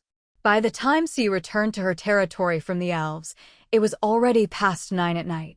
After Anita and Siyu told the Elven Queen everything, the Queen's reaction was a bit emotional. But Siyu could understand, after all, she thought the story had changed, only to find it was heading toward the same ending anyway. If it were Siyu, she wouldn't be able to stay calm either. Fortunately, Siyu and Anita told her about the Millennium Stone Elixir in time, which helped the Queen calm down. At this point, the Queen was even more convinced Siyu could change the course of events. She looked like she had a lot she wanted to say to Siyu, but in the end, she held back. Seeing this, Siyu grew anxious too, but since it was a matter of not being able to speak rather than not wanting to, there was nothing she could do. Luckily, the Queen gave Siyu a goal, to return after the 5th Dark Creature invasion. After the 5th invasion ended, Siyu could come back to the elves, and by then, the Queen would probably tell her many things. After that, Siu left with bags and bags of gifts from the elves, returning with a full load. Since it was already late, Siu didn't do anything else after returning to her territory. She just checked on things to make sure nothing major had happened while she was gone, then went to rest. Although she'd spent the whole day eating, drinking, and sightseeing with the elves, and it all seemed pretty relaxing, the sudden flood of information, and some of it quite shocking, left Siu mentally exhausted. It was the 54th day since everything became digitized, and also the last day of inspiration season. 5 days isn't long, but it's not short either, and now it was coming to an end. Though the day wasn't over yet, Siu had already started organizing the data she'd collected during inspiration season. First, the population. Before the season started, her territory had just over 240 people, and the daily traffic was about 900. As of today, the population had reached over 460, a 90% increase, and the daily traffic had soared to more than 2,700, triple what it was before. But that wasn't surprising with the aura bonuses, the inspiration season, and Suyu's regional bounties. If traffic hadn't reached these numbers, that would have been the real problem. It was still an excellent result. Siu had originally estimated traffic would be between 2,200 and 2,500, so she hadn't expected it to go even higher. As for population, Siu had been trying hard to control growth, to avoid the territory's numbers ballooning so fast that everything fell apart. But constantly rejecting applicants would also have negative effects. Plus, thanks to the inspiration season, many skilled people had come to Sunset Territory, hoping to benefit from the bonuses. They were even more eager to join than ordinary folks. Every day, Siu saw a long list of applicants with all sorts of intermediate and advanced skills, and even two with master-level skills wanted to join. Who wouldn't be tempted? Siu certainly was, and she acted on it. Fortunately, the academy expanded in time, and all the facilities and staff were ready, so even with the population surging 90% in just 3 or 4 days, the territory was still running smoothly. No unexpected incidents occurred due to the increase in population. Among these newly added 220 people, over 80 possessed at least one advanced level skill. The remaining 140 either had at least 2 skills, with at least one at intermediate level, or possessed some kind of special skill. If someone had a special skill, even if it was only at the basic level, as long as their innate traits weren't bad and they showed potential for development, Siu would still allow them to join the territory. The territory needed all kinds of talents, not just the common ones. Many skills that seemed unusual at first glance could prove useful in other situations. After sorting through the data for the new residents, it was time to review the information for the original 240 people. There had been very few restrictions on the first batch of residents. After all, in the early days, there was a severe lack of manpower, even basic materials weren't being collected, and the territory's resource and economic cycles couldn't function. So you only screened for issues related to character and morality. Skill levels, attribute stats, and other data were basically not considered.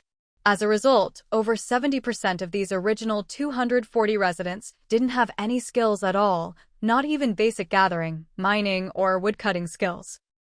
However, since the library and skill hall were built early on, about half of the first batch now possessed at least one skill.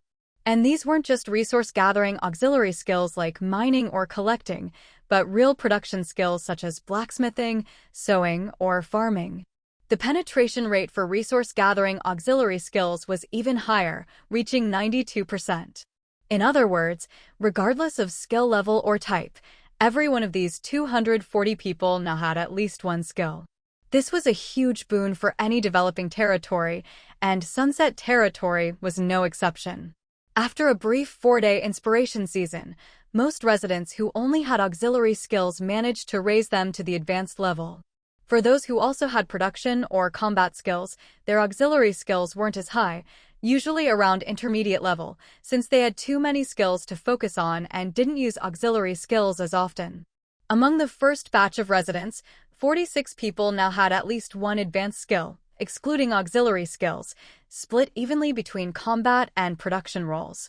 Another 69 people had at least one intermediate skill, again, not counting auxiliary skills. Finally, about 7 people had managed to learn basic combat or production skills on their own. Although their innate talent wasn't high, the fact that they could learn skills independently showed they had put in the effort. They might not be naturally gifted, but their hard work made them valuable residents. It's also worth mentioning that the residents she recruited from the tavern, as well as the early wanderers she took in, had made significant progress in their skill levels. The most notable examples were Dori and Doya. Dori's sewing skill was still stuck at the intermediate bottleneck, but unexpectedly, her repair skill had reached the advanced bottleneck. Comparatively, the repair skill was clearly more important than sewing. Sewing was a common skill, and with a plan to recruit the advanced seamstress Faya, Dori's progress in sewing wasn't as crucial. In the future, Siu planned to set up a dedicated repair shop for Dori, while the sewing shop would be handed over to Faya, assuming Siu could recruit her, of course. As for Doya, both her archery and combat skills had reached the advanced level, with archery at the bottleneck. She had also learned a ranged attack skill, which was now at the intermediate level. Combat skills fell into 2 categories: professional skills and combat enhancement skills. Professional skills were straightforward. They were tied to specific fighting styles or weapons, such as archery, firearms, spears, daggers, broadswords, etc. Combat enhancement skills were most commonly things like ranged attack, melee attack, and general combat skills. Ranged attack skills increase the damage of ranged weapons. The higher the skill, the greater the bonus. Similarly, melee attack skills boosted melee weapon damage. General combat skills weren't limited by style or weapon type, making them the most powerful combat enhancement skills. Their bonuses applied regardless of how you fought. Because these bonuses were so strong, general combat skills were the hardest to level up, followed by ranged and melee attack skills, with professional combat skills being the easiest to improve.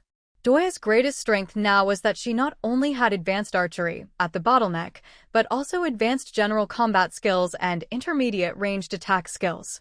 All 3 skills boosted her archery damage, so Doya's combat power had increased dramatically. If she were to face the tiger that nearly killed her before, she could easily take it down now. Even 2 or 3 wouldn't be a problem. Besides Dori and Doya, Lyle and Lake, who had also joined the territory early on as founding members, had made significant progress as well. Lyle originally only had a basic melee attack skill. After discovering his talent with daggers, he learned the dagger combat skill. Now his melee attack skill had reached the intermediate bottleneck, and his dagger skill had surpassed it, reaching the advanced level. Lake's situation was similar. He started with only a basic melee attack skill, then took up the spear. As the territory developed and better materials became available, he switched to a lance. Now he had 2 skills, an intermediate melee attack skill at the bottleneck and an advanced lance skill. So you spent some time listing the skill levels of the territory's most important residents. Among the combat personnel, Doya, advanced archery, bottleneck, advanced combat skill, intermediate ranged attack skill. Lyle, advanced dagger skill, intermediate melee attack skill, bottleneck. Lake, advanced lance skill, intermediate melee attack skill, bottleneck. Lilith, advanced beast tamer, bottleneck. Mike, advanced fire magic, intermediate wood magic. Vivian, advanced healing skills, advanced healing magic, bottleneck. Yu, intermediate water magic. Chanwe, intermediate wine magic, bottleneck, advanced Buddhist studies, bottleneck. This list only includes those who joined the territory before the season of inspiration, so the combatants recruited at the same time as Faya aren't on it. Jinkei isn't on the list either, since she hasn't completed her personal quest and hasn't officially joined the territory. But judging by her behavior, she has no intention of leaving, so it's basically the same as if she'd been recruited. Siu just lets her be. These days, Jinkei spends her time recuperating and reading, living a leisurely life. No one would ever guess she was once a cold-blooded assassin. Besides Jinkei, there's someone else worth mentioning. Lilith, who rarely appears, is actually also considered a combatant. To be precise, she doesn't have combat power herself, but her abilities can grant her combat strength. Don't be fooled by how she's quietly running her pet shop, playing with cats and dogs, and coaxing her jealous little wolf cub. Her days are as peaceful as Jinx, like a retiree. But she's about to get busy. That's because Suyu had already discussed it with Lilith before the season of inspiration. She hoped Lilith could help the territory tame a group of beasts to fight alongside them. Actually, this idea had come up a long time ago, but back then Lilith's loyalty and affection weren't high enough, so Suyu would likely have been refused if she asked. Plus, Lilith's skill level was too low to tame beasts in bulk, and it could have led to accidents, so the plan was dropped. But now Lilith's loyalty and affection are both maxed out, and her skill level is just a step away from master level. So it's the perfect time to bring it up again. Of course, there's another important reason. Black Snake has confirmed the situation in the forest and reported to see that the beasts in the neighboring area are restless. This is a sign of an impending beast tide. So, the beast tide is basically inevitable, but Suyu isn't worried at all. In fact, she's a little excited. Who says a beast tide is only a bad thing? Isn't this just a convenient delivery for them? So you can use this beast tide to tame a group of battle beasts for the territory, saving her the trouble of sending people into the forest to catch them. Of course, her confidence mainly comes from her faith in the territory's combat strength. Otherwise, forget taming beasts, she'd be worried about defending the territory at all. After the combatants, there are the production residents who run the territory's various shops. Dolly, intermediate sewing, bottleneck, advanced repair, bottleneck. Kanglin, intermediate blacksmithing, bottleneck. Yusin, advanced farming. Sit, advanced animal husbandry. Anjia, intermediate mechanics. There are only 5 people, but the tailor shop, blacksmith, fields, and ranch basically cover almost all of the territory's needs. Anjia, the mechanic, may not be very talented, but thanks to the season of inspiration, he managed to push his skill up to intermediate level. The jump to intermediate mechanic is significant because it allows for easier and faster production of medium and large parts, and better mastery of these components. In other words, he can now make more types of machines. At advanced level, instead of making even larger parts, a mechanic can craft tiny, precision components. Compared to intermediate, the advanced level doesn't add more recipes, but rather enhances and improves existing machinery. But for now, intermediate is enough. At least so you can finally use all those blueprints in her head that require medium and large parts. Doesn't matter if it's refined or not, as long as it works. Finally, there are 4 non-combat, non-production residents. Bugua, advanced trading, beginner persuasion, bottleneck, beginner arithmetic. Aid, advanced librarian, intermediate writing. Ian, advanced construction, bottleneck, intermediate blueprint drawing, bottleneck. Jiluo, advanced arithmetic, intermediate management, intermediate finance, beginner trading. Ian and Aid are straightforward, their skill levels just improved. But Bugua and Jinluo are a bit odd. One learned the other's arithmetic skill, and even picked up persuasion on her own. The other learned the other's trading skill. Such strange changes were unexpected, but somehow make sense. So you really didn't expect this mutual learning outcome. She just thought the two both liked money and had similar interests. Even with the age gap, Bugua was always mature for her age, so at least they'd get along, if not become friends. She didn't expect their relationship to get so good, let alone that they'd have such a pleasant surprise. For a moment, Siyu even felt a little regret that Jinluo hadn't learned Bugua's persuasion skill. Jinluo is already a master at talking people into things when it comes to money.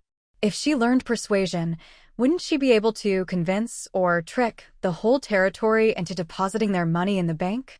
TSK. Better not even think about it. But seriously, Jinluo's abilities are impressive. Not counting Siyu's own investment, the bank's deposits have already reached 800 gold coins, and today is only the 10th day since it opened, an average of 80 gold coins a day. Initial capital was 1,500 gold coins, then Siyu added another 1,000, plus the 800 in deposits, so the bank now has 3,300 gold coins. According to what Siyu learned from Jinluo, she kept 500 gold as working capital, and invested the remaining 2,800 gold in a project she's optimistic about. It's been 5 days since the investment, and today the returns are due. So after finishing up all the territory's data, Siu heads to the bank. Before that, she stops by the herb garden behind the Lord's mansion. The herb garden was finished 2 days ago, but Siu was away yesterday and didn't have time to visit. When she arrives, she finds that Baichao has already moved in. Not only that, it looks like she spent yesterday organizing the entire space. Baichao, where are you? Siu called out a few times but got no response. As she wondered whether Baichao was still asleep or simply not in the herb garden, Lingbao suddenly popped up out of nowhere, chirping and calling for her. Following Lingbao for a while, Siu finally found Baichao, who had reverted to her original form and looked like a rabbit digging a hole in a small corner of the herb garden. Baichao. Siu looked at the dusty, mud-covered rabbit, her eyes full of confusion and puzzlement. Baichao froze for a moment, then turned her head to look at Siu. She raised her paw and waved as if to greet her. Sister Siu, please wait a moment.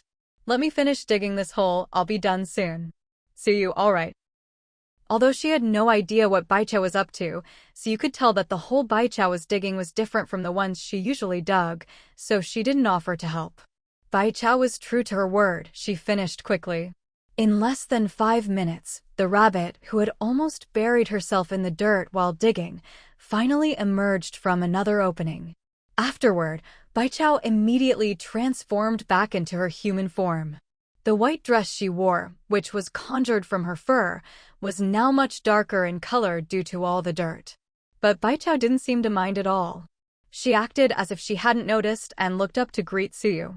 Sister Siu, did you need something from me? She asked. Then, as if suddenly remembering something, she added before Siu could reply, oh right. Since you weren't here yesterday, I didn't know what to plant, so I just turned the soil and added some nutrients. If you have any herb seeds, I can plant them right away. And thank you, Sister Siu, for preparing that little house for me. I really like it. Since Siu had already seen that the herb fields outside were marked as ready for planting, she wasn't surprised by Baichao's words. I've already put the herb seeds in the herb garden storage. Just prioritize planting the high-quality and excellent-grade herbs, Siu said. The high-quality and excellent grades she mentioned corresponded to the system's green and blue quality levels. There was no need to plant white-quality herbs. For one thing, those herbs were common in the forest and could be gathered directly without planting. For another, white-quality herbs could be grown in the regular fields. Redgrass was the most typical example. Only green quality and above herbs required special herb fields due to their higher soil requirements. As for purple quality herbs, Siu did have a few seeds, but not many. Since Baichao's skill level and the herb garden's level were still low, planting them would likely fail and waste the seeds, so she decided to hold off for now. Okay, got it. Baichao nodded and looked ready to head to the storage to get the seeds. But before she could take more than a couple of steps, Siu called her back. Wait, don't go just yet. I have a question for you. What were you doing digging that hole just now? Siu had been wanting to ask this for a while. The hole didn't look like a rabbit burrow, so it probably wasn't something Baichao dug for herself. Besides, Baichao had just said she liked the house Siu had asked Ian to build for her, which meant she'd mostly been staying there these past few days. So there was even less reason for her to dig a hole. So, what other reason could there be for Baichao to dig a hole in a corner of the herb garden? If it weren't for Baichao's innocent and honest nature and the fact that her loyalty stat hadn't fluctuated, Siu might have suspected something else entirely. Baichao didn't shy away from Siu's question. Seeing that Siu was curious, she explained that hole. I'm planning to use it to bury a herb stone. Sister Siu, do you know what a herb stone is? Siu shook her head. She really had never heard of such a thing. But from the name, herb stone, it was obviously something related to herbs. Wait a second, let me find it. Baichao rummaged around and pulled out a palm-sized pebble, handing it to Siu. The pebble was smooth, slightly irregular in its oval shape, and grayish-white in color. Upon closer inspection, Siu noticed a streak of emerald green running along one side. If you didn't look carefully, you might think it was two stones joined together, with a green streak marking the seam. This is a herb stone. Someone in our tribe discovered it by accident. They noticed that a lot of herbs grew around this kind of stone.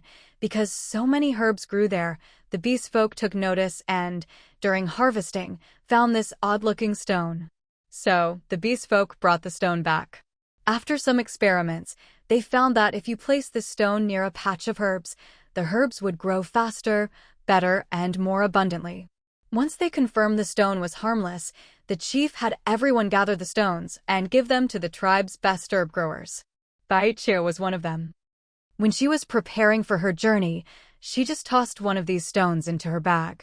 After all, the stone wasn't big or heavy, and although it looked a bit unusual, it was still pretty ordinary and wouldn't attract much attention. Baichu figured that if she ever ran out of options, she could sell the stone. She didn't know how much it might fetch, but it should be worth something. I didn't bring many herb stones, but the herb garden isn't that big, so this should be enough, Baichu said, looking very pleased with herself. Her bright black eyes darted over to Suyu, just like a child hoping for praise and a reward after doing something good.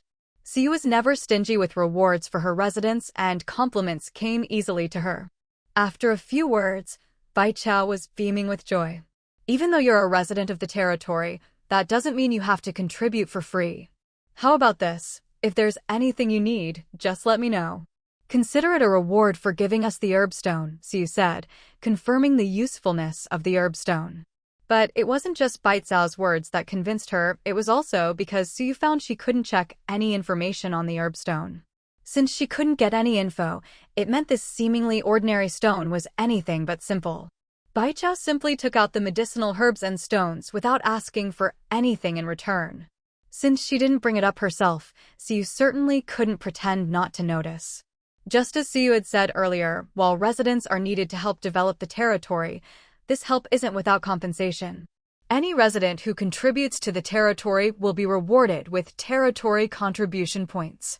In the early days, these contribution points didn't mean much, because the territory had nothing to offer. Even if someone had points, there was nothing to exchange them for. But now, things are different. There are many things that can be redeemed with contribution points. For example, any item from any shop in the territory can be exchanged for free, or extra slots for academy enrollment, additional spots in the monster tower, even opportunities for job changes, rare items from the territory's warehouse, or even houses and shops in the territory. Of course, the more valuable the item, the more contribution points it costs. Suyu is very strict about managing contribution points. They aren't hard to earn, but they're definitely not easy either. If a resident has enough points to exchange for a rare material for free, it means they've contributed far more to the territory than the value of that material. So, even if the material is given away for free, the territory doesn't lose out. In fact, it helps win people's hearts, letting everyone know that their contributions are truly valued. Since this was Baichu's first time venturing out, she didn't understand all this, so Suyu had to explain it to her. Huh? I can really choose anything? I want that fluffy blanket from the sewing shop last time. Of course, if someone could use the same material to make me a little nest, that would be even better. Baichu's voice grew softer and softer, as if she was afraid Suyu would refuse. Sure. Actually, you can just go directly to Dory. She knows about your situation and will help you. Suyu felt that Baichu didn't seem shy at all. She actually seemed outgoing. Over the past few days, she'd gotten along well with everyone else, but for some reason, she seemed distant with Dory. Could Dory have done something to her? That didn't seem likely. After all, Baichu had acted this way from the very first day she met Dory, before they even knew each other. Besides, Suyu knew Dory's character well. She would never bully anyone. And if anything had happened, Dory would have told Suyu right away, but Suyu hadn't heard anything from her these past few days. So, the problem probably lay with Baichu herself. After some gentle probing, Baichu finally revealed why she was reluctant to approach Dory. It was nothing major. In the forest, rabbits were the most common creatures, which meant that about 60 or 70% of all pelts in the territory were rabbit skins. And the only place that used pelts was the sewing shop, so its storeroom was full of rabbit skins. The rest was easy to guess. Baichao was probably scared, which was why she didn't want to go to the sewing shop.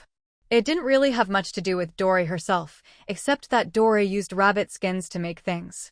Even though the chief said it's normal for humans to hunt animals, and even we beast can hunt other beasts, the smell in the sewing shop is just too strong for me. I can't really get used to it.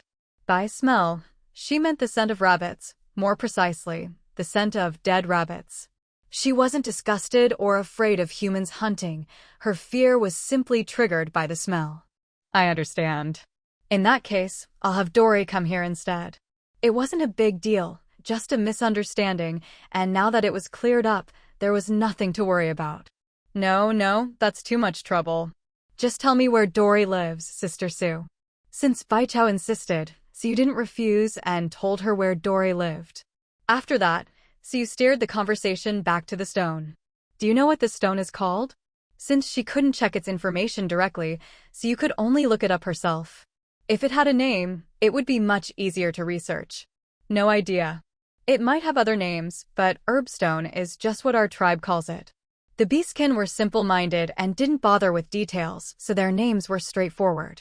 Since it was a stone that helped with herbs, they just called it herbstone. All right, I understand. Sue wasn't disappointed not to learn its real name. She'd expected as much. If the Beastin really knew what it was called, they probably wouldn't have bothered giving it a new name. After meeting with Baichao and settling the matter of the herbs, Sue left the herb garden and headed to the bank. When Sue arrived at the bank, she saw another long line. The scene reminded her of when the bank first opened. It was exactly the same. This time, Sue didn't just grab someone to ask what was going on. Instead, she went straight inside. Some people looked at her, but since she wasn't cutting in line, they didn't say anything. The first to notice Sue was Bugua, but she was busy, so Sue signaled for her to keep working. Bugua opened her mouth as if to say something, but in the end just nodded and kept working. In front of her was a heavy-looking bag. Sue saw that it was full of copper coins, at least 1,000 of them. Behind Bugua's chair, there were 7 or 8 more bulging bags, probably also filled with copper coins. Jinluo was sitting next to Bugua, pen in hand and a thick ledger on the table. Every time someone came up, she would flip through the ledger and write something down. Sue suddenly felt that even though she'd only been away at the Elven tribe for a day, she seemed to have missed a lot. She didn't interrupt, just found a corner out of sight and watched the two of them work. Just as Sue sat down, the next person stepped up to Jinluo and took out a bank token, similar to a bank card. Jinluo glanced at it, confirmed it was real, and started searching the ledger using the information on the token. Here to collect your interest? She asked as she searched, not wasting a second. Yes. I deposited 2 gold coins. Do I meet the requirements to collect interest today? The owner of the bank token looked both excited and nervous, clutching the hem of their clothes tightly. From their conversation, Sue could more or less guess why there was such a long line at the bank today. Who wouldn't show up if they could finally collect their money? But the bank had only been open for 10 days. In other words, even if someone started saving on the very first day, it's only been 10 days. How much interest could they have possibly earned in just 10 days? In the real world, fixed deposits are always calculated on a yearly basis, aren't they? Still, things here couldn't be compared to the outside world. Jinluo must have her reasons for doing this. If she wanted the money mice to pay out, it could only mean that the money mice would be able to collect even more money in the future. So, although Sue was puzzled and didn't know what Jinluo was up to this time, she had no objections for now and didn't plan to interfere. She simply watched quietly from the side. Deposit: 2 gold coins, exactly 10 days. Interest is 20 copper coins. Here's your receipt. Take it over there to collect your money. Jinluo found the person's record, wrote something down, and handed the receipt and account token back to the woman in front of her. The woman happily took the receipt and went over to Bugua. Hello, here's my receipt. I'd like to withdraw all my money. The woman didn't look down on Bugua just because she was a child. In fact, she was very polite and respectful.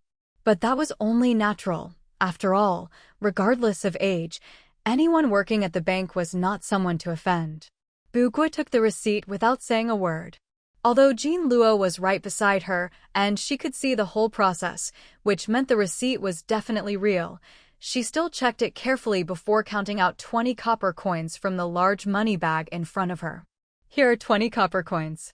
Please count them, and if there's no problem, please leave quickly so you don't hold up the next person. Bugua's movements were practiced. It was obvious she'd done this many times before. Still, Siu noticed a problem. Counting out the copper coins took quite a bit of time.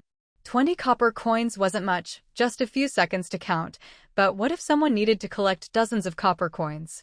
If the amount wasn't enough to exchange for a silver coin, which required 100 copper coins, what then? As Siu was pondering this, the next person in line happened to run into exactly this situation. After the woman, a man dressed as a merchant stepped up. He had deposited a full 10 gold coins. Based on the previous woman's rate, he should have been able to collect at least one silver coin, but since he hadn't deposited on the very first day the bank opened, it hadn't been a full 10 days, so his interest was lower. Who knows how Jean Luo calculated it, but in the end, the merchant qualified for interest and was able to collect 76 copper coins. 76 copper coins. That was no small amount. Bugua frowned as she looked at the receipt, then looked up at him. Do you have any copper coins on you? I can give you a silver coin if you give me 24 copper coins. That was actually a solution. If the number of copper coins exceeded 70, she could do as Bugua suggested, give out a silver coin and have the customer make up the difference in copper coins. Unfortunately, the merchant shook his head. Sorry, I only have silver coins on me, just a few copper coins. Sorry to trouble you, little miss, but could you count them out for me? I'm not in a hurry. The merchant was easygoing, but it was hard on Bugua. Her small hands grabbed 2 handfuls of copper coins from the bag and counted them, not quite enough, so she grabbed another handful and counted again, finally getting 76 copper coins. Since the merchant had been watching the whole time, when Bugua handed him the money and asked him to count it, he didn't bother and simply thanked her before leaving. By the time he left, the line had grown to 4 people, delayed by all the coin counting. Bugua looked up at the line in front of her. It wasn't especially long, but it was obviously growing quickly. Her expression went a little blank for a second. Why didn't you sort out the coins before you started paying out the interest? Just as Bugua resigned herself to keep working, she suddenly heard a familiar voice behind her.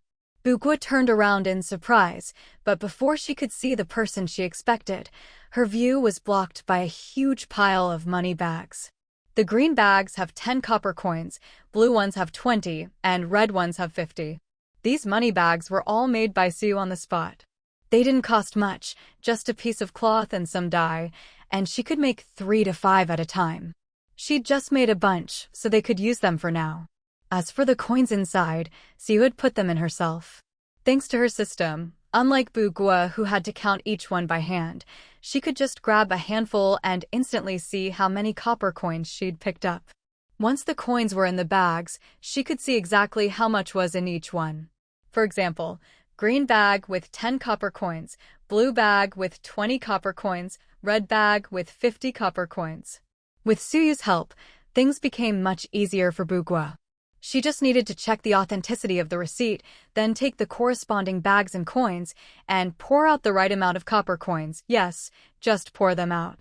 The money bags weren't a gift, they were just containers for holding the coins. Even though the bags didn't use up much material, so you didn't have the time to waste her workbenches making bags day and night. Still, while pre-sorting the coins into bags made things easier for Bugua, it was a bit troublesome, since this was money after all. So you could confirm exactly how much was in each bag, and Bugua trusted her lord, but the people collecting their money couldn't be expected to trust them completely. Even before, when Bugua counted out the coins in front of them, most people would still count the money again after receiving it. Now, with Bugua just pouring out a pile of coins from a bag, those who were worried could count it themselves. So, while things were easier for Bugua, a line of people counting coins formed in the corner of the bank. Fortunately, there weren't many people who had deposited large sums, so most people were only collecting a dozen or 20 copper coins. So far, the largest withdrawal was the merchant's 76 copper coins, so the counting went pretty quickly. Still, to prevent anyone from trying anything sneaky, so you had the bank guards keep an eye on people as they counted their coins, just in case someone tried to pocket a few and then claim the bank had shorted them. Losing a few copper coins wasn't a big deal, but a damaged reputation would be a much bigger problem. No one would willingly entrust their money to a bank with a notorious reputation. Once that happens, the bank is as good as ruined. From this perspective, pre-counting the money and putting it into money pouches isn't a long-term solution either. Right now, there aren't many people, but when the crowds grow and the amount of money to be distributed increases, won't the whole bank end up packed with people just counting money? So, a solution must be found quickly, a way to count money rapidly and in a manner that everyone can trust. Otherwise, the territory isn't even that developed yet, and the bank is already this busy. What will happen when it expands into a large territory? If only we had a money-counting machine here, Siu muttered to herself, her mind racing to think of anything that could serve as a substitute for a bill counter. As she was thinking, Jean Luo, who happened to overhear her, glanced back and asked in the midst of her busyness, "My lord, what did you just say?" Siu tilted her head and looked at her, but didn't directly say what she'd been thinking. Instead, she replied, "Let's talk after you're done with work." Jean Luo didn't mind and turned back to her tasks. They were busy the entire day, even eating lunch on the go, so you just grabbed something from her backpack. But even during lunch, there was no peace. Every few bites, someone would come to collect money or handle other business. Jean Luo was truly patient, barely eating before rushing off to work again. By the time they could finally rest, it was already evening. During this period, Siu did step out for a while. She was busy herself and couldn't spend all her time at the bank.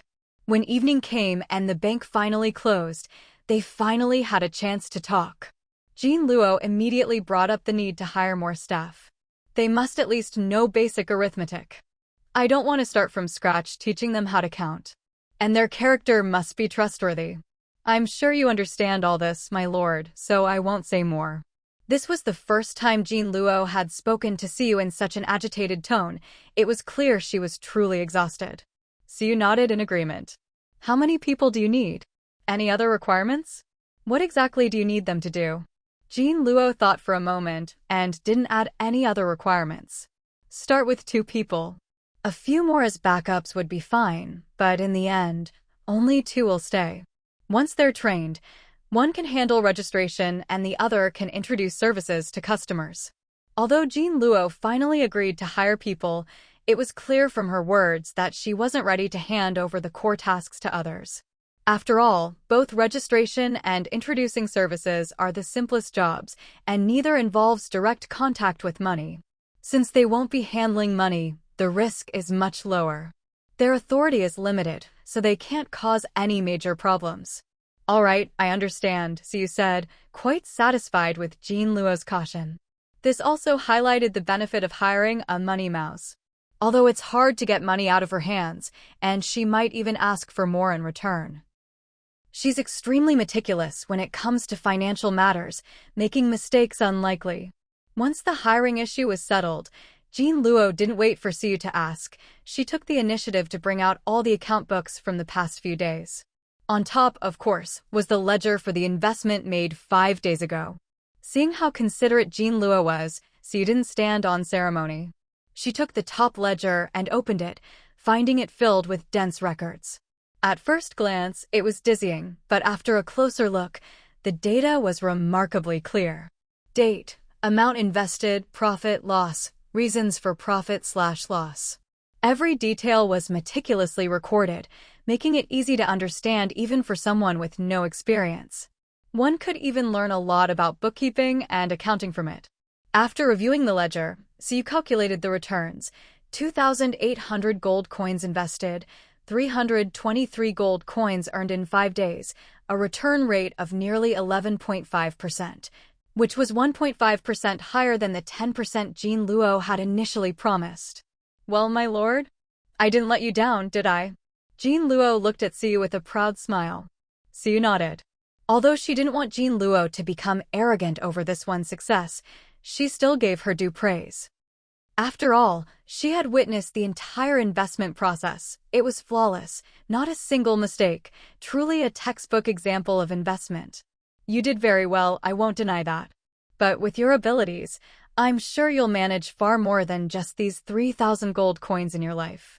You seized this opportunity. I hope you'll do just as well or even better next time.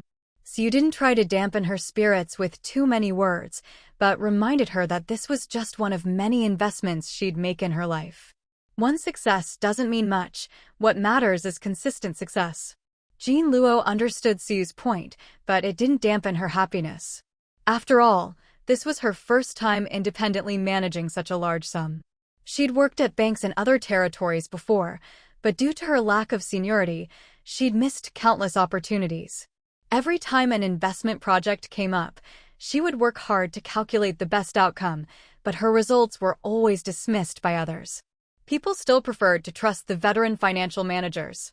Of course, Jean Luo had to admit, those veterans were indeed more skilled than she was, but was it really necessary to reject her proposals without even a glance? Because of this, Jean Luo had moved through many territories and worked at several banks, but never once was she allowed to manage an investment herself. The best she'd ever done was have her proposal accepted, only for someone else to execute it, and naturally, they got all the credit and rewards. Who would remember that the person behind the plan was just a newbie with no hands-on investment experience? Although Jean Luo did receive her share of the reward afterward, she still left that bank. That's right, Jean Luo loves money, she adores it, but it's not just about the money for her. What she truly enjoys is the thrill of handling money, the tension of every transaction, and the joy that comes with making a profit. Since none of the previous banks could satisfy her ambitions, she decided to move on. She refused to believe that, in such a vast continent, there wasn't a single place that suited her. And so, she came here. When Siyu told her she could have full control over a bank, she didn't hesitate for a second before joining Sunset Territory. She had a feeling this would be her best opportunity yet. If she turned it down, she knew she'd regret it for the rest of her life. Even though, with her current abilities, she could easily find work in a territory with better conditions, she still chose this place, because only here did she have the chance to accomplish what she truly wanted. After reviewing all the account books, Siyu quickly got a sense of the bank's situation today. The reason for the long lines was because yesterday Jean Luo had posted a notice at the bank's entrance. Anyone who had deposited money for more than 7 days and whose deposit exceeded 1 gold coin could come to the bank today to collect the first batch of high-interest payouts. The longer the deposit, the larger the amount, and the higher the account level, the greater the interest. Of course, when distributing the money, they didn't just call it interest. Jean Luo made a point of emphasizing that this was a special payout, a gesture of gratitude from the bank for everyone's trust and support. There would still be interest in the future, but it would never be as high as today's special payout. The announcement took everyone by surprise. No one had expected that. After opening an account with a might as well, nothing to lose attitude, they'd be able to collect interest in just 10 days, not even half a month. Jean Luo had many reasons for doing this, but the 3 main ones were: first, she knew today was the last day of inspiration season, the day with the highest foot traffic in the territory. Paying out interest today would attract even more people to the bank. Whether or not they made a deposit, as long as they came to take a look, Jean Luo's goal was achieved. A deal where you can earn money just by letting your savings sit, and the only one of its kind on the continent. She wasn't worried people wouldn't be tempted. Second, today wasn't just the last day of inspiration season, it was also the 5th day since the first investment. Most investments typically settle every 5, 7, or 10 days. Coincidentally, the investment Jean Luo had chosen settled every 5 days, making today the most lucrative day. If she didn't pay out today, she probably wouldn't have the heart to do it later. Of course, this was more of a personal reason for Jean Luo, not really a major factor, just something to round out the list. But the most important reason was the third. Third, Jean Luo was about to launch a new investment service that hadn't been available before, and today's interest payout would serve as the perfect introduction. The so-called high-yield investment was essentially using other people's deposits for stable, long-term investments. During the investment period, the money couldn't be withdrawn. If someone insisted on withdrawing, the bank wouldn't stop them, but it would count as a breach of contract, and a penalty would be deducted from their deposit or paid separately. First, no withdrawals allowed, and second, penalty fees. Just these 2 points alone meant that promoting this high-yield investment service wouldn't be easy. After all, opening investment opportunities to ordinary people was rare, maybe even unprecedented on this continent. People are always curious yet cautious about anything new. And since this involved money, their curiosity might be limited, but their caution would be sky-high. But since this business was the most profitable part of the bank, there was no way Jean Luo would give up on it. So she came up with the idea of using today's high-interest payout to entice people, making them willingly hand over their money for the bank to manage. The rest is self-explanatory. The profits from these investments, well, the account holders would get a small share, while the bank would take the lion's share. Of course, this was something outsiders could never know. This was the very foundation of the bank's growth. In the eyes of these account holders, they were simply putting their idle money somewhere safe, and that safe place would keep making their money grow. So you're planning to use this high-interest payout as a springboard to launch the investment service, so you understood Jean Luo's intentions. Thinking it over, she realized that while there was some risk, it was indeed a workable plan. My lord is wise, that's exactly what I'm thinking. At this moment, Jean Luo was no longer as cheerful and relaxed as before. In fact, she was a little nervous. She knew that, although Suyu had delegated most of the bank's authority to her, major decisions like this still needed Suyu's approval. Investments involved large sums of money, and a single misstep could lead to huge losses. Normally, not even Suyu would agree to this. If Jean Luo put herself in Suyu's shoes, she probably wouldn't either. After all, there were so many things a territory had to consider, especially a developing one. But if Suyu didn't agree, all her plans would come to nothing, so she was really hoping for her approval. My lord, do you think it's not the right time to launch this service? Jean Luo couldn't help but ask, since Suyu had been silent for a while and she was eager to know her thoughts. Suyu shook her head. No. She paused, then continued. Your timing is good. It's not a bad moment to launch this service. But have you considered that, right now, the bank's level doesn't allow for many investment projects? If the next batch of projects aren't any good, how will you handle the interest payouts on these investments? Suyu's meaning was simple. Launching the investment service was fine. But due to level restrictions, the bank could only offer a limited number and quality of investment projects. And just like at the tavern, once you invest in a project, the bank's investment interface enters a refresh state. If the next refresh brings good projects, great. But what if they're all money-losing duds? Not invest? Then all the money the customers entrusted to the bank would just sit there, doing nothing. Money isn't a seed. It can't plant itself and grow more money. But the high interest they promised couldn't be reduced, or else they'd lose their credibility. As a result, what should have been a profitable business turned into the bank handing out money to everyone at a loss. That's a losing proposition and obviously not something they wanted to see. Invest? That's even less likely. Knowingly investing in something that will lose money, unless there's some other reason, would just be foolish. It'd be better to just give the lost money directly to the customers. At least that way, they could boost the bank's reputation and goodwill. So you didn't think there was anything wrong with Jean Luo's innovative idea? Otherwise, she would have brought it up the last time she saw the proposal. She just hadn't expected Jean Luo to move so quickly. It hadn't even been half a month, and she was already planning to launch the new service. If Jean Luo had a reasonable way to handle situations where there weren't good investment projects, Suyu was willing to support her. But if not, then this idea would have to be put on hold. Suyu would never support a plan that was clearly bound to run into problems. Even with the last investment, tempting as the money was, She insisted Jean Luo provide evidence she could make it work before agreeing. I have thought about that. Jean Luo had indeed considered the issue. After all, she cared a lot about money, and compared to Suyu, she was the expert here. There was no way she'd overlook a potential loss that even Suyu could spot. As for that problem, I don't have a clear solution yet. But the investment business I want to launch this time isn't the same as the bank's usual kind. It's aimed at investments within the territory. Jean Luo admitted frankly that she hadn't found a solution, but she also gave a reasonable explanation for her approach. Go on, Suyu raised her eyebrows, prompting her to continue. So that's why Jean Luo had proposed a plan that obviously had no solution. There was something else behind it. Lord, you just saw the ledgers. One of them is for loans.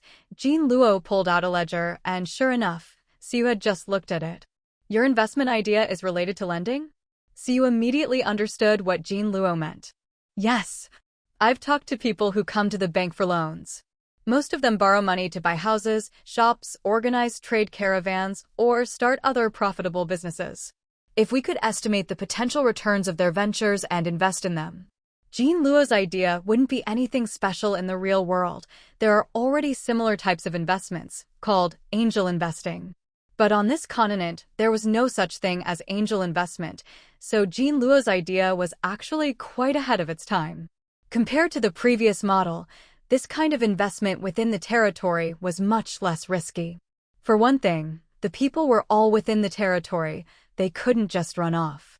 For another, Jean Luo could conduct thorough background checks on borrowers before lending, further reducing the risk of defaults. After listening to Jean Luo's explanation and knowing about angel investing herself, Suyu not only understood Jean Luo's intentions better, but could also offer advice and suggestions. These were all lessons learned from years of experience in the modern world. With these tips and examples, Jean Luo's new venture would go much more smoothly. The moment Suyu started offering advice, it was clear she had agreed to Jean Luo's plan. If she hadn't agreed, she wouldn't have wasted time discussing it in such detail. Jean Luo, hearing Suyu's suggestions, was both happy to have her support and surprised at how well Suyu understood and improved on the idea. In Jean Luo's view, this friendly investment, her temporary name for it, was entirely her own invention. There was no way anyone else on this continent could know about it. Yet, despite her certainty, Suyu was able to offer such reasonable advice after just a brief explanation. If not for their respective positions, Jean Luo would have loved to recruit Suyu to work at the bank. But that was obviously impossible. How could the lord of the territory go work at a local bank? That would be a joke. She couldn't poach Suyu actually. What she wanted wasn't just to poach an employee, but the whole wall. Still, having such a lord, Jean Luo felt incredibly lucky. She was deeply grateful for her decision to join this territory. If she hadn't, she would never have had so many opportunities to make her own choices. By the time they left the bank, it was already very late. Even so, the streets of Sunset Territory were still bustling with people. Compared to the bleak days when not even a soul would pass by in broad daylight, the territory's development was now outstanding. Sunset Territory was nothing like it used to be. Many people wanted to join, and many more wanted to settle down here. Everyone was working toward that goal, and the territory itself was moving closer to becoming the best place in their hearts.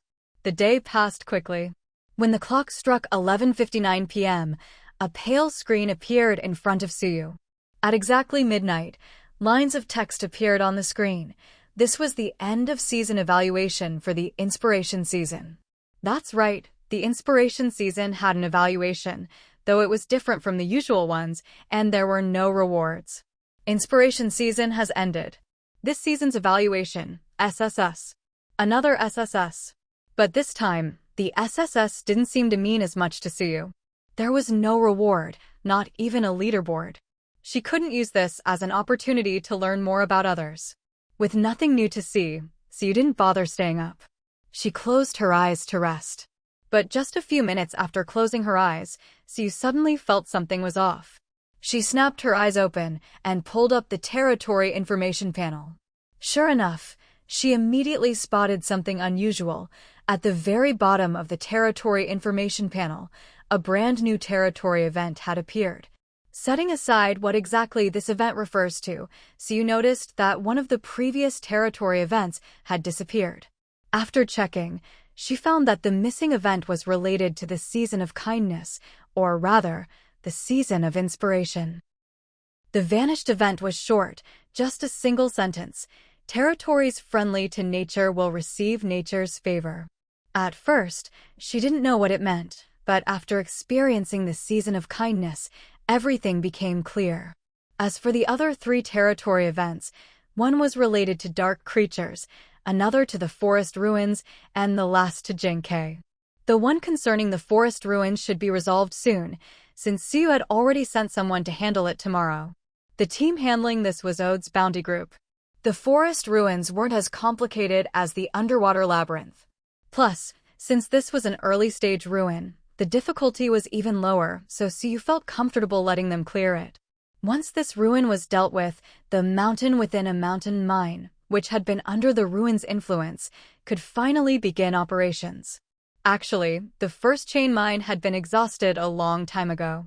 Later, Siu went back and found the second chain mine, finally solving the territories or supply problem. But now, almost half a month had passed, and the ore in the second chain mine was nearly depleted as well.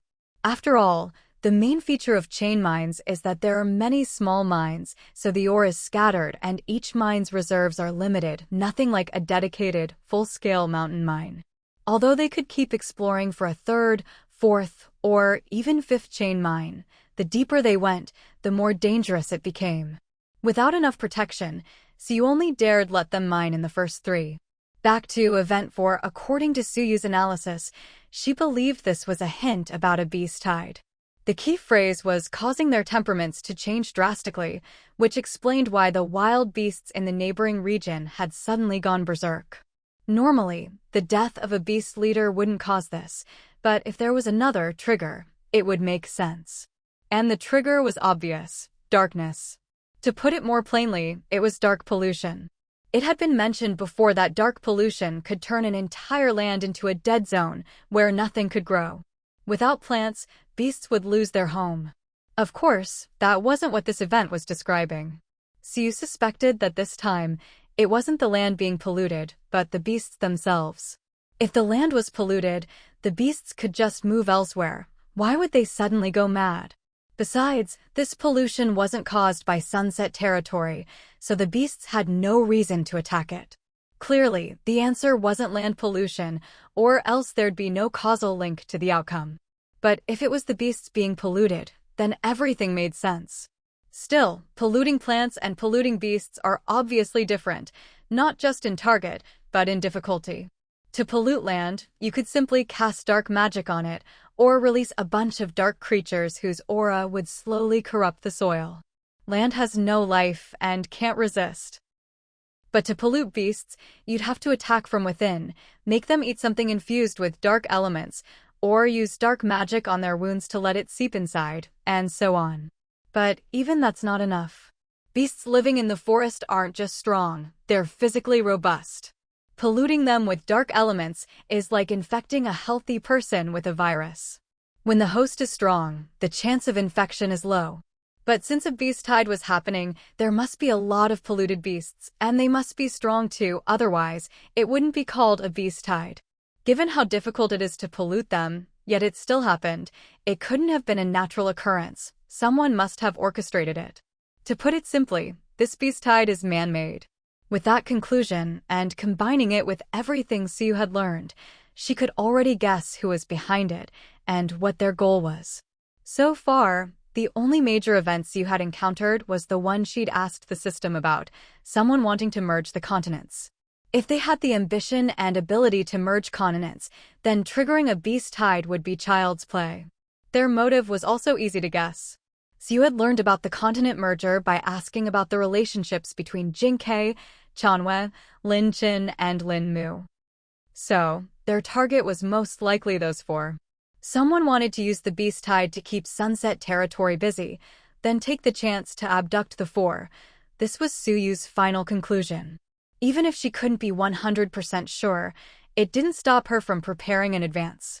Jinkei and Chanwei were fine. One was a top assassin, powerful enough to have recently eliminated many of Chanyue's pursuers. The other was a mage. While wind magic wasn't especially offensive, its speed made Chanwei an expert at escaping. No exaggeration, if she wanted to run, unless there was another wind mage of higher level, no one could catch her. In this case, as long as Jinkei stayed in the territory, anyone trying to capture her would be risking their life. As for catching Chanwei, that was nearly impossible. The only vulnerable ones were Lin Qin and Lin Mu.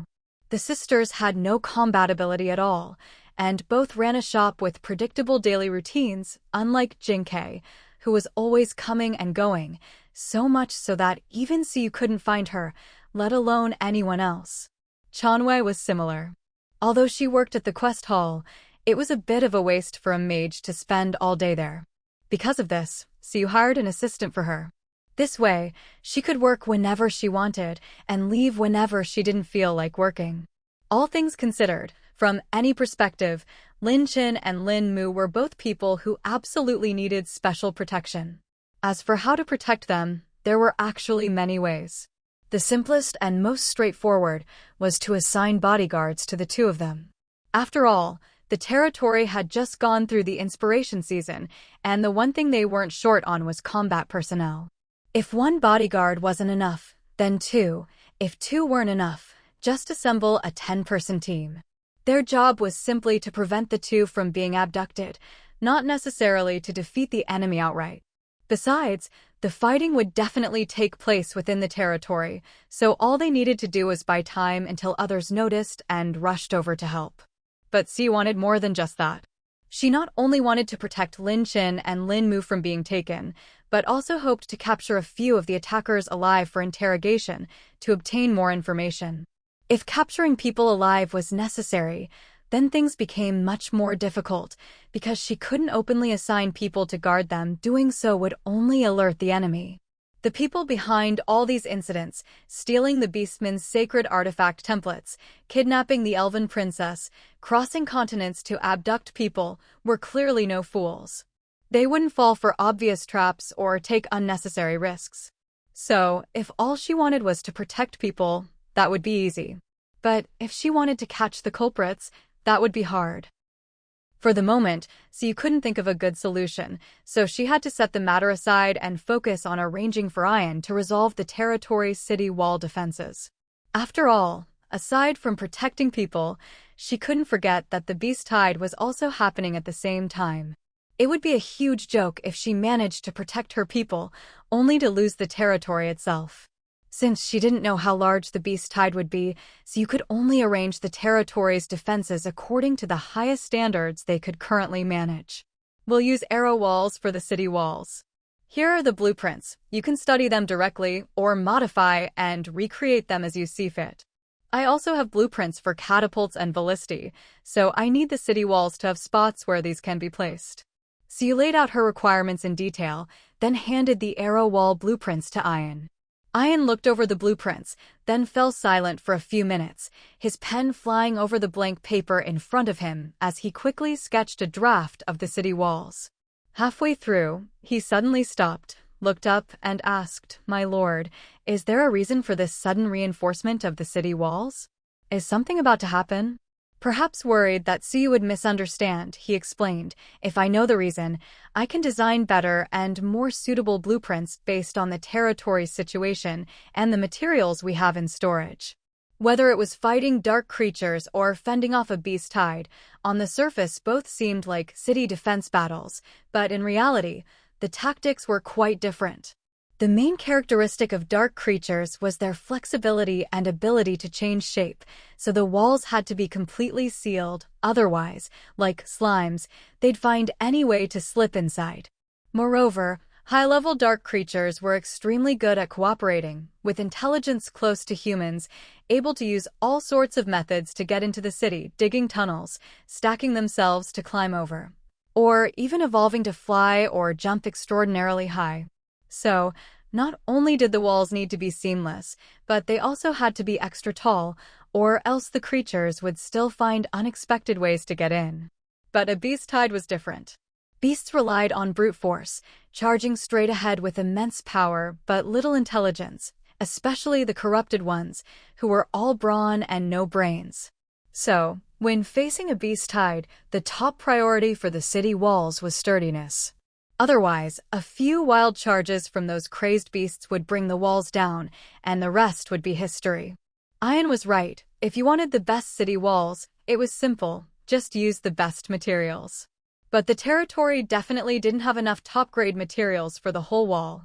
If you wanted the most suitable blueprints, you had to know the real situation. So you understood what he meant, so she told him about the impending beast tide. There's going to be a beast tide soon. The exact time is uncertain, but it'll likely be within a week, so it's best if all the city walls can be reinforced within 3 days. After explaining, Siyu added, if you have any other requirements or need more information, just let me know. For Siyu, as long as the walls could be built properly, everything else was secondary. Besides, Ian had been in the territory for a long time. She knew what kind of person he was, and that he wouldn't ask unnecessary questions. It would be best if I could see the blueprints for the catapults and ballistae, so I can know their exact dimensions and leave enough space for them on the walls. Also, since it's a beast tide, the walls will need to be extremely strong. You're aware of this too, my lord. So I'll need a large batch of reinforced stone bricks for construction. Lastly, the original construction team is too small to finish such a large project in 3 days. If we want the walls built quickly, we'll need to gather more people right away. He draws the blueprints, organizes the workers, and oversees the construction process. With a skilled and loyal architect, all Siyu had to do was provide the manpower and materials he requested, then wait to inspect the finished product.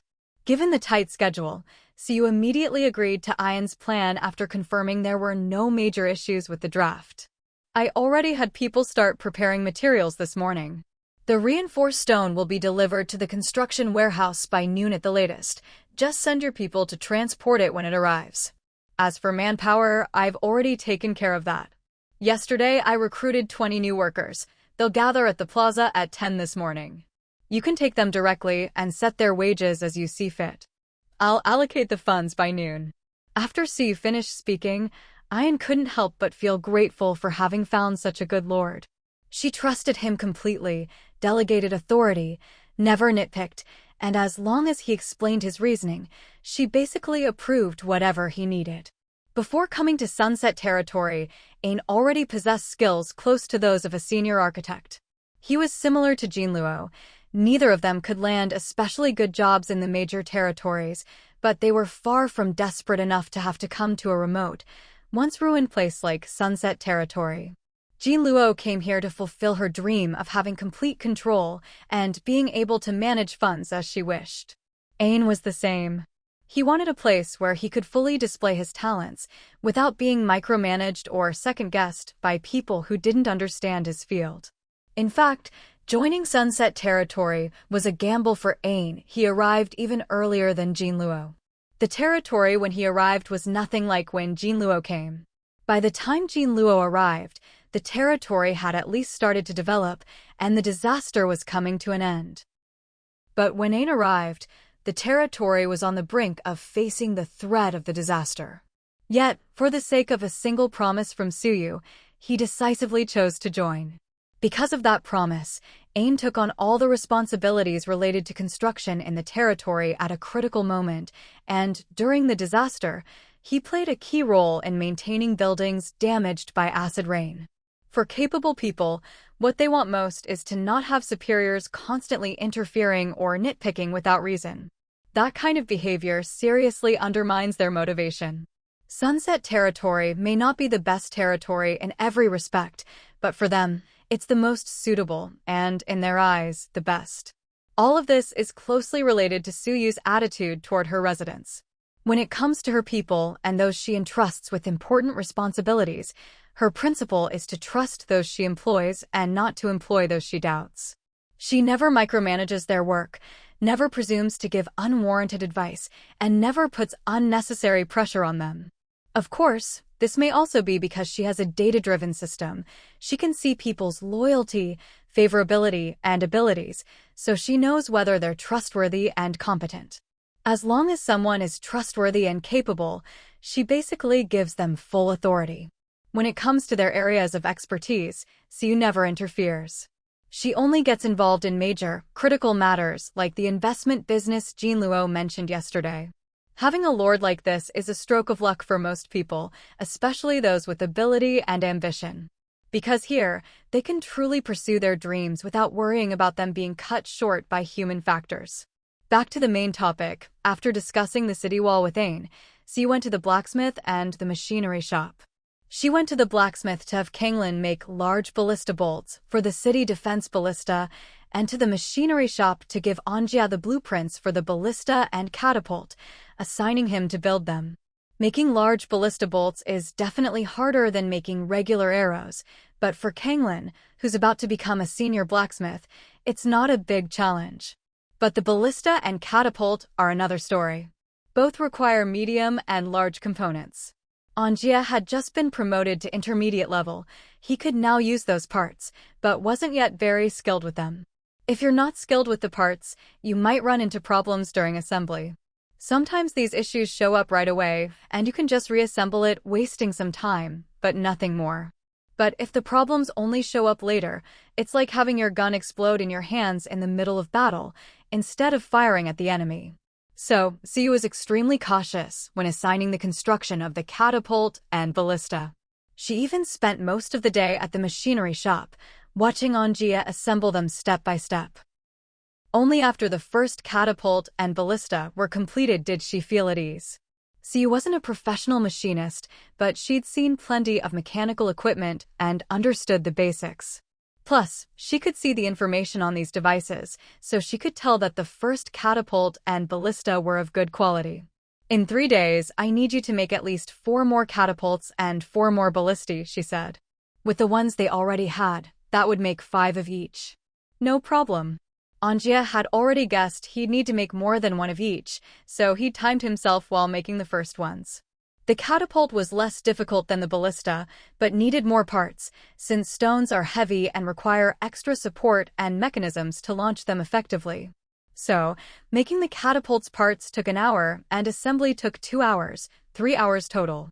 The ballista was the opposite, fewer parts, but harder to assemble. The key was the accuracy of the bolts. If assembly was careless, the bolts would fire off target or lack power and drop mid-flight. So, making the ballista's parts took half an hour, but assembling it took 3.5 hours, 4 hours total. So for 8 large machines, that's 28 hours of work, about 9 hours a day over 3 days. It sounded like a lot, but in practice, it would go faster. The catapult and ballista parts were interchangeable, and Anjia didn't make just one part at a time. If he got lucky, he could make several parts in the same amount of time, shortening the production time. Also, assembly time wasn't fixed. It would decrease as he got more skilled. By Anjia's calculations, he could cut the original 28 hours down to 25, or even 24 or 23 if things went well. As for overtime, for a machinist, the optimal workday was 8 hours, 10 at most. Any more would affect efficiency and quality. Anjia knew the Lord cared about quality, so he didn't suggest working overtime. It would just be counterproductive. My lord, I think I can make at least 1 more catapult or ballista. Which would you prefer? The time required to make 2 machines was too long for Anjia to be confident, but he was more than capable of using the saved time to make 1 extra machine. Siu said, if you're sure you can produce more without compromising the quality of the mechanical equipment, then prioritize making catapults. If there's still time left, make some spare replacement parts as backups. The reason for prioritizing catapults was simple. Catapults consumed stones, which the warehouse had in nearly unlimited supply, while the ballistae used bolts that had to be crafted by Tseng Lan, which took considerable time and materials. Moreover, catapults took an hour less to make than ballistae, so the schedule wouldn't be too tight. Also, preparing spare parts was absolutely necessary. Since they didn't know the scale or specifics of the beast hide, so you couldn't be sure how many days it would last. Even a small beast hide would last at least 3 days, a medium one 5 to 7 days, and a large one would start at 10 days and could go even longer. Running these machines nonstop for 3 days, never mind that machines don't get tired, the internal parts would definitely suffer heavy wear and tear. At that point, timely replacement was a must. Trying to save on parts would only result in the entire machine being scrapped. Yes, I understand. Besides the spare parts, I'll also make a few extra repair toolkits, and Jia understood Siu's intentions and immediately agreed, also taking the initiative to prepare some additional items. The repair toolkit wasn't just a literal toolbox, but a special item that, when used, could continuously restore a machine's durability and reduce its wear for a period of time. Durability affected the machine's operational state, while wear affected its performance, kind of like the difference between a phone with a charged battery and one that's suffering from hardware aging and constant lag. Good. If you can make repair toolkits, that's even better. Siu was very pleased that Jia could think independently about what needed to be prepared. By the way, if possible, my lord, you could find a few people interested in mechanics and have them come here to learn for a while. I can't promise much, but I can guarantee they'll at least master basic mechanical repairs. No problem. By tomorrow morning at the latest, I'll have people assigned to the workshop. Siu wasn't just recruiting for the mechanical workshop to improve their margin for error during this beast tide. She also believed that many jobs in the territory could gradually be mechanized. Relying on manual labor was always the least efficient choice. Humanity's most valuable resource was their minds, not their physical labor. If you want mechanization, the first obstacle is always manpower. So Siu planned not only to recruit, but to find a few talented individuals. After all, without talent, unless someone had a stroke of luck like Jia, they'd never make much progress in mechanics. At best, they'd just be doing odd jobs for life, which was unnecessary. So far, all preparations for the upcoming beast tide were underway. In addition to the necessary items and tools, Siu also issued an announcement to organize a team. Although there was still some time before the beast tide, manpower had to be arranged in advance. If they were caught off guard, it would be too late to organize people when the time came. If, by chance, this incident didn't actually signal a beast tide, that was fine too, so you could still lead this group to handle whatever came up. Either way, it was clear this event would require combat strength. While organizing the team, Siu also started searching for ways to perfectly protect people without being detected. This search took 2 days. These 2 days seemed calm and uneventful. Even the wild beasts that had been restless during the season of inspiration gradually disappeared. But this wasn't a good sign. In fact, it confirmed that danger was approaching. In Siu's view, this was just the calm before the storm. After 2 days, Iron City wall construction had reached 90%. According to his plan, the wall would be finished by noon tomorrow. And Jia was also just one catapult away from finishing his mechanical preparations. Zhenglan had even set aside her own work, handed it to her apprentices, and personally crafted a full 1,000 powerful ballista bolts in 2 days. With the bolts Siu had previously asked her to make in her spare time, they now had a total of 3,300. That sounded like a lot, but in reality, it wasn't. With 5 ballistae, that meant each one had just over 600 bolts. For reference, in a previous battle against dark creatures, Duoya had used up 2 quivers, 100 arrows, in less than half an hour. Of course, the usage and power of a large ballista couldn't be directly compared to a human with a bow, but each ballista would still consume at least 120 bolts per hour, 2 per minute. So 600 bolts would only last about 5 or 6 hours. Running out of bolts was inevitable, but that was okay, because the ballistae could also use regular arrows as ammunition. The only downside was that, since the ammo didn't match, regular arrows wouldn't benefit from the ballista's special attributes. But while a ballista could only fire 1 large bolt at a time, it could shoot at least 5 regular arrows in 1 volley. With more arrows, the attack range and damage increased, but accuracy dropped, and the ballista's durability was preserved while wear increased. According to tests, the best cost-performance ratio was firing 10 regular arrows at once. This gave a wide attack range, high damage, and the accuracy wasn't too bad, while the ballista's durability and wear rates remained acceptable. With quantity making up for quality, even without attribute bonuses, the ballistae could still play a huge role in battle using regular arrows. As for the large ballista bolts, Siu was saving those for the upcoming Beast Leader battle. Here, Beast Leader didn't mean a beast of the same status as the Black Serpent, but rather those most deeply polluted and corrupted, with the highest combat power. Against such beast leaders, regular arrows were basically useless, especially without weapon attribute bonuses. They might not even break through the enemy's defenses. That's when the ballista bolts would come into play. The ballista bolts fired by large mechanical weapons come with a minimum of 50% armor penetration, increase critical hit rates, and, when a critical hit is triggered, deal 100% true damage that completely ignores defense. No matter which attribute you look at, these are the most powerful weapons for dealing with beast leaders. Although C wasn't sure whether this beast tide would have a beast leader, it never hurts to be prepared. Even if there isn't a boss monster, the ballista bolts can still be used against elite monsters, so making them definitely won't go to waste. Meanwhile, the combat team specially organized for the beast tide had grown to 150 people within just 2 days. It's worth noting that all 150 of these people were non-territory residents, because territory residents are automatically expected to participate in the beast tide defense. After all, unlike previous events like clearing the sea, this time the beasts are attacking their actual home. There's no way they'd just stand by and watch their own homes get attacked, so of course they have to join in.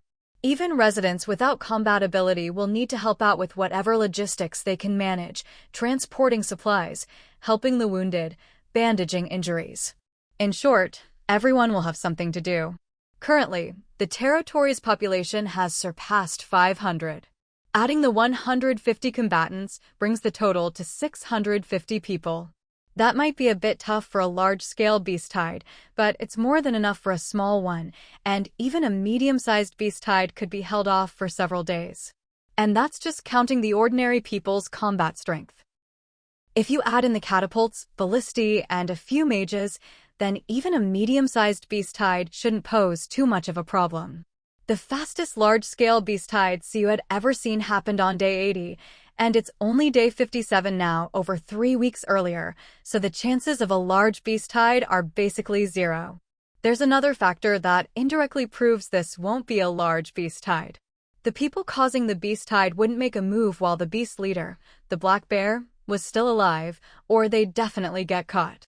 After all, the black bear is the leader of the beasts and knows the forest inside out. Every beast in the forest is its eyes and ears.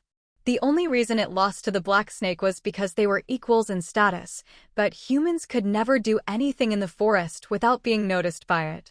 In the forest, beasts have the absolute advantage. No matter how strong the humans are, they can't beat the beasts, so they must have started corrupting the animals only after the black bear died. The black bear died on day 46, exactly 10 days ago. If they could trigger a large-scale beast tide in just 10 days, what couldn't they do? In other words, if they were really that powerful, would they need to sneak around like this? You have to understand, the difficulty and scale of a large beast tide is several times that of a medium one. It involves at least 10,000 beasts, over 80% of which have to be at least medium-sized. If it was all rabbits and squirrels, it wouldn't be called a beast tide. Let's not even talk about whether there are that many beasts nearby. Just the fact that they'd need to corrupt over 1,000 beasts per day on average makes it impossible to pull off with a few simple tricks. Therefore, Siu believed that this beast tide was most likely a small one, or at most a medium one that barely surpassed the small scale. With this conclusion, Siu felt much more confident in all the preparations for the beast tide. The only thing she still hadn't decided on was what to do about Lin Qin and Lin Mu, but there was nothing she could do about that. Siu had already made up her mind. She absolutely wouldn't risk the sisters' safety just to capture someone alive. So unless she could find a solution that satisfied both sides, she would prioritize protecting the two of them. As for the fate of those other people, she wouldn't worry about it. If they could be captured alive, great. But even if they died, those people had committed so many crimes that they deserved it. No one would pity them, at most. It would just be a shame they couldn't be interrogated for information. In the blink of an eye, another day passed. The sturdy arrow wall had been completely built, and Ian's main job now was to assign people to further reinforce and maintain the walls. As for himself, he had received another task from Suyu.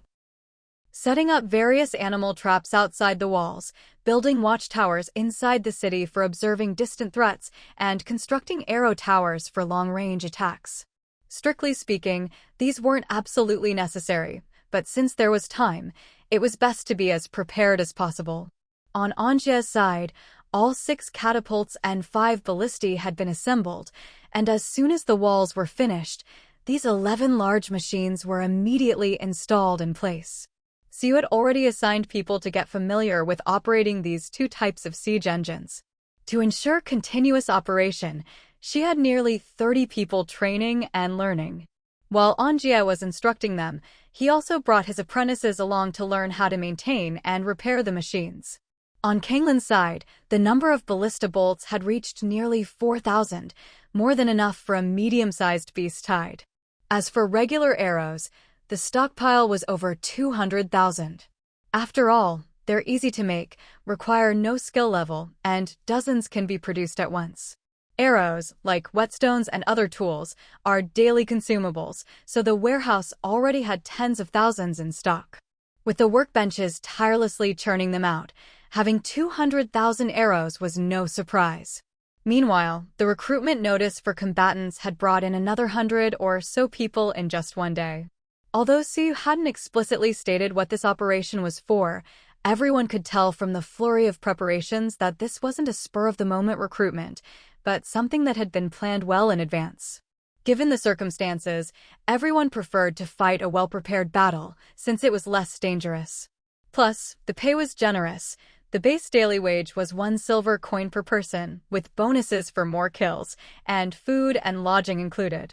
With benefits like these, if it hadn't been made clear that only combatants were needed and that there were restrictions on combat level, it wouldn't be surprising if 300 more people had signed up instead of just under 300. Aside from all these preparations, the other shops in the territory weren't idle either. Everyone was busy getting ready for the beast tide. For example, the tailor shop was working overtime to make all kinds of armor. In the tavern, under Suyu's instructions, Lin Chen had already started brewing special wines that could boost combat stats or even restore magic. In addition, there were also restaurants, clinics, flower shops, and so on. One was preparing convenient, ready-to-eat foods that could boost attributes, while another had stocked up on a large amount of healing medicine, health potions, antidotes, attribute potions, and other drugs.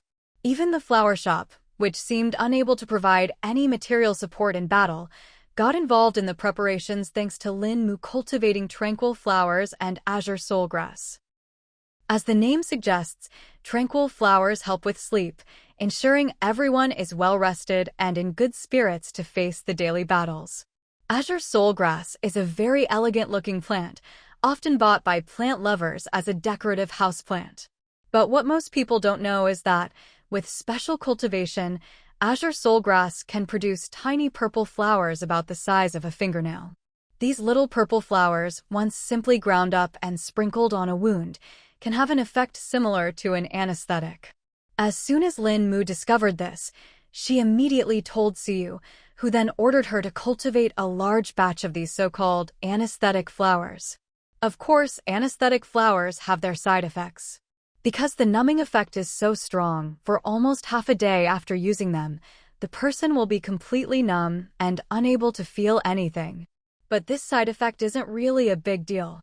After all, minor injuries don't require anesthesia, and those who are seriously injured can't fight anyway, so whether they have sensation or not doesn't matter. Although this world has magic, dragons, elves, and all sorts of fantastical beings, the level of medical care isn't much different from that of ancient times. Being numb is still better than dying in agony. Of course, Siu had already realized that this anesthetic flower was actually a rather obscure herb, and its side effects could be offset by combining it with other herbs. It's just that the discovery came too late, and Vivian didn't have enough time to research it, so for now, they'd have to make do. Among the shops not affiliated with the territory, the enchantment shop was doing the best business, raking in piles of gold and silver every day. The enchanter, who had been grumpy during the shop rental process, was now all smiles, no longer wearing that cold, deadpan face. Looking at the warehouse packed to the brim, Siu felt satisfied and even more confident about the upcoming beast tide. That evening, after organizing the inventory, Siu decided to go out for a stroll and inspect the territory to see if anything interesting was happening. What Siu didn't expect was that her luck really was pretty good. She actually stumbled upon quite an event. The only thing was, the two main characters involved were both old acquaintances. Magician, as I said before, what happened last time was just an accident. I'm very grateful for your help, but I believe the territory is still quite safe. There's really no need for you to. FIA frowned. Years of noble upbringing and the hard knocks of reality helped her hold back the urge to curse. In the end, she chose a more tactful way to express herself. There's no need to waste your time. Siu, who had spotted FIA from afar and was about to go over and say hello, happened to catch this line as she approached. She paused, then instinctively followed FIA's gaze, and saw a certain fire mage, dressed up in a way that even his own mother might not recognize him. Siu, what a scheming man. She didn't know exactly what she'd missed, but Siu could guess that Mike must have done something. Otherwise, with FIA's good temper, she would never say something that practically had impatience written all over her face. After speaking, FIA noticed Siu, froze for a moment, then politely nodded and used the opportunity to excuse herself. You must be here to see the mage, right? Then I'll leave you to it. With that, FIA turned and left so quickly it was as if wolves and tigers were chasing her. Siu stared at Mike, exasperated, watching his eyes practically glued to FIA's back. Without mercy, she waved her hand to interrupt him. Were you harassing FIA? Did you forget what I told you before? She didn't know the details, but that didn't stop Siu from taking the chance to warn Mike again. Even if he hadn't done anything major, he'd definitely done something wrong. Just that suspicious stalker disguise was enough for Siu to judge his actions. Wait, disguise? Siu suddenly thought of something. Her gaze, which had been fixed on Mike, drifted for a moment before she snapped back to attention. When she did, she found Mike still standing there, dumbfounded, which left Siu speechless. Siu, snap out of it. Stop staring. If you keep this up, she'll really run off.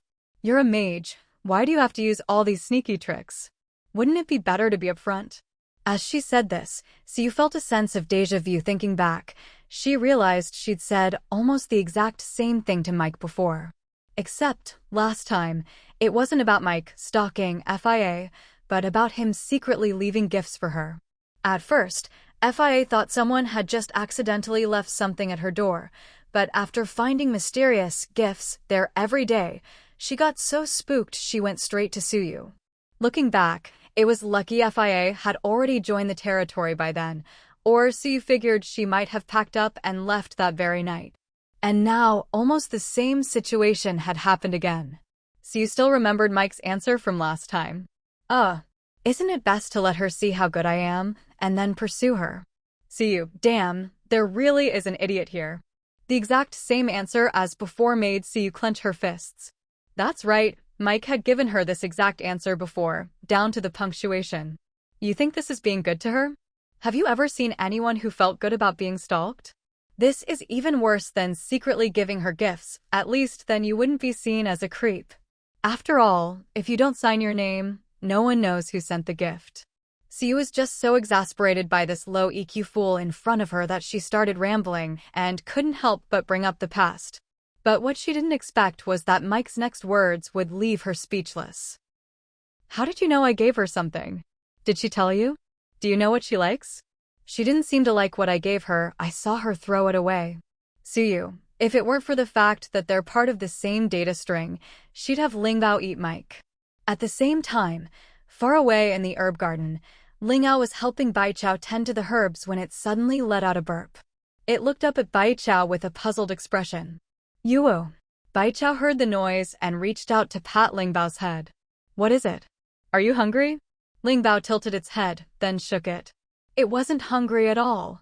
It just suddenly felt, It felt like its master was thinking about it. Thinking of this, Ling Bao happily wagged its tail. If it hadn't already promised to stay here and help Baichao with the herbs, it would have gone to find Siyu right away. Yeah. Ling Bao made a digging motion with its paw, signaling for Baichao to continue what they were doing. Once Baichao was sure Ling Ao really wasn't hungry, she went back to her work. On the other side, after getting the rundown of the past 2 days from Mike, Siyu eyed the high-level fire mage in front of her, who now showed none of his former arrogance, with open suspicion in her voice. You're telling the truth? You didn't hire those people? And after you drove them off, you really didn't do anything else? Siyu's barrage of questions left Mike momentarily stunned, then he got angry. I already told you. I'm not that kind of person. I'm a high-level mage. If I wanted to stage an accident, how hard could it be? Why would I need to hire people to put on a show? Although he was annoyed by Siyu's doubts, he didn't dwell on it. Right now, he only cared about one thing, how to win Faya over. If Siyu could help him with that, he didn't care what she thought of him. Actually, the plot of the past 2 days was pretty simple cliché, even. In 4 words, hero saves the beauty. 2 days ago, when Mike left the restaurant to accidentally run into Faya, he happened to spot someone acting suspiciously. At first, he thought catching a shady character on the way wouldn't interfere with his plan. Who would have thought that the target of this sneaky person was actually Faya? Faya was currently staying at the inn. Although the territory had always been safe, the influx of people during inspiration season had caused a sharp drop in public order. Even though Lake had made all the necessary arrangements, plenty of unsavory types had still slipped in. Faya was living alone at the inn, new to the territory, didn't know many people, had no combat ability, but was a wealthy, high-level seamstress, so she became a target. After tailing the suspicious person and realizing Faya was the target, Mike lost his temper and beat the guy up. He was about to hand him over to the patrol when he learned from the guy's mouth that 2 more people were also after Faya. So Mike didn't bother with the first guy and rushed to find Faya, just in time to see her being mugged by 2 people in a secluded corner. What happened next was easy to guess, especially from what Faya had said before. Basically, Mike used the incident as an excuse to stay by Faya's side, calling himself her bodyguard. While protecting her was part of it, the real reason was that he wanted to spend more time with her. Hearing all this, Siyu couldn't help but feel a little sorry for Mike. Of course, it wasn't because Faya rejected him, her reaction was perfectly normal. Anyone would be angry if they were stalked, even by someone who had saved them. What she pitied was Mike's emotional intelligence. To do something like this, assuming it wasn't on purpose, wasn't just a case of having 0 EQ. Calling it 0 would be a compliment, it was more like negative EQ. With emotional intelligence like that, he wanted to pursue someone? TSK. If things kept going this way, even if the 2 of them did end up together, it would only be because Faya took pity on this fool. But honestly, Siyu thought the more likely outcome was Faya packing her bags and leaving. Siyu didn't want to get too involved in their business. Matters of the heart should be left to the people involved, let nature take its course. It wasn't her place as an outsider to interfere. The most she'd do was stop Mike from doing anything stupid so he wouldn't accidentally hurt Faya or make her so dissatisfied with the territory that she left. I think you'd better stop messing around for now. You saw Faya's attitude just now. What you're doing isn't going to make her like you. It'll only make her dislike you, maybe even leave the territory altogether. As she said this, Siyu was grateful that, for all his bad temper, Mike at least listened to advice, especially when it came to Faya. Otherwise, if he really wanted to do something, not even 10 oxen could drag him back, and those oxen would probably just end up as roast beef. Mike fell silent at Siyu's words, his face darkening, but he didn't argue. Seeing that he'd taken her words to heart, Siyu didn't dwell on the topic, instead shifting to the upcoming beast tide. The beast tide's almost here. You've got time to stir up trouble, but have you finished preparing those special dishes I asked for? Siyu had thought Mike wasn't the type to neglect his duties for romance, but now she wasn't so sure. She'd already decided, if Mike so much as said no, she'd confiscate all his special cookware and treasured recipes. Don't want to cook? Then you'll never cook again. It's not like the territory is short on high-level chefs anyway. But thankfully, Mike's answer didn't disappoint her. Mike, it's just a few dishes. I made them yesterday and put them in the restaurant storeroom. They'll last not just 3 or 5 days, but a whole week, no problem. Just as Sue thought, Mike wasn't the type to forget his core responsibilities for the sake of chasing a girl. He knew how important these supplies were during the beast tide. You can chase after someone any time, but the beast tide won't wait for you. He knew how to prioritize. Sue nodded, then glanced at the set of disguise props in his hand. Where'd you get all this stuff? They actually look pretty convincing. Wigs, fake beards, lifts for his shoes, all sorts of weird things. But it was exactly these oddball items that gave Sue a brilliant idea. An idea that could be a win-win for everyone. This junk? I bought it at the trading post. Thought it looked fun, so I got a set. Meek spoke as he expressed his disdain for the disguise props in his hands. He'd originally thought he could successfully disguise himself as a stranger to protect Faya, but to his surprise, he was seen through at a glance. Useless junk.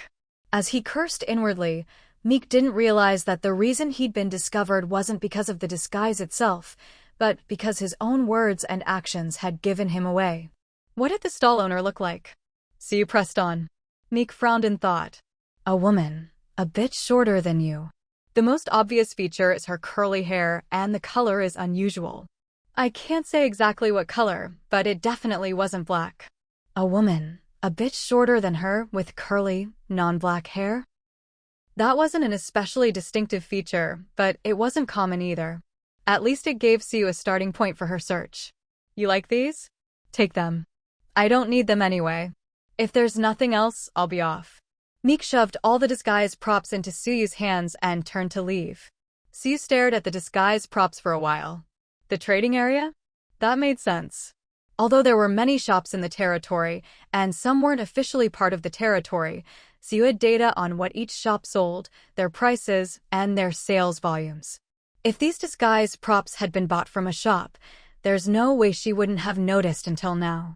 Aside from the shops, the only other place in the territory where items could be bought and sold was the trading area. Following Meek's lead, Sue arrived at the trading area. It was already evening, but there were still plenty of people with stalls set up. At a glance, there were hardly any empty spots. The trading area was still its original size, Sue hadn't expanded it. In the center was a cross-shaped street, with 3 rows of stalls on each side. Each row had 10 stalls, and there was a road between the 5th and 6th stalls. So, the trading area could accommodate up to 60 stalls at once.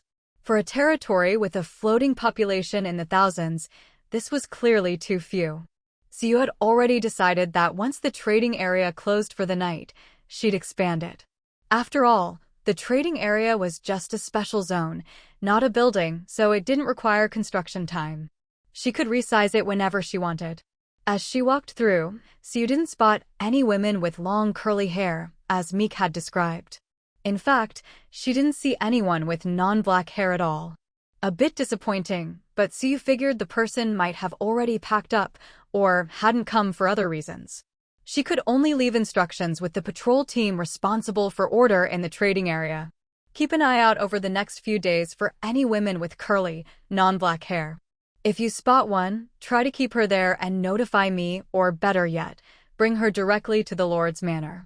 After giving her instructions, Sue wandered the trading area a bit longer to get a sense of the current situation, then left. After that, Sue visited the florist, the clinic, the tavern, and a few other shops to check on their supply preparations. Other than Lin Mu's anesthetic flowers, whose yield was a bit unstable, the other shops were all well prepared. It was worth mentioning that when Sue arrived at the tavern, she suddenly remembered the woman who had previously prepared drinks for her and kindly brought her some ice. But she didn't see her today.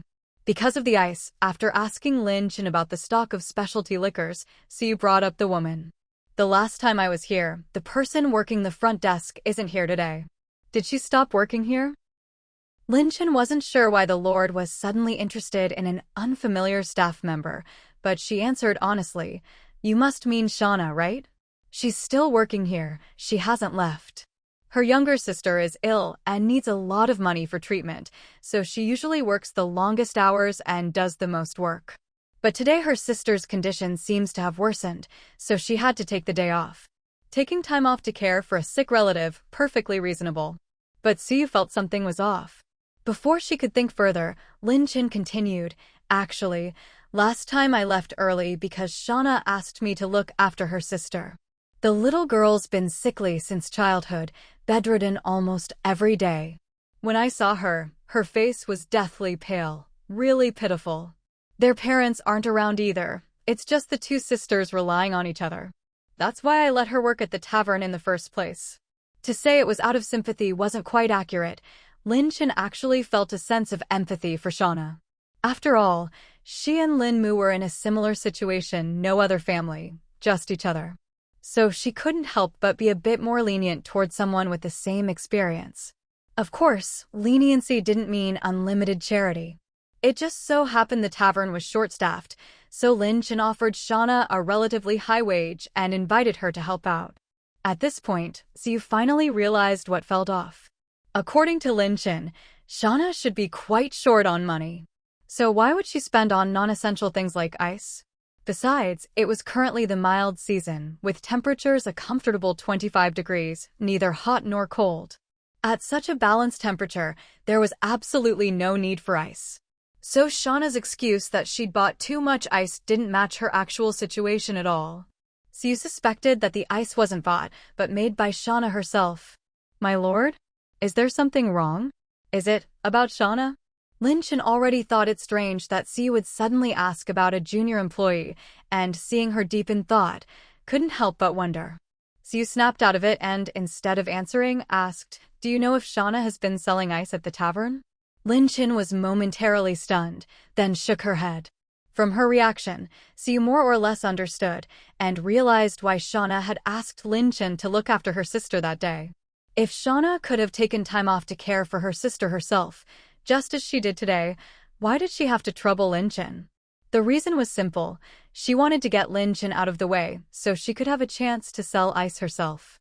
And selling ice was all about making money, which matched up perfectly with her need for cash. As for where the ice came from, that was another matter for now, but it was clear she hadn't bought it. In fact, she was hoping to use the ice to make a profit. As for why Shauna didn't tell Lin Chin about this, it was probably partly because she was worried Lin Chin wouldn't approve, and partly because she didn't want anyone to question the source of the ice. As long as Lin Chin didn't know or interfere, Shauna could take advantage of her job at the tavern to sell the ice. At first, she could give away the ice for free, explaining it as the tavern trying out something new and letting customers sample it. Once the time was right, she could start selling the ice directly. Customers wouldn't suspect anything was wrong with the ice. They'd just assume it was provided by the tavern. No one would think a low-level employee was sneaking an ice to sell on the side. As long as Lin Chin didn't find out, Shauna could keep selling for another day. Even if Lin Chin did discover it, from the current situation, all Shauna had done was secretly sell some ice. She hadn't broken any laws of the territory. After all, the ice was harmless and hadn't caused any negative consequences.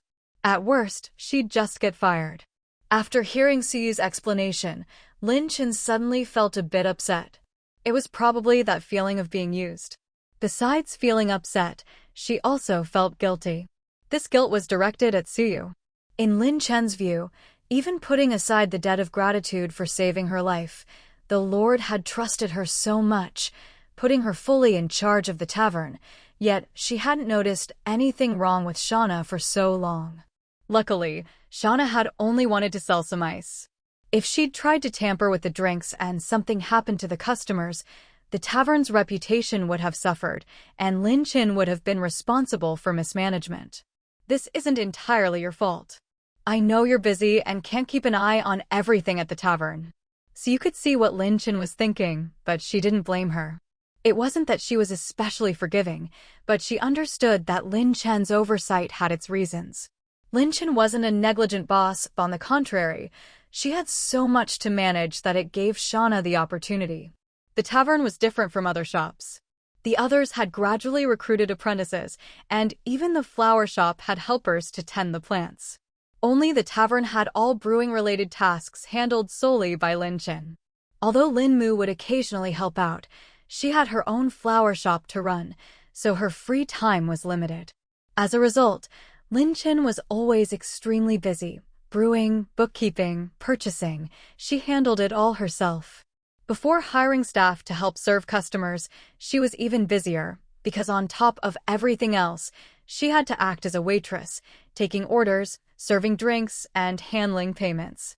She was basically doing the work of 5 or 6 people. Even now, with waitstaff, her workload was still more than 3 people could handle.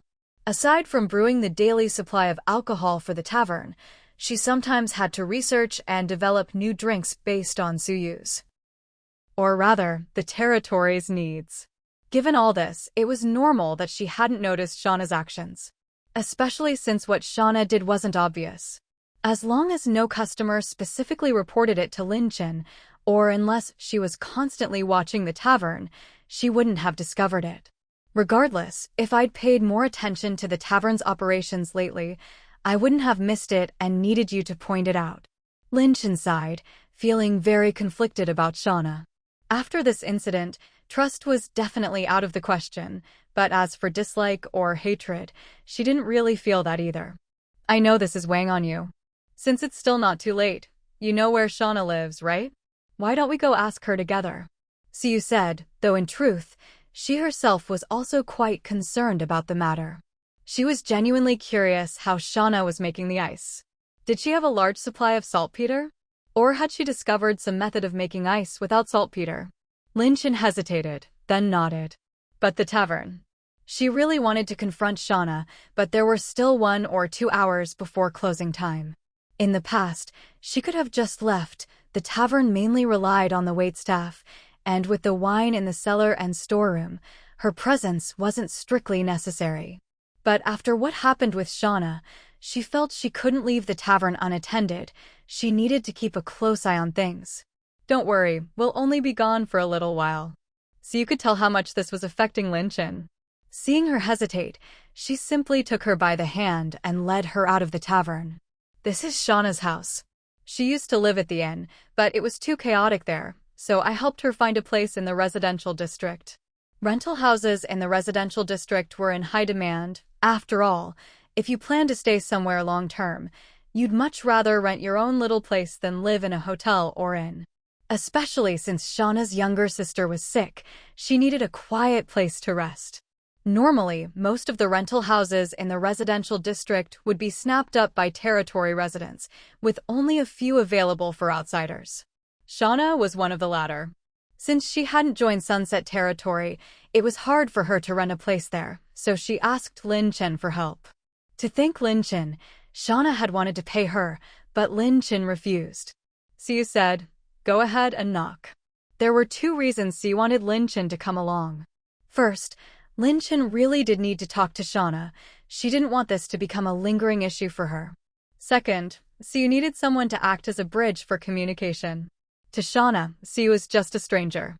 Even if she knew Shauna was up to something, if Shauna refused to talk, there was nothing Siyu could do. If she tried to use her status as Lord to pressure her, it might work a little, but Siyu believed it would only push Shauna into a corner. But Lin Chen was different. She had helped Shauna many times, and was someone Shauna would feel guilty toward. If she had even a little gratitude, with some gentle persuasion and the guarantee of the Lord's authority, the chances of finding out the source of the ice would be quite high. Knock, knock, asterisk. The sound of knocking echoed through the quiet night, sounding especially jarring. Shauna, are you there? It's Lin Chen. Inside the room. At first, Shauna had no intention of responding to the knocking. Whether the person outside had the wrong door or some other business, it didn't matter to her. It wasn't until a few seconds later, when she heard a familiar voice, that the stiff expression on her face eased just a little. She instinctively wanted to stand up, but in the end, she sat back down. She looked at the little girl lying on the bed, seemingly asleep, and fell silent. If there had been a third person in the room at that moment, they would have noticed the temperature inside was chillingly cold. If the temperature outside was as warm as spring, then inside it was as cold as winter. The difference was so great that it was clearly not just because of some ice. Even stranger, The little girl lying on the bed seemed to be shrouded in a faint white mist, which gradually condensed into thin, glass-like sheets of ice. Shauna seemed used to this. Calmly, she carefully removed the thin ice from the girl's body, piece by piece. She tossed the ice into a bucket, and in no time, the bucket was full. Next to it were dozens more buckets, but these were filled with water instead of ice. Given the current temperature in the room, it wouldn't be long before those buckets of water turned to ice as well.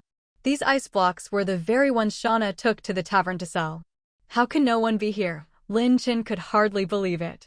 They had been standing outside the door for 5 or 6 minutes. Lin Chin knocked every 10 seconds or so, but there was no response from inside. It was as if Shauna had vanished into thin air. Siyu also felt something was off. She moved closer to the door, considering whether to just go in. Although it was a private residence, as the lord of the territory, she technically had the right to enter any place within her domain. No authority could bar her from anywhere in her own land. She could even force her way into shops rented out to outsiders, though the consequences and impact wouldn't be good, and she'd have to pay a price for it. But just as Siyu's hand touched the door, she sensed something odd about the temperature. Lin Chin, touch this door. Isn't it really cold? Siyu thought it wasn't just her imagination and asked Lin Chin to try as well. Lin Chin had been knocking with her knuckles before, so she hadn't noticed the temperature. Now, at Suyu's suggestion, she placed her hand on the door. Ah Ling, wake up.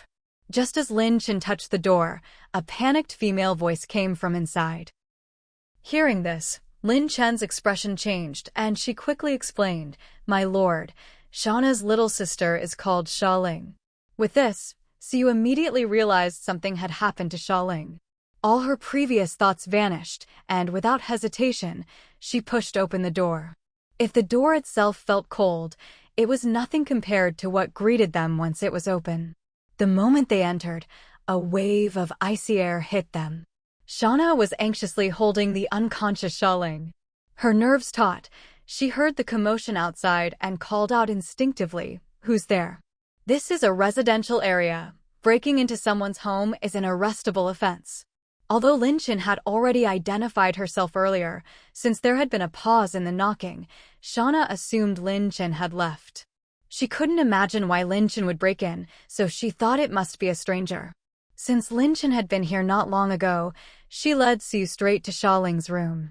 When they saw the scene inside, both were stunned for a moment. Siyu was the first to recover, her gaze immediately falling on the girl Shauna was clutching tightly. She saw the strange phenomenon of ice continually forming on the girl's body.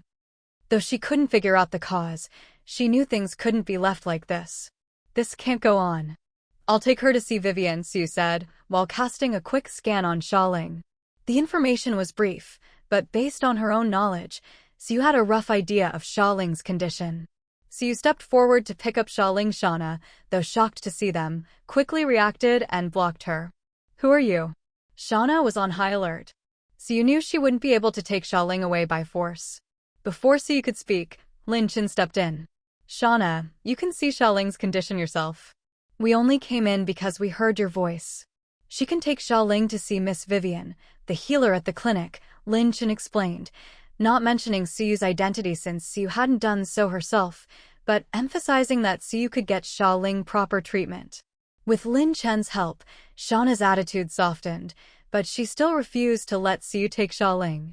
"No, Sha Ling can't leave. No one can see her like this." Shauna was deeply uneasy. Normally, Sha Ling would have woken up by now.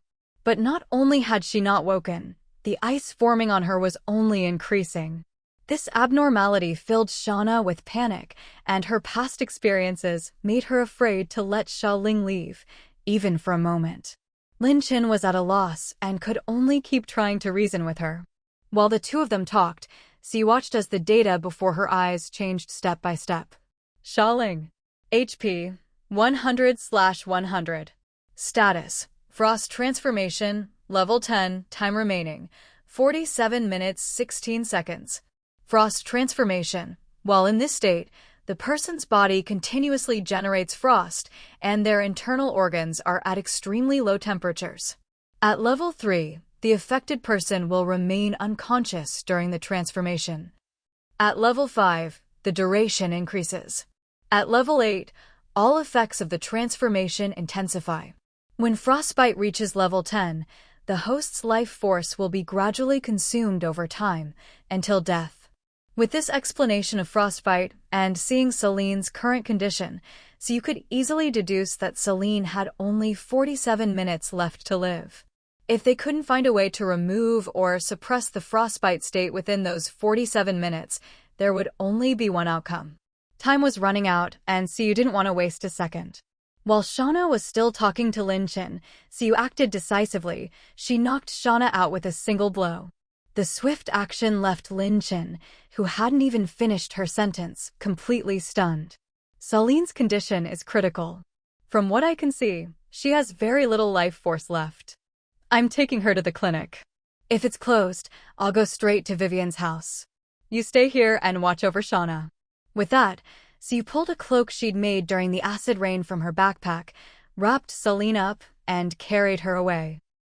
Lin Chin was worried too, but she understood that the Lord wanted her to stay not just to watch Shauna, but also to talk to her about the ice and to explain the situation. So she didn't leave. After leaving Shauna's house, Siyu checked the clinic's info panel to see if it was still open. When she saw closed 20 minutes ago, she immediately turned and headed for Vivian's house. On the way, Siyu ran into Lilith, who was just getting off work from the pet shop. Lord, do you need any help? Lilith noticed Siyu was carrying someone and instinctively wanted to know what was going on. But when she saw the person was wrapped in a cloak, she realized it was probably something she shouldn't ask about, so she just offered to help. Then please help me find Mech. Siyu glanced at the restaurant's status and saw it was still open. The restaurant's still open. Go there and get him. Tell him to come to Residential House 8. Mech was a well-known figure in the territory, so Lilith naturally knew him. She'd been in the territory for about a month now, one of the earlier arrivals. Though she wasn't very social, she still knew most people in the territory. Residential House 8 was Vivian's home. Okay. Lilith put aside her plans to go home, called out to Little Gray, and ran toward the restaurant. The wolf cub awood in response and followed her closely. Siyu didn't linger either, heading straight to Vivian's house. When she got to the door, Siyu called out for Vivian.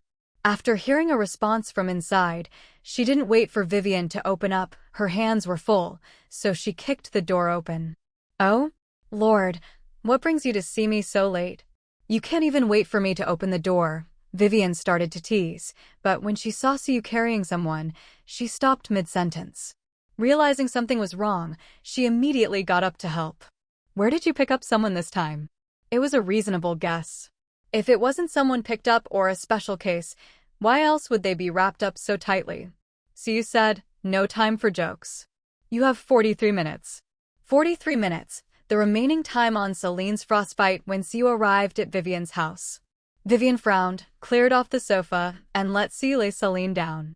While Siyu turned to close the door, Vivian had already removed the cloak and saw Celine, almost completely encased in ice. This is frostbite. Vivian's expression changed. She recognized Celine's condition at a glance. Siyu nodded. Yes, and it's level 10. Vivian had already started examining Celine, but when she heard this, she looked up helplessly. Lord, level 10 frostbite is basically a death sentence. Not just me, even my teacher couldn't do anything. Vivian's teacher was a masterclass healing mage, the highest rank below legendary. If even she couldn't treat this, there were few in the world who could. Legendary mages were rare, almost mythical. In the past century, there had been only a handful of legendary mages, fewer than 5. Is there really nothing you can do? Just try. I've already sent someone to get Mech. Mech wasn't a healer, but a fire mage. Fire could melt ice and raise temperature. Since frostbite killed by cold, fire magic might help. Of course, if a master healer couldn't cure level 10 frostbite, Mech, as a high-level fire mage, probably couldn't do much. But desperate times called for desperate measures. All right, since you insist, Vivian muttered, then went to her room for a medical kit. She took out a bunch of herbs, prepared them, and poured the resulting liquid over the ice. As the seemingly harmless liquid touched the ice, it began to melt slowly, but visibly. At least it was working. Siu asked, "What is that?" Vivian sprinkled the rest of the liquid and replied, "It's the juice of a high-quality fire attribute herb. Not cheap, Lord, you'll have to reimburse me." "Of course." Siu nodded, then added, "Go see Jean Luo for the money." Vivian was smiling at first, but when she heard the second part, her smile vanished. "You want me to go to that penny pincher? Lord, you're not being sincere." She knew Siu was joking, but still huffed and turned away. Siu didn't say anything, focusing on checking Celine's condition. As mentioned before, frostbite's lethality was tied to temperature. If they could raise the temperature, even if they couldn't save her, it should help. Sure enough, when Siu checked Celine's status again, she noticed something had changed. The frostbite countdown had stopped. Not only had time come to a halt, Siu also saw some extra information. Shaylin. HP 100/100. Status Level 10 Frostification. Time remaining 39:42. Paused. Talent Magic 73 out of 100. Skill God Tier Ice Mage Sealed. Traits Child of the Gods, a child blessed by the gods, possessing extraordinary magical talent, frail, weak constitution, all attributes reduced. After seeing this information, Siu had only one thought. God Tier Ice Mage?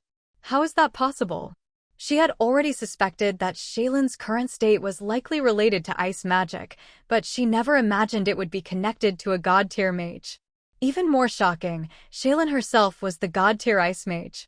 The result was so unbelievable that, for the first time, Siu seriously doubted the data provided by the system. The rarity of God Tier mages had been mentioned before. Every one of them was an elderly sage, and even the youngest God Tier mage in history was already 50 years old. Though their appearance and physical functions might become younger and stronger as their power grew, that didn't change their true age. But how old was Shaylin? Siu didn't know her exact age, but she could tell Shaylin was about the same size as Bugua. And since she was Shauna's younger sister, it was clear she wasn't some kind of ancient immortal in disguise. After all, Siu had seen Shauna's information. She was just an ordinary person. Unless Shauna and Shaylin weren't real sisters. But that didn't matter now. What mattered was that lying before her was a God Tier ice mage on the brink of death. If, at first, Siu only wanted to do her best to save Shaylin, after seeing all this information, she now had only one thought. She had to save Shaylin. No matter who Shaylin really was, the loss of a God Tier mage would not only be a blow to the territory, but to the entire continent. Besides, Siu had a vague sense of foreboding, which made her feel even more strongly that she had to save Shaylin. "Open the door." A shout from outside snapped Siu out of her thoughts. She recognized Mike's voice and went to open the door. Once the door was open, Siu ignored Mike's scowl, shut the door behind him, and ushered him inside. After being herded into the room, Mike frowned, about to say something, but was startled by the strange temperature in the room. This temperature. Something's wrong. Why is there so much ice element here? Mike blurted out, then realized why Siu had asked for him. He followed the trail of ice element to its densest point and immediately saw Shaylin lying on the sofa. Although the liquid Vivian had just concocted could melt the ice and halt the frostification, stopping it wasn't the same as removing it. Once the countdown resumed, Vivian would be powerless. The effect of lava grass is limited. Normally, it can maintain high temperatures for at least 24 hours, but this is level 10 frostification, so its effect is greatly reduced. Judging by the current situation, the lava grass can only suppress the frostification for 10 to 12 hours at most. Vivian explained the situation to the two of them, then stepped back to give Mike space. Mike stared at Shaylin for a while, then took out his magic staff and began to chant. A moment later, a ring of red, flame-like light appeared around Shaylin. Siu immediately recognized it as a mage's shield. Mages of different elements cast shields of different attributes, each with unique effects and physical sensations. Fire shields mainly resist fire and also raise the temperature around the protected person, but this can be controlled, so it won't harm anyone. After one fire shield, Mike seemed to think it wasn't enough, so he layered 4 or 5 more in quick succession. While he worked, Siu kept a close eye on Shaylin's condition. When Mike finally stopped, Shaylin's status was as follows. Shaylin. HP 100/100. Status: Level 10 Frostification. Time remaining 39:42. Paused. Level 5 Fire Magic Shield. Time remaining 38 hours 58 minutes and 6 seconds. From this, it was clear that aside from the new magic shield status, the frostification hadn't changed at all. Although Mike couldn't see the information panel, as a high-level mage, he was quick to notice something was wrong. This is impossible. My magic isn't working on her. Mike wasn't obsessed with magic, but that didn't mean he lacked confidence in his abilities. On the contrary, he knew his own strength well and always considered his chances before acting. For example, during his conflict with Black Snake, sure, the argument started because Black Snake insulted his cooking, but Mike only dared to chase him because he knew Black Snake was injured. If Black Snake hadn't been hurt, Mike would never have been so reckless. To become a high-level mage, Mike couldn't possibly be a fool. Well, except on certain occasions. She's enveloped in a higher-level magical energy. After a brief moment of confusion and disbelief, Mike declared with certainty. Siu nodded in agreement. After some thought, she revealed that Shaylin possessed an exceptionally high magical talent, though she didn't mention the god-tier mage part. It wasn't that she didn't trust Mike and Vivian, but she sensed something was off and felt it wasn't something to reveal lightly. Very talented? Mike, half convinced, took Shaylin's hand and closed his eyes, magical energy surging around him. Vivian did the same, taking Shaylin's other hand and following Mike's lead. While the two of them examined Shaylin, there was another knock at the door. Siu paused, then heard a familiar voice. As the door opened, someone burst in. Where's Alan? Where did you take her? Shauna was nothing like the gentlewoman Siu had met at the tavern. Back then, she had seemed as gentle as water, like a cool spring in summer. But now, Shauna's hair was disheveled, her face streaked with tears, looking utterly wretched, yet her eyes shone with determination and worry, at odds with her appearance. Come in, she's inside, but please keep quiet, 2 mages are examining her. Siu was afraid Shauna wouldn't recognize Mike and Vivian, so she only mentioned their identities as mages.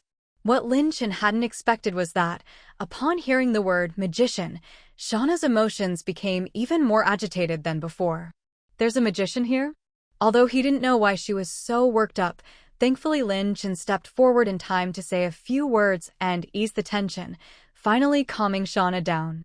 At Suyu's signal, Lin Chen led Shauna into the living room.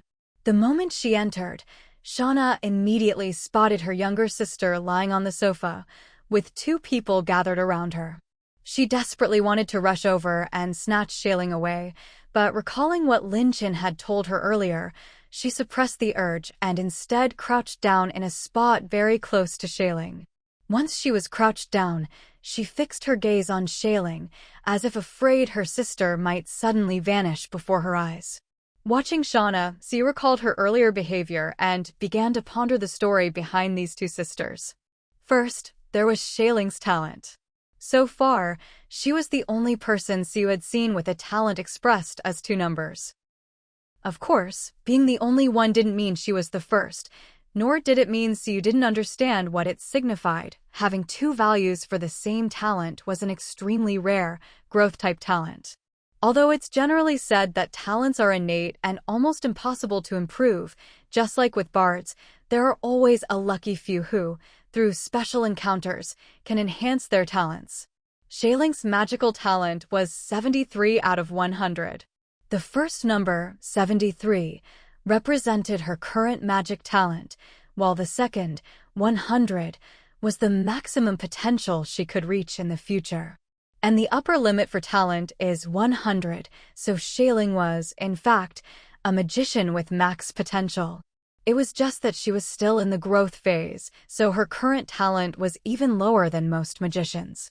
But then again, if she truly had a maxed-out talent of 100, it wouldn't be surprising for her to become a god-tier magician, but that would take time. It was as if Shaling had been born in Rome, already at the finish line. She was already a god-tier magician. Even though she'd been sealed, that didn't change the fact. A growth-type talent that had already reached its ultimate result. Why did this seem so strange? So you considered several possibilities, but none seemed quite right, and she ruled them out one by one. Finally, recalling Shauna's intense reaction to magicians, she had a vague feeling that the real issue lay here. Perhaps a magician had done something to the sisters, or more specifically, to Shaling, which was why Shauna was so averse to magicians. This would also explain why, when Siu suggested taking Shaling to Vivian for treatment, Shauna refused so decisively. Although she claimed it was because she didn't want others to know about Shaling's condition, the real reason was probably that she didn't want other magicians to see Shaling. While Siu was lost in thought, Mike and Vivian had already let go of Shaling's hand. The two exchanged a glance, as if confirming something. Then Mike, who had stood up, walked over to Siu, indicating he wanted to talk. Siu glanced at Shauna and saw that her attention was still entirely on Shaling, so she took Mike to the hallway to talk. Once there, Mike shared his recent findings and his suspicions. You were right.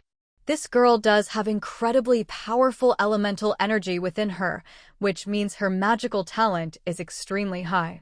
But I noticed something very strange. The levels of elemental energy inside her are severely split.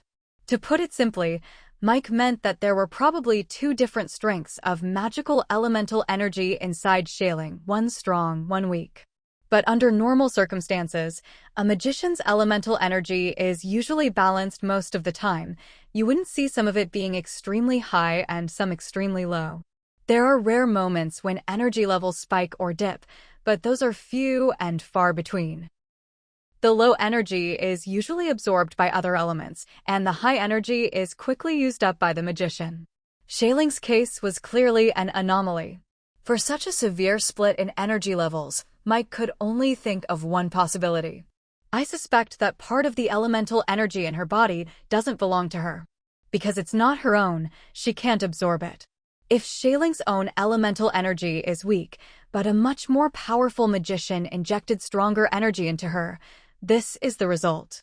But this is only temporary, because having too much or too strong elemental energy isn't a good thing, especially when the person isn't strong enough to handle it. The excess energy will eventually overwhelm her body, leading to her death. So here's the question. If Shaling is already a god-tier magician, how could there be an even stronger source of elemental energy in this world? Just as Siu was puzzled, Mike's next words gave her a bold idea. Strangely enough, if these were two different sources of elemental energy, they should repel each other. But I didn't sense any rejection between the two, in fact. I think they're merging. With that, Siu immediately thought of a dark sorcery she'd once read about in a book. This sorcery allowed someone to steal another's innate talent or skill and forcibly transfer it to someone else. And this included magical talent. Shaling's situation couldn't possibly be that of a natural god-tier magician, but if she had received all the magical energy from a god-tier magician, then everything would make sense. Of course, this is only theoretically reasonable, ignoring how difficult the process would be. In reality, being able to steal the talent of a god-tier magician is the most unreasonable part. Someone that powerful would never be a victim. Unless the god-tier magician was willing. Siu had once encountered a similar situation. A master blacksmith, at the end of his life, wanted to find a worthy successor and pass on everything he knew. That kind of inheritance was voluntary, but the price was steep. If Shaling really was the successor of a god-tier ice magician, then everything could be explained. For example, why her talent had two values. While it was a growth-type talent, it wasn't innate, but rather forcibly enhanced by the inheritance, raising her potential. Additionally, there was now a reasonable explanation for Sharon's identity as a sealed, god-level mage. After all, the essence of inheritance isn't about getting something for nothing. It's impossible to pass down everything all at once. The recipient of an inheritance must also work hard to gradually absorb its knowledge or power. Only then can they reach the highest level. Siu shared her speculation with Mike. After thinking it over, Mike agreed it made sense, but he still felt something was off. If this is a mage's inheritance, it does explain a lot. But there's one thing that doesn't add up. No one would choose someone incapable of bearing the inheritance as their successor. Just as Mike said, those qualified to pass on an inheritance are all top-tier experts, and they are extremely strict in choosing their successors. It's not just because the successor will eventually become their heir, and their words and actions will influence how future generations judge the master. Most importantly, they don't want the inheritance to fail. Everyone's abilities and talents are limited. Inheritance can only enhance a person's talent as much as possible, but it can't create something out of nothing. In other words, a god-level mage would only choose someone who is at least capable of becoming a mage and has some magical talent. But Shauna was definitely not a qualified successor, because her magical talent was far too low. If she only wanted to be an ordinary mage, a talent score of 73 would be enough. But for a god-level mage, that number just doesn't cut it. According to Mike, Sharon was simply someone who couldn't withstand the inheritance. To become the successor of a god-level mage, you'd need at least a talent score of 90. If the requirements were even higher, 95 wouldn't be surprising. Maybe it was precisely because her talent wasn't high enough that Sharon couldn't digest the inheritance of a god-level mage, which is why she ended up like this. Let's put the inheritance aside for now. Do you have any way to save her? All other questions could wait right now. The most important thing was to find a way to save her. Otherwise, if Sharon died, the truth behind all of this would be meaningless. But unfortunately, when faced with Sue's question, Mike shook his head without hesitation. I can't. This level of frostification is too advanced. To be honest, given the current state of the territory, there's no one who can save her, and nothing here that could help. Mike had actually already guessed that another mage of extremely high rank, possibly even higher than himself, was involved. But since Sue hadn't mentioned it, he pretended not to know. If even you have no way, then there really isn't much hope. Although Sue knew Mike was telling the truth, she still felt an inexplicable sense of regret and frustration. There's still a sliver of hope. Don't you have a good relationship with the elves? We may not have a way, but the elves might. If all else fails, just get a few bottles of elven spring water and pour them down her throat. Even if it can't save her, it might keep her alive for a while. Mike's suggestion was a bit crude, but it was actually feasible. The last resort if nothing else worked. Mike and the others all knew about the time Sue had rescued the kidnapped elves in the territory. They just didn't know that one of them was the elven princess. And Mike also knew about Suyu's recent visit to the elves, so he could guess that Suyu had a very good personal relationship with them, which is why he made this suggestion. That might really be the only option left. Suyu sighed, about to take out the elves' communication token, but then seemed to think of something and put it away again. Mike glanced at her and added, judging by the current rate of her elemental energy leaking out, my magic shield can only hold for a day and a half at most. During that time, the frostification will be suppressed, but after that the energy leakage will get worse and worse. Once it exceeds what I can handle, I won't be able to protect her anymore. Thank you for your help. You should head back and rest. Sue dismissed Mike with a word, then went into the living room to find Shauna. The reason she hadn't gone straight to Anita earlier was because she was worried Shauna wouldn't agree to let Sharon be taken away. After all, Sharon was her sister, and she deserved some respect. But whether Shauna agreed or not didn't really matter, Sue could always use force, just like she had earlier. The main reason Sue wanted to talk to her was to find out from Shauna why Sharon had ended up like this. Having only the symptoms but not the cause would make treatment difficult. Shauna, I'd like to talk to you about your sister. Sue went straight to the point. Shauna was stunned for a moment, then silently nodded. Sue was about to suggest they talk outside, but Shauna didn't seem inclined to leave. Sue guessed she didn't want to leave Sharon's side, so she just glanced at Vivian. I'm tired, going to sleep. Don't bother me unless it's important. Actually, even if it's important, try not to bother me. Vivian yawned and stretched dramatically, then strode out the door. Both rooms in this house had originally been empty, and after Vivian moved in, no one else was assigned to the second room, so she basically had both rooms to herself. With someone in this room, she just went to rest in the other one next door. After all, the whole floor was basically her home. She could sleep wherever she liked. After Vivian left, Lin Chen glanced over, wanting to leave as well, since she knew the upcoming conversation probably wasn't for her ears. But Shauna didn't seem to mind her presence, and after Vivian left, she directly asked Suyu about Sharon's condition. You probably know her situation better than any of us. If I'm not mistaken, this isn't the first time she's ended up like this, right? It's just that as time goes on, it's getting worse and worse. Do you realize she's now only a step away from death? Suyu wasn't exaggerating, there was no need, given how dire things already were. She didn't hide anything about Sharon's condition, because only by making Shauna understand how urgent things were could she hope to get the full story. If she kept anything back at this point, Shauna would only feel Suyu wasn't being sincere and might hesitate to tell the truth. Shauna believed what Suyu said because everything matched up with Sharon's recent condition. Ever since a month ago, Sharon's frostification had been getting worse. First, her periods of unconsciousness grew longer. Then, her influence on the surrounding environment became more severe. All these little changes made Shauna painfully aware that things were spiraling out of her control. Her strength was still far too insignificant. In fact, it could be said she had no power at all, because she was just an ordinary person. Can you guarantee that you'll be able to save Ailing? If you promise to save her, I'll tell you everything. I'll do whatever you ask. Shauna was a bit nervous because she knew how foolish her words sounded. She already knew the identity of the woman before her from Lin Chen. This woman was the lord of the territory, while Shauna herself was just a nobody within it, with no leverage to negotiate at all. But her concern for Xiaoling outweighed everything else, so she still blurted out a question that probably wouldn't get her an answer and was, in truth, rather pointless. What Shauna didn't know was that Suyu had already guessed the truth about the inheritance, so she was still thinking, if Suyu didn't give her a definite answer, even though she couldn't really do anything, she would keep everything hidden deep in her heart.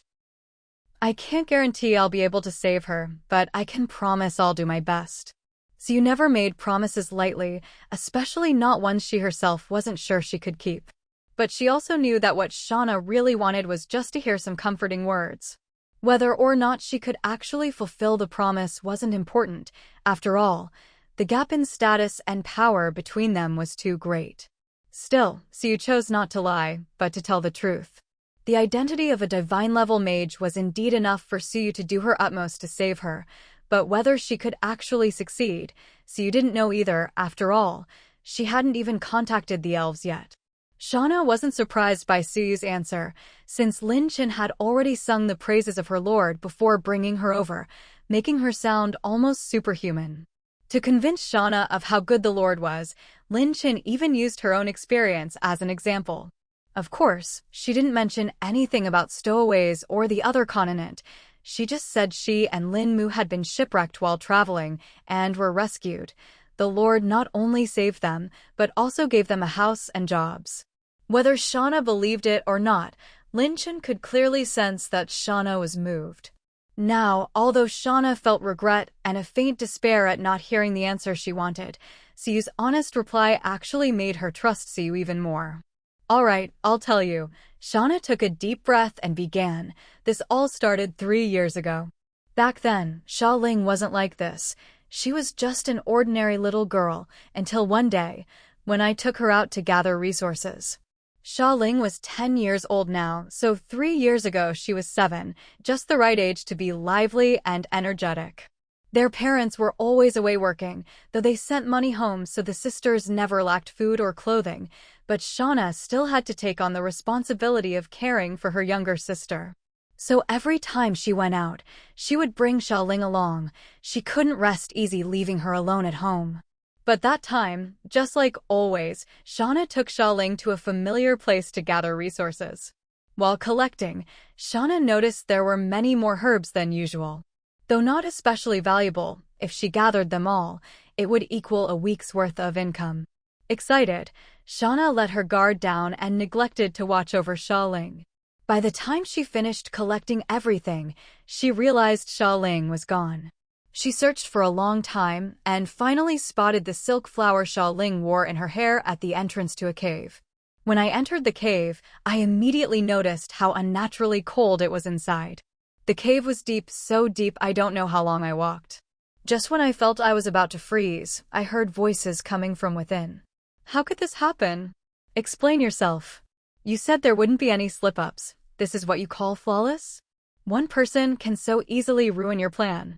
This was unavoidable. Who would have thought someone else would be here, and just a child at that? That Nashia woman is really clever, transferring the inheritance at the last moment. What's done is done, there's no point saying more. I just want to know how you plan to deal with the little girl. What else can we do? Since she's received the inheritance, then use her as. As the conversation went on, the voices grew fainter. Shauna felt a growing sense of dread, certain that the little girl they were talking about was Xia Ling. After all, in such a remote place, it was unlikely anyone else would be around, and Shauna hadn't seen anyone else searching for a lost child nearby. With this thought, Shauna began to consider how to rescue Xia Ling from these two people. She didn't know who they were, but from their conversation, it was clear they were not good people. But as Shauna was thinking, she suddenly felt a sharp pain at the back of her head, and then lost consciousness. Later, I learned that those two had noticed me long before, and the fact that I didn't hear the rest of their conversation was because they deliberately kept it from me. If someone discovers they're being eavesdropped on, the right thing to do is to quietly catch the person, just as happened to Shauna. Unlike in stories, where people shout someone's there and alert the eavesdropper, letting them escape, that's just foolish. When I woke up, I found myself tied up, with no one around, and I didn't see Xia Ling. Shauna had been terrified. After all, 3 years ago, she was still just a teenage girl.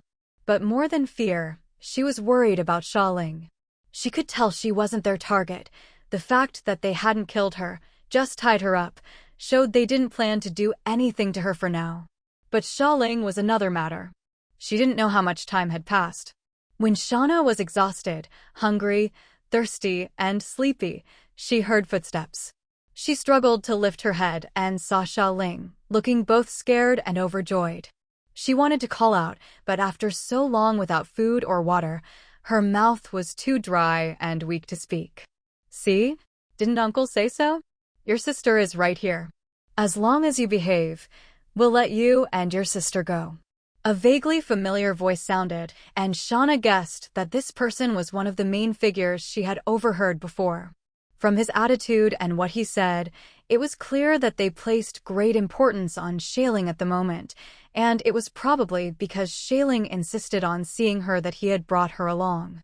As soon as Xia Ling saw Shauna, she ran over and hugged her tightly. The ropes. Can you untie my sister's ropes? After the hug, Xia Ling asked timidly. Shauna really wanted Xia Ling to stop talking because she knew this man would never agree. She was well aware of her current situation. She was being used as leverage to threaten Xia Ling and force her to obey. Since she was a hostage, how could they possibly let her go? Sure enough, the man refused without hesitation. However, when Xia Ling asked for some food and water, he did not refuse, since his purpose in coming was to ensure Shauna stayed alive. They couldn't release the hostage, but they couldn't let her die either. Shauna had no idea how long this went on. With no way to tell day from night, she lost all sense of time. Every day, she was tied up and locked away. Someone would bring her food and water, but no matter what she asked, they would never answer like a mute. To prevent her from escaping, her restraints had even been upgraded from ropes to despair-inducing iron chains. The only comfort Shauna had was that every so often, Xia Ling would come to see her. But every time, there were always others present, so Shauna never got the chance to say what she wanted. That person would watch them both closely, leaving her no opportunity to say anything she shouldn't. She didn't know how much time had passed like this, until one day, Shauna was shaken awake from sleep. She opened her eyes to see Xia Ling crouched in front of her. Before she could speak, she heard a clanging sound. The chains binding her hands and feet broke apart. At the break, Shauna could clearly see a thin layer of frost covering the metal. Though she didn't know exactly what had happened, Shauna knew this was no place to linger. She immediately took Shailing and left, but when she looked back, she found that Shailing, who had managed to break the chains, had already fainted. After that, I wandered from place to place with Ailing. We didn't dare go back, nor did we dare write to our parents. After all, even if Shauna was a fool, she knew they had gotten themselves into trouble with people they couldn't afford to offend. Telling their parents would only drag them down as well. Going back to where they came from would only get them caught again. Ailing said the reason she was able to escape was because, when she woke up that day, everyone around her was asleep. But I suspect they were actually frozen to death, because Ailing said their bodies were stiff, their faces pale, and they were covered in a thin layer of frost. As for why they froze to death, it was obviously related to Shailing's uncontrollable ice magic. Shauna knew the truth, but she didn't want to tell Shailing. It was better to let her believe those people were just asleep. They deserved what they got. Shauna felt no sympathy for them, only more heartache for Shailing, and more self-blame for not watching over her better. If she had, none of this would have happened. That's about all there is to it. If you have any questions, feel free to ask. I'll tell you everything I know. Since this all happened years ago, Shauna had forgotten many details, so she could only recount the most important parts. As for the details, maybe she could remember if pressed, but unless someone asked specifically, she wouldn't bring them up. So you actually had quite a few questions, but right now, Shailing's situation was the most important, so she didn't ask about the past. Instead, she explained that Shailing would be sent away for treatment. Of course, so you didn't say the treatment would be with the elves, she only said Shailing would be sent somewhere for treatment, without specifying where. As expected, Shauna agreed, but insisted on going along as well. So you understood her feelings and had guessed she would say that, but she couldn't agree, nor did she have the authority to let someone into the elven lands. After all, not just anyone could enter the territory of the elves. Shailing would probably be allowed in, given her identity and experiences enough for the elves to make an exception. After all, in the eyes of outsiders, a god-level mage's status was on par with an elven princess or even the queen. Besides, Sue suspected Shailing might be connected to that incident. So she believed the elven queen would definitely agree to let Shailing in. In the end, Shauna agreed as well, because she had no other choice. The elves moved quickly. What was discussed the night before was settled by the afternoon of the next day. Sue had originally planned to go with them, but that morning, she received a system alert about a beast tide. Random event triggered. This random event, beast tide. Event scale, medium. Duration, unknown. Beast tide arrival countdown, 23 hours 59 minutes 59 seconds. The system alert came at 6 in the morning, which meant the beast tide would arrive at 6 the next day. As she had expected, this time it would be a medium-scale beast tide. As for other information, Sue knew nothing. Because of the beast tide, Sue had to stay in her territory. Even though there was still a day before it arrived, she had a lot to prepare, so even with that time, it wasn't enough for her to make another trip to the elves. Fortunately, she had a sound transmission talisman. Although it couldn't be used all the time due to its high cost, at least with it, so you could keep up with Shailing's situation. At the very least, Anita reported that under the care of the elven healers, Shailing's condition had stabilized. Of course, the power of the elven healers alone was far from enough. When Anita said this, she sounded quite surprised. Sue, you seem to have a very good relationship with the Queen? I really didn't expect the Queen herself would get involved. With the Elven Queen's help, it would be hard for Shailing's condition not to improve. What seemed perfectly normal to Sue was very strange to Anita and the other elves.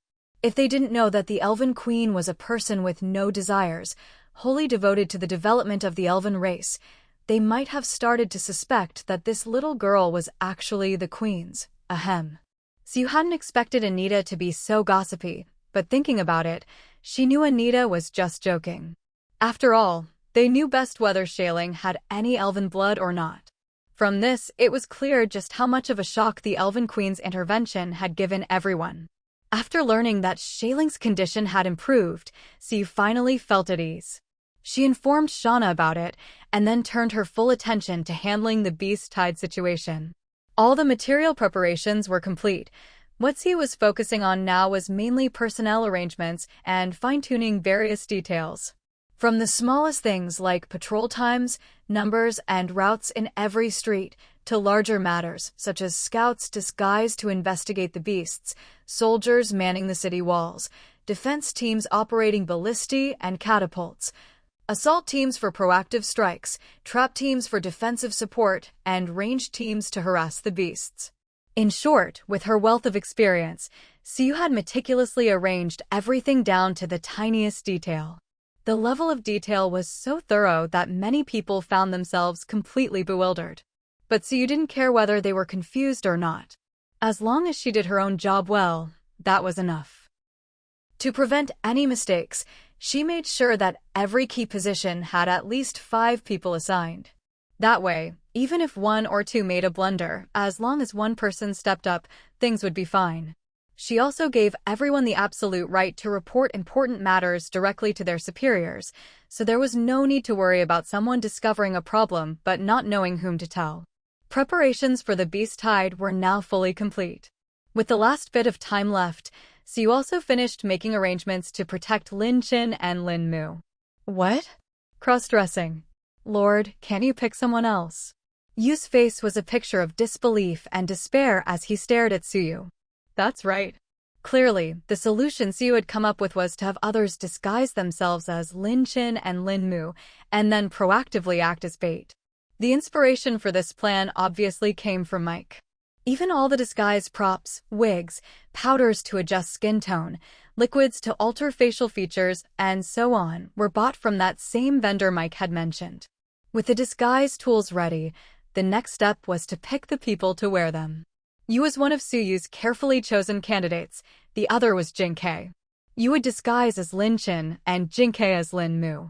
The reason for choosing these two was that they met all of Suyu's requirements. First, the people in disguise needed to have enough combat strength. Otherwise, even if Lin Qin and Lin Mu weren't captured, if the stand-ins got hurt or caught, it would be a huge loss. Second, the impersonators needed to be calm and composed, not easily giving themselves away. Otherwise, all the preparations would be for nothing. And, of course, the most important thing, they had to be trustworthy. There were actually quite a few women in the territory with combat ability, so it wasn't strictly necessary for you to cross-dress. But for various reasons, none of the others were suitable. For example, Duoya's weapon was a bow, which was hard to conceal, and her close-quarters combat skills were average, so she was ruled out. Vivian was even less suitable. Her little tricks weren't worth the risk, even though she herself was eager to participate. Siyu vetoed her immediately. Lilith's strength came from her tamed beasts, but having such a large animal by her side would be far too conspicuous, so she was out as well. In the end, only Chanwei and Jinkei were left. Chanwei wasn't chosen because her identity was too special. As Siyu had once said, she was a central figure in the main storyline. So you could already imagine it. The enemy originally only wanted to catch the minor characters Lin Qin and Lin Mu, but thanks to her plan, they'd end up capturing the main character instead. Siyu wasn't about to trade a watermelon for a sesame seed. Besides, Chanwei didn't have much combat ability, she could only run away. The reason for choosing Jinkei was simple and straightforward, she could fight. That much had been proven on the bloody night. As for trustworthiness, she was one of the key figures in the main plot, so there was no issue there. Whatever she should or shouldn't know, she'd find out sooner or later anyway. Other than Jinkei and the people already mentioned, there were a few other capable female close combat fighters in the territory. But when it came to trust, Siyu had to rule them out one by one. With no better candidates, Siyu had to look elsewhere, like Yu. Yu's combat ability was beyond question. He was a mid-level mage, and the tavern was never short of water, so he had plenty of resources to draw on. As for temperament, Yu had been by Suyu's side for a long time. He'd been to the underwater labyrinth, seen dragons, fought sea monsters, ordinary trouble couldn't faze him now. He might not be the best at improvising, but staying calm was no problem. And trust? That went without saying. After all, Yu was a mage personally trained by Mike, and one of the territory's earliest residents. If Siu couldn't trust him, there were hardly any others she could trust. Mainly, there really isn't anyone else suitable in the territory. I believe you can handle this task. Siu knew she was asking a lot, but there was no other way. After hearing her explanation, Yu still looked miserable, but his resistance faded a little. No one else can know about this. Yu insisted. He wasn't overly concerned about his reputation, but cross-dressing. He definitely didn't want to become the talk of the town. Other than the people here, I won't tell anyone else. Out of consideration for her people's dignity, Siu had no intention of spreading the news. Of course, if someone guessed, there was nothing she could do. Yu looked around at those present, the Lord, Lin Chen and Lin Mu, Jing Ke, who also had to disguise herself, and Shauna and Duoya, who were helping with the cover. In the end, he nodded with great reluctance. Fine, I'll give it a try. Yu knew he had no other choice. He was well aware of how much the Lord had done for him. He owed all his achievements to her. It was just cross-dressing, after all, and it was for a mission. If word got out that dressing as a woman could make you a mage, there'd probably be a long line of volunteers. After agreeing, Yu took the disguise props and went into a side room to get ready. Because he was cross-dressing as a woman, a full-body makeover was required, and after the adjustments, they had to double-check everything to avoid any unnecessary slip-ups. Jinkei had it a bit easier since she and Lin Mu were the same gender, but it still wasn't exactly simple. After all, Jinkei had short hair while Lin Mu's was long. One had a darker complexion, the other was fairer. There were also other details that needed tweaking. Once all the adjustments were done, Siu looked at the two Lin Chens and two Lin Mu's standing before her and nodded in satisfaction. To ensure the switcheroo plan went smoothly, it was best for Lin Chen and Lin Mu to avoid appearing in front of outsiders altogether. Siu also arranged for Shauna to assist Yu AI and Duoya to help Jinkei, so the two could better carry out the plan. Getting Shauna involved was Suyu's idea. She hoped that by winning Shauna over, she could also bring Xiaoling into the territory. No matter what had happened in the past, the value of a god-tier mage was enough for Siu to make a clear choice. Besides, Shauna already worked at the tavern and, apart from Lin Mu and Suyu, was one of the people Lin Chen was closest to in the territory. She knew Lin Chen well as all the ins and outs of the tavern's operations, so she could play a big role in this performance. As for Duoya, she was chosen because she was one of the few people in the territory who knew about Jing's existence, and besides Suyu, the only one Jinkei could really talk to. To avoid any friction that might arise from assigning someone else, Siu put Duoya by Jing's side. You two help check if there's anything off, Siu turned to Shauna and Duoya, signaling for them to look things over as well. Siu herself could easily tell the real from the fake. After all, they were all residents of the territory, and for her, distinguishing between them was just a matter of investigation.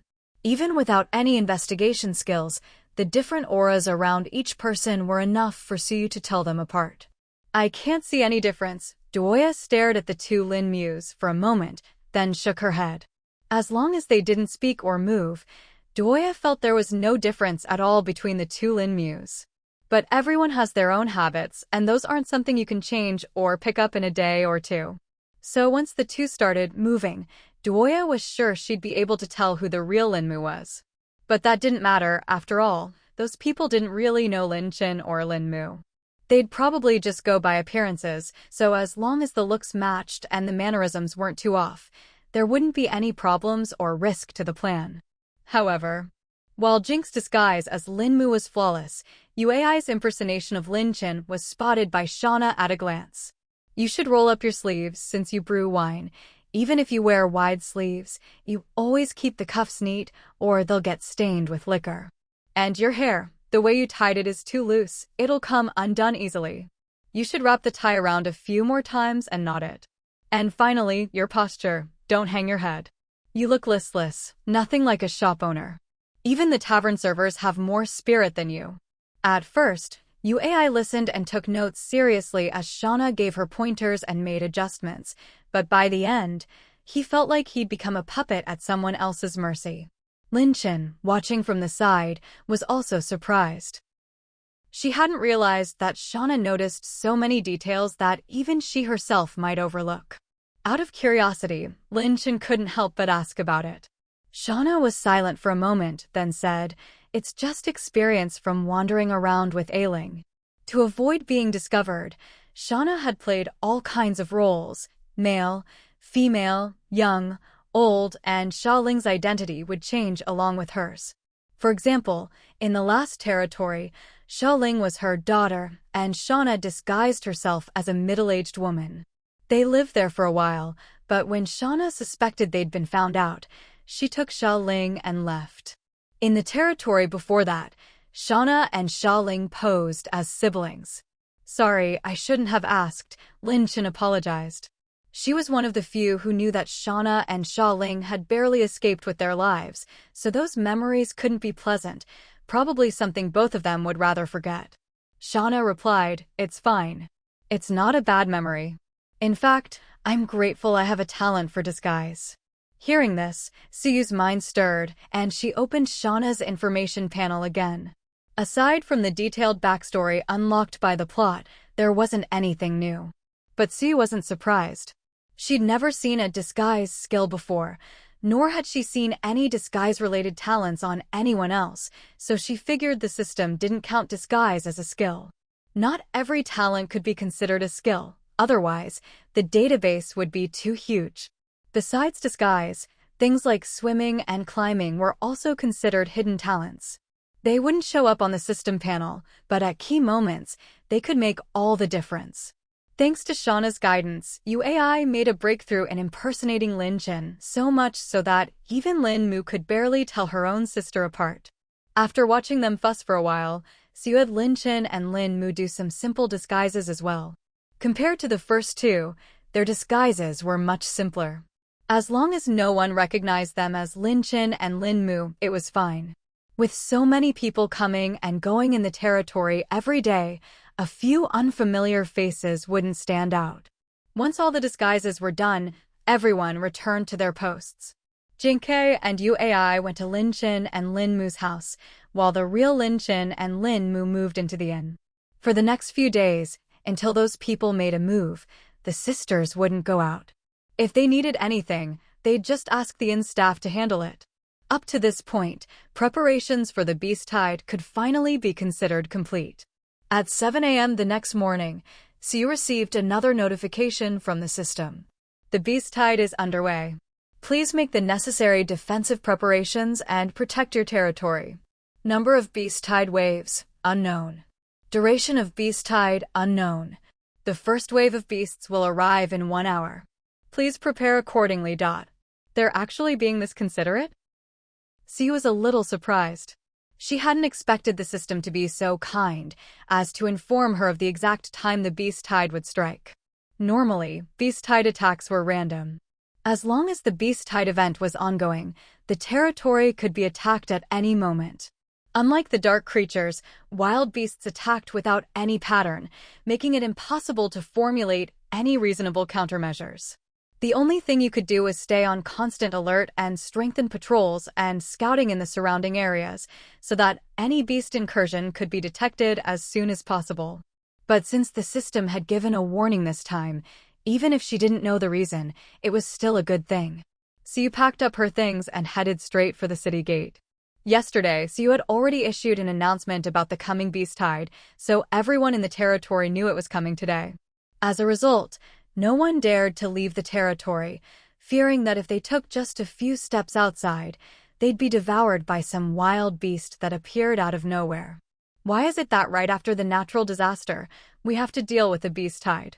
Is this territory just unlucky or something? Hey, what's that supposed to mean? If having disasters and Beast Tides is bad luck, then what about the natural blessing the territory received a while ago? Was that bad luck too? That's not what I meant. It's just a bit strange, isn't it? There are so many wild beasts outside now, and everyone's trapped inside the territory. We can't just sit around and do nothing forever. No one's asking you to do nothing. Didn't the territory post new tasks? If you can fight, you can go to the front lines and hunt beasts, meals and lodging are provided, plus a base salary, and the more you kill, the more you earn. Isn't that better than going out hunting alone? And if you can't fight, don't worry. There are plenty of safe support jobs available at the task hall. The pay isn't huge, but it's definitely more than you'd make gathering outside. Chiyo, he was all smiles as she shared the latest news with everyone, but she kept a close eye on a few people who had been stirring up trouble earlier. Once everyone's attention had shifted to the task hall, she found a patrol guard, whispered a few words, and then, without anyone noticing, those troublemakers were quietly taken away. Chiyo-jia, if there's ever another good deal like this, remember to let us know. Dinner's on me tonight. Order whatever you want, said one of the patrol guards. He said this because, aside from their regular salary, patrol guards received a bonus for catching suspicious individuals, provided it was confirmed they were actually up to something. Of course, this didn't mean they could just arrest people at random or force confessions. The territory had strict rules regarding punishment, so wrongful convictions were basically impossible. Besides, the patrol guards' base pay was already quite high, so they weren't desperate for extra rewards. Still, if there was a chance to earn more, they certainly wouldn't complain. Compared to the bonus they'd get for catching those troublemakers, the cost of a meal was nothing. Sure, but I never hold back when ordering, so don't regret it later, Chiyo replied with a grin. After all, this wasn't their first time working together. Come on, Chiyo-jia, when have we ever been stingy? If you want, you can even take some food home, the guard said, pretending to be aggrieved. All right, I've got things to do, so I'll be off. After a few words, Chiyo prepared to leave. She still had other tasks to finish, and the patrol guard needed to get back to work too. Before leaving, she reminded them, don't forget the Lord's instructions. Things are bound to get chaotic these next few days, so don't let your guard down. Understood, Chiyo-jia. Take care. Chiyo had once been a member of Yunli's trade caravan, but back during the natural disaster, Suyu had recruited her to help spread information. Later, perhaps because Suyu was impressed with her work, she was given a special position. To this day, Chiyo continued in that role for the territory. Put simply, her job was to control and, when necessary, guide public opinion within the territory. There were basically no truly malicious rumors in Sunset Territory. Even if there were, they never spread far. The main reason was that most so-called rumors or gossip were actually planted by Suyu through Chiyo. What Chiyo had done today was also on Suyu's orders. Beast tides, like natural disasters, were extremely dangerous events that could easily cause panic. Rather than letting rumors run wild, it was better to control the flow of information and ensure everyone got their news from official sources. Of course, catching a few troublemakers along the way was a nice bonus. Thanks to Chiyo's efforts, almost everyone in the territory now knew about the new Beast Tide-related tasks posted at the task hall. The Beast Tide tasks fell into 3 main categories. The first category was for combat personnel. They could earn rewards by killing wild beasts, with income coming from 2 sources, a bounty for each beast slain, and money from selling the beast corpses. Unlike those recruited through the official announcement, these people didn't get a base salary or free meals and lodging. However, they had the advantage of freedom. They could go out and hunt beasts whenever they wanted. The officially recruited fighters, on the other hand, had to follow Suyu's orders and couldn't act on their own. That's why they received extra pay, to compensate for the loot they might miss out on due to restricted movement. The second category was for people with non-combat skills. Those with sewing skills could take on equipment repair tasks, blacksmiths could repair or forge weapons, cooks could help prepare meals, and those with medical skills could assist at the clinic. Because these were skilled jobs, the pay was higher than for unskilled work, though still less than the dangerous combat tasks. The third category was for ordinary people without any special skills. Tasks included transporting supplies, carrying the wounded, repairing the city walls, basically, any job that just required hard work. The more effort you put in, the more you earned, but these jobs paid the least of the 3 categories. Still, This was already a pretty good situation. After all, many people had originally planned to spend a few idle days resting inside the territory, with nothing to do. Now that there were tasks within their abilities to take on, it only took a short while for all the logistics tasks without any requirements to be snatched up. Many people who had initially scoffed at the low rewards and refused to take tasks were now starting to regret it. Meanwhile, those who had accepted tasks happily set off to complete them, following the instructions provided. Not long after everyone left, a new batch of logistics tasks was posted in the task hall. With the previous experience in mind, this time no one dared to complain about the low rewards. Anyone who wanted to earn money basically took on at least 3 tasks each. At the same time, atop the city walls, the Lord says there are about 10 minutes left before the first wave of the beast tide arrives. Everyone, return to your positions and stay alert. Report any unusual movement immediately. Similar orders echoed throughout the territory. Gripping their weapons tightly, everyone was filled with nervousness, but also a faint sense of excitement. Looking at the tall, sturdy city walls and the dozens of large machines mounted atop them, people's fear of the beasts gradually faded away. After all fear stems from a lack of firepower. Now that they were the side with plenty of firepower, not only were they unafraid, they even looked forward to the beast's arrival, eager for the thrill and rush of battle. As they waited in anticipation, time ticked by. Before the 10 minutes Siu had mentioned were even up, the scouts stationed on the high tower spotted numerous beasts emerging from the distant forest. Pass the word, the beast tide is here. There are beasts spotted to the southeast and directly in front of the main gate. The scout relayed the information without even lowering his binoculars, and those who received the message quickly spread it further. Everyone, get ready for battle. The beast tide is coming. With a loud shout, everyone stood up and grabbed their weapons. The ranged fighters took their positions atop the walls, while the melee group, according to Siu's plan, lay in ambush around the territory. Although those participating in this operation were all capable fighters, humans were still no match for beasts in direct combat, especially not for a massive, frenzied horde. Siu would never let them face the beasts head-on.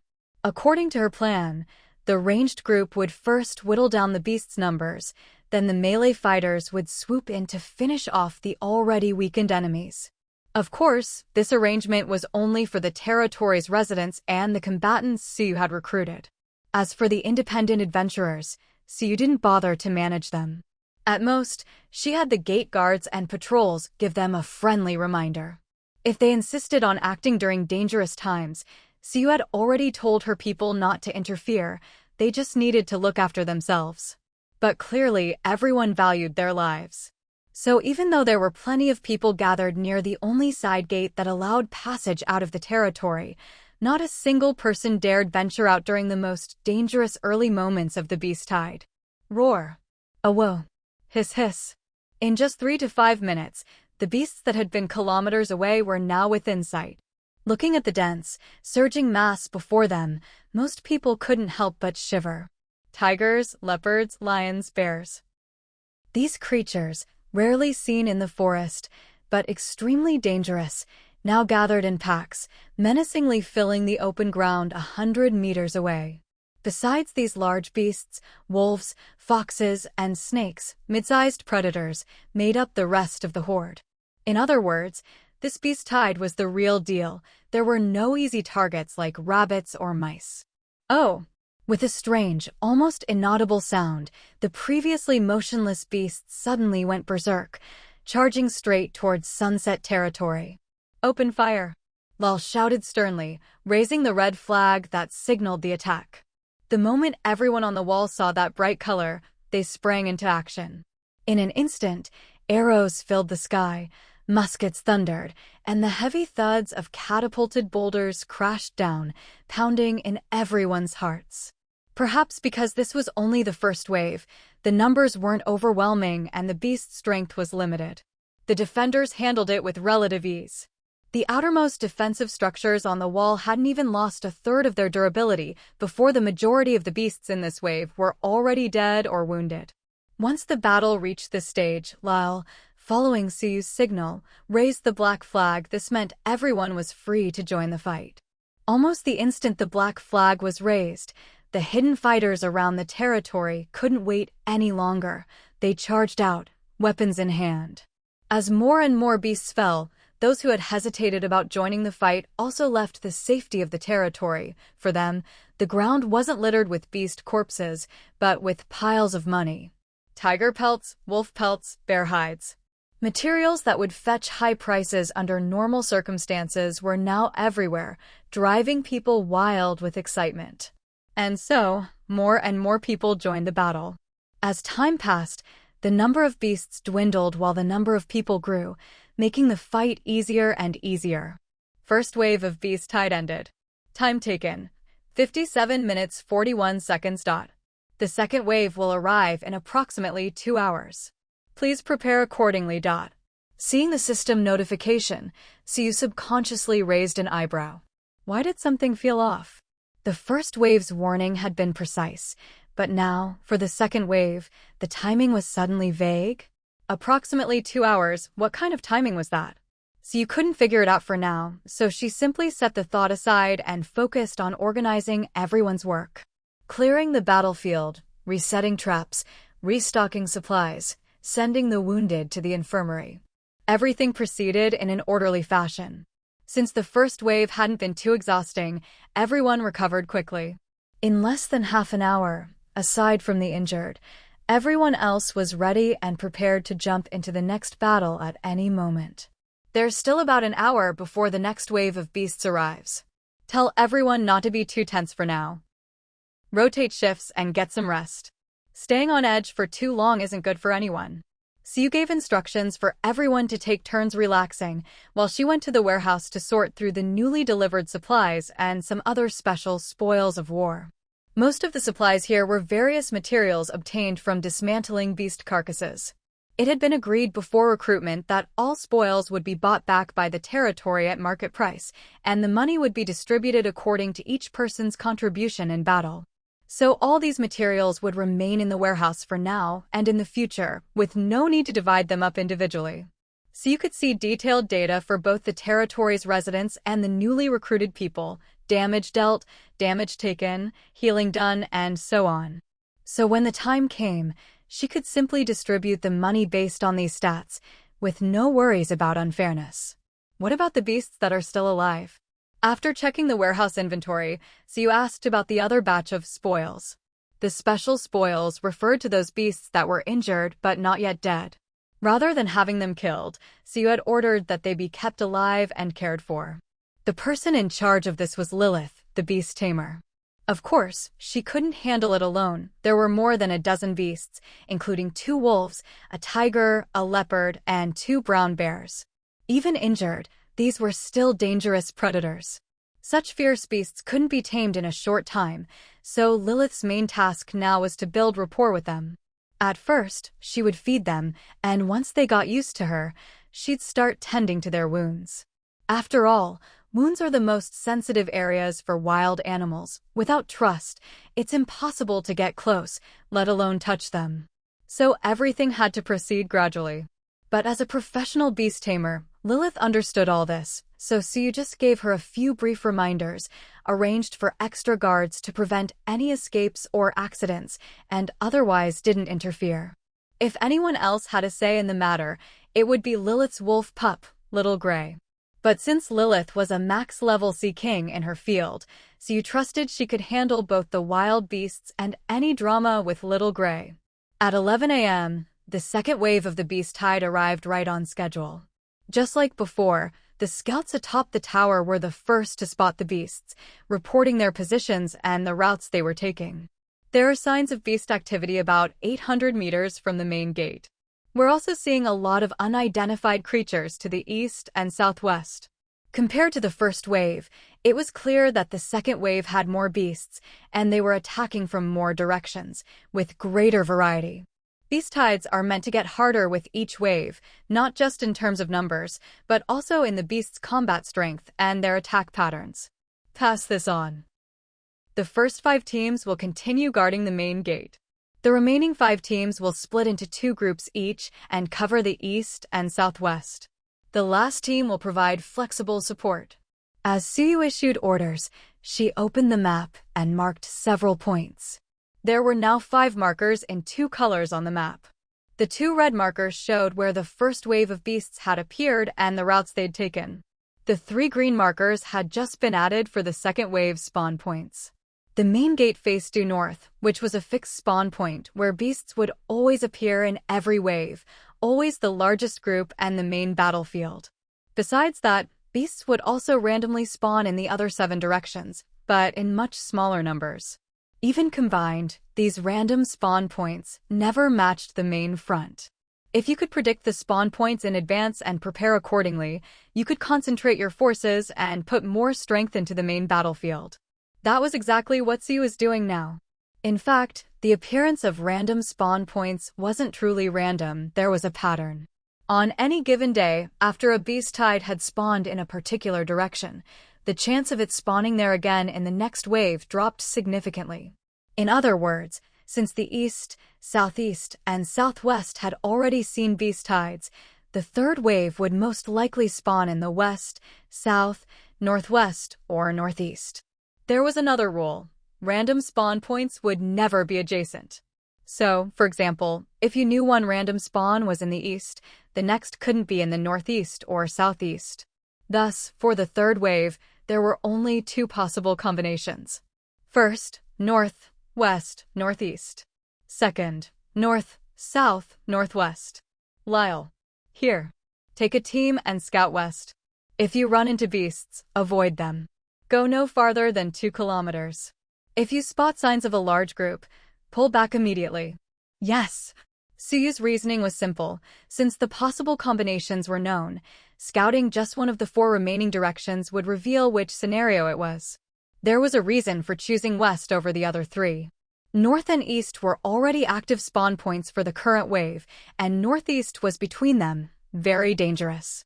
Northwest wasn't a corner, but it was close enough to the main battlefield to be risky. South was flanked by 2 points that had already spawned beasts. Even though the southeast had mostly been cleared, there could still be stragglers, making it easy to get caught in a pincer. So, from a safety perspective, west was the least risky and most suitable for scouting. After receiving the order, Lal quickly picked a few agile team members to head out. Since their mission was just reconnaissance, he chose people who were quick and nimble, able to outrun most others if needed. Their combat strength wasn't particularly high, but for this kind of mission, having strong fighters wouldn't actually help much. After all, they were heading into a forest in the midst of a beast tide. If they really ran into wild beasts, there was no way they could win in a head-on fight, they'd just have to run for their lives. Duoya, take a few more archers and head southwest. Clear out the beasts in that direction as quickly as possible. Once you're done, don't come back right away. Wait until Lyle returns, then bring the news to me. This arrangement was, in fact, to ensure the safety of Lyle and the others involved in the scouting mission. There were no beasts in the northwest. If any did appear, they'd have come from due north, and it was almost impossible for them to cross over to the west again. But the southwest was a different story. That was where new beasts were currently spawning, and it was the area most likely to spill over into the western sector. I understand. Just as Lyle hadn't questioned why Suyu had sent him to scout the west, Duoya didn't ask about her reasoning for this arrangement either. Just as Suyu trusted them, they had complete faith in their lord. They all knew she must have her own reasons for every decision she made. Since that was the case, there was no need to ask too many questions. Whatever they needed to know, they'd find out sooner or later. While Suyu was busy giving these orders, the main battlefront ahead had already erupted into chaos.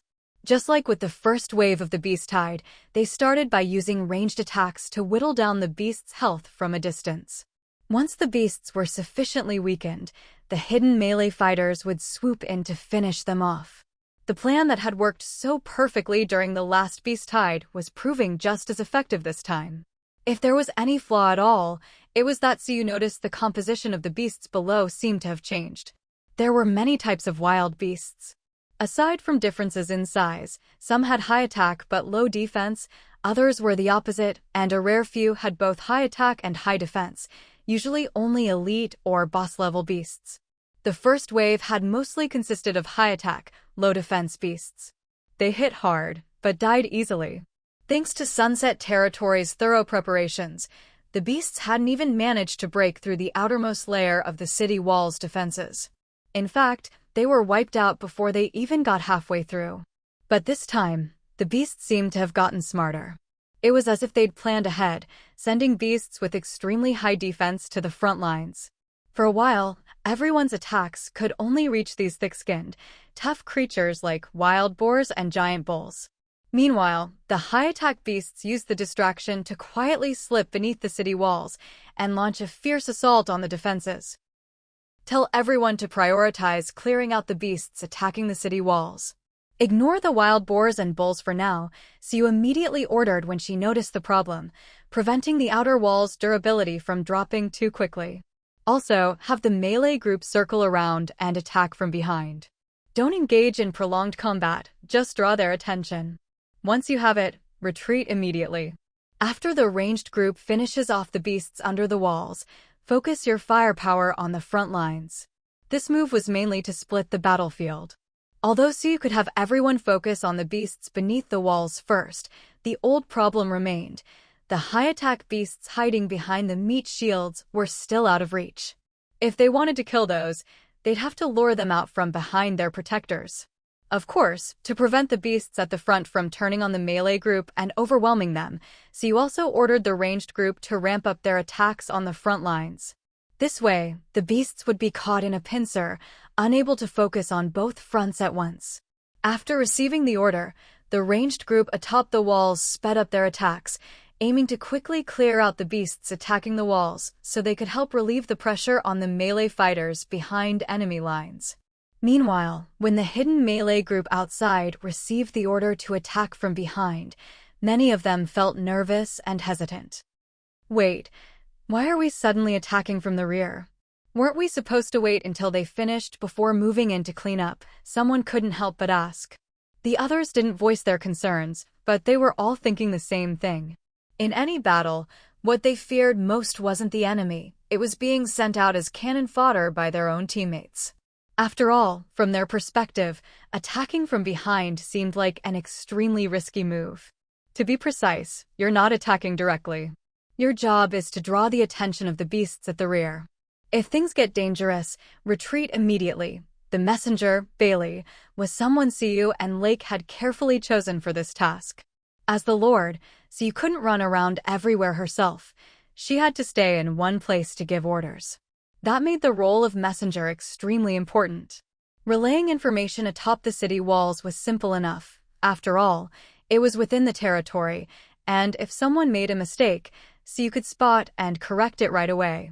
But it was different for the melee group outside the territory.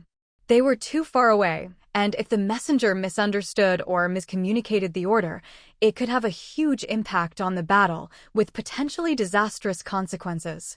At best, it would hurt morale. At worst, it could cause the entire battle to fail. For example, right now, Siu didn't want the melee group to risk their lives trying to kill the beasts at the rear. She needed them to distract and draw those beasts away.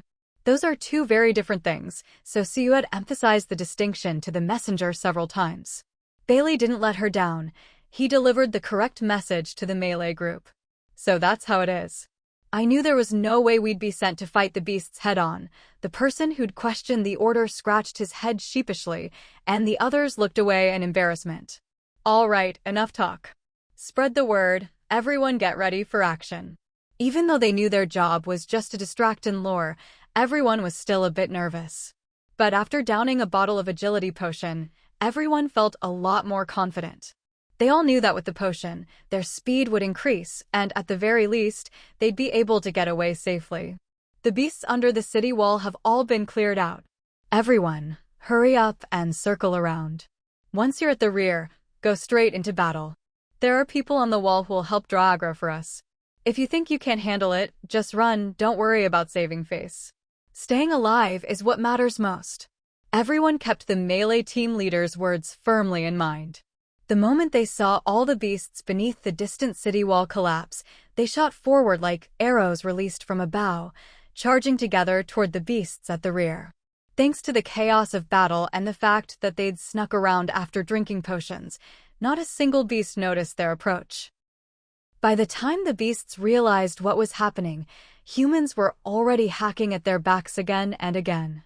What was even more infuriating was that, just as the beasts reacted and tried to strike back, the humans darted away like rabbits, so fast that all the beasts could do was roar and chase after them in vain, never able to catch up. Roar! Behind them came the furious roars of countless beasts, but the figures ahead kept running without pause. Only when they reached a safe spot did they finally stop, collapsing, sitting, or crouching wherever they could to catch their breath. You all did great. We've drawn those beasts' attention and split them up from the ones in front. The high-attack beasts, who should have been protected by high-defense ones, were thrown into chaos by the melee team's antics. Already irritable, they became even more enraged by the humans' harassment. They chased after the humans for hundreds of meters, but in doing so, they unknowingly became separated from their companions. The once dense formation, though never neat, was now split in two. Up front remained only the high-defense beasts, whose combat power was actually quite low. Meanwhile, the beasts in the rear, who should have taken advantage of their shielded position to attack the human territory, were now few and far between. Looking out across 100 meters, the once crowded beasts had come to a halt, glancing around in obvious confusion and agitation. By the time they realized they'd been tricked, it was already too late. Bullets and arrows that previously couldn't reach them now struck deep into their flesh. Blood flowed everywhere, staining the once gray-yellow earth a vivid red. Second wave of the beast tide has ended. Duration: 2 hours, 6 minutes, 10 seconds. The third wave will arrive in approximately 3 hours. Please prepare accordingly. At 7 a.m., she received a notification that the beast tide would arrive in an hour. Sure enough, around 8 a.m. it came. It took nearly an hour to clear the first wave. As soon as it ended, she received another message. The second wave would arrive in 2 hours. At 11 a.m., the second wave hit. This time, it took twice as long to clear. Then came another notification. The third wave would arrive in 3 hours. 3 hours later, it would be 4 p.m. The first wave started at 8 a.m., the second at 11 a.m., and the third at 4 p.m. The first wave comes with an hour's notice, and the intervals between the next two waves are 3 and 5 hours, respectively. So you looked at the two new notifications and, comparing them with the previous ones, came to a rough conclusion. With this realization, she finally understood what had felt off before. Because the beast tide's refresh times were fixed, if they didn't clear out the previous wave before the next one arrived, they'd have to face 2 waves at once. No wonder the system was being so helpful. Turns out the difficulty's been ramped up. So you had already found it suspicious that the system was kindly notifying them of the beast tide's timing. Now it all made sense. In the past, the beast tides she'd experienced didn't work like this. Back then, even without advance notice, the next wave wouldn't spawn until the previous wave's beast death rate exceeded 70%. Even at the highest difficulty, the next wave wouldn't appear until over 50% of the previous wave's beasts had been killed. This was one of the beast tide's refresh mechanics, so players would often calculate the numbers and keep the death rate below 70%. For example, if a wave spawned 100 beasts, as long as they killed fewer than 70 and kept at least 31 alive, the next wave would never spawn. This method had its downsides, but it kept losses within acceptable limits, especially effective for large beast tides. Later, the game's developers made some tweaks, like increasing the beast's stats the longer they survived. Even so, as long as the mechanic wasn't removed, the strategy still had its merits.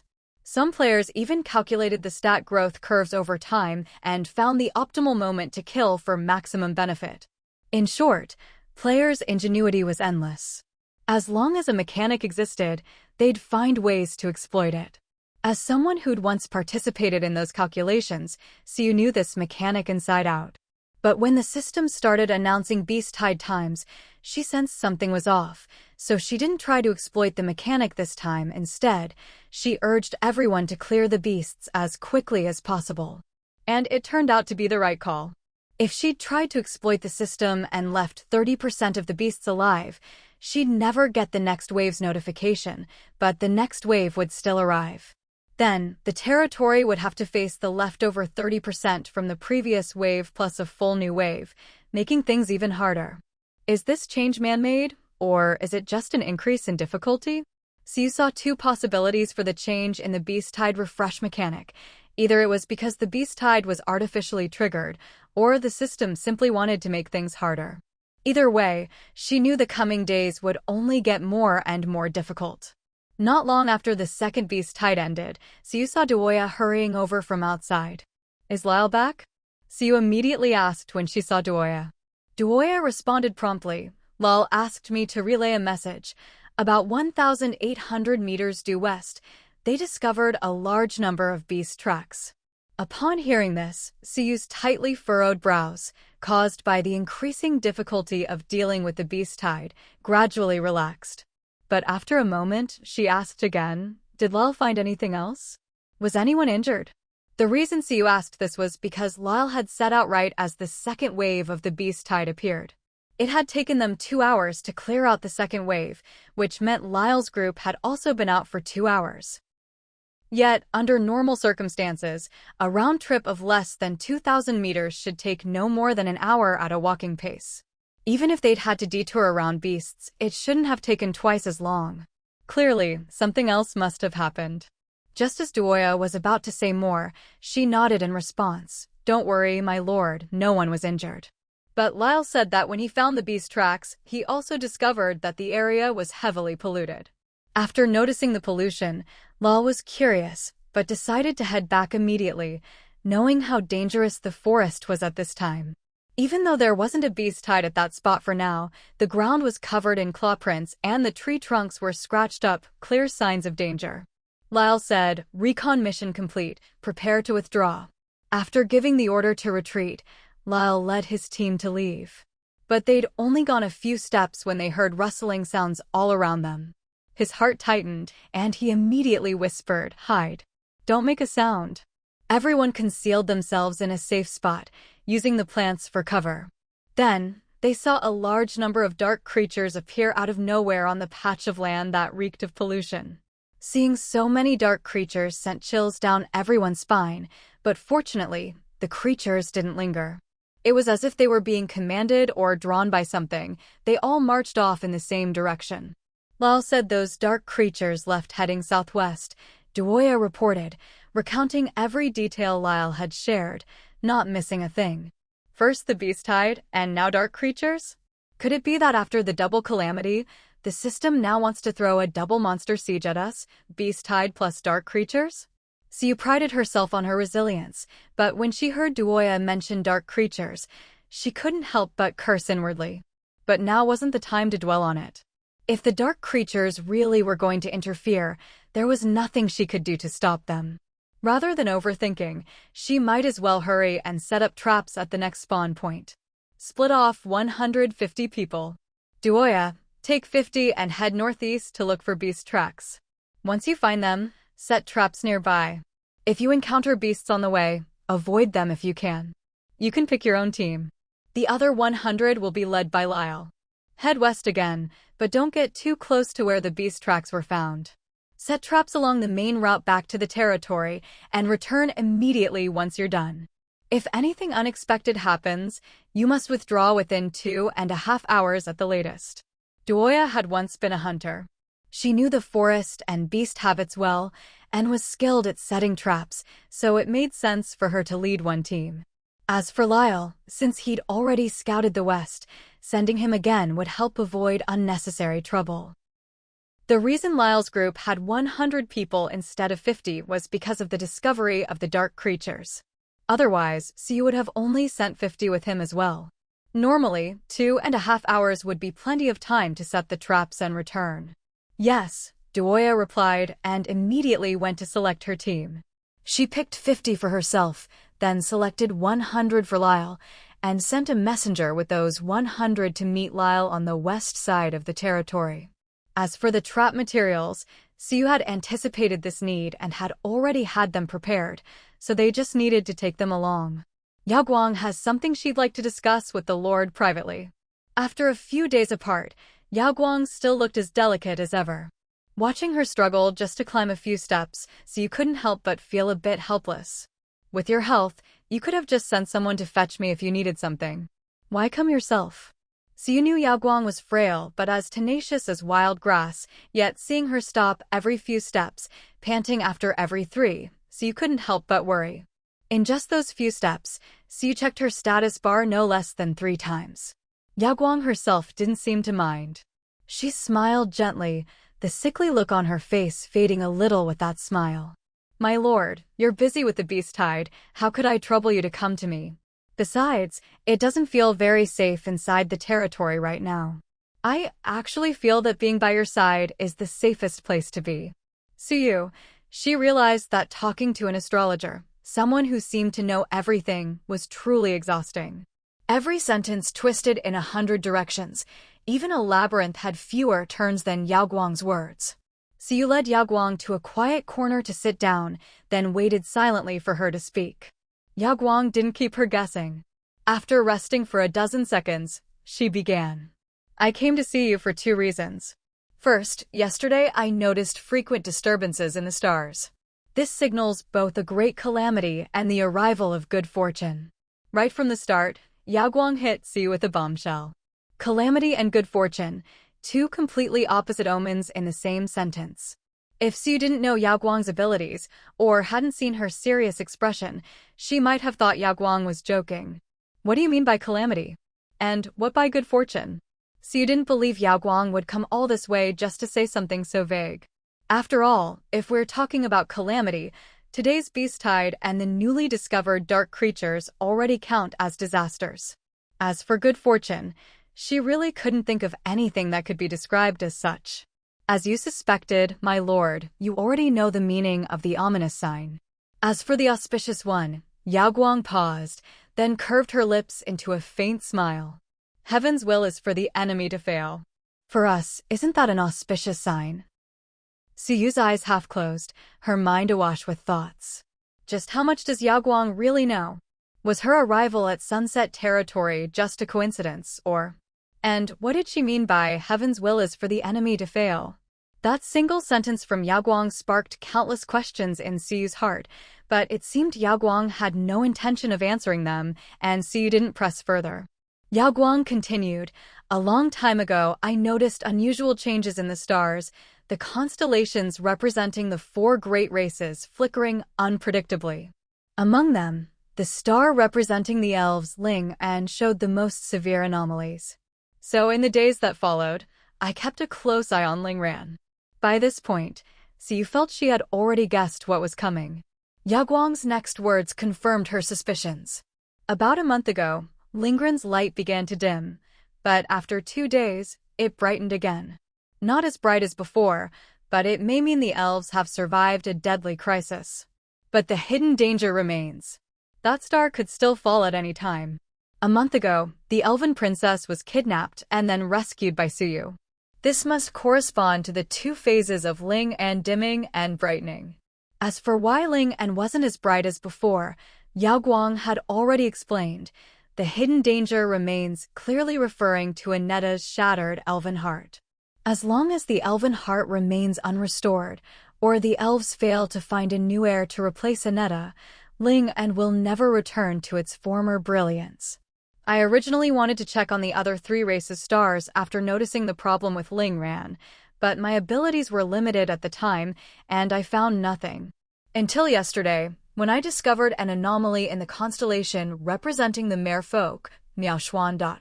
Yao Guang stopped there, saying nothing more. At the mention of the merfolk, Siyu's eyelid twitched uncontrollably. Whatever the reason, she felt this was definitely not a good omen. Yao Guang had already said this much. It was almost a clear warning that something was about to happen to the merfolk. And this was the second reason Yao Guang had come to find her. As for why Yao Guang would come to her specifically about the merfolk, Siyu reasoned that if Yaoguang could see the elves' troubles through the stars, she must also know that the elves' disaster changed because of her. Since Yaoguang came to her, it at least proved that she didn't want anything to happen to the merfolk, at least not by her own will. As for the reason, Siyu could only guess. Maybe Yaoguang simply wanted to inform her, or maybe she had another purpose. Is there anything else you can tell me? Siyu suspected Yaoguang knew far more than she let on. She even wondered if Yaoguang was someone on the same level as the Elven Queen. Yaoguang shook her head, ignoring Suyu's probing. My abilities are limited. This is all I can see. In other words, there was nothing more to say. This was within Suyu's expectations, so she didn't press further. She simply called for someone to escort Yaoguang back. But Yaoguang declined. I've always been cooped up at home because of my health. Now that I finally have a chance to get out and get some fresh air. My lord, you needn't worry. The scenery here is quite nice. I'd like to look around a bit more to lift my spirits. Siyu paused at her words, then glanced at the bare city walls and the blood-soaked, muddy ground outside. All right, she would respect everyone's taste. A moment later, she kept a straight face and played along with Yaoguang's nonsense. It is quite nice. If you like it, take your time. If you really enjoy it, I'll have build you a house here in a couple of days. Yaoguang was stunned for a moment, then couldn't help but laugh. That won't be necessary. My current place is just fine. Siyu was about to say more, but Yaoguang quickly interrupted, her tone uncharacteristically urgent as she politely declined Suyu's kindness. This isn't a good spot for stargazing. I see. Well, if you change your mind, you can always come to me. For someone as capable as you, I can make an exception and grant you another house in the territory. Siyu was mostly joking. Yaoguang's cold-faced, warm-hearted demeanor just made her want to tease her a little. Especially since she was always so mysterious. Thank you for your concern, my lord, but I really don't need it. Yaoguang replied helplessly, a bit regretful inside. If she'd known this was Suyu's personality, she never would have made up such a random excuse to stay. Siyu didn't waste any more time. After a few more words, she left 2 people with Yaoguang and returned to the city walls to check on preparations.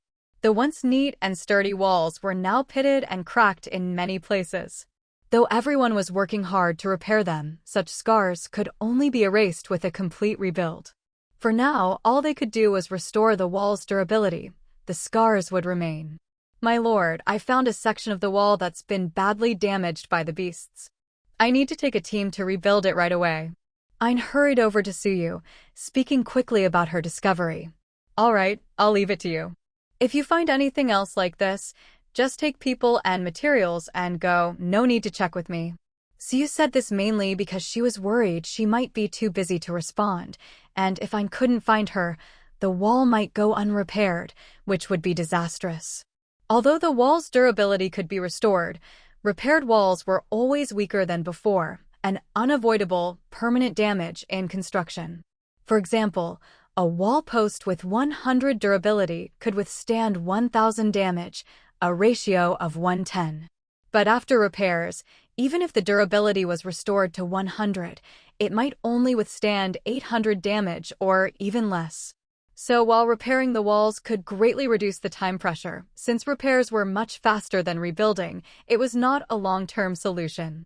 After all, if the permanent damage to the city wall becomes too severe, then even if it's fully repaired, it'll shatter at the slightest touch and won't serve any defensive purpose at all. The section of wall that Ayn just mentioned needing to be rebuilt was for exactly this reason, which is why he suggested reconstruction. Thank you, my lord. I'll go arrange for the reconstruction right away. Although Ayn had guessed that Siyu would agree, hearing Suyu's almost immediate approval still left him extremely excited. Especially after Suyu's later words, which were almost like granting him full authority, Ayn couldn't help but clench his fists in excitement. But he didn't let this excitement cloud his judgment. He knew that the best way to repay the Lord's trust was to do his own work well. So, after saying goodbye to Suyu, he immediately called over the construction team. They quickly tore down the seemingly intact but actually fragile section of the wall, then hurried to rebuild and patch up the gaps. By the time they finished this section, Duoya and her group had already returned. My lord, just as you said, there are indeed signs of beasts to the northeast. We've set up a large number of traps about 500 meters ahead of where those beasts are. Duoya reported the operation to Siu in her usual concise manner. All in all, things had gone very smoothly. As long as nothing unexpected happened, these traps would not only injure the beasts, but also delay their arrival at the territory. If this were the first or second wave of beasts, delaying them wouldn't matter much. If anything, it might even cause the two waves to converge. But this was already the third wave today, and with little chance of a fourth, slowing down their advance was a good thing. The third wave was larger and stronger, so buying time would give everyone a chance to rest and recover. Lar hasn't returned yet. Take everyone and go meet them. Anyone who takes part in this operation will receive an extra reward. It had already been 2 hours since Lar's group left. Although there was still half an hour before the time limit Siu had set, the issue with the dark creatures left Siu uneasy, so she sent Duoya and the 50 who had just returned out again. Yes, Duoya nodded, then immediately turned to tell everyone to get ready to head out again. At first, those who got the news were a bit disgruntled. After all, while everyone else was resting, they'd just come back from setting traps, and now they had to go out again to support another group. Of course they were tired. But once they heard that everyone participating would get an extra reward, their complaints turned to excitement. The lure of money quickly wiped away their fatigue. Since they'd just come back and their previous operation had gone smoothly, they hadn't used up much in the way of supplies, so they didn't need to restock, just set out immediately. Duoya led her team west, following the route Lar's group had taken. About 700 or 800 meters from the territory, they spotted Lar's group retreating toward home. Lar was a little surprised to see Duoya and her people, but he guessed the Lord must have sent them as backup, so he went over and explained what had happened while they were setting traps. I'd already reported to the Lord that I'd seen dark creatures while scouting this direction, but just now, while we were setting traps, those dark creatures suddenly attacked us. The ambush was startling, but since Lar's group had the numbers, they fought back without hesitation. After the first fight, they thought they could get back to work, but before they could move, another batch of dark creatures rushed out. With no choice, they had to put down their work and deal with the threat. This happened 3 or 4 times. Even a fool could see the dark creatures weren't really after them. Their real goal was to stall for time and prevent Lar's group from setting traps. Still, since they had enough people, Lar could split the group, some to hold off the dark creatures, others to keep working. It was slower, but the job could still get done. But for some reason, Lar had a bad feeling. When the traps were about 70% finished, he ordered everyone to prepare to withdraw. I hope my instincts are wrong. If there's any blame for not finishing the mission, I'll take it myself. He was willing to shoulder the responsibility, but he wasn't willing to gamble with the possibility of something going wrong. After all, his decision affected not just himself, but 100 other lives. Duoya didn't comment on Lar's decision, nor did she try to comfort him. You've made your choice, so don't hesitate. You know the Lord's character. There's no need to overthink it. With that, Duoya ordered everyone to prepare to withdraw. If there's nothing else, let's head back. Lar, who'd been brooding the whole way, felt much more resolute after hearing her words. Just as Duoya said, once you've made a choice, there's no need to hesitate. Hesitation only clouds your judgment and leads to worse decisions. If his instincts were wrong, that was a good thing. Nothing bad had happened, and even if the traps weren't finished, the beasts weren't something they couldn't handle. The traps were just to ease the pressure, not a necessity. But if his instincts were right, then he'd just saved 100 lives, which was far more valuable than finishing the traps. And so, the group marched back to the territory. As soon as they returned, people brought them seats to rest and water to drink. Everyone rested as much as they could, making the most of every minute to recover their strength. After all, there was less than an hour before the next beast tide hit. While the others rested, Duoya and Lar went to report to Siu, especially Lar, who needed to explain his findings and why the mission hadn't been completed. After their discussion, Siu had a general understanding of the situation. Siu naturally trusted Lyle's words. It was just that this sort of thing felt rather mysterious, hard to say what was right or wrong, and not really a matter of trust.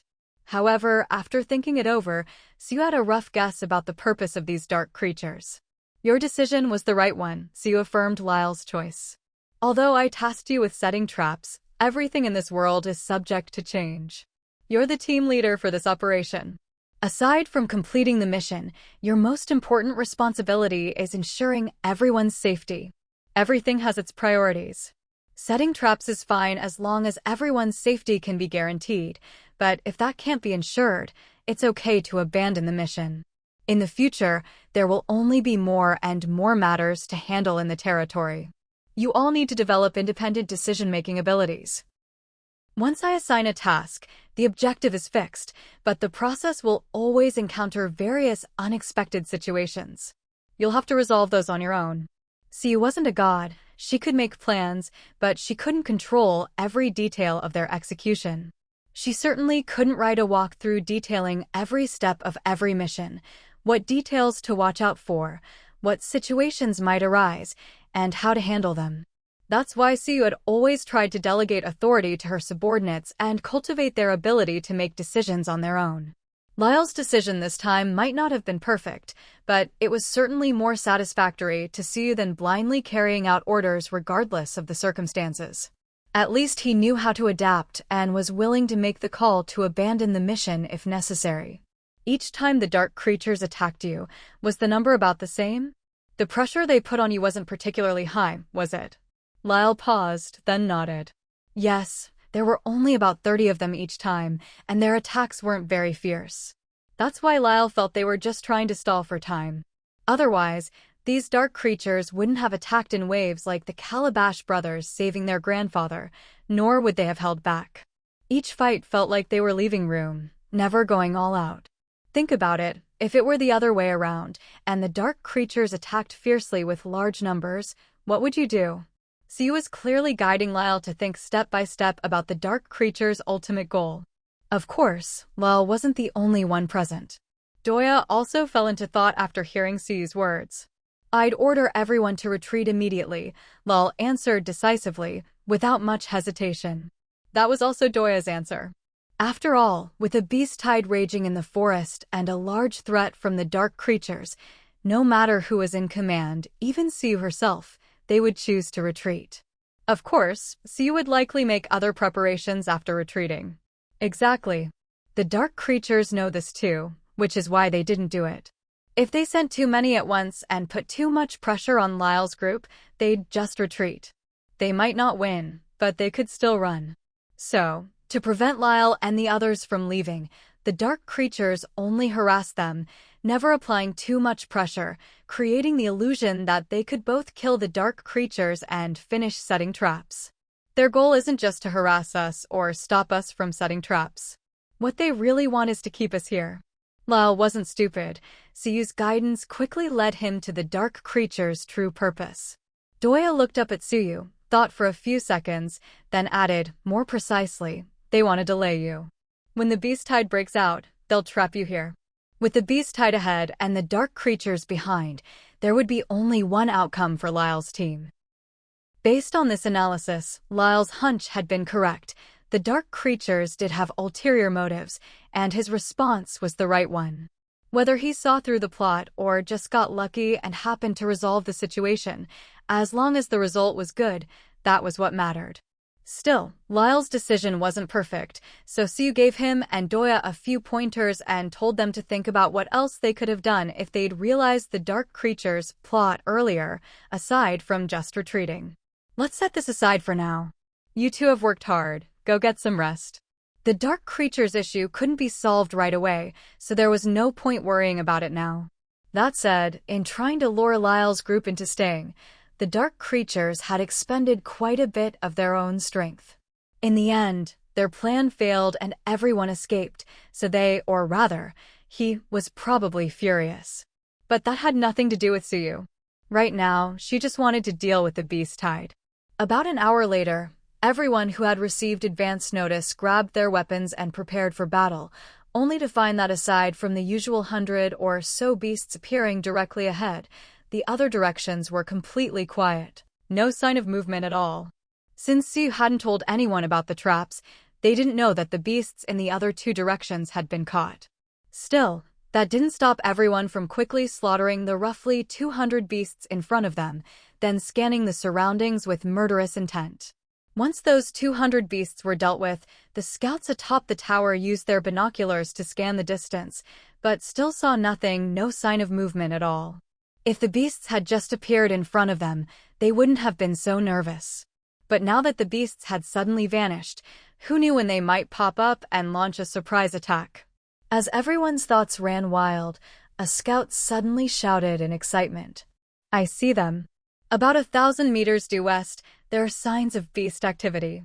As soon as he finished, everyone gripped their weapons, eager to finish off this last wave and finally get some rest. A few minutes later, everyone stared at the dozen or so beasts charging from the west in utter confusion. Did I see that right? Weren't there supposed to be signs of beast activity due west? No mistake, a dozen beasts are still beasts, aren't they? You can't say they're not. But in the first two waves, there were at least dozens of beasts attacking from every direction. Why are there only a dozen this time? Is there a fourth wave waiting for us? Let's not worry about whether there'll be a fourth wave for now. Did any of you notice that these dozen or so beasts already look injured? The dozen or so beasts approaching from due west left everyone scratching their heads. It wasn't just that there were so few of them. What was even stranger was that these few beasts were all battered and wounded. Everyone felt puzzled and couldn't help but wonder if something else had happened in the forest. Fortunately, someone soon explained about the traps. Since the previous two groups had gone out in quite a big formation, everyone knew that people had been sent out from the territory a few hours earlier. They just hadn't known what for. Now that they understood, they couldn't help but feel impressed.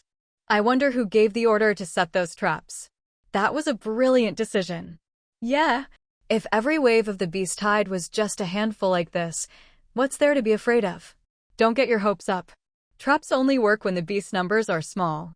If there are too many, the traps will be destroyed before they can do much. Besides, there are still plenty of beasts coming from directly in front of the main gate. No matter how much everyone discussed it, these dozen or so beasts were dispatched with ease. Since they were already injured, Siu even had them capture a few alive and send them to the area temporarily designated as the beast taming yard. About 10 minutes later, a few more beasts came from the northeast, where Doya had set traps earlier. There were even fewer than from the west, just 3 or 5, and before they could get close to the territory, they were already caught. At this point, the beast taming yard was bustling. There were over 30 beasts of all sizes, more than half of which were powerful and fierce. The remaining small and medium-sized beasts, while not as strong, each had their own specialties and were easier to tame. Even if they couldn't be used as battle beasts, they could still serve other useful purposes. By now, the third wave of beasts had been completely dealt with. As the last beast was tied up and brought into the territory, Siu received the final 2 system notifications of the day. The third wave of the beast tide has ended.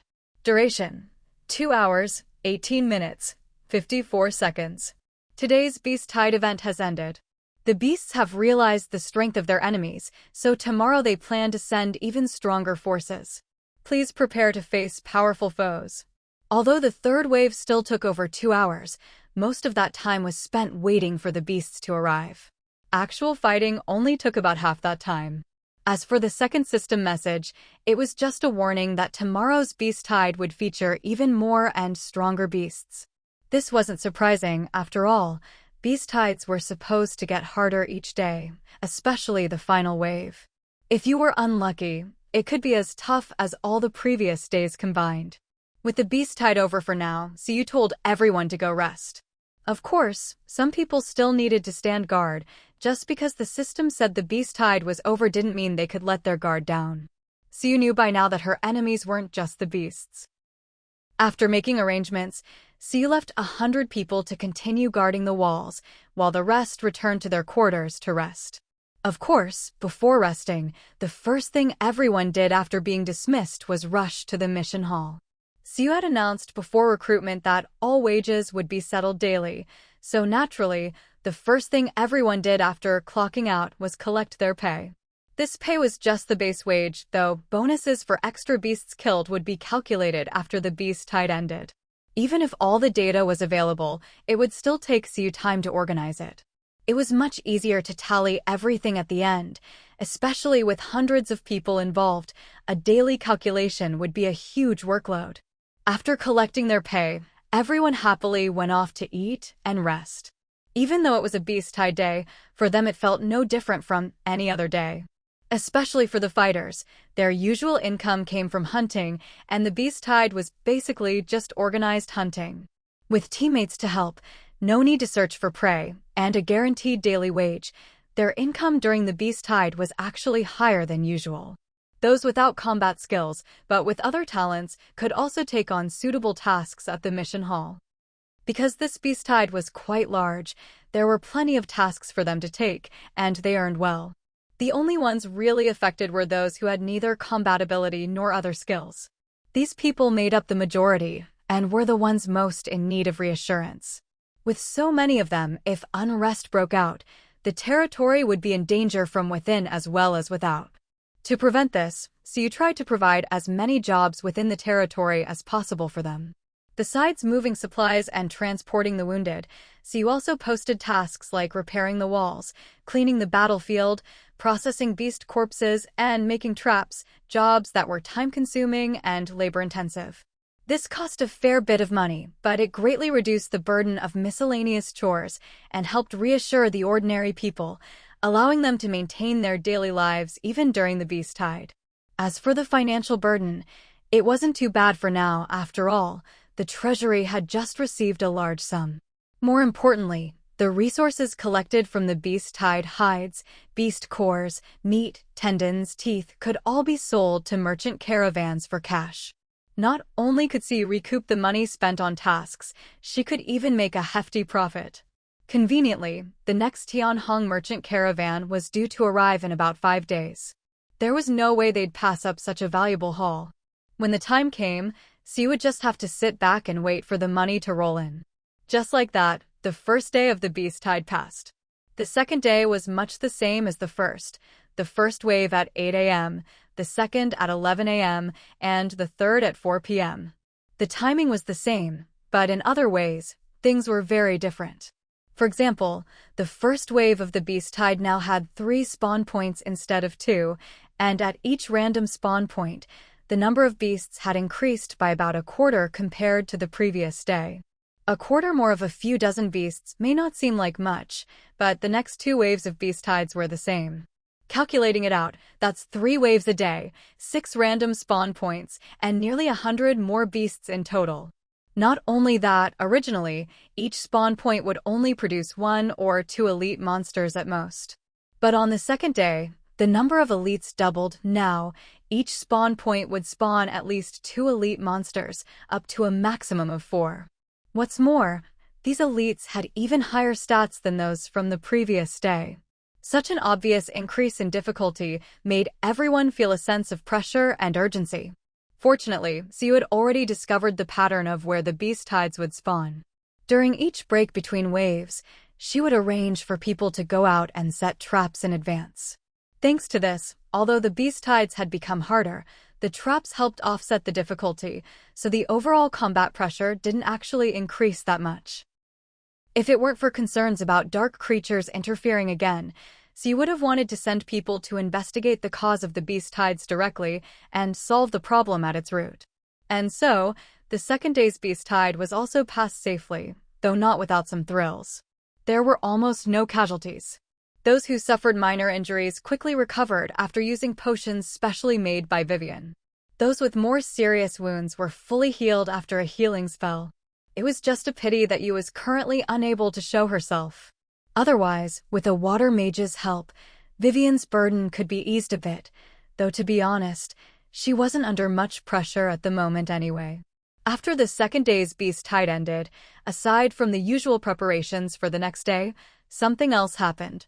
The tavern has refreshed. You may now go to the tavern recruitment point and select residents to recruit. The last recruitment was 10 days ago. Now, the tavern refreshes every 5 days, but thanks to the territory's level increase, so you could choose to skip recruitment each time, which would increase the quality of residents available for the next refresh, as well as the chance of special races and special professions appearing. Siu had chosen to skip recruitment 5 days ago, so she expected today's tavern refresh to bring her a pleasant surprise. After finishing her work, Siu went straight to the tavern. Because of the beast tides, most shops weren't doing well. People had neither the time nor the energy to spend. But the tavern was the exception. In fact, after Lin Chen launched a new brew that could strengthen the body and restore energy, business was even better than before. Even those who didn't like alcohol or disliked the taste could find pure, fruity wines here. The fruit wine was not only fragrant and sweet, but also helped soothe tired nerves and improve sleep quality, an absolute necessity for everyone who had been tormented by beasts these past 2 days. Besides fruit wine, the tavern now also offered a new light wine, which, like plain water, had little taste but carried a subtle floral fragrance. The light wine was brewed from petals of a flower cultivated by Lin Mu. The petals themselves were tasteless, so the wine had no flavor, but the flowers were fragrant, so the wine carried a rich floral aroma. The effects of the light wine were similar to the fruit wine. It soothed the nerves and improved sleep quality. Even though it had no taste, it was just as popular. This popularity was obvious as soon as Siu stepped into the tavern. The rich aroma filling the air made first-time visitors, or those who hadn't been there often, wonder if they'd walked into a garden instead of a tavern. Since Lin Chen was currently unable to appear in public, the tavern was managed by several recruited staff, with Shauna clearly taking the lead. When people asked why the boss hadn't shown up lately, Shauna explained, "The boss is busy developing new brews." Everyone believed her, especially the tavern's regulars. They rarely saw the boss anyway, and when they did, it was usually Lin Chen carrying a new brew around for people to taste. Some people even used to wait in the tavern just for a chance to sample the latest creation as soon as Lin Chen brought it out. To be fair, Shauna wasn't lying. Lin Chen really was spending all his time at the inn experimenting with new recipes. Lin Mu, who lived next door, was much the same. Before entering the inn, she'd brought along some seeds and potted flowers, saying she wanted to take advantage of this rare free time to study the grafting technique Siu had mentioned in passing. Siu found a quiet spot to sit. Shauna saw her but, noticing she didn't call for service, didn't send anyone over to disturb her. The tavern has refreshed. This recruitment has an increased chance of special professions and special races. Siu glanced at these 2 lines, then opened the recruitment interface. As before, 5 candidates appeared, all of them outstanding talents. It proved that even though recruitment had been delayed, as long as the quality and rarity of candidates improved, the wait was worth it. After all, the territory no longer lacked ordinary talent. The only downside to delaying recruitment was that the number of recruits didn't accumulate. Today, so you could still only recruit 2 people, not 3, since the last recruitment count had been reset. This time, among the 5 candidates, 4 were human and 1 was non-human, or rather, half-human. She was the offspring of a human and a merfolk. Different races could have children, but in most cases, mixed-blood offspring were generally shunned by all sides. Even the elves, who were known for their tolerance, would not allow half-elves, children of elves and other races, to remain in their tribe.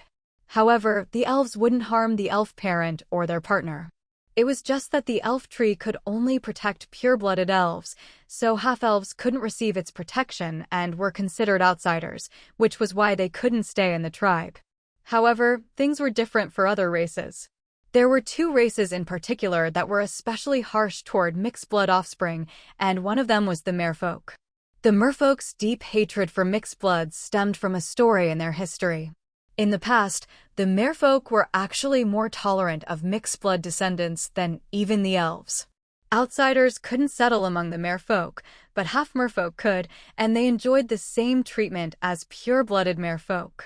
That was the case until one day, when a mermaid princess, the daughter of the merfolk king, though not necessarily the heir, fell in love with a human man. That man used the princess's status to steal the merfolk's treasured pearl, killed many merfolk who tried to stop him, and even ruthlessly murdered the princess who loved him so deeply. Although the mermaid princess was later rescued, the man escaped with the pearl, and those merfolk who died never returned. After this incident, the merfolk became extremely wary of outsiders. The aftermath was that the merfolk issued a warrant for the man, rallied the strength of several races, and eventually captured the human who had killed so many of their own. Once he was brought back, the mermaid princess personally ended his life. That should have been the end of it. But at the time of the incident, the princess had already discovered she was pregnant. If the human man hadn't committed such atrocities, this might have been a happy event.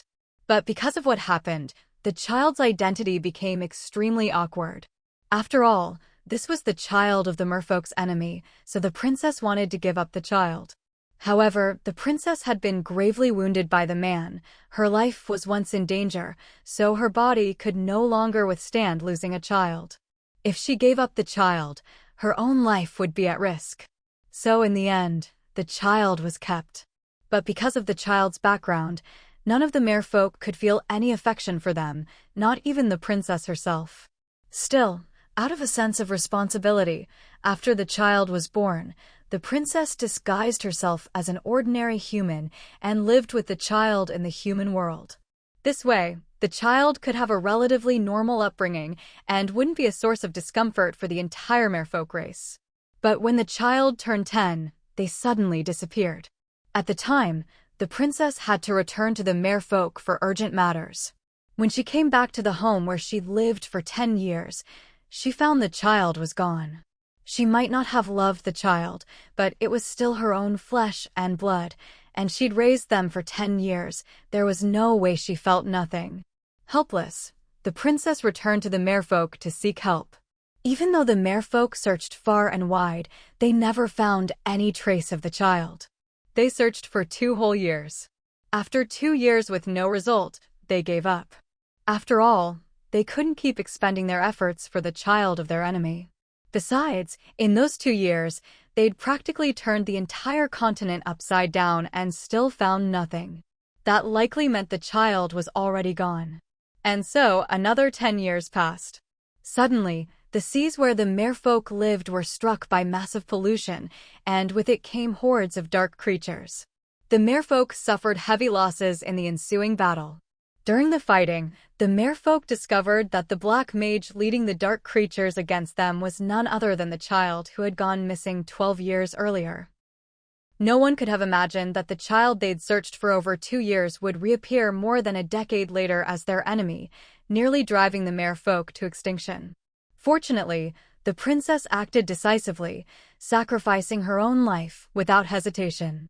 Using their blood connection, she put an end to the black mage, leaving the dark creatures leaderless and unable to continue their assault on the merfolk.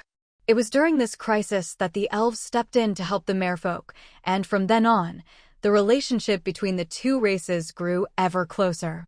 Although this was technically an internal affair of the merfolk, the incident was so significant that nearly all the other races' leaders heard about it. From then on, everyone became especially wary of outsiders and mixed-blood descendants.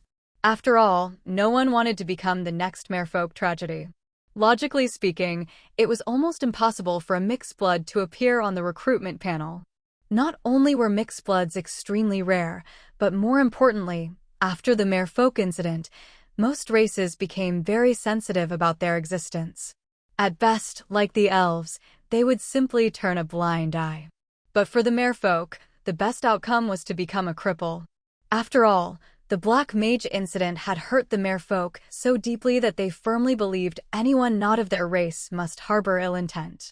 What's more, anyone with merfolk blood could be tracked by the merfolk and could sense the merfolk's treasured pearl, making it even less likely for a half-merfolk to be allowed to live. Either they lost their bloodline and lived as a half-dead cripple, or they died outright. The former, being too weak, would never appear on the recruitment panel. The latter, obviously, wouldn't either. As for the merfolk's approach, she couldn't say whether she agreed or disagreed. After all, it was their family matter. Once bitten by a snake, you'll be wary of ropes for 10 years. let alone a disaster that nearly wiped out their entire race. That dark history was enough for all merfolk to remember. And yet, against all odds, Siu saw someone on the recruitment panel who shouldn't have been there at all, a descendant of a merfolk mixed blood. Ling Yuan. Gender, female. Age, young adult. Loyalty, 20. Affection, 5. Talents, magic, 90, mechanisms, 75. Skills, intermediate mental mage, bottleneck, beginner mechanist, bottleneck.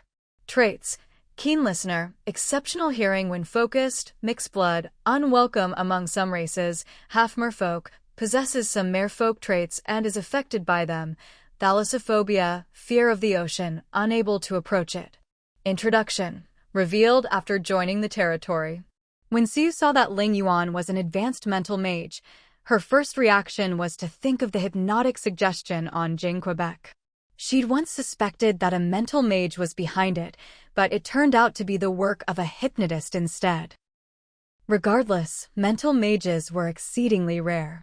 Ling Yuan's abilities were enough to kill without a trace, just like that sea witch.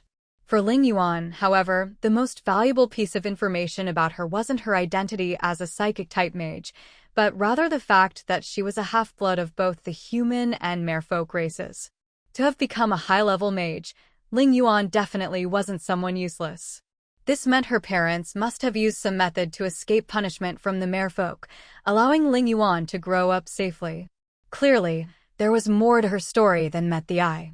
Perhaps because of her unique background and identity, so you couldn't see her story, only after Ling Yuan joined the territory would her story be revealed. Siu was quite interested in recruiting Ling Yuan. After all, her background alone hinted at an intriguing story. According to her original plan, Siu was supposed to visit the merfolk after the beast tide ended. Yet, right at this moment, Ling Yuan appeared before her. The coincidence was almost too much to be a coincidence. Still, Siu didn't act impulsively. She decided to check the other 4 candidates' information before making her choice. Among these 5, Ling Yuan wasn't the only mage. Besides her, there was also a mid-level light-type mage. This mage's magical talent was slightly lower than Ling Yuan's at 80, but that was only in comparison to Ling Yuan. Compared to other mages, it was already very high. With a magical talent of 80 and proper training, this person could at least grow into a master-level mage. Moreover, light-type mages were one of only 3 branches with healing magic, their healing abilities second only to dedicated healing mages. Not only that, but the greatest strength of light-type mages was their effectiveness against dark creatures.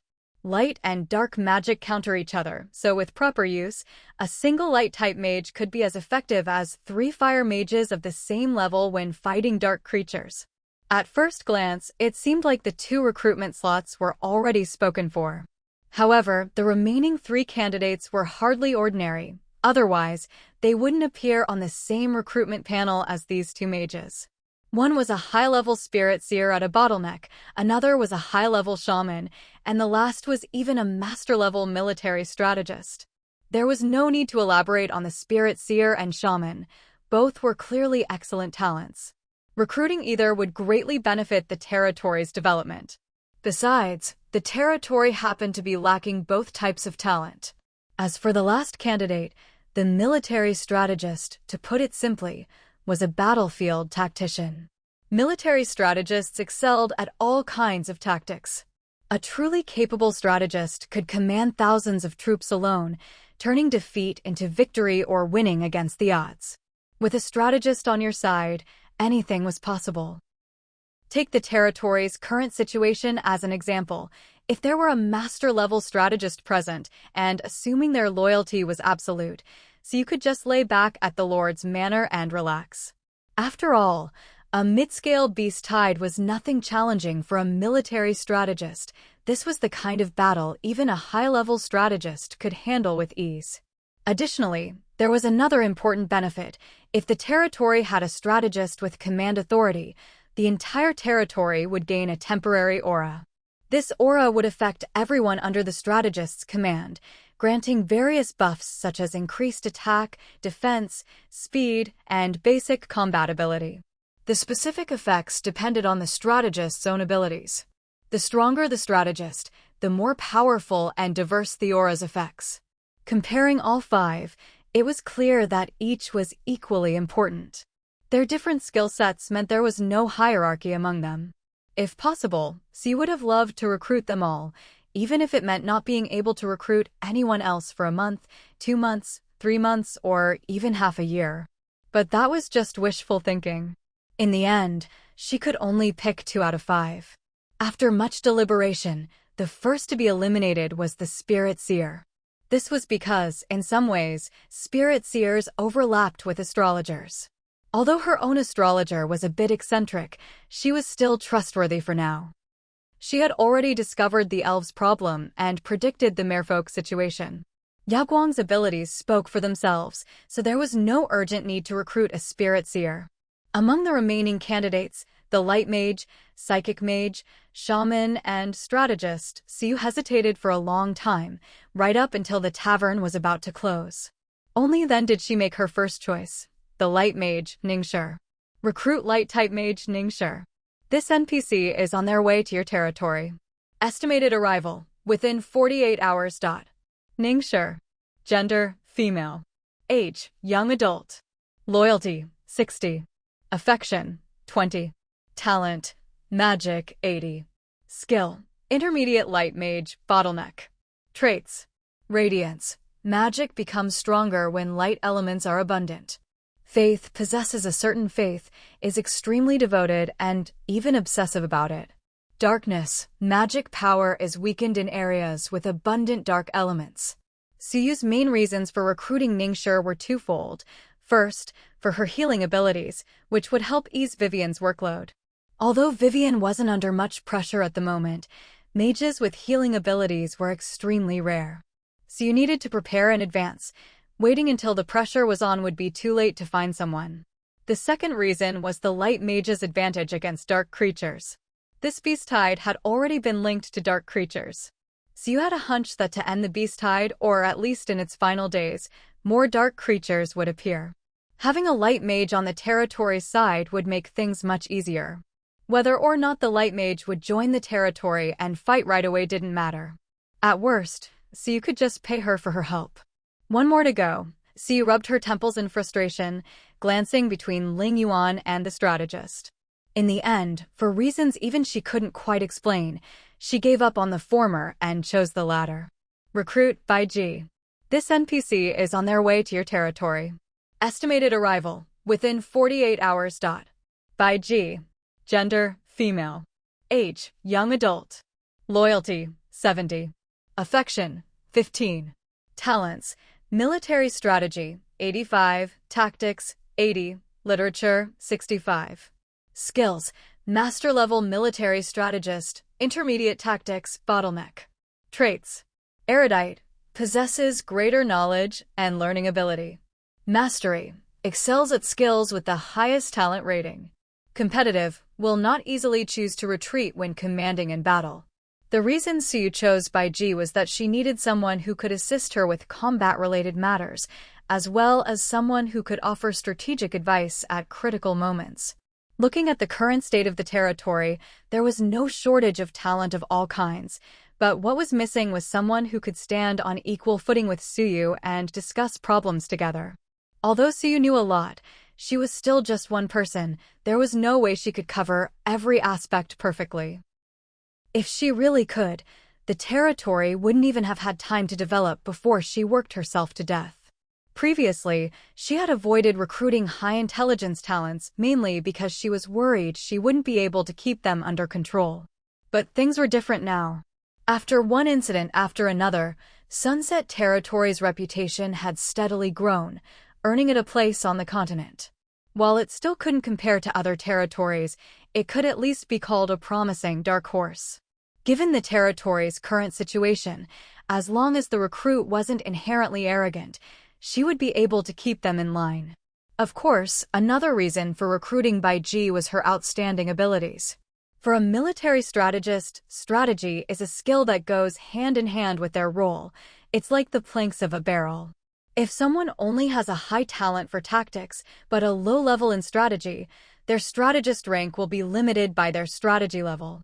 Such strategists do have some ability, but their skills are mostly theoretical, good for reference, but not practical.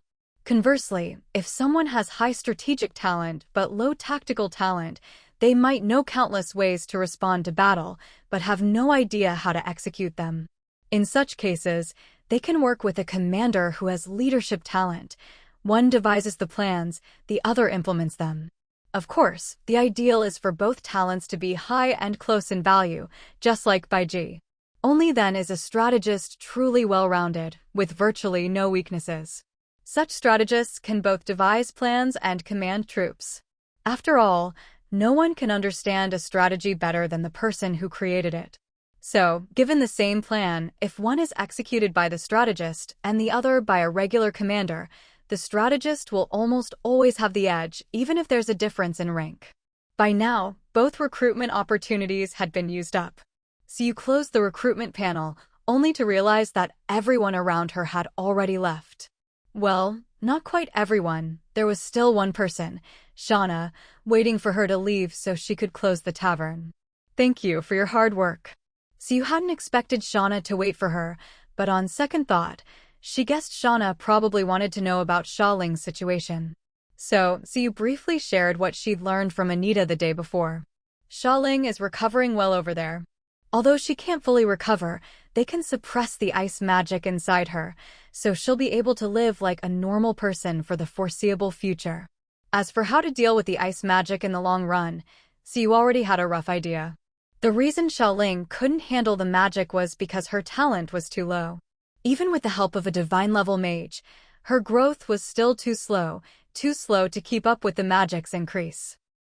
But as long as Xiaoling's growth could be accelerated to the point where she could contain the magic, the problem would be solved.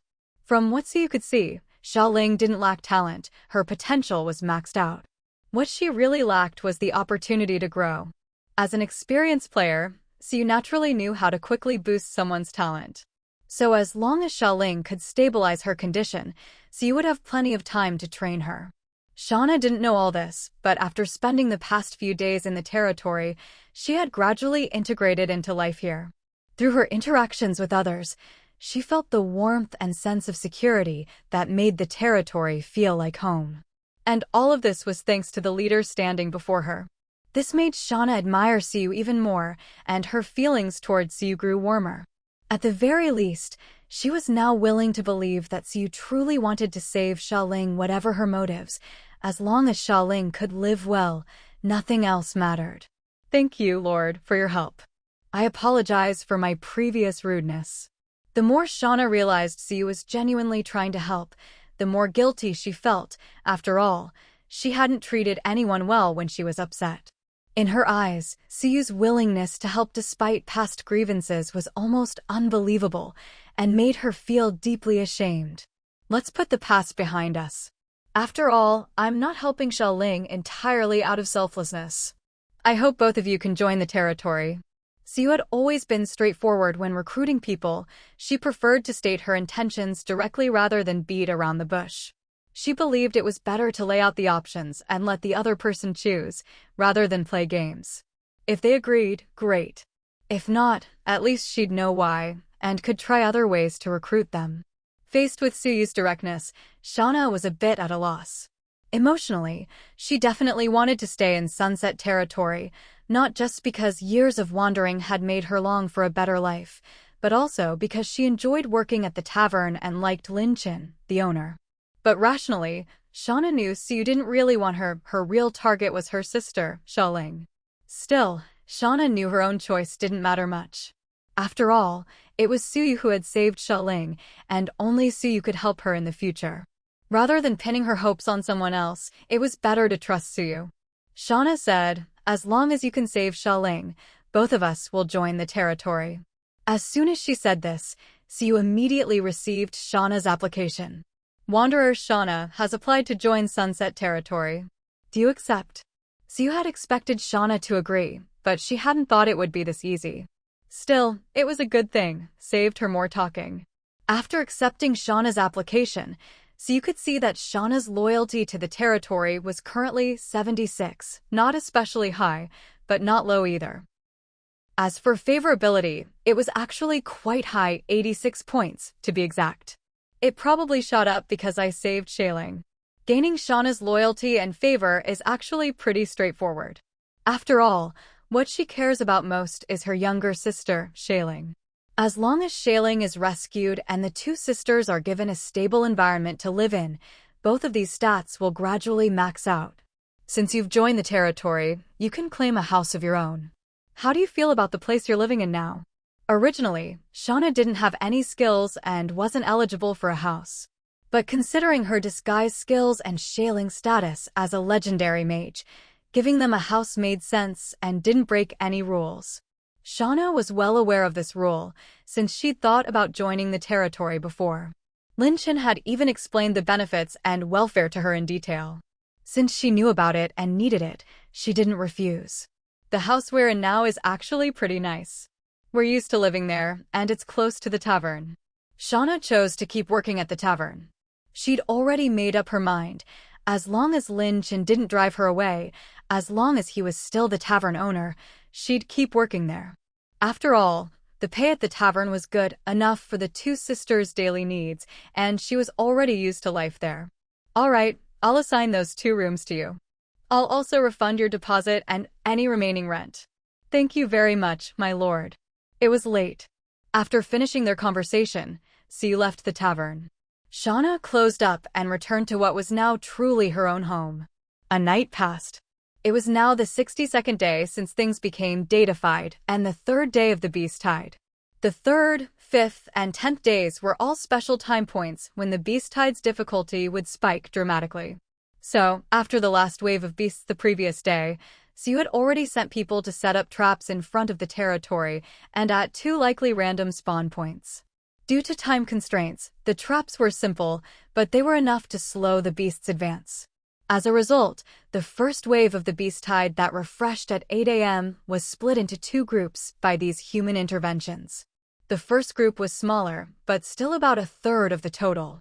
Once the first group was dealt with, the second group arrived a bit later. Although the second group was larger and took more time and effort to handle, overall, the morning's Beast Tide was dealt with without too much strain.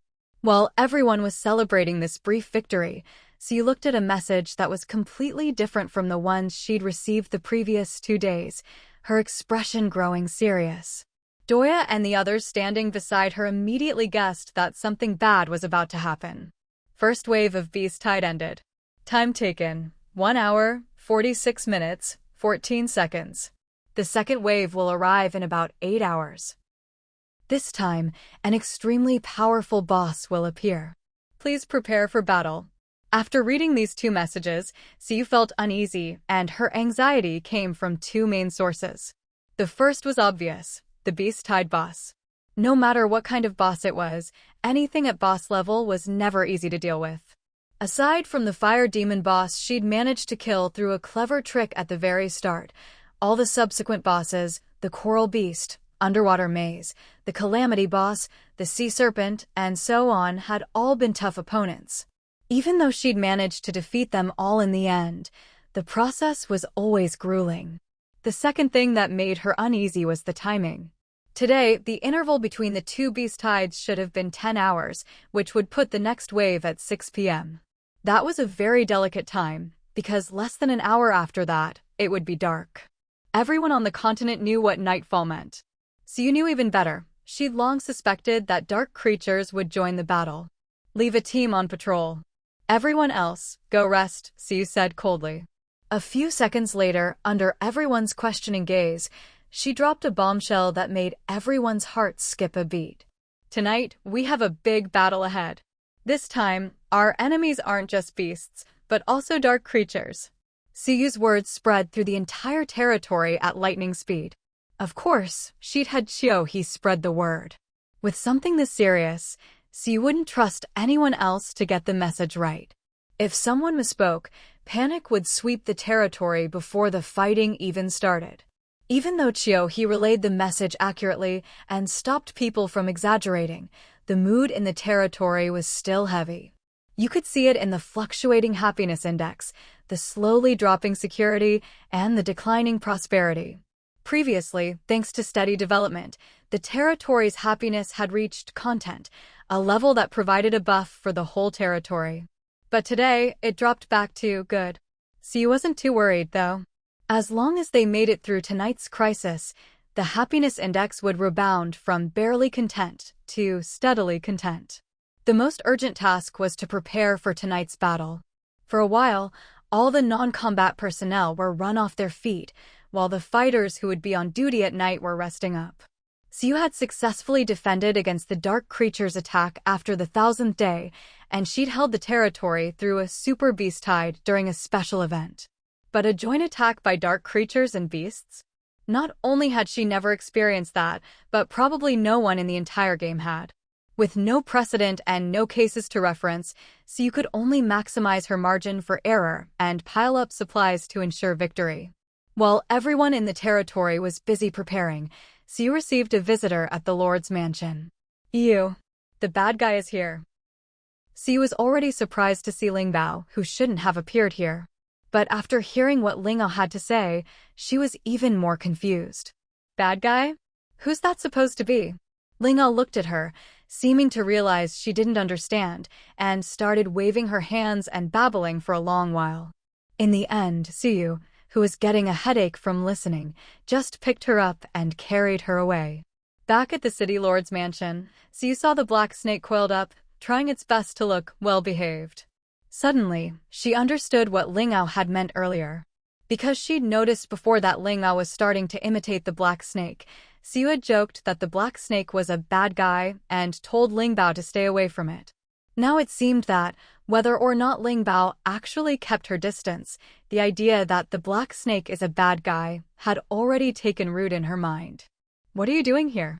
Siu put Ling Bao down, her gaze circling around the black snake a few times.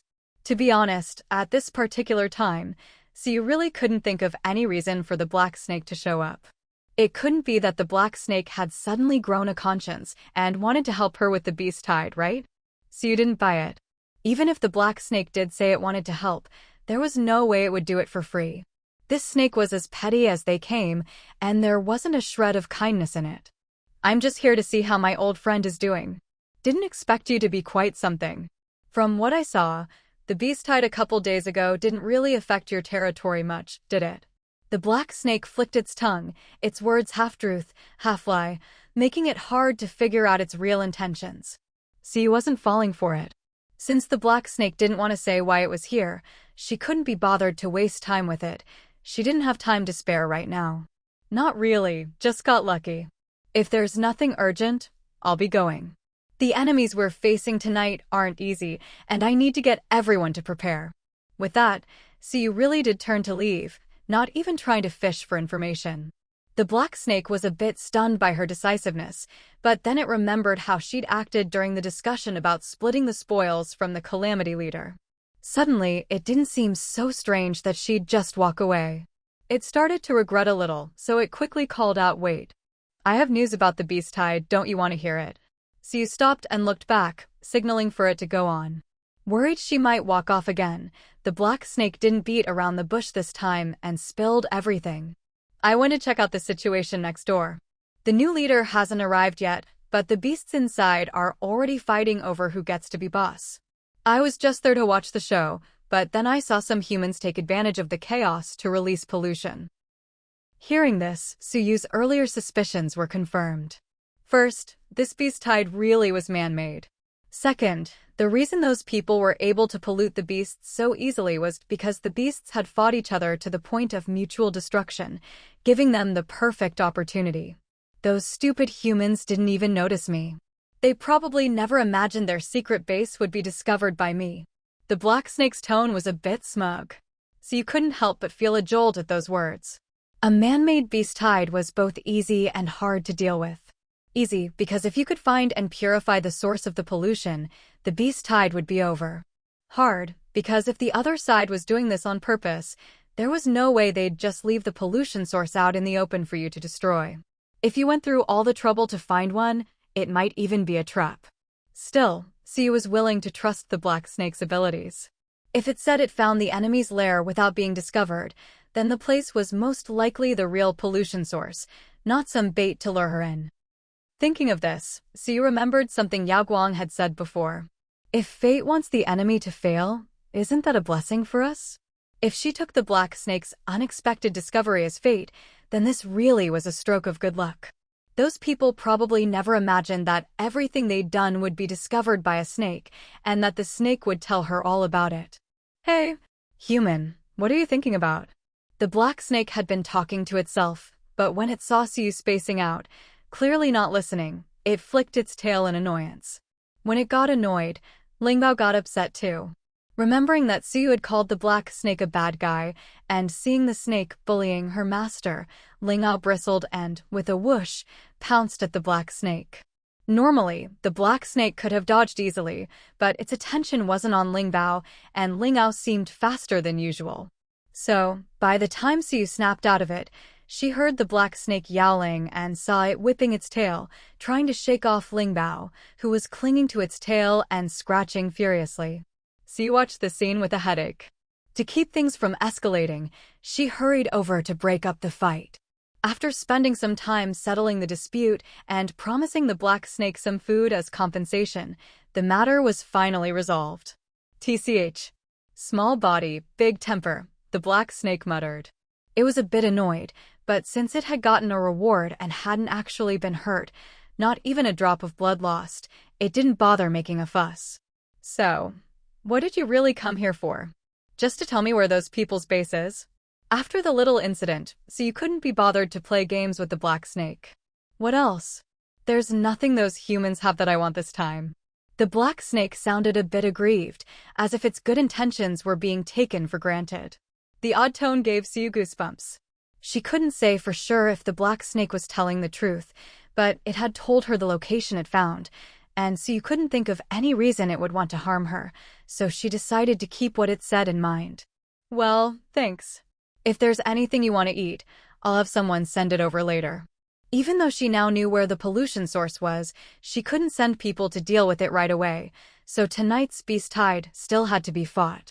Siyu had only managed to sneak away for a short break, and now that everything was settled, she really had to leave. This time, Black Snake didn't try to stop her. It just casually listed a few things it wanted to eat, then coiled itself up and continued lazing around in the city lord's mansion. Siyu didn't seem inclined to drive it away either. As she left the mansion, she simply took the spirit treasure with her. Otherwise, if those two started causing trouble again, the whole territory wouldn't be enough for them to mess around in. After a busy morning, the warehouse was now overflowing with supplies. There were countless potions of various attributes, boxes upon boxes of runes with different effects, and piles of equipment stacked like mountains. Everyone knew that tonight's enemies wouldn't just be beasts, there might even be dark creatures among them. But seeing so many supplies still gave them a sense of reassurance. This was especially true for those about to face the beasts and dark creatures in battle. After a morning's rest, they woke up to find the territory had completely changed. First, the city walls. Because of the threat of dark creatures, the already sturdy walls had been reinforced with an extra layer of protection to prevent anything from slipping through the cracks. This additional barrier made the thick walls even more imposing. Standing behind them, people felt as if they were sheltered by a mountain, filled with a sense of security. At the same time, many more traps had been set outside the walls. There was a pit every 3 steps, a hole every 5 steps. The traps were so dense that not even the defenders dared to wander outside casually, for fear of falling into their own traps by accident. Everyone, come get your battle supplies. With a single shout, a long line instantly formed. In such an urgent situation, Siyu couldn't afford to be stingy. She packed up all sorts of supplies and handed them out one by one. Not only could the territory's residents and the fighters she'd recruited collect supplies for free, but even outsiders could buy a set for a small fee. After nearly 2 months of steady development, Sunset Territory was now overflowing with resources. Siyu didn't hesitate to empty out nearly 70% of the warehouse, turning everything into supplies for this battle. As long as they won tonight, all the consumption would be worth it. She would never risk the entire territory just to save a bit of material. That kind of short-sightedness wasn't her style. In about half an hour, All the supplies were distributed, and everyone returned to their assigned battle positions. Outside the territory, everything looked peaceful and calm. But this was just the surface. In less than an hour, the tranquility would be shattered, replaced by utter chaos. Knock, knock. Hearing the knock at the door, Lin Mu frowned slightly. She couldn't imagine who would come looking for her at this hour unless… Knock, knock. The knocking came again. By now, it was already dark outside. Most people in the territory were focused on the coming beast tide, and rumors said dark creatures would be involved tonight as well. The tension made everyone even more focused on the battle outside. Before the third knock, Lin Mu called out to the person outside. Who is it? What's the matter? Her tone was calm, betraying nothing, though she seemed to have guessed something. The person outside was equally composed. Upon hearing Lin Mu's question, they replied unhurriedly with a reasonable explanation. Miss Lin, the Lord has something urgent and asked me to bring you over right away. The voice was gentle, and the reason just barely plausible. Lin Mu lowered her gaze, her voice tinged with urgency, though her expression remained calm and unhurried. Is that so? Wait a moment, I'll be right out. Please hurry, Miss Lin. Don't keep the Lord waiting, I think it's something urgent. The words weren't harsh, but they betrayed the speaker's impatience. Lin Mu stayed in her room for a moment, then opened the door. Lord, the beast tides in the northeast and southwest have been brought under control. Lal rushed back to report the good news. Upon hearing this, Siu immediately ordered everyone to focus their firepower and wipe out the beast tides in those two directions first. The pressure at the front isn't too bad for now, but more beasts will be coming soon. Have everyone concentrate on clearing out the nearby beasts so we don't get surrounded later. The front had always been the main battlefield, usually with the longest fighting time. Plus, there was still a boss monster to come.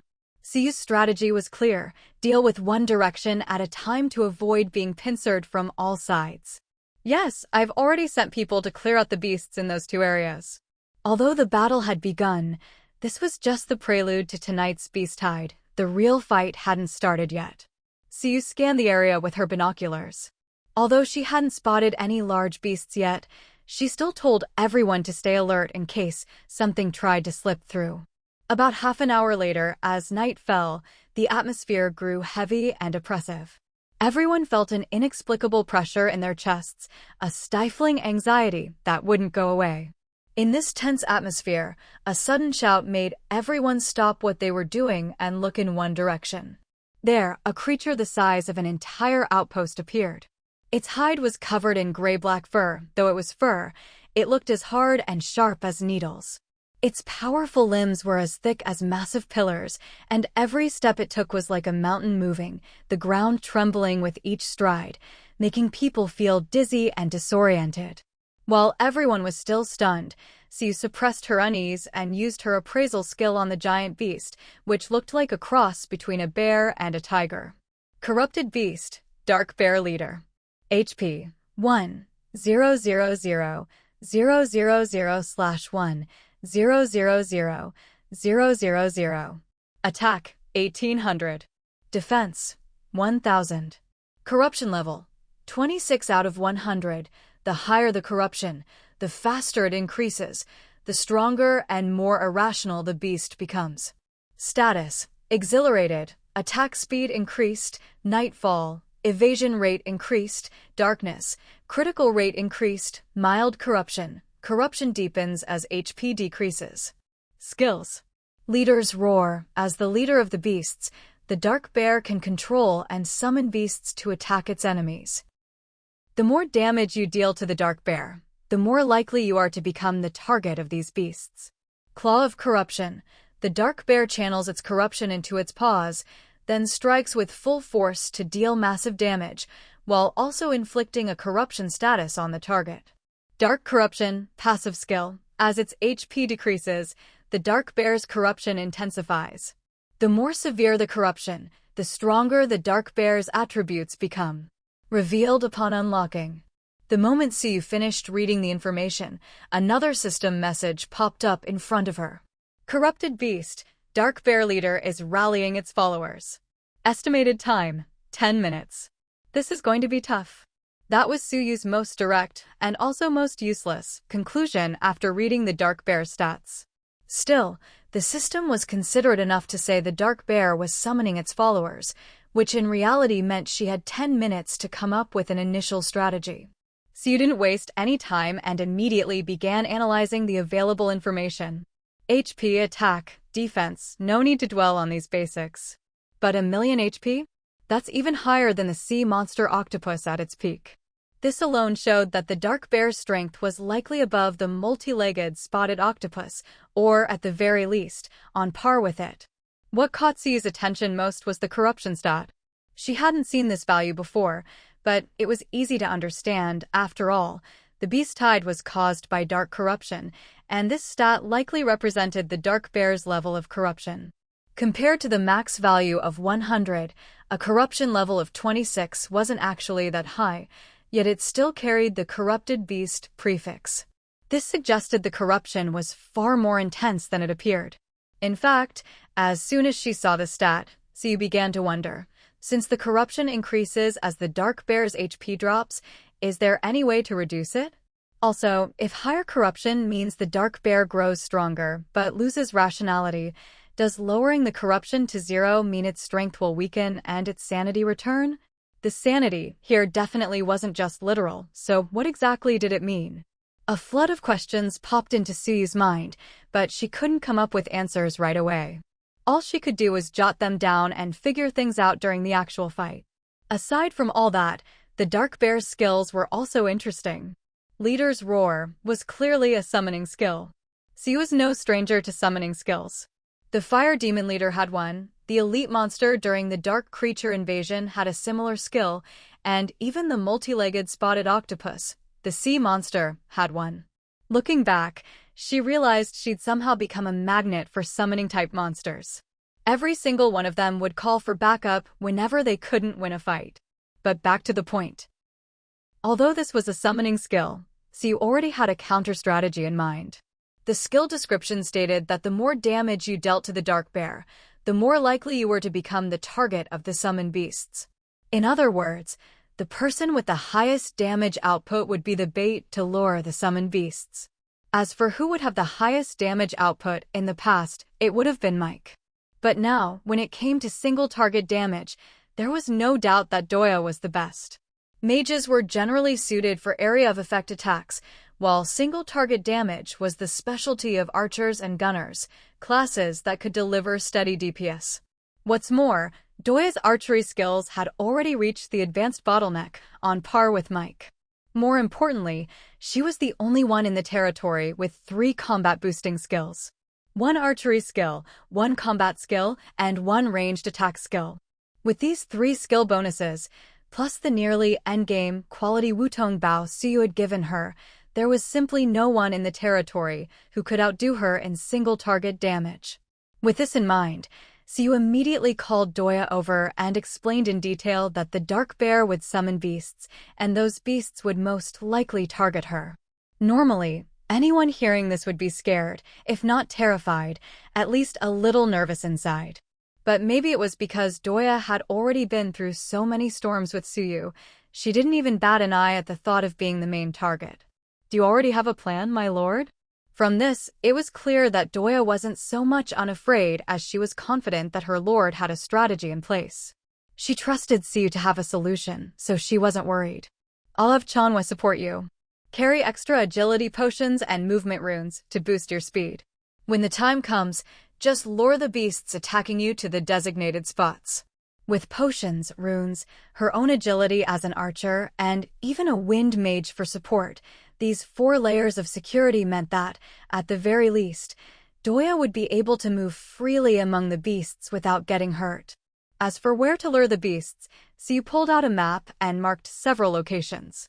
These spots are where the ballista and catapult attack ranges overlap. If you draw the beasts there, the operators can clear them out as quickly as possible. Of course, that was just the theory. In practice, things would never be so simple. Doya would still need to adapt on the fly and plan her route according to the actual situation. Having once fought a tiger alone, Suyu believed Doya had the calm, flexible mind, and the psychological fortitude needed for the job. This is a Tier 3 spatial pouch. It can hold a lot. Move everything from your old pouch into this one. Dolly had recently figured out how to upgrade spatial pouches and had made quite a few Tier 2 pouches with the available materials, so Suyu's trusted people had all gotten new gear. But this Tier 3 pouch was a stroke of inspiration Dolly had while making the Tier 2s a rare, lucky breakthrough. Such low-probability events couldn't be replicated, so there was only this one Tier 3 pouch. While the 5 slots of a Tier 2 pouch were already impressive, the 10 slots of a Tier 3 were on another level. Siyu had kept this only Tier 3 pouch for a moment like this, to give it to someone who truly needed it. When the time comes, Duoya will need to draw enemy fire, so she definitely won't have time to resupply. It's best if she can carry everything she needs with her, and this level 3 spatial pouch is just what she needs. Seeing the new spatial pouch, Duoya didn't hesitate. She took out her old level 2 pouch, emptied it item by item, and carefully transferred everything into the level 3 pouch. Once she finished, Duoya went off to prepare the things she'd need soon. Siyu collected Duoya's old level 2 pouch and started recalling the other skills of the Dark Bear. Polluting Claw, according to its description, seemed to be an area of effect skill that also inflicted a negative status. As for whether the skill could be combined with others, that was still unknown. The passive skill, Dark Pollution, basically manifested as the minor pollution status in the status bar, nothing much to say about that. But of all the skills, the most concerning was the last one, which didn't display at all. Suyu's preliminary guess was that, like the Calamity Leader, this was a phase skill. Once the Dark Bear's HP dropped to a certain threshold, the skill would unlock. 10 minutes passed quickly. Siyu arranged everyone's positions based on her analysis. As soon as the time was up, a roar echoed from the distance, followed by the ground shaking violently. The battle had officially begun. Stick to the plan. The last 2 teams are responsible for monitoring the perimeter. The first 5 teams attack the Dark Bear, and the remaining 3 teams clear out the other beasts. Melee group, stay safe, focus on holding the beasts back, don't get too close. With the orders given, everyone followed without hesitation. Attacks flew through the air, raining down on the beasts below and leaving streaks of damage.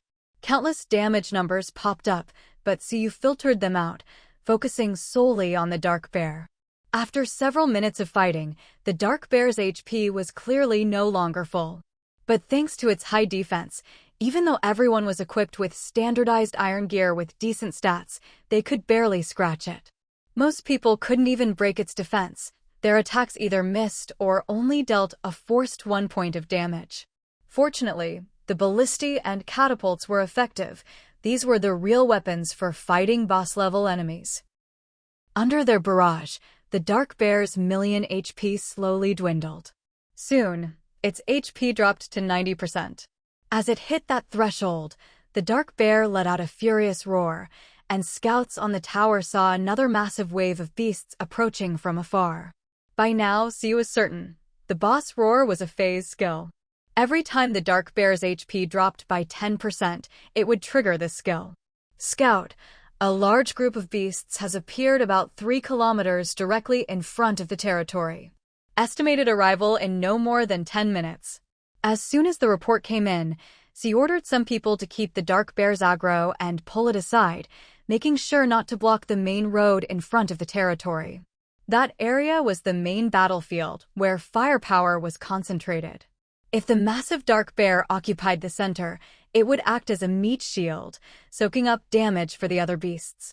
If the summoned beasts weren't cleared quickly, the lower the Dark Bear's HP got, the more it would summon. If the numbers got out of hand, it would be too late to deal with them.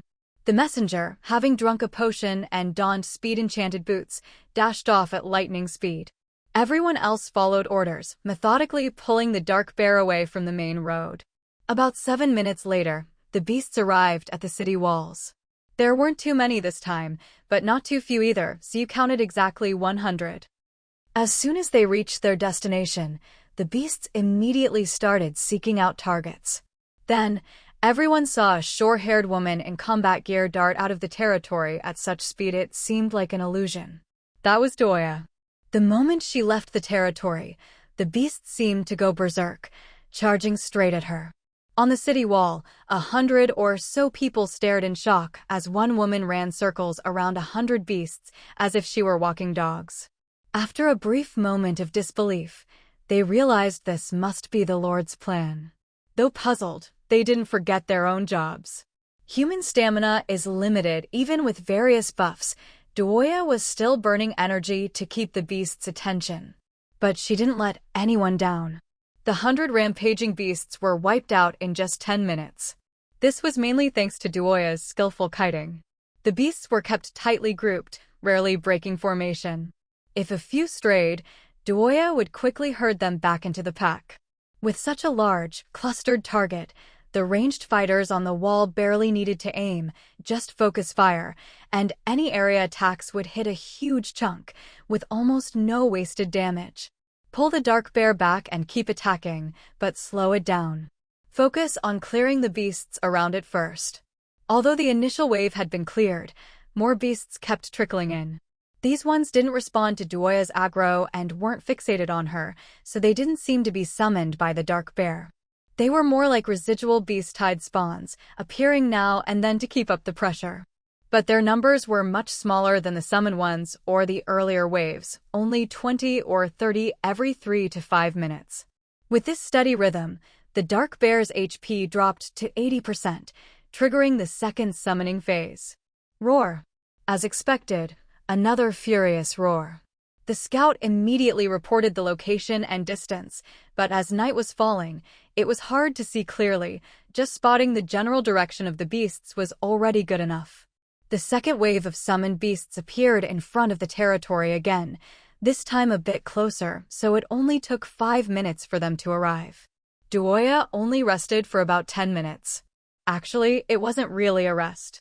After all, in order to maintain her position as the top damage dealer, she kept attacking the dark bear nonstop during those 10 minutes.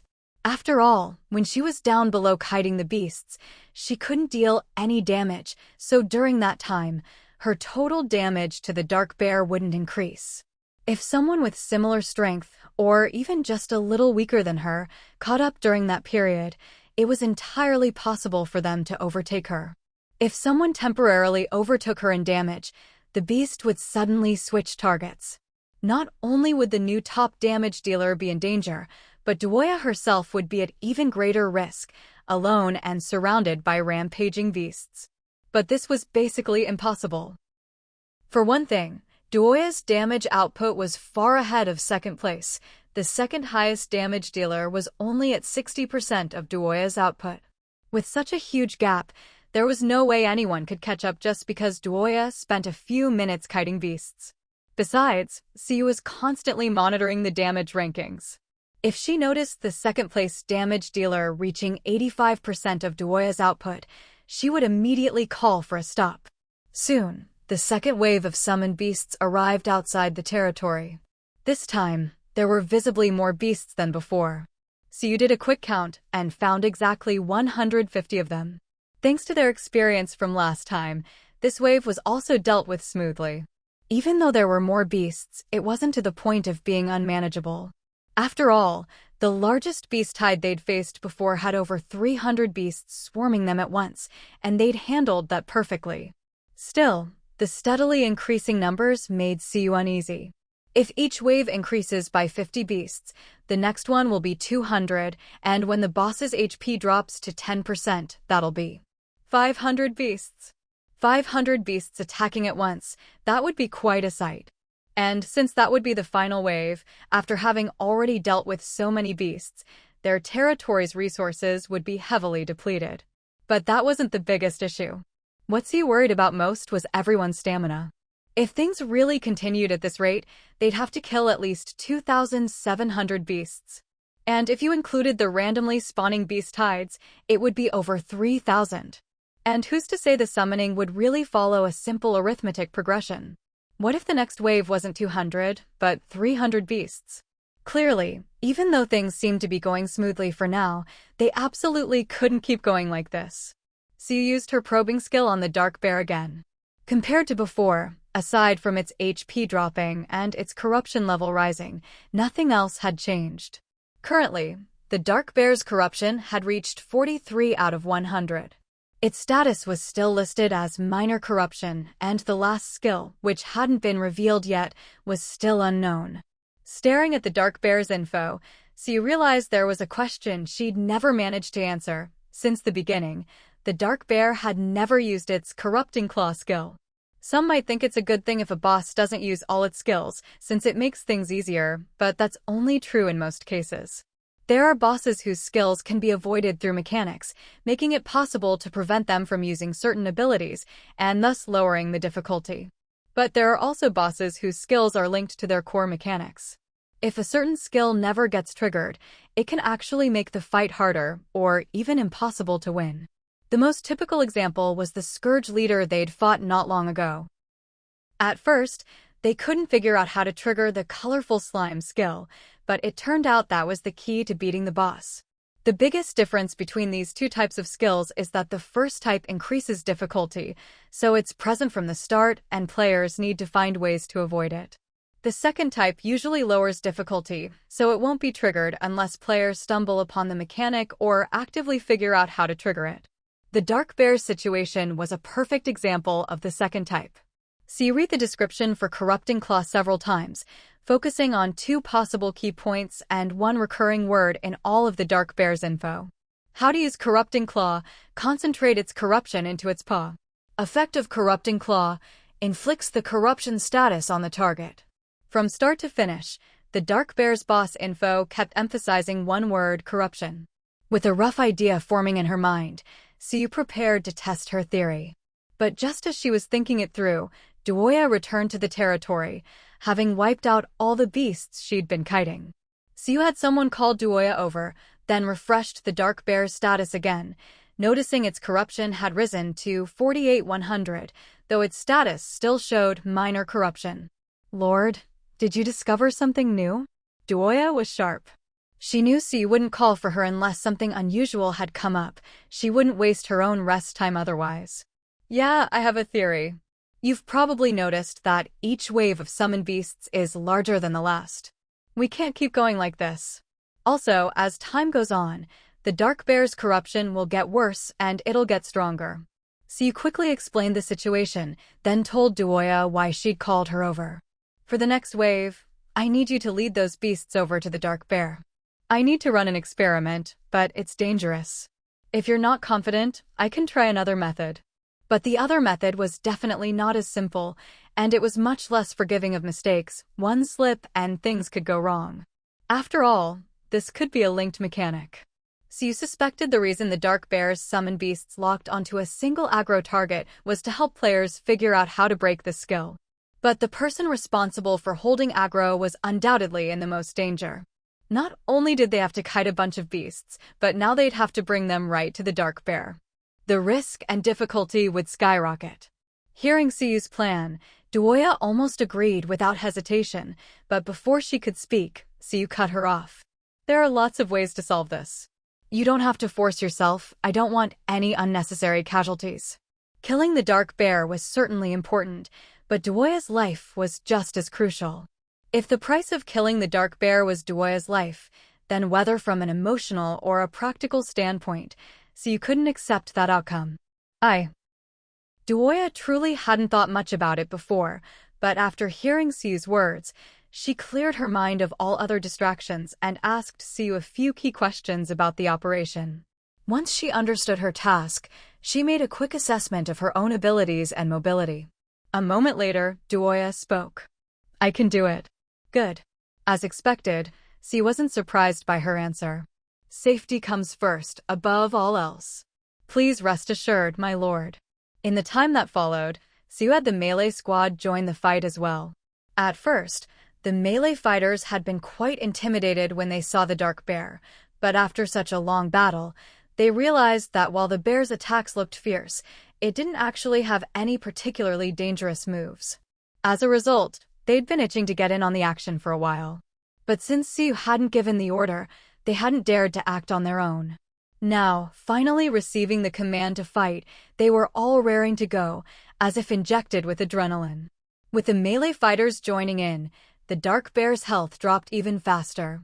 And, because someone was now drawing its aggro, the bear's position was constantly being adjusted to the intersection of all the attack structure's ranges, a key reason its health was falling so rapidly. When the dark bear's health was about to hit 70%, Siyu immediately ordered all melee fighters to pull back. Have the melee squad ready to stop and retreat at any moment. Be alert and dodge its attacks. This time, Siyu's main goal was to test how to trigger the corrupted claw. Although she didn't know exactly what kind of corruption effect it would have, she was sure the damage would be significant. If someone took a hit from that claw, whether they lived or died was uncertain, but they definitely wouldn't be able to stay standing. On the battlefield, if someone went down, the chaos that would follow could mean life or death in an instant. The melee squad had only just started fighting when they were told to prepare to pull back. Naturally, they were frustrated, not just because they hadn't had their fill of battle, but also because the final rewards were calculated based on damage dealt and other stats. Since they hadn't participated much, their damage numbers were far lower than the ranged fighters on the city walls who'd been attacking the whole time. But frustration aside, not a single one disobeyed the order. When the dark bear let out its third summoning roar, the melee fighters had already withdrawn from its attack range. During this time, Siyu checked the dark bear's corruption level and status again. 54 out of 100. Minor corruption, moderate corruption. With the increase in corruption level, all of the dark bear's stats had jumped significantly. At first, the ones tanking its attacks were heavily armored, high-defense warriors. Even at full strength, the bear's swipe could only take off about a third of their health at most. Sometimes just a fifth or a quarter. There were over 20 people sharing the tanking duties, so they could rotate out as needed, and the pressure wasn't too bad. But after this stat boost, a single swipe from the dark bear could take a tank's health down to less than half. The shocked warrior immediately stepped back, chugging several different potions while his teammates took his place. Clearly, the corruption boost was even stronger than expected. Siyu noticed this as well, but her attention was still focused on Duoya's situation. The third wave of beasts arrived as expected this time, 200 of them, just as predicted. Duoya, as before, first led them around in circles a couple of times to keep them together and prevent any from breaking off, then charged with the horde toward the dark bear. Seeing this, those who didn't understand the plan felt a chill run down their spines. The melee squad was especially grateful they hadn't foolishly stayed behind. If they'd been there when all those beasts charged in, they'd be dead or at least badly injured. Since there were still quite a few people around the dark bear, those responsible for drawing its aggro and unable to leave, Duoya only brought the beasts near the bear, not directly up to it. Even so, faced with so many beasts, the 20-odd heavily armored warriors were startled. But as tanks, their mental fortitude was strong. Though surprised, none of them flinched. In any battle, the tanks are always the last to retreat and face the greatest danger. But since they'd chosen this role, they were mentally prepared for it. Of course, another reason was that Siyu paid them more than ordinary fighters. After all, they were literally risking their lives for money. Back to the main story. After leading the beasts over, Duoya began circling around the dark bear. At first, things went smoothly. But a few minutes later, the dark bear seemed to notice the annoying little flies buzzing around it. Irritated, it stomped its foot. Duoya, while leading the beasts, kept some attention on the dark bear. So when it made a move, she immediately ran a short distance away to avoid getting hit. Once the dark bear settled down, she returned to her original position and continued her irritating routine. About a minute later, everyone saw the dark bear suddenly rear up on its hind legs, its massive paws raised, a red gleam flashing in its once black eyes. From her position, Duoya couldn't see the change in the bear's eyes, she only saw it stand up. But as she completed another circuit, she spotted a red flag raised atop the city wall, just as Siyu had told her would be the signal. If she saw the red flag, it meant the dark bear was about to use a special skill, and Duoya needed to retreat immediately. There was another scenario. If the flag was white, it meant something unexpected had happened, and she'd also need to retreat, but this time she'd have to lead the beasts away from the bear's attack range as well. She didn't know the exact difference between the two, but upon seeing the red flag, Duoya ignored the beasts behind her and switched to carrying out Suyu's other command. She rushed over to the 20-odd warriors, told them to fall back, then took over their role, leading the horde of beasts in 2 more circles around the bear, drawing its aggro in their place. After everyone had retreated, she managed to escape the range of the bear's attack just before the dark bear completely lost its temper. Roar! The deafening roar made Duoya's heart skip a beat, but her limbs still carried her body as far away from the dark bear as possible. By the time she made it back beneath the city walls, her legs were numb from running for so long. She was so exhausted that she could barely walk straight, and she didn't even have the strength to lift her arms. "Are you all right?" Ankana rushed over to her immediately, using her own body as support, trying to help her into the territory. "I'll stay out here for now. They might still need me later." Duoya didn't refuse Ankana's kindness, but she chose not to enter the territory. After all, she remembered that the beast's aggro was still focused on her. If she entered the territory, it might not cause any major consequences, but the city walls would definitely take a lot more damage. "It was the Lord who asked me to bring you in to rest. She said you should take a break. This wave of beasts doesn't need you to draw them away for now." Ankana admired Duoya a little. She hadn't expected someone this exhausted to still be able to think so clearly. But since she was acting on Suyu's orders, she was determined to bring Duoya back. Hearing that it was Suyu's command, Duoya fell silent for a few seconds before saying thank you. Ankana just smiled and helped her inside. Meanwhile, as soon as Duoya returned, Suyo immediately sent people to receive her, while she herself kept refreshing the dark bear's information panel and watching its every move.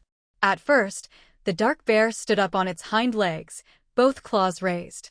Even though it was a dark-furred bear and it was already night, Suyo could still clearly see a black smoke swirling around its paws.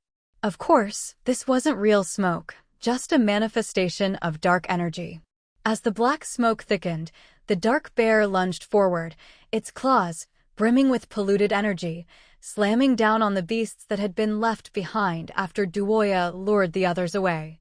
These beasts seemed to sense the danger too, howling and trying to escape, but Suyo had already ordered everyone to use every control skill they had to prevent them from leaving. Slows, roots, stuns, immobilizes, anything that could help, they threw at the beasts all at once. That's why those beasts stayed put. It wasn't that they didn't want to run, they simply couldn't. Most importantly, after Duoya and the others retreated, Suyo had Mech, who hadn't done much until now, cast a wall of fire beside the dark bear. With fire in front and the dark bear's charged attack behind, these beasts were truly caught between a rock and a hard place. A few seconds later, the dark bear's skill, Pollution Claw, was finally unleashed, slamming into the ground and wiping out most of the beasts in an instant. Everyone was stunned by the scene, but then a wave of joy swept over them. After all, the enemy was killing itself, so why wouldn't they be happy? Normally, that would be the case. For a moment, Suyo thought the same, but she quickly realized things couldn't be that simple. Sure enough, what happened next left everyone shocked once again. Weren't they dead? Why are they getting back up? I want to know too. I saw that wolf get smashed to a pulp, so how is it alive again? Are wolves really that tough? It was just a pile of mush and now... Ugh. Stop, man. That's disgusting. That's right, the reason everyone was so shocked was that all the beasts killed by the dark bear had come back to life. Not only that, but even the ones that were only half dead now had the same blood-red eyes as the dark bear had before. Such a bizarre sight sent chills down everyone's spines.